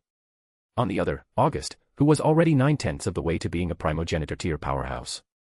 Any clear-headed person could see which one held more value. Sure, backing Koju could yield big rewards, like the merit of raising a king from scratch. His blood companions could become future queens, far easier to control than August, who'd already reached the top. But August and Koju were locked in a fight to the death. Whether Koju could even grow into his potential was a big if. For these reasons, the Lion King organization had all but given up on Koju. Even when Yuri and Shio were taken by August, they didn't bother rescuing them or sending reinforcements. Knock knock. Come in. Inside the office, August lounged on the sofa, flipping through a comic book. Hearing the knock, he called out casually. August, I figured you'd be here. The door swung open, and a Seijai stepped in, a knowing glint in her eyes as she spotted him. It wasn't exactly a secret. If August wasn't wandering around Saikai Academy, he was holed up in Natsuki's office. She'd banned him from roaming elsewhere. After all, August was a walking time bomb. If he went off outside, Idagami Island would be done for. Hey, a Seijai. Looking for me? Yeah, there's something. What's up? I'm free anyway. Natsuki-chan won't let me go out, and there's nothing to do around here. Could you come with me to the art room? The art room. For what? To help me with an assignment. Assignment? Yeah, figure drawing. I want you to be my model. Sure, I've got nothing better to do. August agreed without a second thought, and a smile flashed across a Seijai's face. They soon arrived at the art room. With no classes scheduled today, it was empty. A Seijai grabbed her art supplies from a nearby cabinet, clearly prepped in advance. The familiarity of the scene struck August. All right, strip. Sure, wait, hold on. You're that eager right here. Shouldn't we at least head home? What are you talking about? I meant take off your clothes. Isn't that what I said? No. I need you as my model, not for, ugh. Asagai's face turned beet red. Growing up, she'd never dealt with anything like this. A guy misunderstanding her intentions, thinking she wanted that. She was still an innocent maiden. Blushing furiously, she shoved a bag at him. August peeked inside, white suit, gold-rimmed glasses, black dress shoes. What's this for? Props. Put them on. I'm drawing you. White suit, gold glasses, black shoes, the full pretty boy package. What pretty boy package? Just put it on. You sure this is my size? Of course. I checked with Yukina. August was speechless. If she'd asked Yukina, it'd be spot on. The reason? Simple. He'd already claimed Yukina and Sayaka long ago. Living surrounded by beautiful girls and not making a move would have been torture. Heimragi was still young, and her saintly aura made August hesitate to touch her too soon. Natsuki. She was just a magical clone, impossible to pin down. That left Yukina and Sayaka fair game. Sent by the Lion King organization as offerings, August wasn't about to let them go to waste. He ducked into a changing booth and slipped into the outfit. Clothes make the men, as they say. In the white suit, gold glasses, and polished shoes, August transformed into the picture-perfect gentleman prince. No exaggeration, he could walk out like this and charm any girl with a single glance. Zero chance of striking out. My white knight prince. Asagai's cheeks flushed as she gazed at him. Hey, this good enough? Yeah. Stand over there. I'll start drawing. August's voice snapped her out of it. Flustered, she fumbled with her canvas, pinned the paper, grabbed her brush, and got to work. As she painted, her mind started spinning. Girls are hopeless romantics. One look at a handsome guy, and their imaginations run wild, conjuring up full-blown drama series in their heads. Asagai was no exception. The more she drew, the redder her face got. Eventually, the image took shape. It wasn't a portrait of August. Instead, it was an intimate scene, a kiss between a man and a woman. The man was August, the woman was Asagai herself. August soon noticed something off. Leaning in, he froze. Usually, it's guys fantasizing about goddesses. But today, he'd hit the jackpot, fantasized about by a beauty. And honestly, it felt pretty damn good. Chapter 473, 471, Thoughts. Looking at Asagai Iba, whose face was as radiant as a peach blossom, August couldn't bring himself to disturb her. It had to be said, Asagai's drawing skills were impressive. The figure in her sketch was outlined with remarkable precision and lifelike detail. But as August observed her, a trace of doubt crept into his mind. Wasn't this progressing a bit too quickly? The leap felt enormous. Just a short while ago, she still had lingering feelings for Koju Akatsuki. How had she suddenly developed an interest in him? He'd overlooked one crucial detail. As the embodiment of desire, August naturally exuded an irresistible charm to women. Once that spark ignited, her affection skyrocketed like a rocket. At that moment, Asagai noticed August standing close by. The realization snapped her out of her daydreams in an instant. Hey, you're awake. Embarrassment, frustration, awkwardness. Asagai had never felt so mortified in her entire life. Fantasizing in her head was one thing, but being caught red-handed by the very person she was thinking about. It was beyond humiliating. Thinking about it is one thing, but today, I'll take you for some hands-on experience. What? The bombshell hit her hard, and Asagai froze. Having no prior experience, she felt as though she'd been petrified in that moment, completely at August's mercy. August, of course, took full advantage. Staying composed and unaffected. That wasn't his style. Half an hour later, Asagai's face was so red it looked like it might drip water. Covering her face, she bolted out of the art room. August felt a twinge of disappointment. In that brief time, he'd taken every opportunity to tease her, savoring every moment. But her lingering reservations held her back, and he hadn't fully succeeded. At the critical moment, Asagai had fled in a panic. He tucked away the half-finished drawing. Today had already been a big step. Asagai was practically his now, she couldn't escape. Come to think of it, it seemed like he'd stolen all of Koju Akatsuki's girls. Wait, there was one more, Koju's childhood friend, Yuma Tokoyogi, the girl created to free her mother. And thinking of Yuma naturally led August to another person, Aya Tokoyogi. Then there was Natsuki Minamiya, the witch who had been asleep in the prison barrier for years, her life's purpose reduced to guarding it even now. After tidying up the art room, August returned to the office. Natsuki was already back, seated at her desk grading assignments. Astalate stood nearby, dressed in a maid outfit, ready to assist at a moment's notice. These days, Astalate seemed less like August's maid and more like Natsuki's. Where were you just now? Chasing a girl. Chasing a girl. Natsuki didn't believe him. In all the time he'd been at Saikai Academy, August hadn't actively pursued any ordinary female students. It made sense, she supposed. Despite his flirtatious nature, he wasn't desperate enough to go after just anyone, a small silver lining. What Natsuki didn't realize was that August's tastes had simply become too refined. Having been with so many stunning women, he had little interest in ordinary girls. By the way, Natsuki-chan, I've got a question for you. Go ahead. Do you want to break free from the prison barrier? Snap. In an instant, the pen Natsuki had been using to grade papers snapped in her grip. Did she want to escape the prison barrier? How could she not? No young woman in her prime would willingly accept being cursed to eternal sleep, forced to serve as the key to a prison. Anyone in her position would yearn to be free. But as the guardian of the prison barrier, its gatekeeper, its gate, and its key, Natsuki had resolved herself to this fate long ago. She'd accepted that she would spend her life alone, sleeping eternally within the barrier. Don't bring that up again. Her voice was calm, but a faint tremor betrayed her emotions. I can help you escape the prison barrier. No need. I'm fine with things as they are. But I'm not. After spending this time with you, Natsuki-chan, I've made up my mind. I'm going to make you my bishop. What do you think? I think it's a terrible idea. Who'd want to be your bishop? And why bishop, anyway? Bishop is a rank among my vassals. I'm the king, and below me are the queen, knight, chariot, bishop, and soldier. You want to turn me into one of your vassals? In your dreams. She rejected him without hesitation, but August wasn't fazed. He'd expected her to refuse. Compared to others, Natsuki was far more challenging, but that only made her all the more enticing to conquer. Don't be so quick to say no. I can set you free, and then you can throw yourself into my arms without any worries. Get lost. Who's throwing themselves into your arms? Come on, Natsuki-chan, we're so close now. No need to be shy. Who's shy? I'm denying it, got that? No, you're just saying one thing and meaning another. Leave me alone. Natsuki refused to entertain him further. She wanted to end this conversation quickly. She had no doubt that August might actually do something to the prison barrier. Freeing her was next to impossible.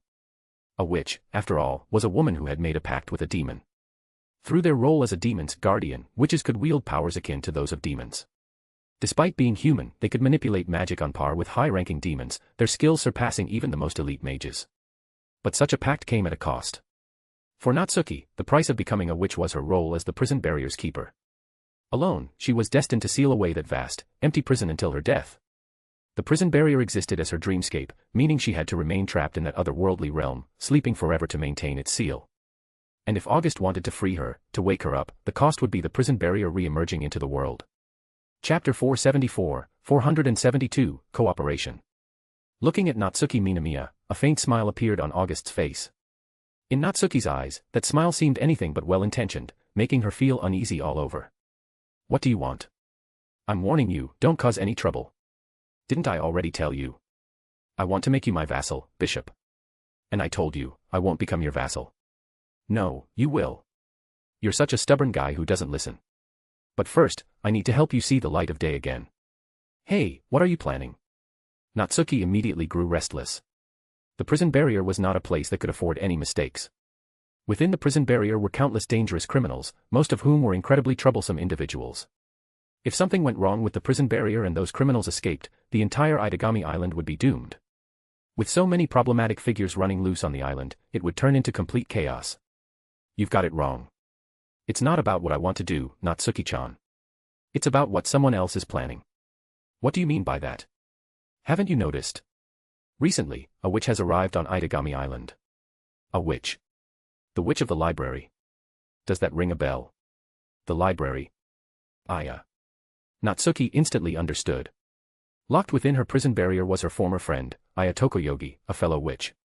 10 years ago, Aya Tokoyogi, the witch of the notary, and the head librarian of the library, stole the Dark Oath grimoire from the library's secret archives. She then unleashed its power on Idagami Island, the demon sanctuary, causing immense damage. At the tender age of 16, Natsuki had stopped Aya and imprisoned her within the prison barrier. However, the Dark Oath grimoire was of utmost importance to the library, and they would never abandon it. How do you know about this? I figured it out, of course. Figured it out? That which happens to be Koju Akatsuki's childhood friend. Koju Akatsuki. The library. Are they planning something with him? Not exactly, planning something. Let's just say they intend to borrow the fourth Primogenitor's magic to make the prison barrier manifest. If you know all this, then why? Because I want to claim you for myself. You really do have your sights set on me, don't you? It can't be helped. A mature soul in a youthful body, a legal loli like you, Natsuki-chan, is just too rare. It's impossible for me not to be smitten. August didn't bother hiding his intentions. He was completely enamored with Natsuki, and his desire was overwhelming. Especially now, living under the same roof as her every day, the outcome was predictable. He couldn't bring himself to touch Kurosaka Sayaka, and as for Astellade, she was only a few months old in certain respects, which felt far too extreme even for him. That left Natsuki, the legal loli. But she was just a magical clone, something he could see but not touch. Meanwhile, on the other side of the island, Yuma Tokoyogi had just arrived at Idagami Island and met up with Koju Akatsuki. Greetings, Blue Witch. Who are you? I'm Beatrice, a servant of my master. You know I'm a witch. What do you want with me? Cooperation. Cooperation. Yuma Tokoyogi narrowed her eyes slightly as she looked at the blonde woman in front of her. Though she was an artificial human created and trained by the library from a young age, she was far from naive. In fact, she knew more than most people. My master knows your goal, to open the prison barrier and free your mother, the witch of the notary, Aya Tokoyogi. Who exactly are you? Rest assured, I won't stand in your way. Why? People don't offer help without an ulterior motive. My master has his own objectives, naturally. And what would those be? To claim the Witch of the Gap for himself. The Witch of the Gap? You mean Natsuki Minamiya? Exactly. As long as the prison barrier exists, Natsuki must remain asleep within it. So, to obtain her, my master plans to destroy the barrier. Yuma studied Beatrice, weighing her words. She couldn't tell if the woman was telling the truth. Rescuing her mother, Aya Tokoyogi, had been the library's plan for the past 10 years, a plan that could not afford any mistakes. To achieve this, the library had originally intended to sacrifice everyone on Idagami Island to unlock the prison barrier. But by chance, Yuma had learned that her childhood friend had become the fourth Primogenitor. This revelation prompted her to adjust the plan, using Koju Akatsuki's power as the fourth Primogenitor to open the barrier instead. That way, she alone would bear the burden of any sins. I can't trust you. Besides, I have my own plan. I'm aware of that.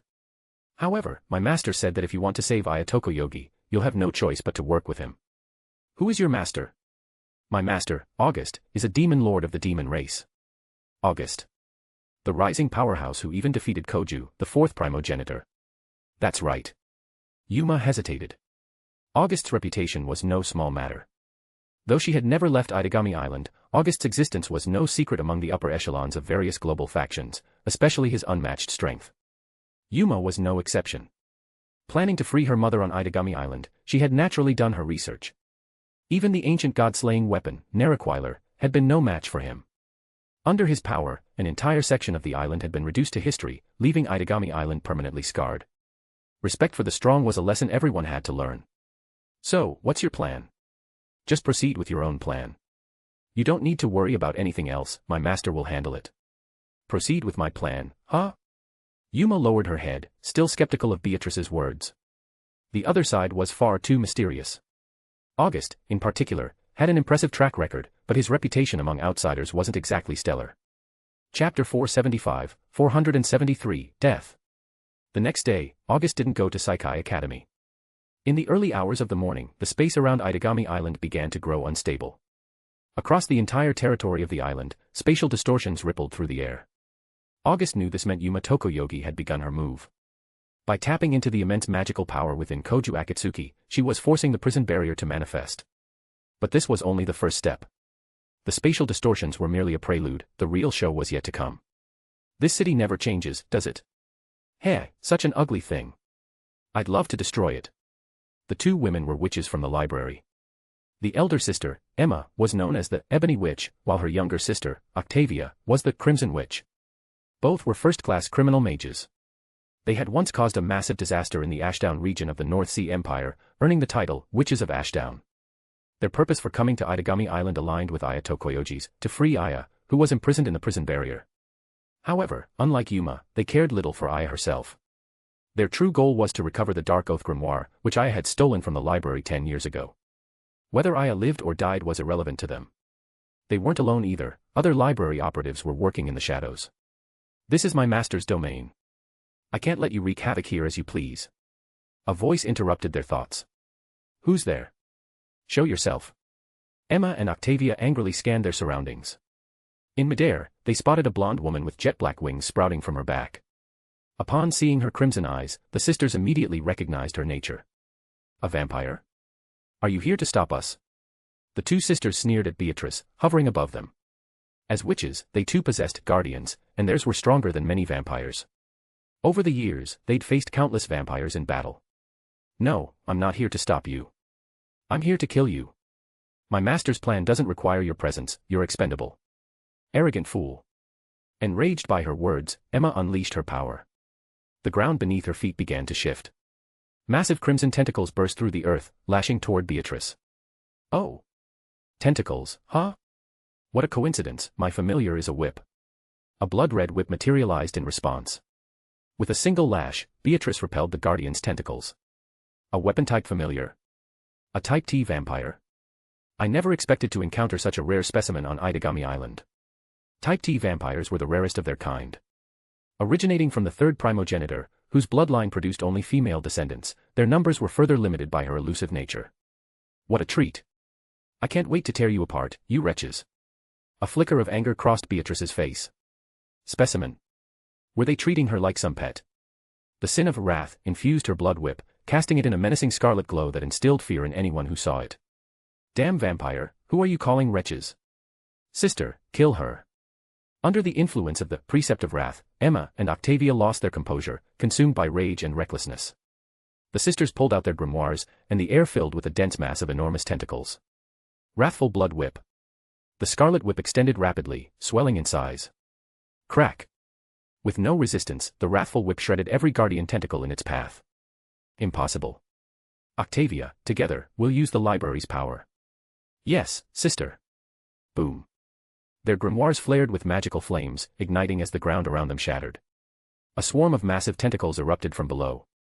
Burning your magic too. As expected, under the precept of wrath, everyone turns into a brute.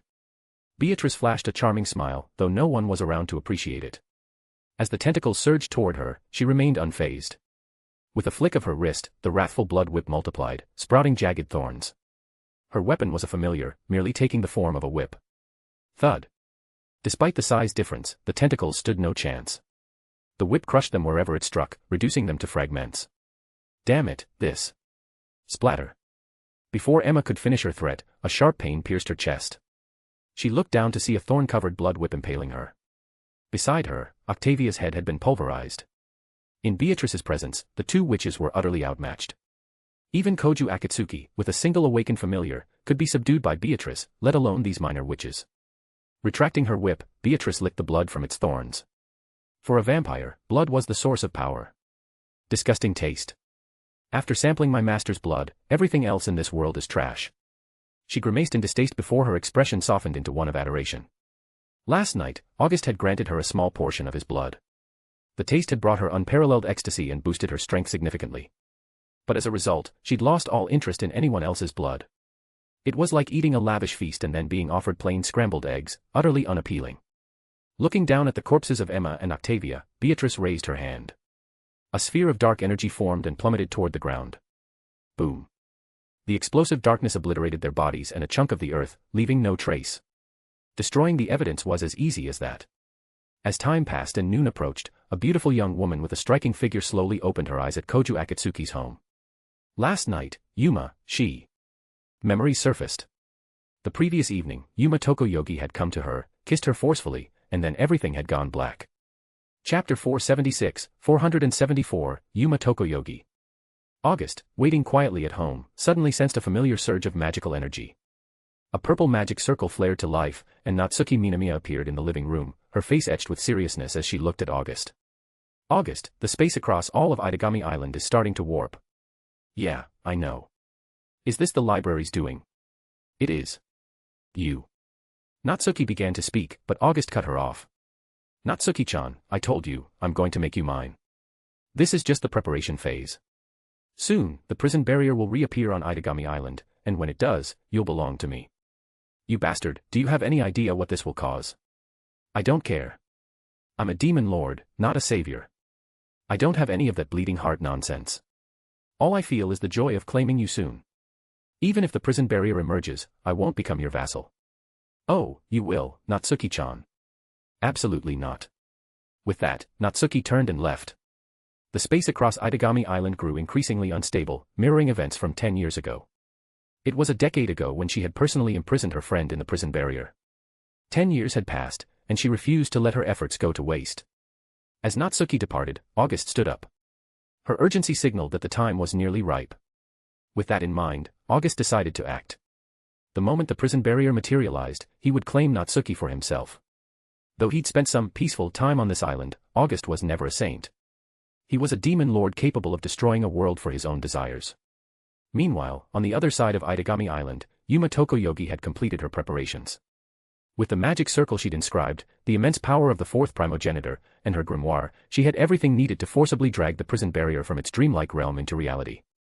After all, the prison barrier was nothing more than an illusory dream conjured by Natsuki Minamiya. Step. Beatrice appeared nearby, watching Yuma manipulate Koju Akatsuki's body. A flicker of disdain and mockery crossed her eyes. It wasn't aimed at Yuma, but at Koju. The mighty fourth primogenitor, controlled by a mere witch, what a disgrace to the primogenitors. It's finally starting. Did you kill the Meyer sisters? Yes. This is my master's domain. Those two wanted to cause trouble, so they had no right to exist. It doesn't matter. It's no big loss. Is it beginning? Any moment now. Yuma smiled as she spoke, opening her grimoire. A surge of magical energy began to boil. The magic circle beneath her feet started to glow, the power of magic awakening. Tap, tap, tap. Yuma. The voice made Yuma pause briefly. Turning her head, she saw Yuma Tokoyogi running toward her, dressed in a tank top, the outfit she'd worn last night to seduce Koju. Koju, you're here. Why, Yuma? Why are you doing this? So you know everything, Koju. Natsuki-chan told me all of it. Beatrice raised an eyebrow. She hadn't expected Natsuki to seek out Koju. But it made sense. Despite his shortcomings, Koju was the fourth primogenitor, and it was his body being controlled. Yuma was his friend, too. Koju, I'm sorry. This is my fate, my reason for existing. What fate? And why are you with August's people? Are you in league with him too? Yuma gave a faint smile, unbothered by Koju's opinion of her. When she'd deceived him, she'd already prepared herself for his hatred and disgust. But while Yuma didn't care, Beatrice certainly did. Koju Akatsuki, you don't get to insult my master. If I hear you speak out of line again, I won't be so polite. You. Koju started to retort angrily, but Motoki Yaes grabbed him, holding him back. Since he was in Yuma's body, the gesture looked a bit intimate. Koju, my mother, Aya Tokoyogi, is imprisoned in the prison barrier. I was born with the mission to free her. Everything I've done was arranged by her. Arranged. Yes. Waking up at a set time, grooming myself in a specific order, studying, training, growing stronger, all of it was planned to save my mother. Even becoming friends with me. No. That was the one thing I chose for myself. Meeting you and Nagisa was the only choice I've ever had in my life, the only light. Once I free my mother, I'll be free. Then, you can do whatever you want with me. Yuma spoke slowly. As a test tube child, her entire existence had been orchestrated. But choosing to befriend Koju and Nagisa had been her one glimmer of happiness. Yuma, do you realize the prison barrier holds some of the most dangerous criminals? If you set them free, how many people on Idagami Island will die? Koju, did you know? I originally planned to sacrifice hundreds of thousands of lives for this ritual. But when I learned you were the fourth primogenitor, I chose to use your power instead. Because of you, all those lives were spared. Yuma, you. Koju tried to say more, but he was interrupted. Are you two putting on a soap opera? Blue Witch, do what you came to do. Yuma glanced at Beatrice, who'd cut in, but said nothing and resumed her ritual. Koju lunged forward to stop her, but Beatrice flicked her wrist. The wrathful blood whip lashed out, sending him flying. Right now, he wasn't the fourth primogenitor, he was in Yuma's witch body. Her guardian, the source of a witch's greatest power, was still with the real Yuma. In this state, Koju was powerless. Motoki Yaes rushed over to help Koju up. In this situation, the enemy held all the cards. Chapter 475, The Prison Barrier. Boom. A terrifying spatial ripple spread outward, the distorted space now visible to the naked eye. Under Yuma Tokoyogi's spellcasting, her grimoire erupted in a dazzling light, followed by an overwhelming surge of power, the true might of the fourth Primogenitor's magic. Though Koju Akatsuki had inherited the fourth Primogenitor's power, he'd been an ordinary human before and had no idea how to wield it. It was like giving a machine gun to a civilian. Sure, they could pull the trigger, but their aim would be wild, and they'd lack the experience to use it effectively in combat.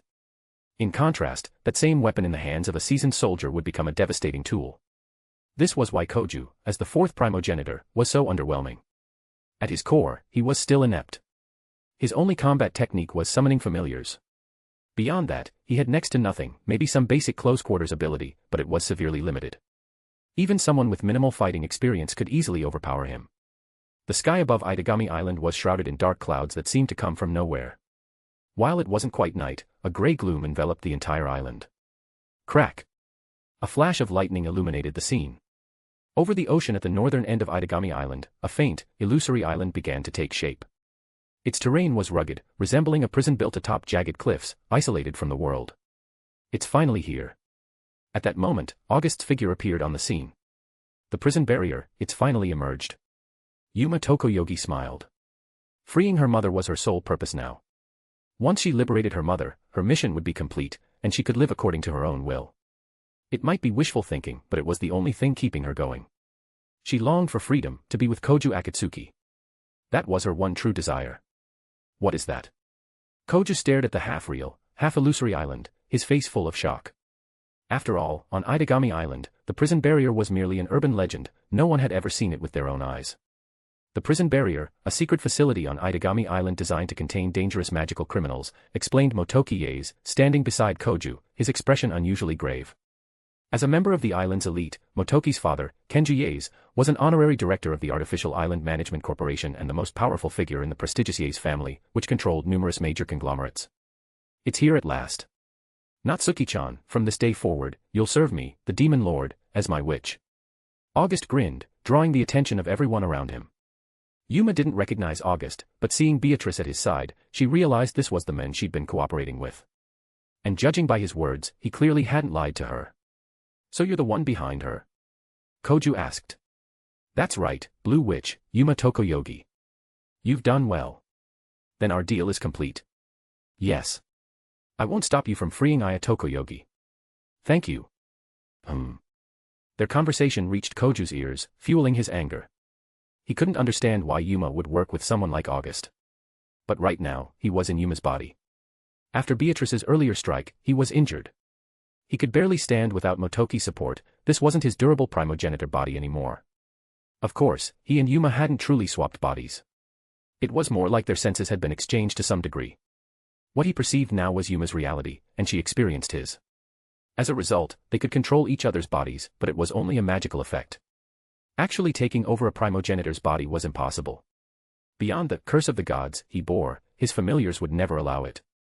August ignored everyone else's thoughts and strode toward the prison barrier, Yuma following close behind. We need to go too, Koju said.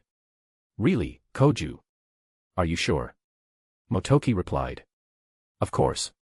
Fine. With a sigh, Motoki gave in. What else could he do when his best friend was a hot-headed fool? The two chased after them, though Koju's injuries slowed them down. Inside the prison barrier, they passed through a long corridor and entered a dimly lit hall.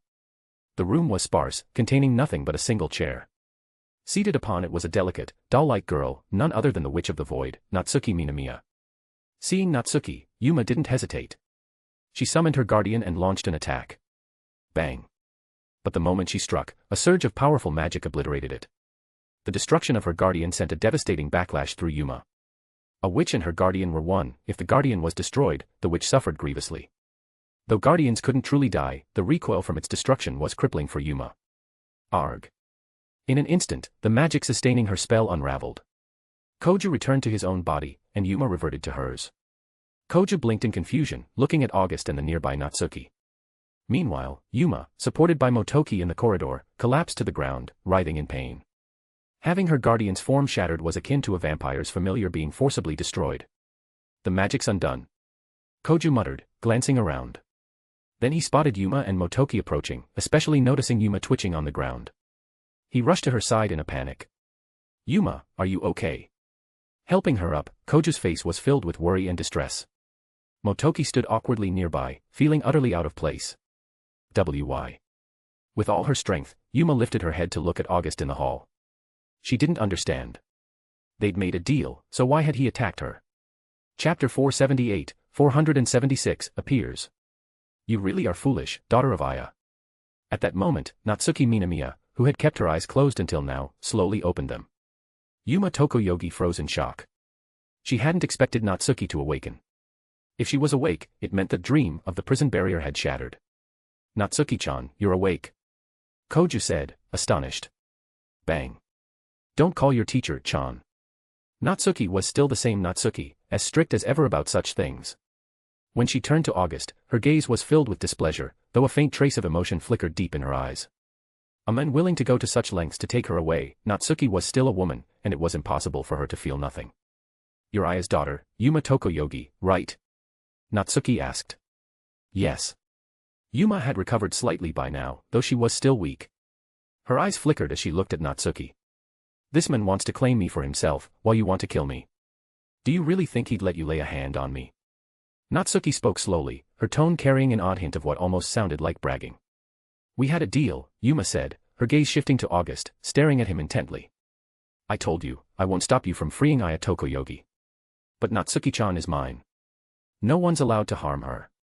If it weren't for our deal, you'd already be dead." "You." Yuma clenched her fists in anger, glaring at August, but she was powerless. The weak never had a say in the presence of the strong. Koju felt a surge of anger on Yuma's behalf, his friend had been deceived. But in this situation, he couldn't just stand by and let her kill Natsuki either. "Now, Natsuki-chan, become my bishop." August extended a hand, a bishop chess piece floating above his palm. Natsuki glanced at it and knew instantly it was no ordinary object.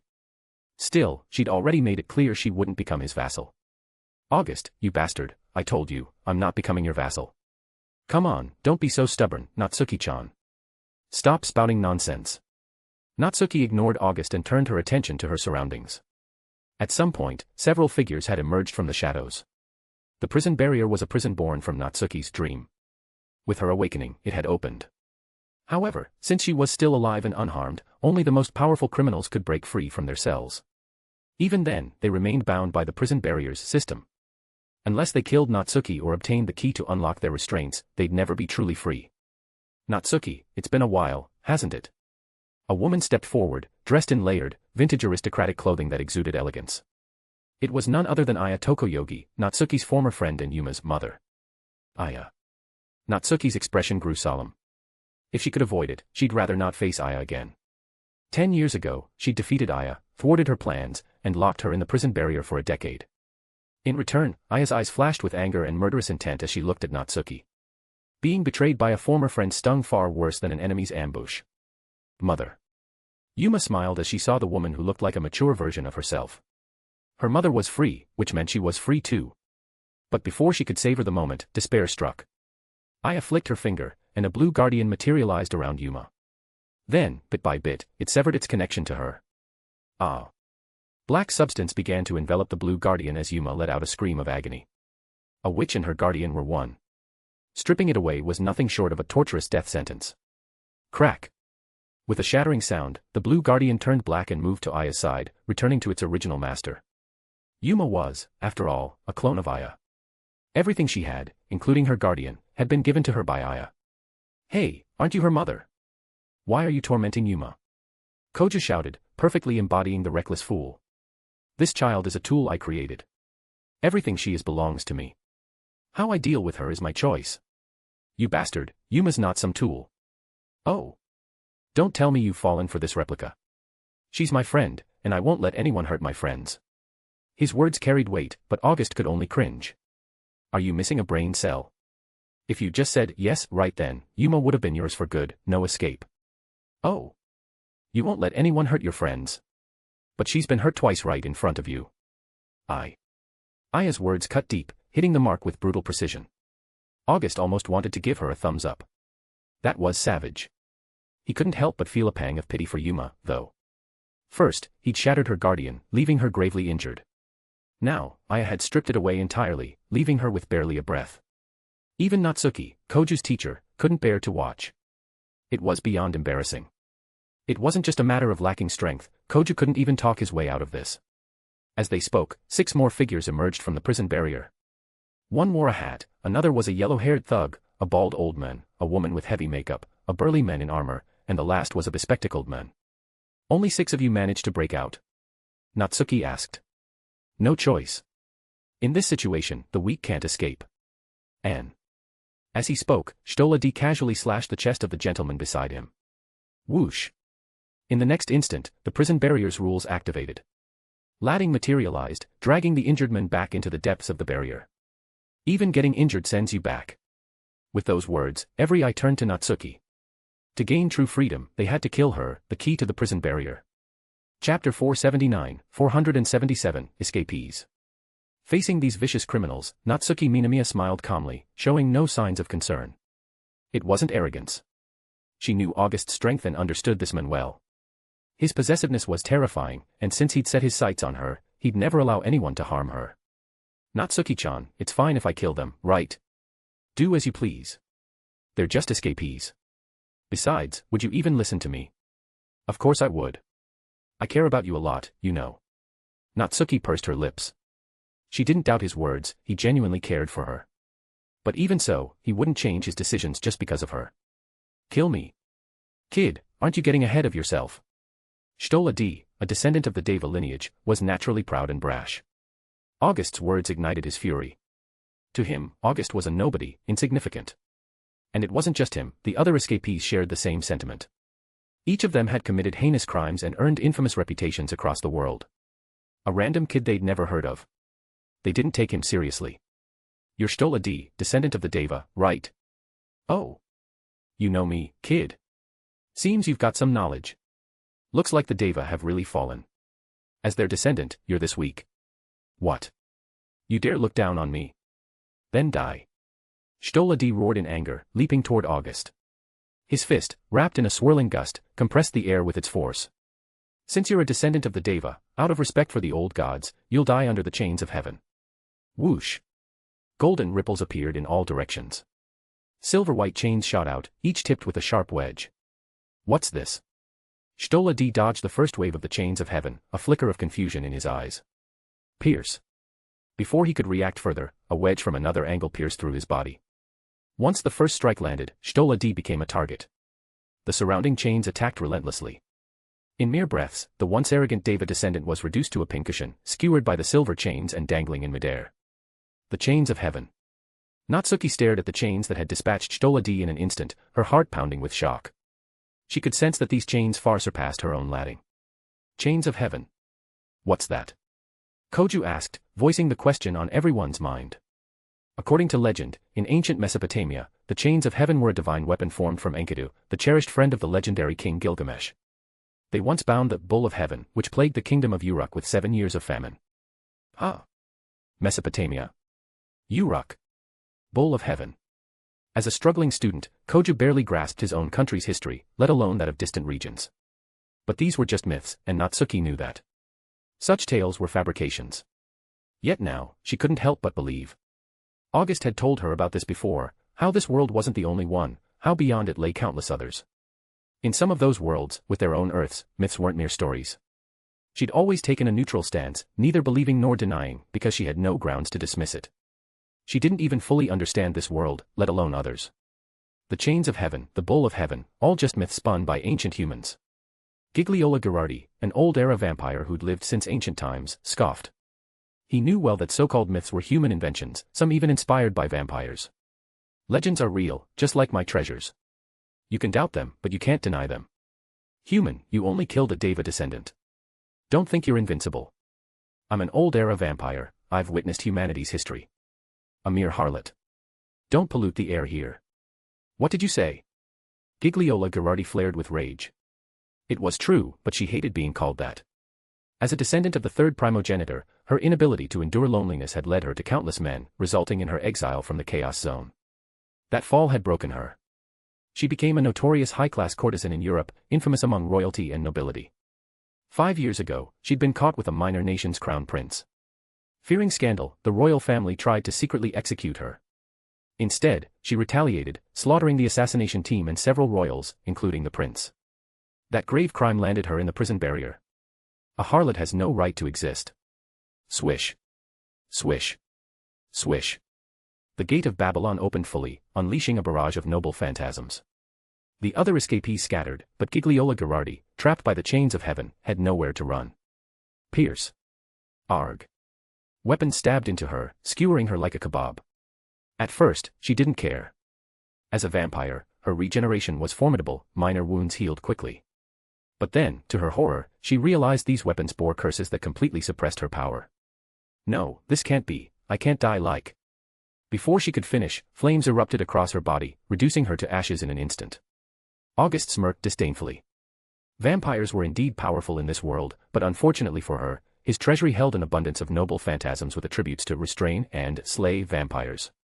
Most were C or D rank noble phantasms, but Gigliola Gerardi wasn't exactly a powerhouse herself. Chapter 478, Pride. In the blink of an eye, the deaths of Stola D and Gigliola Gerardi left everyone stunned. Especially Aya Tokoyogi and the other escapees from the prison barrier. Anyone capable of breaking free from its confines couldn't be weak. Yet 2 of them had been effortlessly killed. There was only one explanation: August's power was overwhelming, far surpassing their own. Really, what a waste of my time, you mongrels.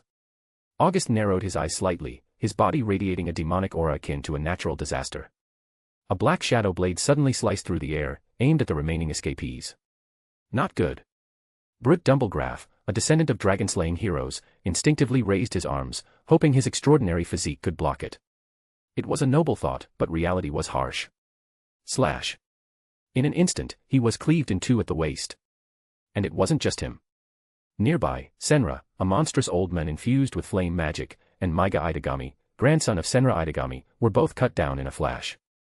Blood sprayed through the air. No one had anticipated August's strength to be this terrifying. Aya Tokoyogi, in particular, had planned to reclaim the Dark Oath grimoire from Natsuki and exact her revenge.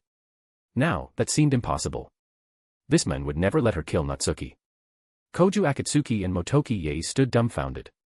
Especially Koju, his enemy was this powerful while he was utterly outmatched. The surroundings fell eerily silent. Aya Tokoyogi, I know your thoughts and goals. But I can tell you plainly, the world you envision can't exist. What are you saying? Aya frowned. A world without magic does exist, I've been to one. But even without magic, the essence of the world doesn't change. Power just shifts from mighty primogenitors to the leaders of nations. What do you mean? No matter how the world changes, whether it's magic or technology, it's all just a weapon. Creating a world without magic or demons won't change anything, it only swaps out who holds the reins. Aya fell silent, listening to August's words. She didn't know whether to believe him. But could her lifelong pursuit and deepest wish really be wrong? Aya, stop making the same mistake again, Natsuki said. Natsuki, anyone else could say that, but not you. Natsuki fell silent. She knew exactly what Aya meant.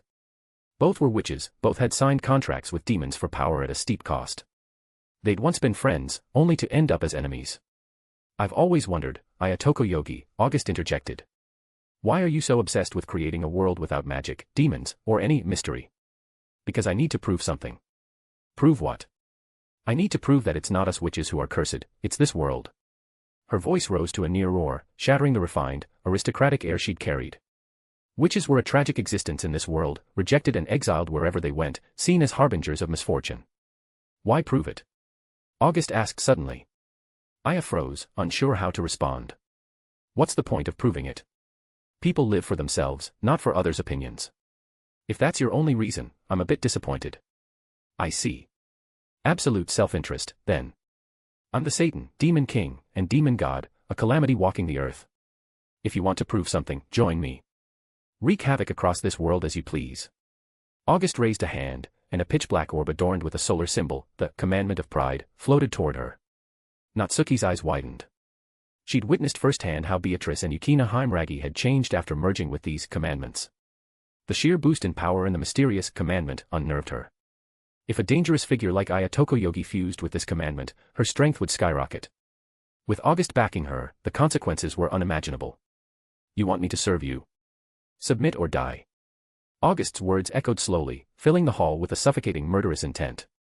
His hands had long been stained with endless blood, having buried countless bones. Few could rival his killing aura. Even Aya, a witch who'd taken lives, paled in comparison to August. On top of that, the overwhelming pressure of his conqueror's haki descended, crushing everyone, including Natsuki. Under the threat of death, Aya had no choice.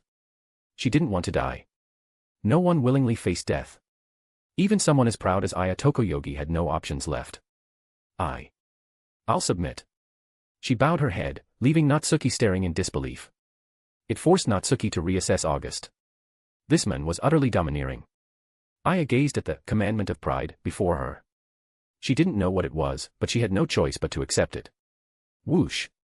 The commandment fused into her body, and dark power surged within her. The contract she'd made with a demon shattered. A flash of shock crossed her eyes.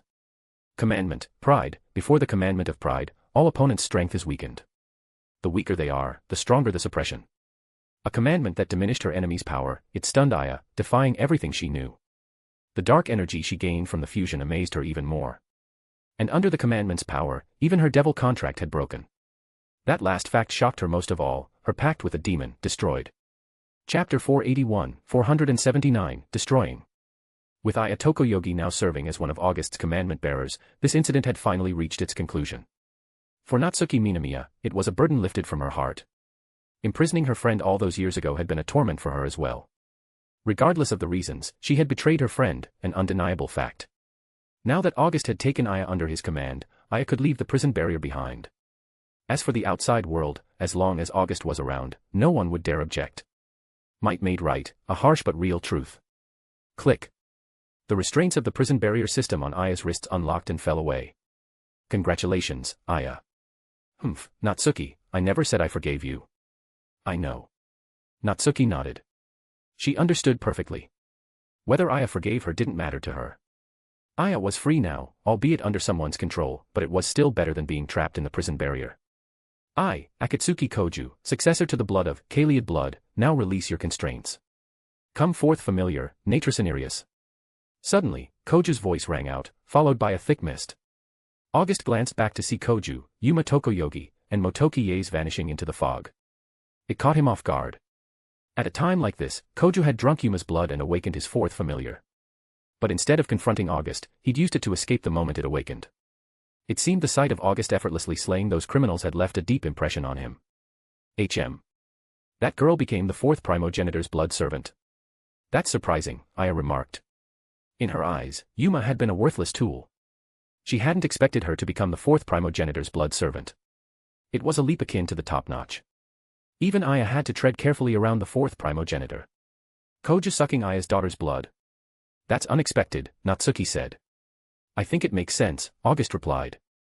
First, I destroyed her guardian, then Aya stripped it away. Yuma was on the brink of death. There weren't many ways to save her, becoming Koju's blood servant was one of them. True. But Koju's gotten smarter. He didn't recklessly attack you this time. I'd actually look forward to it. When he thinks he can beat me and challenges me, I'll kill him. And claim the fourth Primogenitor's power for myself. You're awfully upfront about that. Natsuki shot August a sidelong glance. The power of the fourth Primogenitor was something coveted by everyone in the world. But it wasn't a power just anyone could seize. After a moment of silence from August, Natsuki instinctively glanced at him. She found him staring straight at her. Her body tensed for a split second before she turned her head away. Aya chuckled at the sight.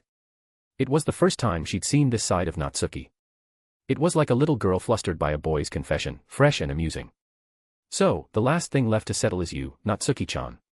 In your dreams. I'll never agree. Aya's mine now. Don't you want to stay with her from now on? If you become mine, that wouldn't be an issue. Aya. Natsuki glanced at Aya and fell silent.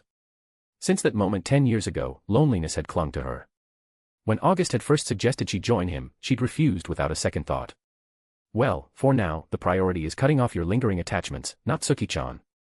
August scooped Natsuki into his arms. She struggled briefly before giving up. Under Aya's scrutinizing gaze, August stepped out of the prison barrier, with Aya and Beatrice following close behind. Hovering in midair, August looked down at the prison barrier below, his eyes flickering. Natsuki closed hers, unwilling to watch. Darkness. A vortex resembling a black hole formed in August's palm. It rapidly expanded at a visible rate, growing into a massive, millstone-like spiral wheel. Natsuki couldn't sense the dark power within it, feeling only the terrifying magical fluctuations. But Aya and Beatrice could perceive the immense darkness it contained, an ocean's worth. Whoosh! Under their watchful eyes, the great spiral wheel descended slowly onto the prison barrier. Boom! In an instant, a deafening roar shook the sky. A colossal black vortex appeared, swallowing the prison barrier in the blink of an eye. Everything was shredded and annihilated, reduced to ash. Ding! Congratulations, host, for completing the hidden task, destroy the prison barrier. Destroy the urban legend of Idagami Island, the prison barrier. Reward, Advanced Gacha Draw 3. An unexpected bonus, destroying the prison barrier had completed a hidden task. Natsuki stared at the obliterated prison barrier, her gaze dazed. Her cage had been destroyed by this domineering man. She was free. Aya looked at Natsuki with a hint of envy. To her, Natsuki was incredibly fortunate to be so valued by a man. He'd even demolished an entire prison barrier just to free her from its shackles. Without August, Aya herself might never have escaped either. That was her thought now, Natsuki was enviable. Now that you're truly free, become mine, Natsuki-chan. I must have done something awful in my last life to end up with a jerk like you in this one. Maybe I saved the world in my last life, and you owe me in this one. TCH. Natsuki scoffed, wriggling out of August's arms. Chapter 480, Natsuki. Demon Evil Piece, Bishop. Looking at the jet-black bishop piece in August's hand, Natsuki Minamiya let out a soft sigh. A reincarnation magic circle materialized in midair, distinct from the magic systems of this world. As the reincarnation process unfolded, the bishop piece merged into Natsuki's body. Buzz. Dark magical energy surged within her. Natsuki felt the contract she'd made with a demon shatter, yet the power she'd gained from it remained intact. In other words, she'd essentially gained the demon's power for free, reaping the benefits without paying the price.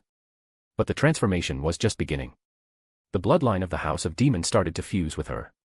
A demonic sigil appeared on her forehead, and her strength surged dramatically. So that's it. This is what reincarnation means. I'm no longer human, Natsuki said slowly. She was now a member of the House of Demon, or rather, a hybrid of human and demon. Aya Tokoyogi watched with envy. She could sense that while both had received power from August, their experiences were vastly different. The commandment of pride she'd been given was a curse, a fragment of August's power. Natsuki, however, had become his vassal and was reborn as a member of the same House of Demon as August. The distinction was clear. Suddenly, Aya sensed several familiar magical fluctuations. Master, I have some business to attend to. Go ahead. I'll take Natsuki-chan back first. Come find me once you're done. Yes, Master. August took Natsuki and left. Having just been reborn as a House of Demon member, she needed time to process and adapt to her new identity and power. Aya smiled faintly and descended from the sky. Standing by the sea, gazing at the rolling waves in the distance, she waited quietly. Within 2 minutes, the surrounding space rippled, and 2 men appeared beside her. Madam, congratulations on your return from the prison barrier. They knelt before Aya the moment they appeared. Library. Aya's eyes glinted with killing intent as she looked at them. She'd stayed behind to deal with these loose ends. The library wasn't a charitable organization. When she took the Dark Oath grimoire, she'd landed on their kill list. Though Yuma had grown up under their care and helped free her, Aya knew their true goal wasn't her rescue, it was the grimoire she'd taken. We're librarians from the 3rd Sociology team. Here to escort me, are you? Yes. The Meyer sisters have been confirmed dead. We'll now ensure your safe return to the library. Oh. Safe return to the library, huh? Yes, madam. Please, come with us. They dropped the pretense, openly preparing to take her by force. In their hands, grimoires appeared. For library members, grimoires were their lifeline, akin to a vampire's familiar or a mage's staff. This is the power my master granted me. You're the first to witness it, feel honored. Dark energy rose around Aya, and her jet-black guardian materialized. Under the shroud of darkness, her guardian transformed. Its armor shifted, sprouting sharp spikes and radiating chaotic, dark magic. Slash. In an instant, the Black Guardian wielded twin swords of darkness, decapitating the 2 men. With a series of rolling thuds, the library agents were dispatched. Sorry, librarians. I'm not the notaria from 10 years ago anymore. With a faint smile, Aya turned and walked away, paying no mind to the bodies. She was now deeply curious about the world August had mentioned, a world without magic or demons, devoid of mystery and supernatural powers. What was it like? After Aya left, a hand emerged from the waves. That was close, nearly a total wipeout. What a terrifying monster, destroying the prison barrier and all its prisoners in an instant. If I hadn't reacted quickly, I'd be gone too. Maiga Idagami crawled out of the sea, his body covered in wounds. Maiga Idagami, grandson of Sirai Idagami, was once an attack mage of the Lion King organization.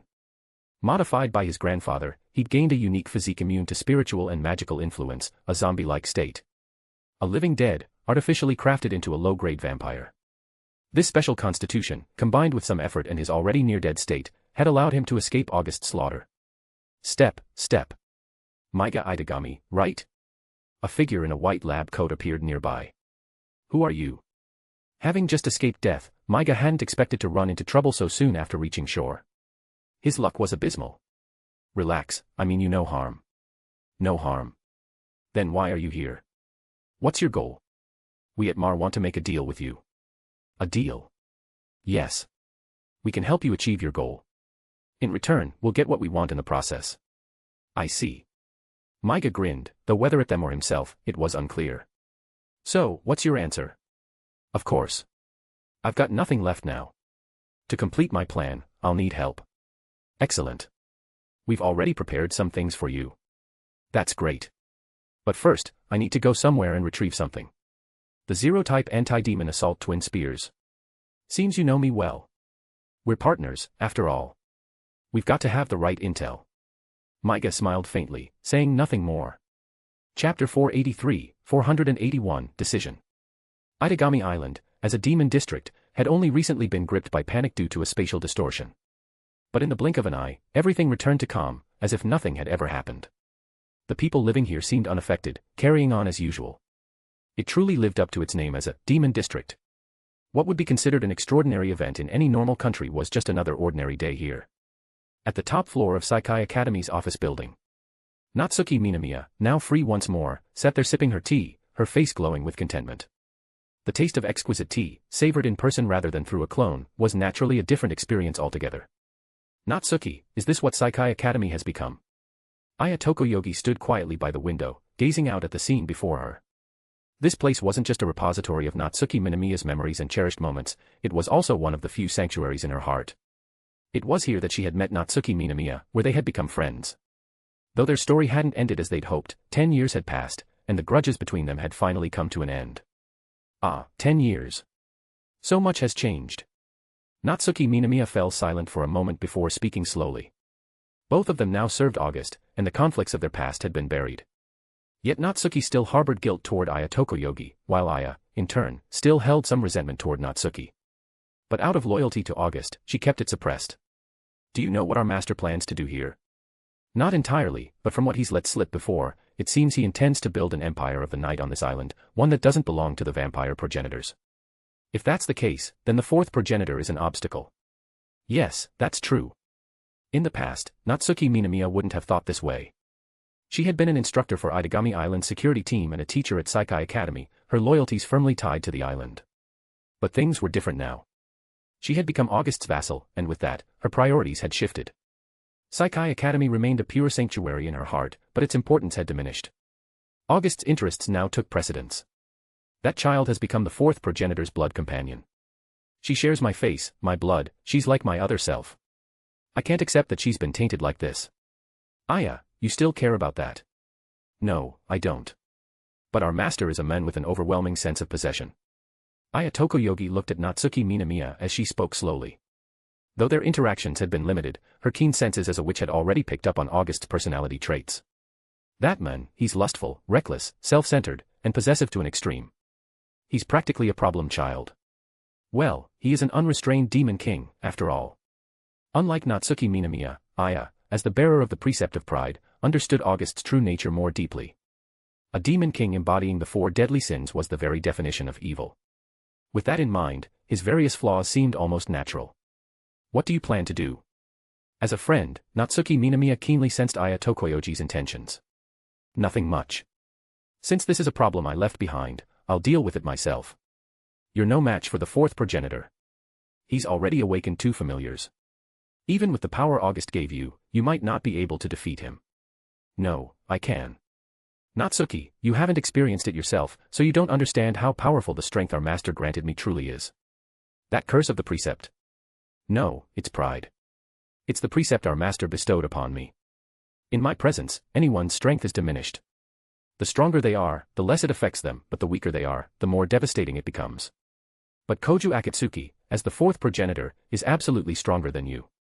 Natsuki, have you ever seen my true power since I received our master's strength? Aya Tokoyogi smiled suddenly, and her dark guardian materialized behind her. Natsuki Minamiya's eyes widened in shock as she saw the once smooth armor now covered in jagged spikes. The magical energy radiating from it was no less than that of a progenitor-level familiar.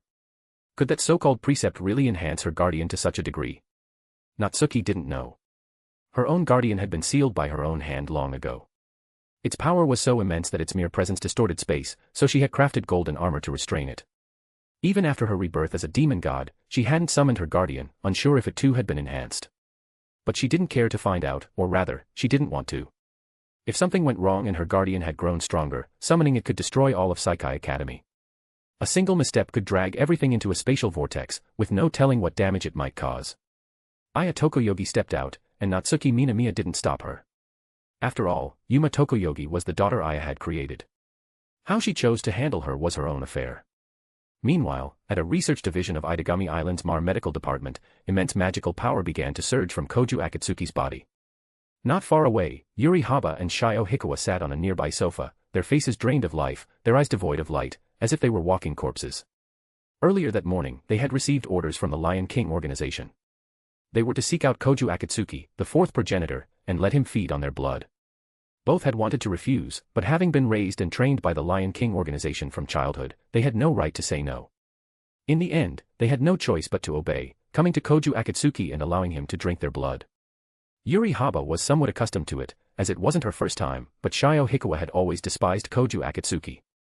Being forced to submit to him now left her utterly broken and resigned. Both Yuri Haba and Shio Hikawa had accepted their fate. Chapter 484, 482, Mediums. I, Akatsuki Koju, successor to the blood of Kaliad blood, now release your constraints. Come, ninth familiar, Alanaeus Elminium. A twin-horned horse with deep crimson mane burst forth from Koju Akatsuki's body, its immense magical power wreaking havoc around him. Nearby, a woman with an adorably youthful face nodded in satisfaction. Her name was Momori Akatsuki, mother to Koju and Nagisa Akatsuki, and the head researcher of Mars Medical Department. A certified clinical mage physician, she possessed contact-based sensory abilities for medical treatment.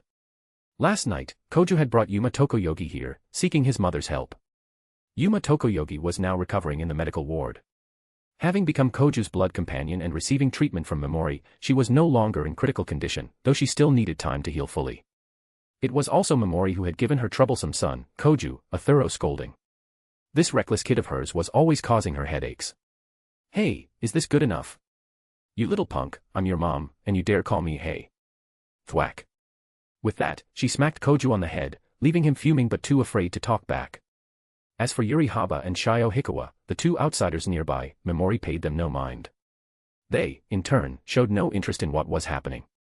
After the Lion King organization had given them that order, they had completely given up hope. While they'd lost faith in the Lion King organization, they couldn't help but envy Yukina Haimragi and Sayaka Kirisaka.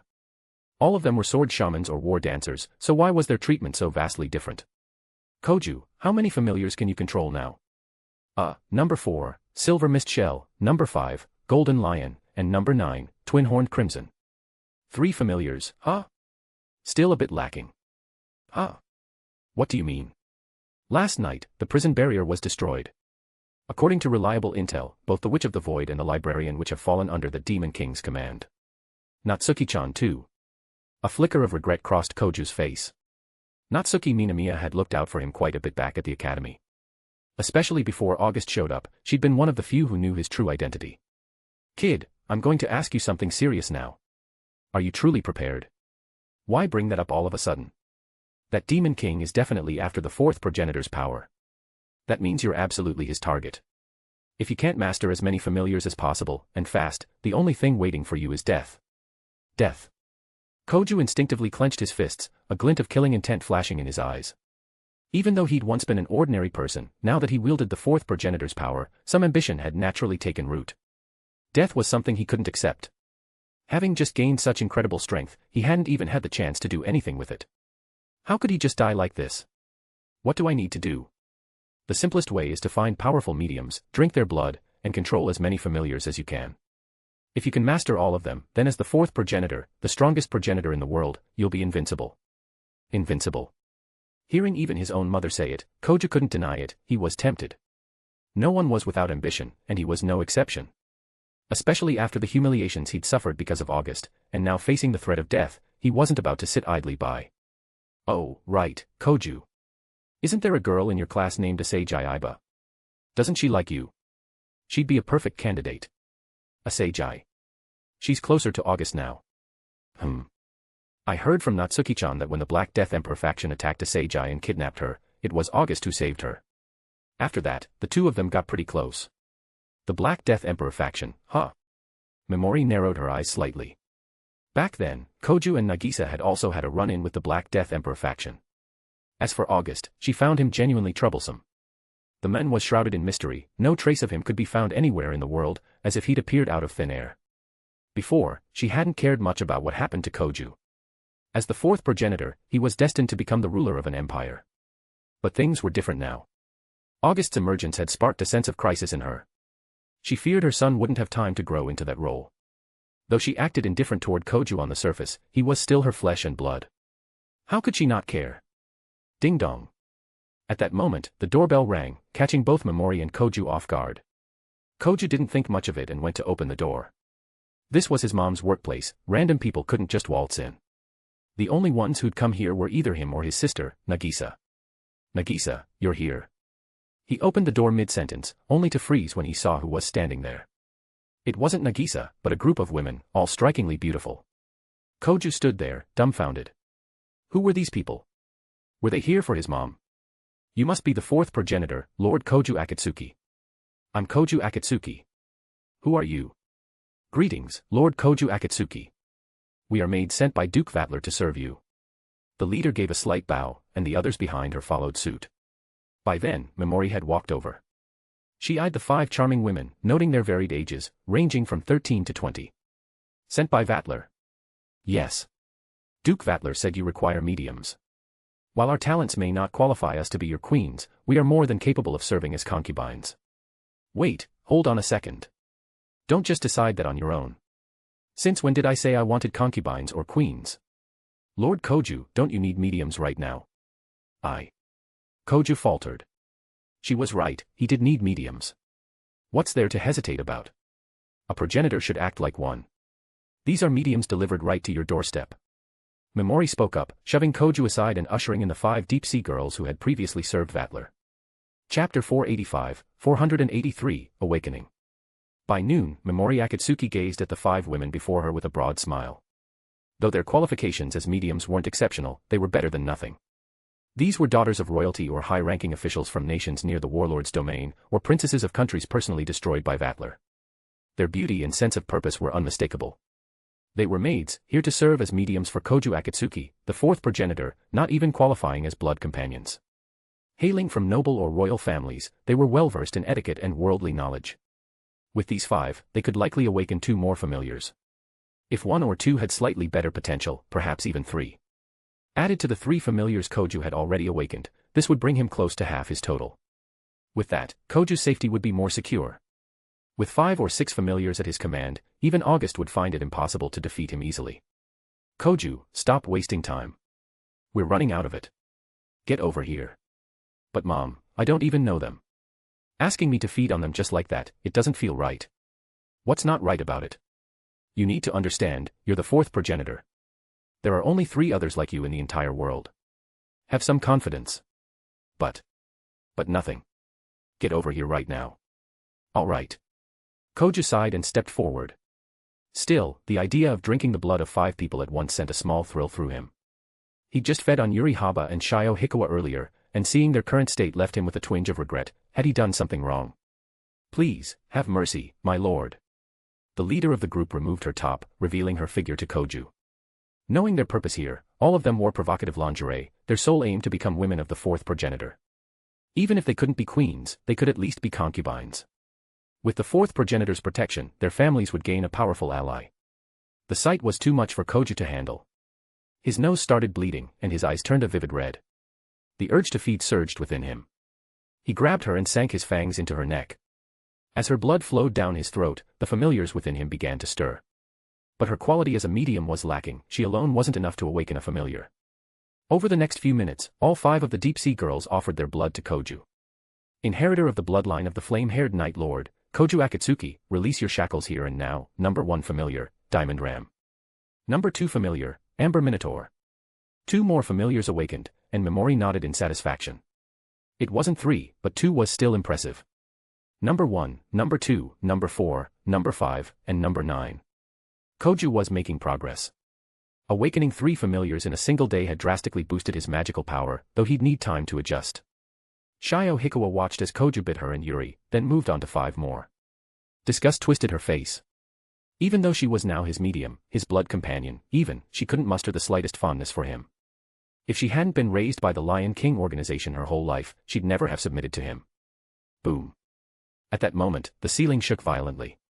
With a deafening roar, the ceiling above shattered. What's going on?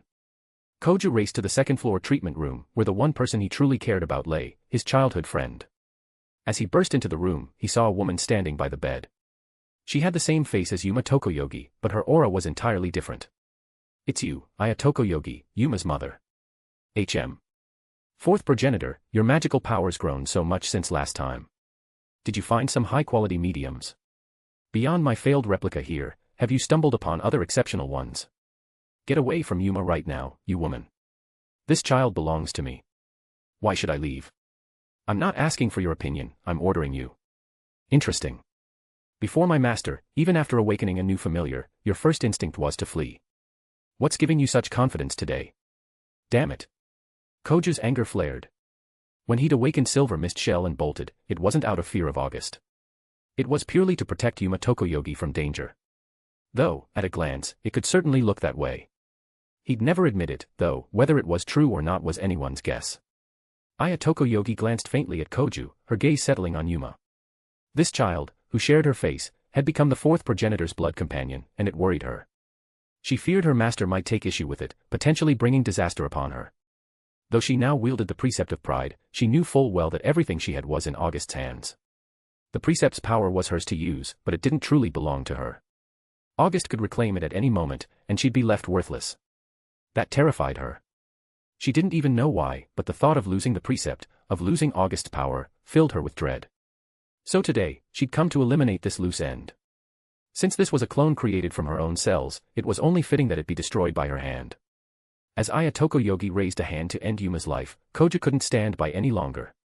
Descend swiftly, first familiar, Mesarthi Madamus. Bang. A massive crystalline gem enveloped Yuma, shielding her. Aya's attack was blocked outright. The move caught Aya off guard. Before she could react, the diamond ram charged, sending her crashing through the wall and window, hurtling outside. Chapter 484, Escape. Boom. Crashing through the wall, Aya Tokoyogi was flung from the second floor of the research lab. Landing below, she steadied herself, her expression turning grave. At the jagged hole where she'd broken through, Koju Akatsuki stepped forward, standing on the second floor and looking down at Aya Tokoyogi below. Yuma is my friend. I won't let anyone hurt her. Everything that child has, her life, her appearance, her blood, her knowledge, even her soul, I gave to her. Yes, you created Yuma. But she's grown up now. Her life is her own to decide, not yours. Since I created her, she naturally belongs to me. You're really pissing me off, Mesarthi Madamus. Boom. A massive ram made of indestructible diamond materialized in midair, charging toward Aya Tokoyogi at Koju's command. Unfazed, Aya summoned her Dark Guardian. Clad in pitch-black armor, the Guardian wielded a dark shield, effortlessly blocking the diamond ram's assault. Boom. Even the impact of a progenitor-level familiar couldn't shake the Dark Guardian. Koju's eyes widened in shock before he began summoning more familiars. I, Akatsuki Koju, successor to the blood of Kaliad blood, now release your constraints. Come ninth familiar, Alnas Alminium. Rumble. Terrifying magical power erupted around him.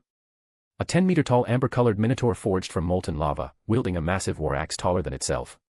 A golden lion wreathed in crackling lightning. A twin-horned horse with a deep crimson mane. All 3 familiars launched themselves at Aya Tokoyogi. How is this possible? You've awakened so many familiars.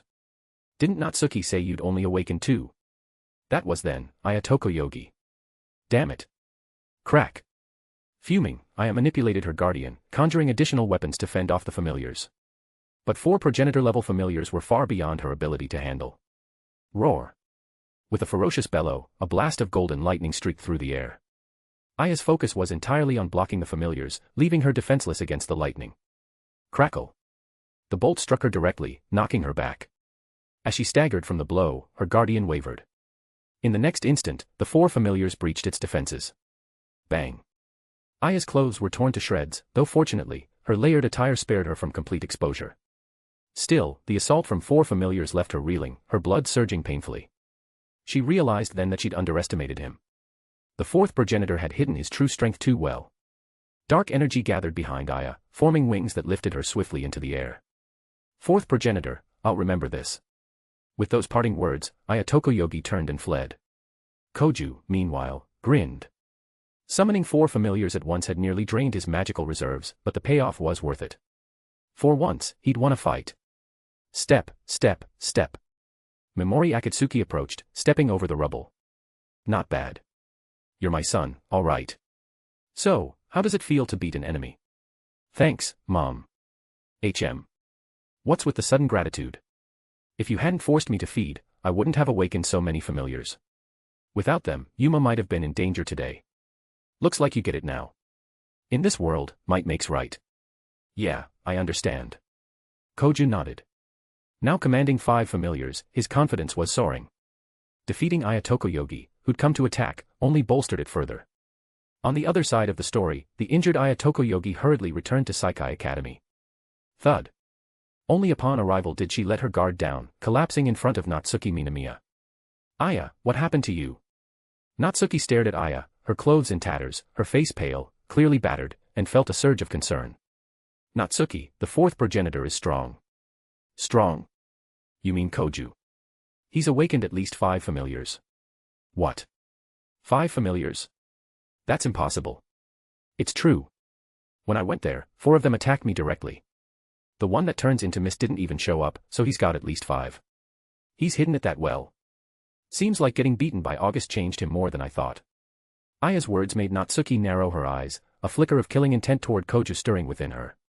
She already felt guilty about Aya, but now that her own student had injured her, anger flared. Are you okay? I'm fine. It was just a heavy hit. I'll recover with some rest. Since it had been a brief clash and she'd retreated upon realizing she was outmatched, Aya's injuries, while significant, weren't severe. Natsuki, where's our master right now? He's probably still at home. Why? We should inform him about this as soon as possible so he can prepare. You don't need to worry about that. August is incredibly powerful. Even if Koju's awakened 5 familiars, he's no match for him. Unlike Aya, Natsuki knew just how terrifying August truly was. Especially his familiar, dubbed the Reaper, a creature existing between reality and illusion. That single familiar was a cheat-level entity. Though he only had one, it rivaled Koju's 5 familiars combined. Master of elemental forces, capable of creating clones, traversing, and tearing through space. Because it straddled the line between real and unreal, it had no concept of death, impossible to defeat or kill. Add to that August's calamity-level magical power, his countless unknown abilities, and that mysterious treasury of his. Even if Koju awakened all 12 familiars, he still might not beat August. Chapter 485, Fury. In the living room, August held a card in his hand, his expression peculiar. Having destroyed the prison barrier and earned 3 high-tier draws, August hadn't forgotten. Upon returning, he'd used them, and one draw had yielded a prize. The card in his hand now was a special item from the system. Deprivation card, this can completely strip a person of everything, allowing the holder to inherit it perfectly. Restriction, the target must be fully unconscious and utterly incapable of resistance. The moment he obtained it, August thought of Koju Akatsuki. This deprivation card was perfect for stripping Koju of his 4th progenitor powers. Click. At that moment, the door swung open, and Yukina Haimragi and Sayaka Kirasaka stepped inside. They'd been recalled by the Lion King organization some time ago and had only just returned. Where are your weapons? August suddenly noticed something off. The weapons they'd never parted with since the beginning, Sekura and Kokolin, were nowhere to be seen. Our weapons were taken back by the Lion King organization, Yukina Haimragi said slowly. Over time, she had become wholly loyal to August. The power of the precepts was no joke. Without exaggeration, if August ordered Yukina to slaughter the Lion King organization right now, she'd carry it out without hesitation. Even if she felt reluctant, her absolute obedience to August's precept would compel her to follow his commands without fail. Taken back. August's eyes narrowed. He didn't care much for the weapons themselves, but Yukina and Sayaka were his people now. They'd gone back for a visit, and their weapons had been confiscated. Whoosh. As if on cue, Natsuki Minamiya returned with Aya Tokoyogi in tow. Seeing Aya's injuries, a flash of killing intent glinted in August's eyes. What's wrong? Natsuki sensed the odd atmosphere and asked instinctively. Nothing. Natsuki, what happened to Aya? Well, Aya went to deal with that child, her replica, but she was defeated by the fourth progenitor and came back injured. The fourth progenitor? Koju Akatsuki. Yes. I came to tell you about it. Koju has awakened at least 5 familiars now. Humph, haha, I see. So, the Lion King organization is boosting Koju's strength to test me again. Fine. Very well. August was furious. Since arriving on Idagami Island, he'd never truly lost his temper. But now, he was enraged. His people had their weapons taken, Koju's power had surged, and he'd even defeated Aya Tokoyogi. If the Lion King organization wasn't behind this, August wouldn't believe it for a second. Natsuki, bring everyone back. What are you planning? What else? To make some disobedient fools understand who's in charge of this island. Got it. Natsuki could see August's anger. Knowing his temperament, she understood no one could stop him now. All she could do was minimize the fallout. Master, I'm sorry. I failed. Aya spoke to August. Her first mission, undertaken on her own, had ended in failure. It wasn't just a personal disgrace, it tarnished August's name as her master. It's fine. You've only just fused with the precept and aren't fully accustomed to the dark power yet. It's understandable. Yes. Aya bowed her head at August's words. She offered no excuses or explanations. In the face of failure, words were meaningless. Only success and victory could prove her worth, so she saw no point in justifying herself. Whoosh. The next moment, a tall woman with long crimson hair appeared beside August, accompanied by a massive demonic wolf with twin horns on its back. The sudden arrival startled everyone else in the room, especially Natsuki and Aya. As witches, they could keenly sense the terrifying magical power radiating from the woman and the wolf, enough to rival the legendary progenitors. August, why'd you summon me out of nowhere? The red-haired woman, Crimson Queen, asked with a puzzled look. She'd been chatting with Tsubaki when she was abruptly called out. I summoned you because I need your power.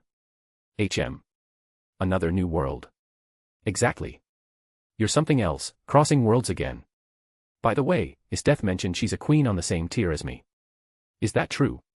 It is. Her strength doesn't even reach the ultimate. Why'd you choose her? She has potential. She's a born warrior, and I've already found the perfect power for her. Fine, you're the master. Your call. Crimson Queen sighed. After spending time in the small world, her strength had recovered to that of a transcendent. In that realm, only Fenrir could match her, and as a queen, her status outranked even Fenrir. That's why Isdeth, whose strength was comparatively weak, being named another queen had baffled her. But as she'd said, August was the master. His word was law. August, who are they? Natsuki couldn't hold back her question. Them. This is Crimson Queen, my queen. And that's Fenrir, my soldier. Queen. Soldier. Aside from Natsuki, Yukina, Sayaka, and Aya were all bewildered, unfamiliar with the concept of demon god chess pieces. Natsuki, however, stared in shock at the woman and the wolf. A queen, the highest rank among chess pieces. And a soldier, the lowest, yet it was obvious this wolf was a monstrous force. Who's this? Her name's Natsuki Minamiya, a witch and my newly appointed bishop. A bishop, huh? Seems impressive. Enough chit-chat. Yes, sir. Crimson Queen knew August wouldn't summon her, and Fenrir, without reason. This was no small matter. Chapter 488, 486, Dragon. The group ascended to the rooftop terrace, with Natsuki Minamiya and the others in tow. Crimson Queen. Got it.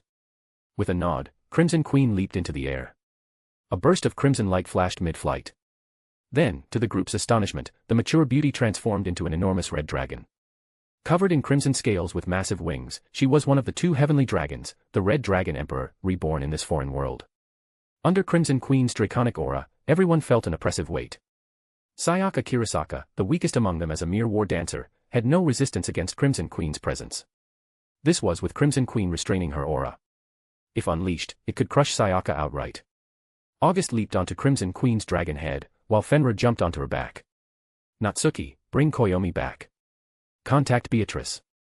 Until I return, anyone who dares trespass here, kill them without mercy. Understood. Natsuki knew August was truly enraged now. A living dragon, this woman was a giant, breathing dragon. Coupled with that mysterious demonic wolf, August might only have one familiar, but with these two monstrosities, even a progenitor wouldn't escape unscathed. Crimson Queen, let's go.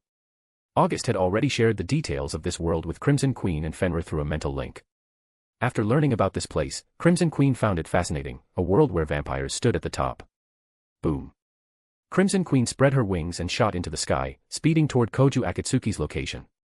Back on the rooftop, Natsuki sighed.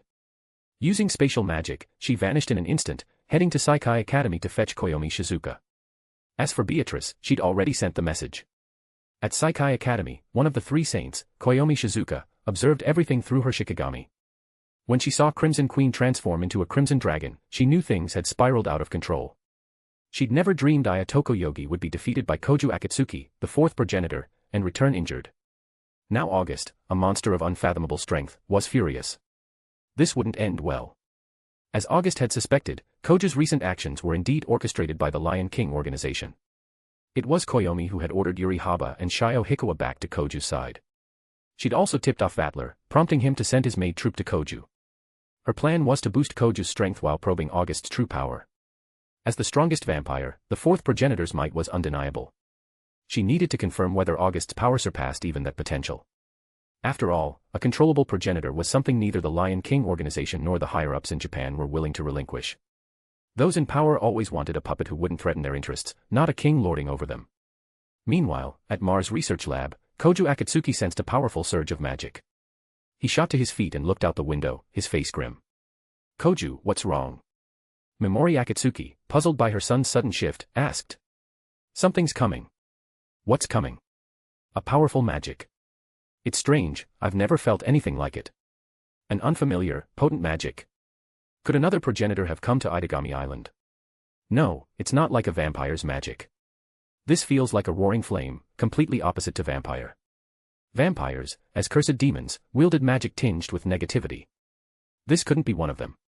Roar. A deafening dragon's cry echoed across countless streets and buildings, resounding throughout Idagami Island. With no attempt to conceal it, and in broad daylight, countless people along the way caught sight of Crimson Queen's form. It's here. Koju's gaze sharpened, his expression turning deadly serious. Boom. Cleaving through the sky and clouds, a crimson figure descended.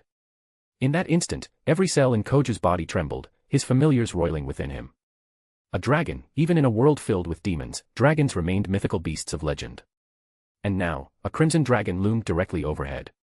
We meet again, Koju Akatsuki. That voice, it's you. Koju's face twisted in dismay. Atop the dragon's head stood the figure he least wanted to see, the one who'd humiliated him time and again.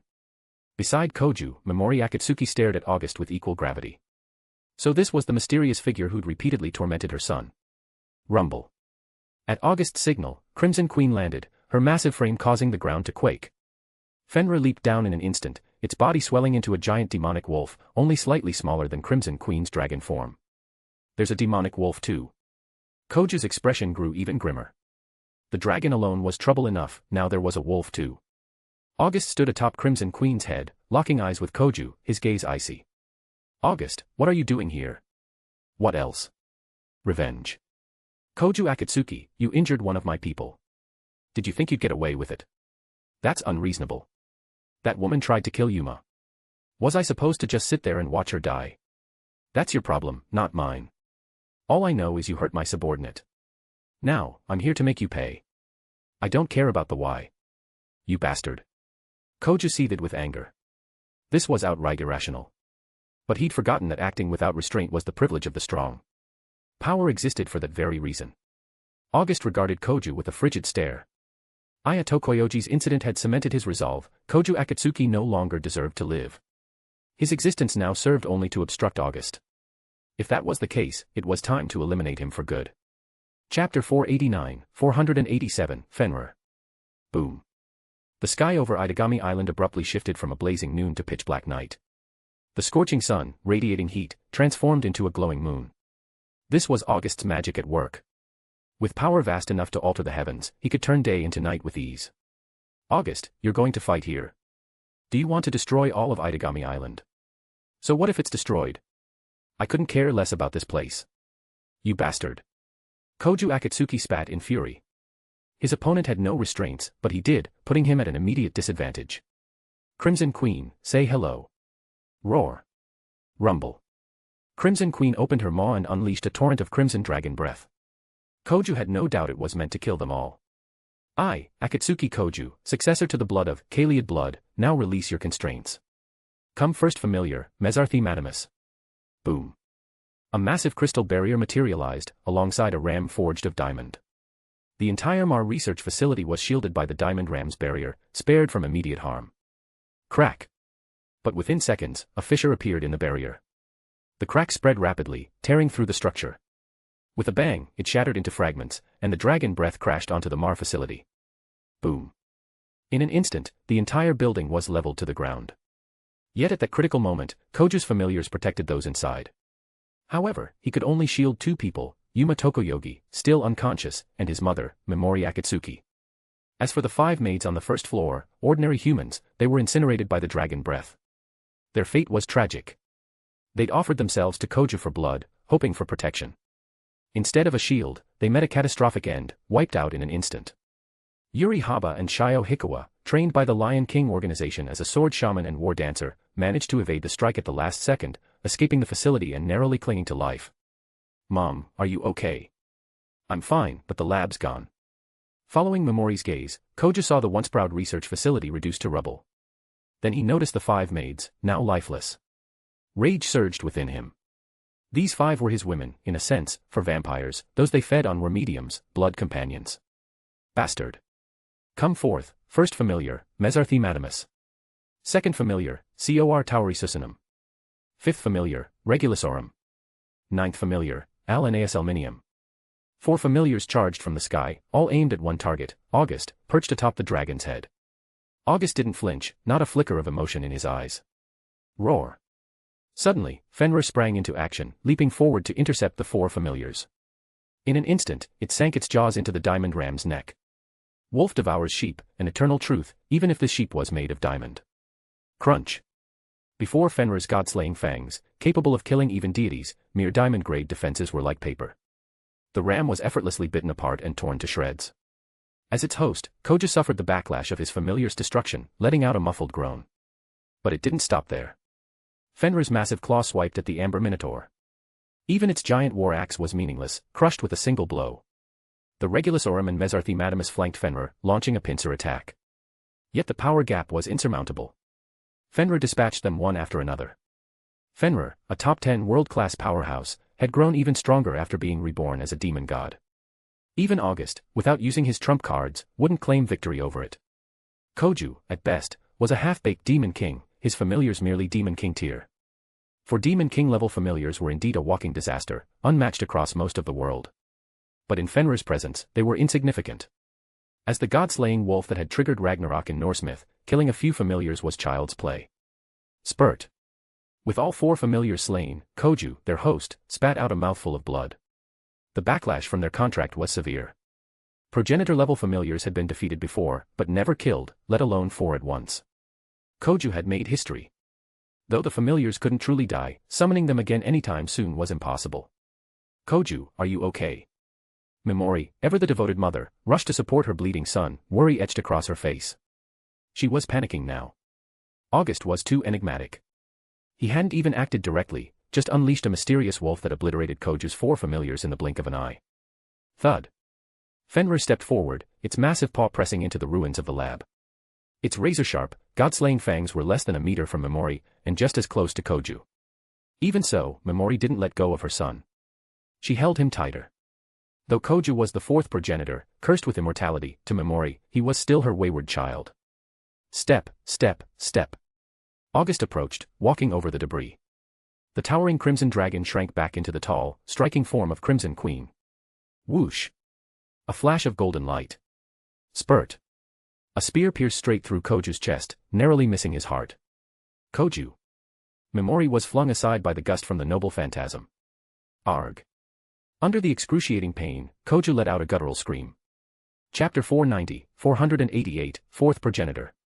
Whoosh. Whoosh. Whoosh. Golden noble phantasms shot forth from the rippling gate of Babylon, piercing the air. Koju Akatsuki was like a sitting duck, riddled with countless weapons in the blink of an eye. Yet even so, he clung to life. As a progenitor, he bore the curse of the gods, an immortality that ensured he'd never die. Even if torn to pieces, he'd eventually revive. He was undying. Come forth, fourth familiar, Natris Cinereus. Koju coughed up blood, struggling to summon his last remaining familiar.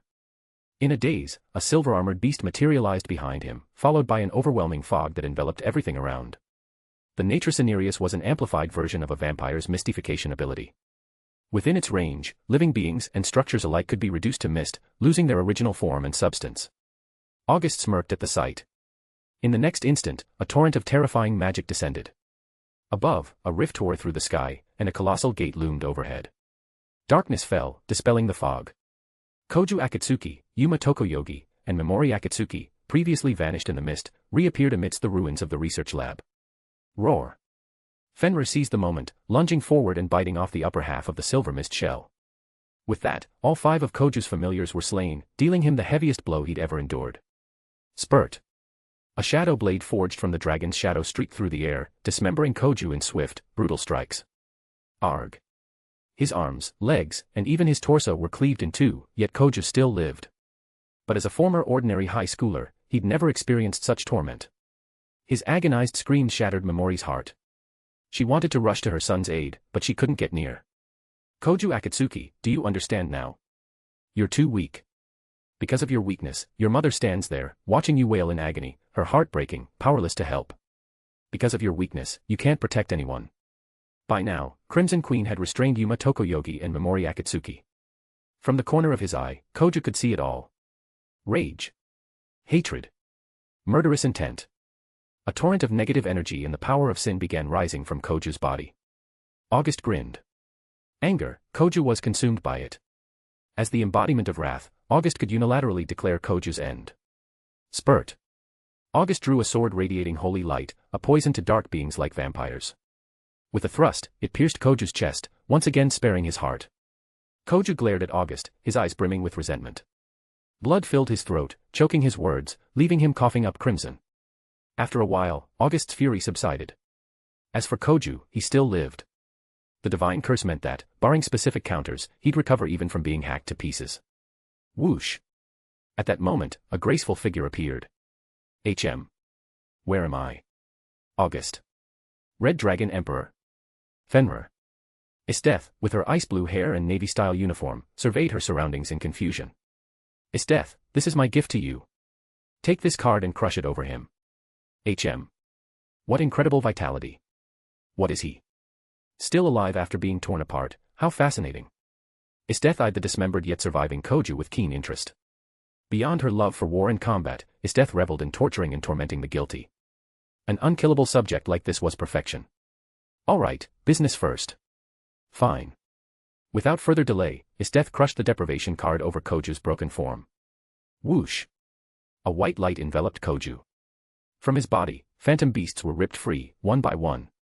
Droplets of blood followed, each wreathed in an unknown black mist. Finally, the mist-shrouded blood merged into Esteth's body, followed by the beastly phantoms rushing into her. Boom. A surge of immense magic erupted as Esteth's power skyrocketed. Upper tier initial stage, mid-tier, late tier. Demon King tier initial stage, mid-tier, late tier. In mere breaths, Esteth ascended to a late Demon King tier powerhouse.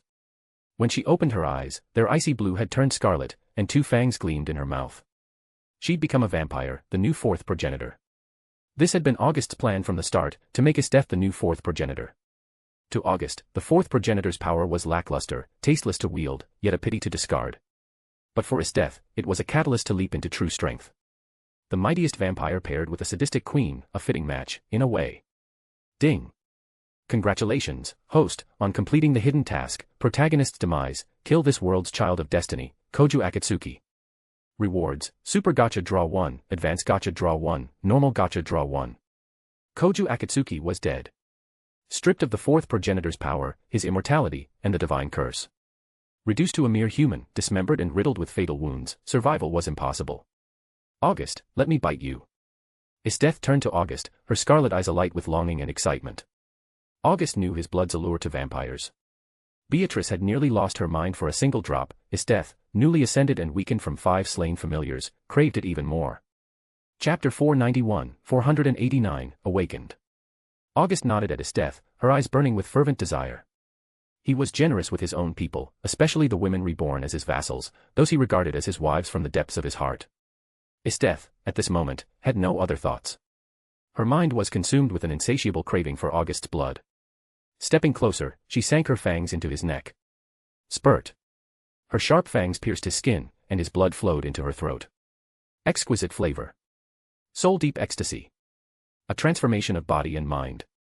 That was Esteth's state in that instant. Simultaneously, the familiars transferred into her body began to surge. August was now her medium. The magic and vitality in his blood dwarfed even Yukina Himuragi's, a shrine maiden with exceptional medium qualifications, by countless magnitudes. Boom. A cataclysmic wave of magic erupted from Esteth's form. Soon, after sating her bloodlust with August's essence, clarity returned to her eyes. Sensing the monumental changes within her, she was awestruck. This was a earth-shattering transformation, calling it a leap to the heavens wouldn't be an exaggeration. Slowly releasing August, Esteth reveled in the terrifying power coursing through her, her heart pounding with exhilaration. These things inside me, they feel incredibly strong. Those are familiars. Familiars. Yes. They're my gift to you, the mightiest power in this world, the strength of the strongest vampire progenitor, the fourth progenitor. Wielder of 12 calamity-level familiars. 12. But I only sense 9 in me. They'll all be yours eventually. Don't worry. Esteth didn't dwell on it. She trusted August. And she was eager to test this newfound power. As the new fourth progenitor, the blood memories of her predecessor naturally became hers. Unlike the half-baked Koju Akatsuki, Esteth was no weakling to begin with. Having drunk August's blood, she fused with the fourth progenitor's power and inherited a portion of its blood memories. Though incomplete, this fragment was enough. After processing it, Esteth grasped her new identity and the power she now wielded, known as familiars. Come forth, my familiars. Unlike Koju's incantation-like summons, Esteth called them forth directly. A blaze of terrifying magic ignited, and massive figures materialized around her. First familiar, Mesarthi Madamus. Second familiar, Cor Tauri Susanum. Third familiar, Almisa Mercury. Fourth familiar, Natriciniarius. Fifth familiar, Regulusorum. Seventh familiar, Kifoter. Eighth familiar, Shalaviola. Ninth familiar, Alanaeus Alminium. 11th familiar, Saddlemelech albus. 9 mighty progenitor-level familiars were summoned simultaneously by the new fourth progenitor, Esteth. Their sole medium. August. Born from a curse, these beasts found a perfect match in August, embodiment of the 4 deadly sins, master of the gate of sin, with 4 hearts fused with those sins. A single drop of his blood was primal sin itself, a supreme tonic for familiars. Now, as the fourth progenitor, Esteth needed only to reclaim the remaining 3 familiars and elevate her power to true progenitor status. Then, she'd be the second fully realized fourth progenitor in this world. The other 3 familiars posed no issue. Sixth familiar, Minolava Iris, held in the chaos dominion of the third progenitor, absent from the blazing banquet. 10th familiar, Debi Crystallis, also stored in the third progenitor's chaos dominion, absent from the blazing banquet. And the final 12th familiar, Aureska Glacies, residing within Koju Akatsuki's sister, Nagisa Akatsuki, alongside the slumbering soul of Aurora, the 12th vessel of the Kaliad blood. Roar. At that moment, all 9 familiars roared skyward, their deafening cries reverberating across Idagami Island. Far away, the first progenitor in the warlord's domain, the second progenitor in the fallen dynasty, and the third progenitor in the chaos dominion all sensed something, turning their gazes toward Idagami Island in unison. Within the chaos dominion, the 6th vessel and the 10th vessel, dimensional, stirred, feeling the call of their kin. Boom. The next instant, a chilling frost descended upon an apartment on Idagami Island. In a flash, everything within a kilometer, human or demon, was frozen solid. Step, step. A girl with golden hair, clad in the junior high uniform of Saikai Academy, emerged from the apartment. Behind her loomed a familiar, a fusion of mermaid and demonic bird, radiating the frigid aura that encased the area. Though Aurora's power within Nagisa had waned, it still held the might to freeze an ocean in an instant. Now awakened, it indiscriminately encased everything within a kilometer in ice. This is bad. That man actually stripped the fourth progenitor's power and gave it to a woman, fully unleashing it in an instant. Atop a high-rise building, Koyomi Shizuka's face darkened. Through her shikigami, she'd witnessed his death claim the fourth progenitor's power. She could hardly believe it, a single small card had turned this woman into the new fourth progenitor. Even more unbelievable, with just one bite of August's blood, she'd brought 9 familiars under her command. Chapter 492, 490, Arrival. Atop the ruins of the Mar research facility, Memori Akatsuki stared blankly. In a pool of blood nearby, the dismembered fragments of her son, Koju Akatsuki, lay scattered. In her life, nothing mattered more than her 2 children. Now, her son had died right before her eyes, a devastating blow. Koju. She stumbled toward the pieces of his body, clutching his head. Crimson Queen sighed at the sight. Regardless of sides, as a mother, Memori was pitiable in this moment. A white-haired parent burying a black-haired child, the pain was beyond words. August noticed Memori, cradling Koju's head with a vacant, chaotic gaze. He knew this woman well. She was a deeply hidden figure, a Mar researcher secretly collaborating with Senra Idagami, pulling strings behind the scenes. When August watched the series, he'd suspected more than once that Koju becoming the fourth progenitor wasn't an accident. It started when Koju, still human, joined his sister Nagisa and their father, Togo Akatsuki, on an archaeological expedition to Gozo Island. By sheer coincidence, that's where the 12th vessel, Aurora, lay dormant. And with Togo, a returnee from the underworld, present, Koju was shot.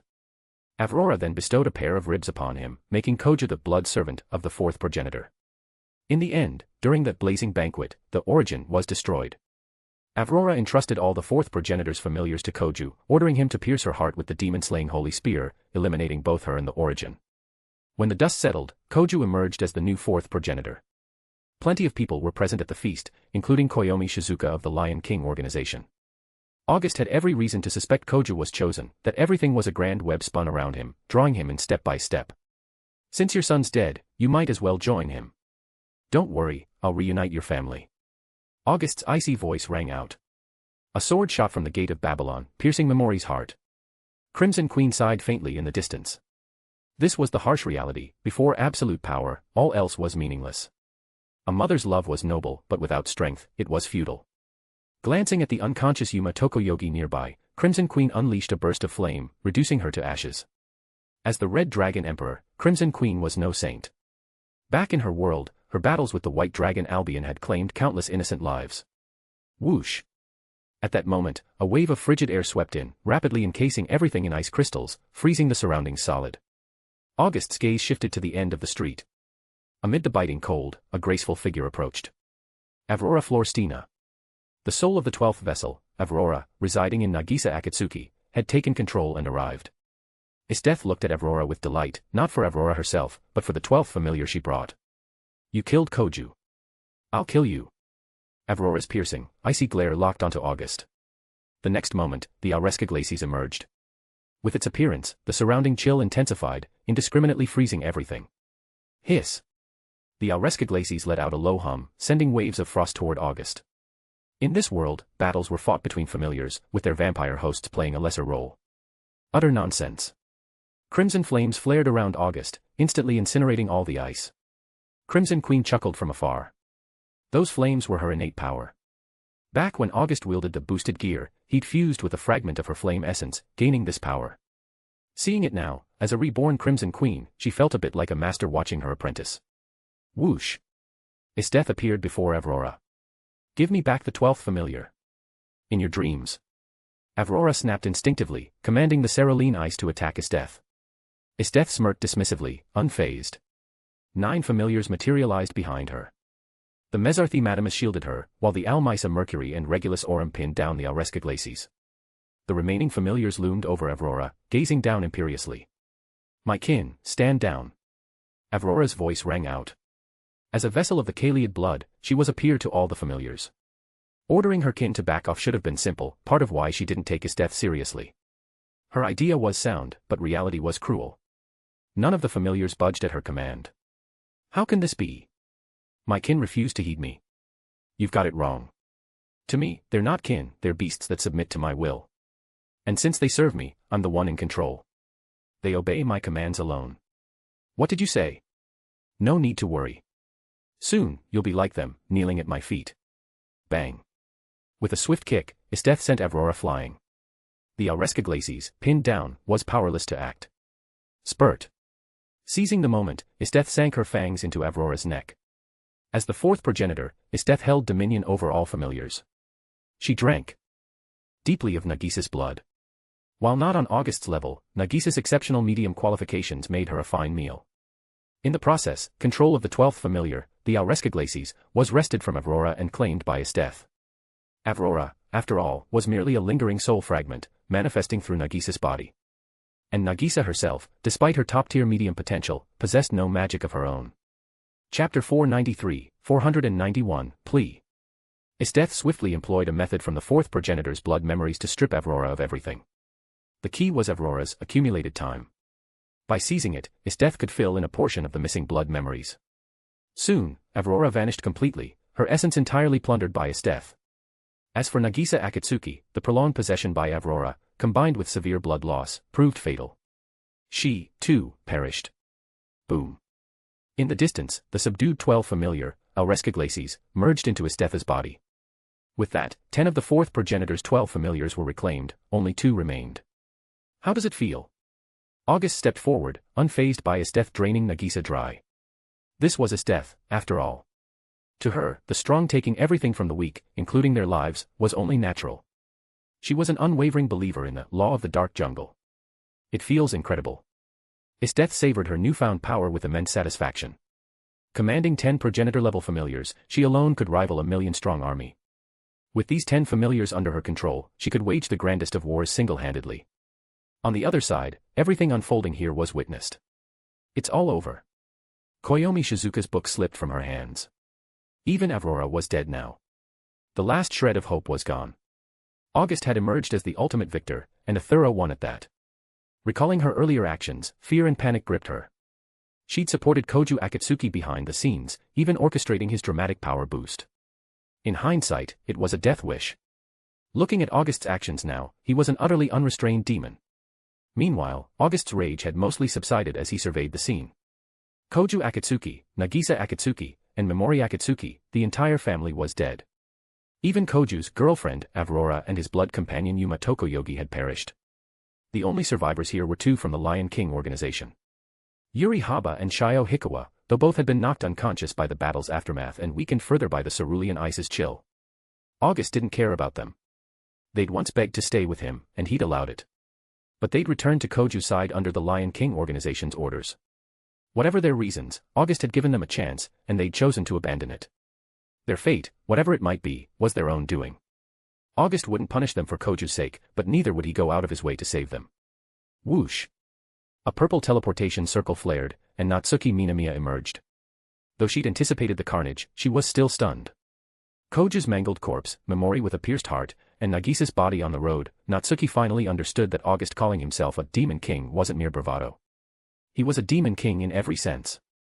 Natsuki-chan, do you know where the Lion King organization is based? What are you planning? Nothing much.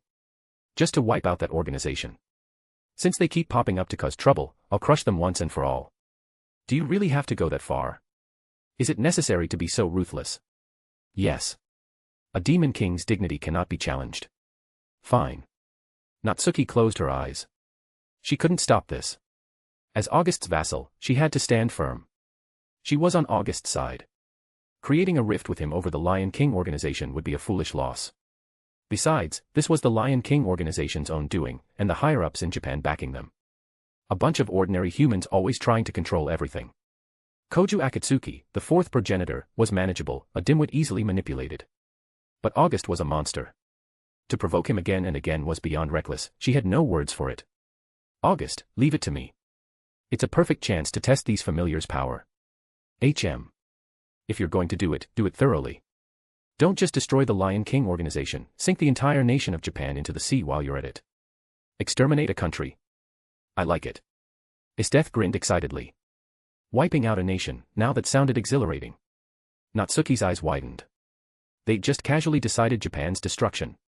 But she could only sigh. August had bared his fangs at this world, and Japan was simply unlucky.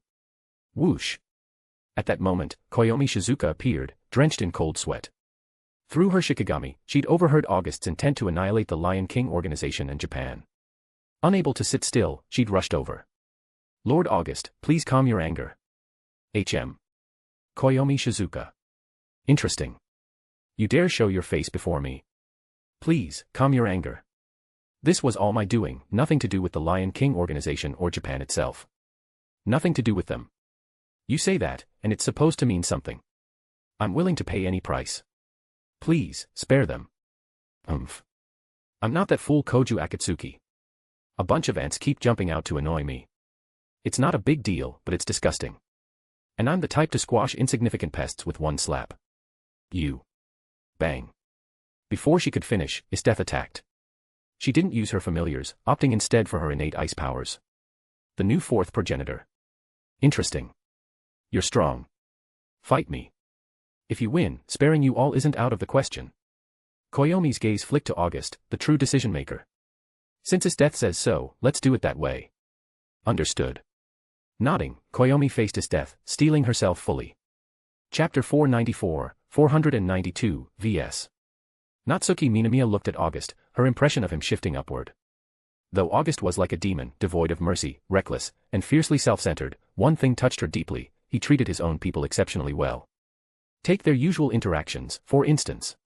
Once they grew familiar, as long as she didn't cross his bottom line, August didn't mind her behavior. Even now, despite having made a decision, he altered it at Isteth's request. This single act overturned the image of an utterly self-absorbed August in Natsuki's mind. On the other side, Isteth gazed at Koyomi Shizuka with unbridled excitement. Don't worry, I won't summon my familiars. This is a fight between you and me. If you can defeat me, you'll save your organization and your country. Thank you for your mercy. It's not mercy, just a whim of mine. Koyomi fell silent. In this regard, Isteth and August were alike. When the mood struck, they'd act without regard for consequences, no matter how massive the fallout. Take this time, for example. Because Aya Tokoyogi was injured, August, in a fit of rage, killed Koju Akatsuki, along with his mother, sister, girlfriend, and everyone else tied to him. Originally, August had planned to toy with Koju longer, waiting until he fully mastered the fourth progenitor's power before facing him in a true battle, defeating him, and claiming everything. But Koju had blundered his way to an early exit. Whoosh! A flash lit Koyomi's hand, and a spear appeared. Sekura, the 7-type assault demon-slaying machine gun, a weapon once given to Yukina Heimragi by the Lion King organization, now reclaimed and wielded by Koyomi. You dare bring that out in front of me? You've got guts. I haven't settled that score with you yet. Lord August, I deeply apologize. Once this is over, the Lion King organization will return Sekura and Kokolin with both hands. August snorted coldly, saying nothing more. Koyomi knew she was in trouble. Even if she defeated this woman, August's wrath would ensure the Lion King organization wouldn't escape unscathed.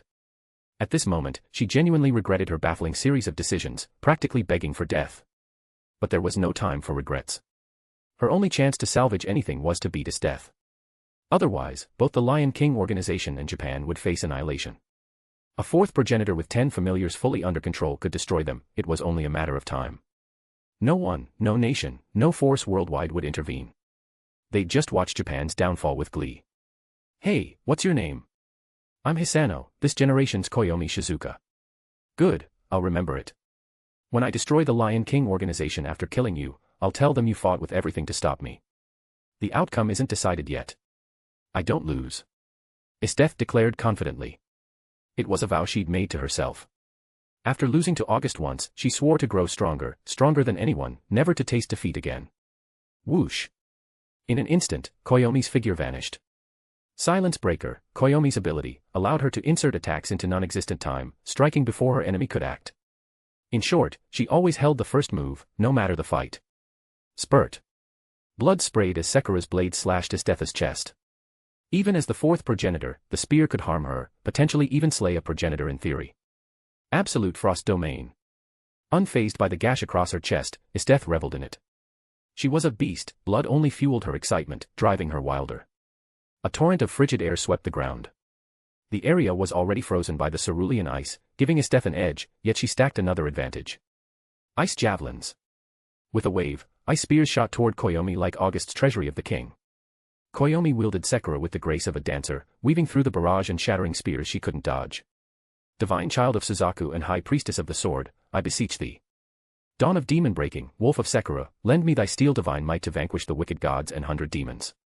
The 7-type assault demon slaying machine gun activated its divine resonance wave technique. Small magic circles linked at the spear's tip. Esdeath didn't flinch. She conjured an icy longsword and clashed with Koyomi. Bang. Crack. At first, they were evenly matched, but gradually, Koyomi fell behind. She was exceptional, becoming a leader of the Three Saints at a young age, wielding Silence Breaker, one of Japan's mightiest attack mages. But in raw combat and slaughter, Esdeath outclassed her by miles. Her battle experience was forged in war and bloodshed. Ritual strike, thunder. A bolt of lightning streaked toward Esdeath, fast and close. Ice. Esdeath remained calm, summoning an ice shield to block the strike. Frostfang pursuit. Whoosh. Whoosh. Whoosh. Jagged ice spikes, like canine teeth, erupted around Koyomi, lunging at her. Koyomi swung Sakura tirelessly, shattering every spike. The battle intensified. From a distance, Natsuki watched in astonishment. She hadn't expected Esdeath to be this formidable, overwhelmingly so, even without summoning familiars. She was even suppressing Koyomi Shizuka. But August, nearby, knew the truth. Esdeath was using Koyomi to hone herself. Her power had surged so drastically that she needed to master it, and combat was the best way. Chapter 495, 493, Mahaptama. Meteor Ice Strike. Esdeath leaped high into the air. As her words rang out, a colossal ice sphere materialized, plummeting toward the ground below. Koyomi Shizuka reacted instantly, darting away from the impact zone. Boom. The ice sphere crashed down, obliterating everything within a 2,000 to 3,000 square meter radius. The surrounding area became a frozen wasteland, littered with shattered ice. At the center stood a massive ice block, like a small mountain. Whoosh. As the tremor subsided, Esdeath landed. At that moment, Koyomi appeared behind her. Sakura thrust toward Esdeath's shoulder. Koyomi didn't dare aim to kill, only to disable her. Koju Akatsuki had injured Ayatoko Yogi, a new addition to August's ranks, and August had come knocking. Now, not only was Koju dead, but his entire family, save for his father, Togo, who wasn't on Idagami Island, had perished. Koyomi wasn't about to make the same mistake. She feared August, whose power she now equated with a progenitor's. Clang. But her plan faltered. At the last second, an ice sword rose from the frozen ground beneath Esdeath. It forced Koyomi back in an instant. Had it struck, she'd have been lightly wounded at least. An injury would sap her mobility, sealing her defeat. Ice Storm General. Esdeath grinned wickedly. Suddenly, from all directions, especially the frozen ground, Ice Knights emerged. As the new fourth progenitor, Esdeath had ascended to late Demon King tier. Her overall power had surged by leaps and bounds. These Ice Knights, too, were far stronger than those from her Akame Ga kill. Daze. Bang. Crash. Koyomi swung Sakura, shattering every Ice Knight in her path into fragments. But the broken ice soon reformed, coalescing into new knights. Sakura could restore the world to its original state, but these knights were born of Esdeath's magic fused with ice. Even if reduced to their base form, this was Esdeath's absolute frost domain. As long as she supplied magic, the knights would endlessly regenerate. Thunderstrike. Boom. Koyomi thrust Sakura forward, unleashing a wave of lightning that cleared a swath of ice knights. The surrounding knights closing in were, to her, mere nuisances. Ice dragons. Esdeath's voice rang out again. From among the knights, ice dragons rose from the ground. Roar. With ferocious roars, they charged toward Koyomi. She found it maddening, attacks like these were relentless. Unlike vampires, her stamina and magic were finite. At this rate, she'd collapse first. One last shot, extreme. Faced with swarms of ice knights and dragons, Koyomi frowned, steeling herself for a final gambit. Silence Breaker. In a flash, her figure vanished. The next second, she reappeared behind Esdeath, mere inches away. Without hesitation, she swung Sakura, aiming to sever Esdeath's shoulder, a fatal blow for most, but not for the new fourth progenitor. Esdeath sensed it keenly, but Silence Breaker's power left her unable to preempt it. I've won. Koyomi glimpsed victory, relief washing over her. The Lion King organization and Japan were safe. You've got me thrilled. I didn't expect my first opponent in this world to be this strong, it's exhilarating. Out of respect, I'll use my trump card, Mahaptama. In an instant, a crystalline blue barrier, roughly a kilometer in radius, enveloped the area. Koyomi's strike had been moments from landing, Sakura's tip mere centimeters from Esdeath's neck, when her body froze midair. Everything around her halted, even a speck of dust suspended in place. Hey, what's this? Spatial lockdown. Natsuki Minamiya gasped, stunned. No, it's spatio-temporal freeze. It's not just space, time stopped too, August explained. But he noted something else. Even at late Demon King tier, freezing time outright in this world was a pipe dream. What was once a time-stopping ultimate move had evolved into a regional time freeze skill. That made sense, worlds differed, and rules weren't universal. Natsuki, beside him, gaped at Estef's ability to freeze time, an awe-inspiring feat. Any power involving time demanded astronomical magic and lasted mere moments. Yet Estef's technique held for an astonishing duration. Within the Mahaptama barrier, Estef turned to face Koyomi. Sorry, you seized your chance well, but sadly, you fell just short. Spurt. An ice sword materialized in her hand, piercing Koyomi's heart. Ga. Estef dispelled the barrier. Koyomi's attack resumed, but struck only air. A searing pain hit, and she coughed up blood uncontrollably. As a mere human, a pierced heart was fatal. What happened? Koyomi's gaze dulled. How had everything flipped in an instant? You're strong. But unfortunately, I'm stronger. The power of time. Thud. Koyomi gave Estef a deep, final look, then collapsed. Chapter 496, 494, Everything Come. Natsuki Minamiya sighed as she gazed at Koyomi Shizuka's corpse on the ground. She and Koyomi had been old rivals, one a mage of the Special Zone security team, the other a leader of the Lion King organization's Three Saints. They'd clashed often over various matters. Seeing her dead now left Natsuki with a sense of unreality. When a person dies, it's like a lamp extinguished, everything returns to dust. Whoosh. August waved his hand, retrieving Sekiro. With a casual toss, he stored it in his treasury. This weapon was best suited for Yukina Heimragi. The matter had reached its conclusion here. Those who deserved to die, and some who didn't, were all gone. August, what's next? Estef asked slowly, looking at him. Having arrived in this new world, she was eager to fight. Next is the plan to destroy Japan. It's an island nation not far from here. Your task is to sink it into the sea as quickly as possible. I want that country erased from this world completely. A war of extermination. No problem, leave it to me. Lastly, I'll grant you the authority over Claw Shadow. The familiars are powerful, but for certain tasks, like rooting out every last trace, Claw Shadow is more suited. Though Estef enjoyed releasing survivors of villages or nations she'd destroyed, letting them return for revenge later, things were different now. She wouldn't stay in this world long, so if destruction was the goal, she'd make it absolute, per August's intent. Natsuki-chan, how about handling the Lion King organization side? Do we really have to be so thorough? Natsuki asked, a hint of lament in her eyes as she looked at August. To cut the grass, you must remove the roots. Since we've chosen to act, we'll eliminate every unstable factor. Fine, I understand. You don't need to do it yourself. Someone will take care of it. Whoosh. Whoosh. Whoosh. In an instant, a figure appeared nearby. Akame, bearer of the Precept of Lust, August's first precept envoy. Master. Upon seeing August, Akame knelt on one knee, addressing him with reverence. Akame, this is Natsuki, my bishop. This time, your task is to assist her in destroying the Lion King organization. Yes, Master. Akame didn't know what the Lion King organization was, but since it was August's command, she'd obey without question.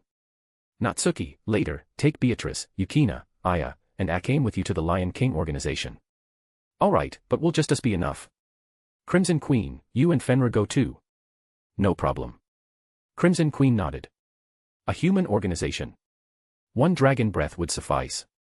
Natsuki glanced at Crimson Queen. Even now, she could hardly believe her true identity, a living dragon, the Red Dragon Emperor. As for the wolf, she didn't know its full strength, but bearing the name of the Norse god slaying Fenrir, it couldn't be weak. From this day forward, August would bear his fangs in this world. Over the next week, Estef ventured to Japan alone. In less than 7 days, leading 10 progenitor-level familiars, she raised the nation with unstoppable force. The world reeled in shock. Estef emerged as the new 4th progenitor, while the previous one, Koju Akatsuki, lay dead on Idagami Island. This stunned the globe, especially the 3 progenitors of the Night Empires. The 4th progenitor was their creation, alongside the Devis. That it had changed hands again was unthinkable. Since when had progenitors become so disposable? A year ago, a human became the 4th progenitor, now, a year later, another took the mantle. Meanwhile, Idagami Island underwent its own upheaval. With Japan's destruction, Natsuki and her team stormed the Lion King organization, ultimately dismantling it. However, only the organization itself was destroyed, most personnel were spared, a final line Natsuki refused to cross. August didn't object. Idagami Island faced a complete overhaul. Having decided to act, August naturally seized total control. He summoned Agenda, placing her as the island's supreme authority. Though unfamiliar with modern technology, August transmitted everything to her via mental link, and she adapted quickly. Idagami Island now rested firmly in August's grasp. The Artificial Island Management Corporation was staffed entirely with his people. Dissenters were eliminated. The previous head, Kensei Yares, was dead, as was the Yares family, including Motoki Yares, Koju's close friend. In a mere week, Idagami Island had transformed utterly. As for the instigator of it all, he lounged in Natsuki Minamiya's office that day, indulging in a lavish lifestyle. "You jerk, weren't you going to build a night empire? Why are you still like this?" Natsuki snapped. "Well, Natsuki-chan, I've left it to Agenda. She'll handle it. You're such a hands-off boss. I'm a dominator, not a ruler. I only need to control everything. Who manages it isn't my job, I'm too lazy to bother." Natsuki rolled her eyes. This guy was beyond saving. A week ago, August had gained a new power, boosting his strength further, but he'd grown absurdly idle, barely moving lately. The reason was simple: killing Koju Akatsuki had earned him a super draw, a high-tier draw, and a normal draw. Unable to resist, he used them. The high-tier and normal draws yielded nothing. But the super draw hit, and it was none other than sloth, one of the 7 deadly sins. August now possessed 5 of the 7 sins, needing only envy and greed to complete the set. Chapter 495, Progenitor. On this day, Idagami Island welcomed some extraordinary guests. Even August couldn't afford to take them lightly. The ruler of the Chaos Zone, the 3rd Progenitor, a stunning woman with long emerald green hair, had arrived. "So, you're August. Seeing you in person beats all the rumors. I didn't expect you'd come to meet me yourself. Well, you're the most infamous figure in the world right now. You defeated and killed the 4th Progenitor, and more impressively, made one of your own the new 4th Progenitor. You're interested in the 4th Progenitor too? Of course. It's the strongest vampire in the world, after all." "Heh." August gave a faint smile, not taking her words at face value. She and the 1st and 2nd Progenitors, ancient beings who'd lived for untold millennia, were living history in this world. Especially this woman before him. She had a close, almost intimate connection with the sinful god Cain. In the original story, Koju Akatsuki, wielding the shadow familiar of the Vampire King, went berserk and was trapped in her spatial familiar's alternate dimension. By chance, he glimpsed her memories. In those memories, she and Cain were deeply familiar. That fragment revealed much. Cain was a monstrous genius who sought to alter the world's laws with magical technology, granting life to the lifeless, though he ultimately failed. That lifeless thing was the earliest form of Mogwai, later brought to Idagami Island by Senra Idagami. In the plot, Mogwai showed great respect for Senra, even calling him "my lord." A brief moment, but it hinted at Cain's terrifying power, creator of the fearsome, holy annihilation, and a man who dared to reshape the world's laws. 3rd Progenitor, no need to beat around the bush. What's your point? Just call me Giada, August. Fine, Giada. State your purpose. Such an impatient guy. Clap, clap. Giada Kukulkan, the 3rd Progenitor, clapped her hands. 2 figures entered from the doorway.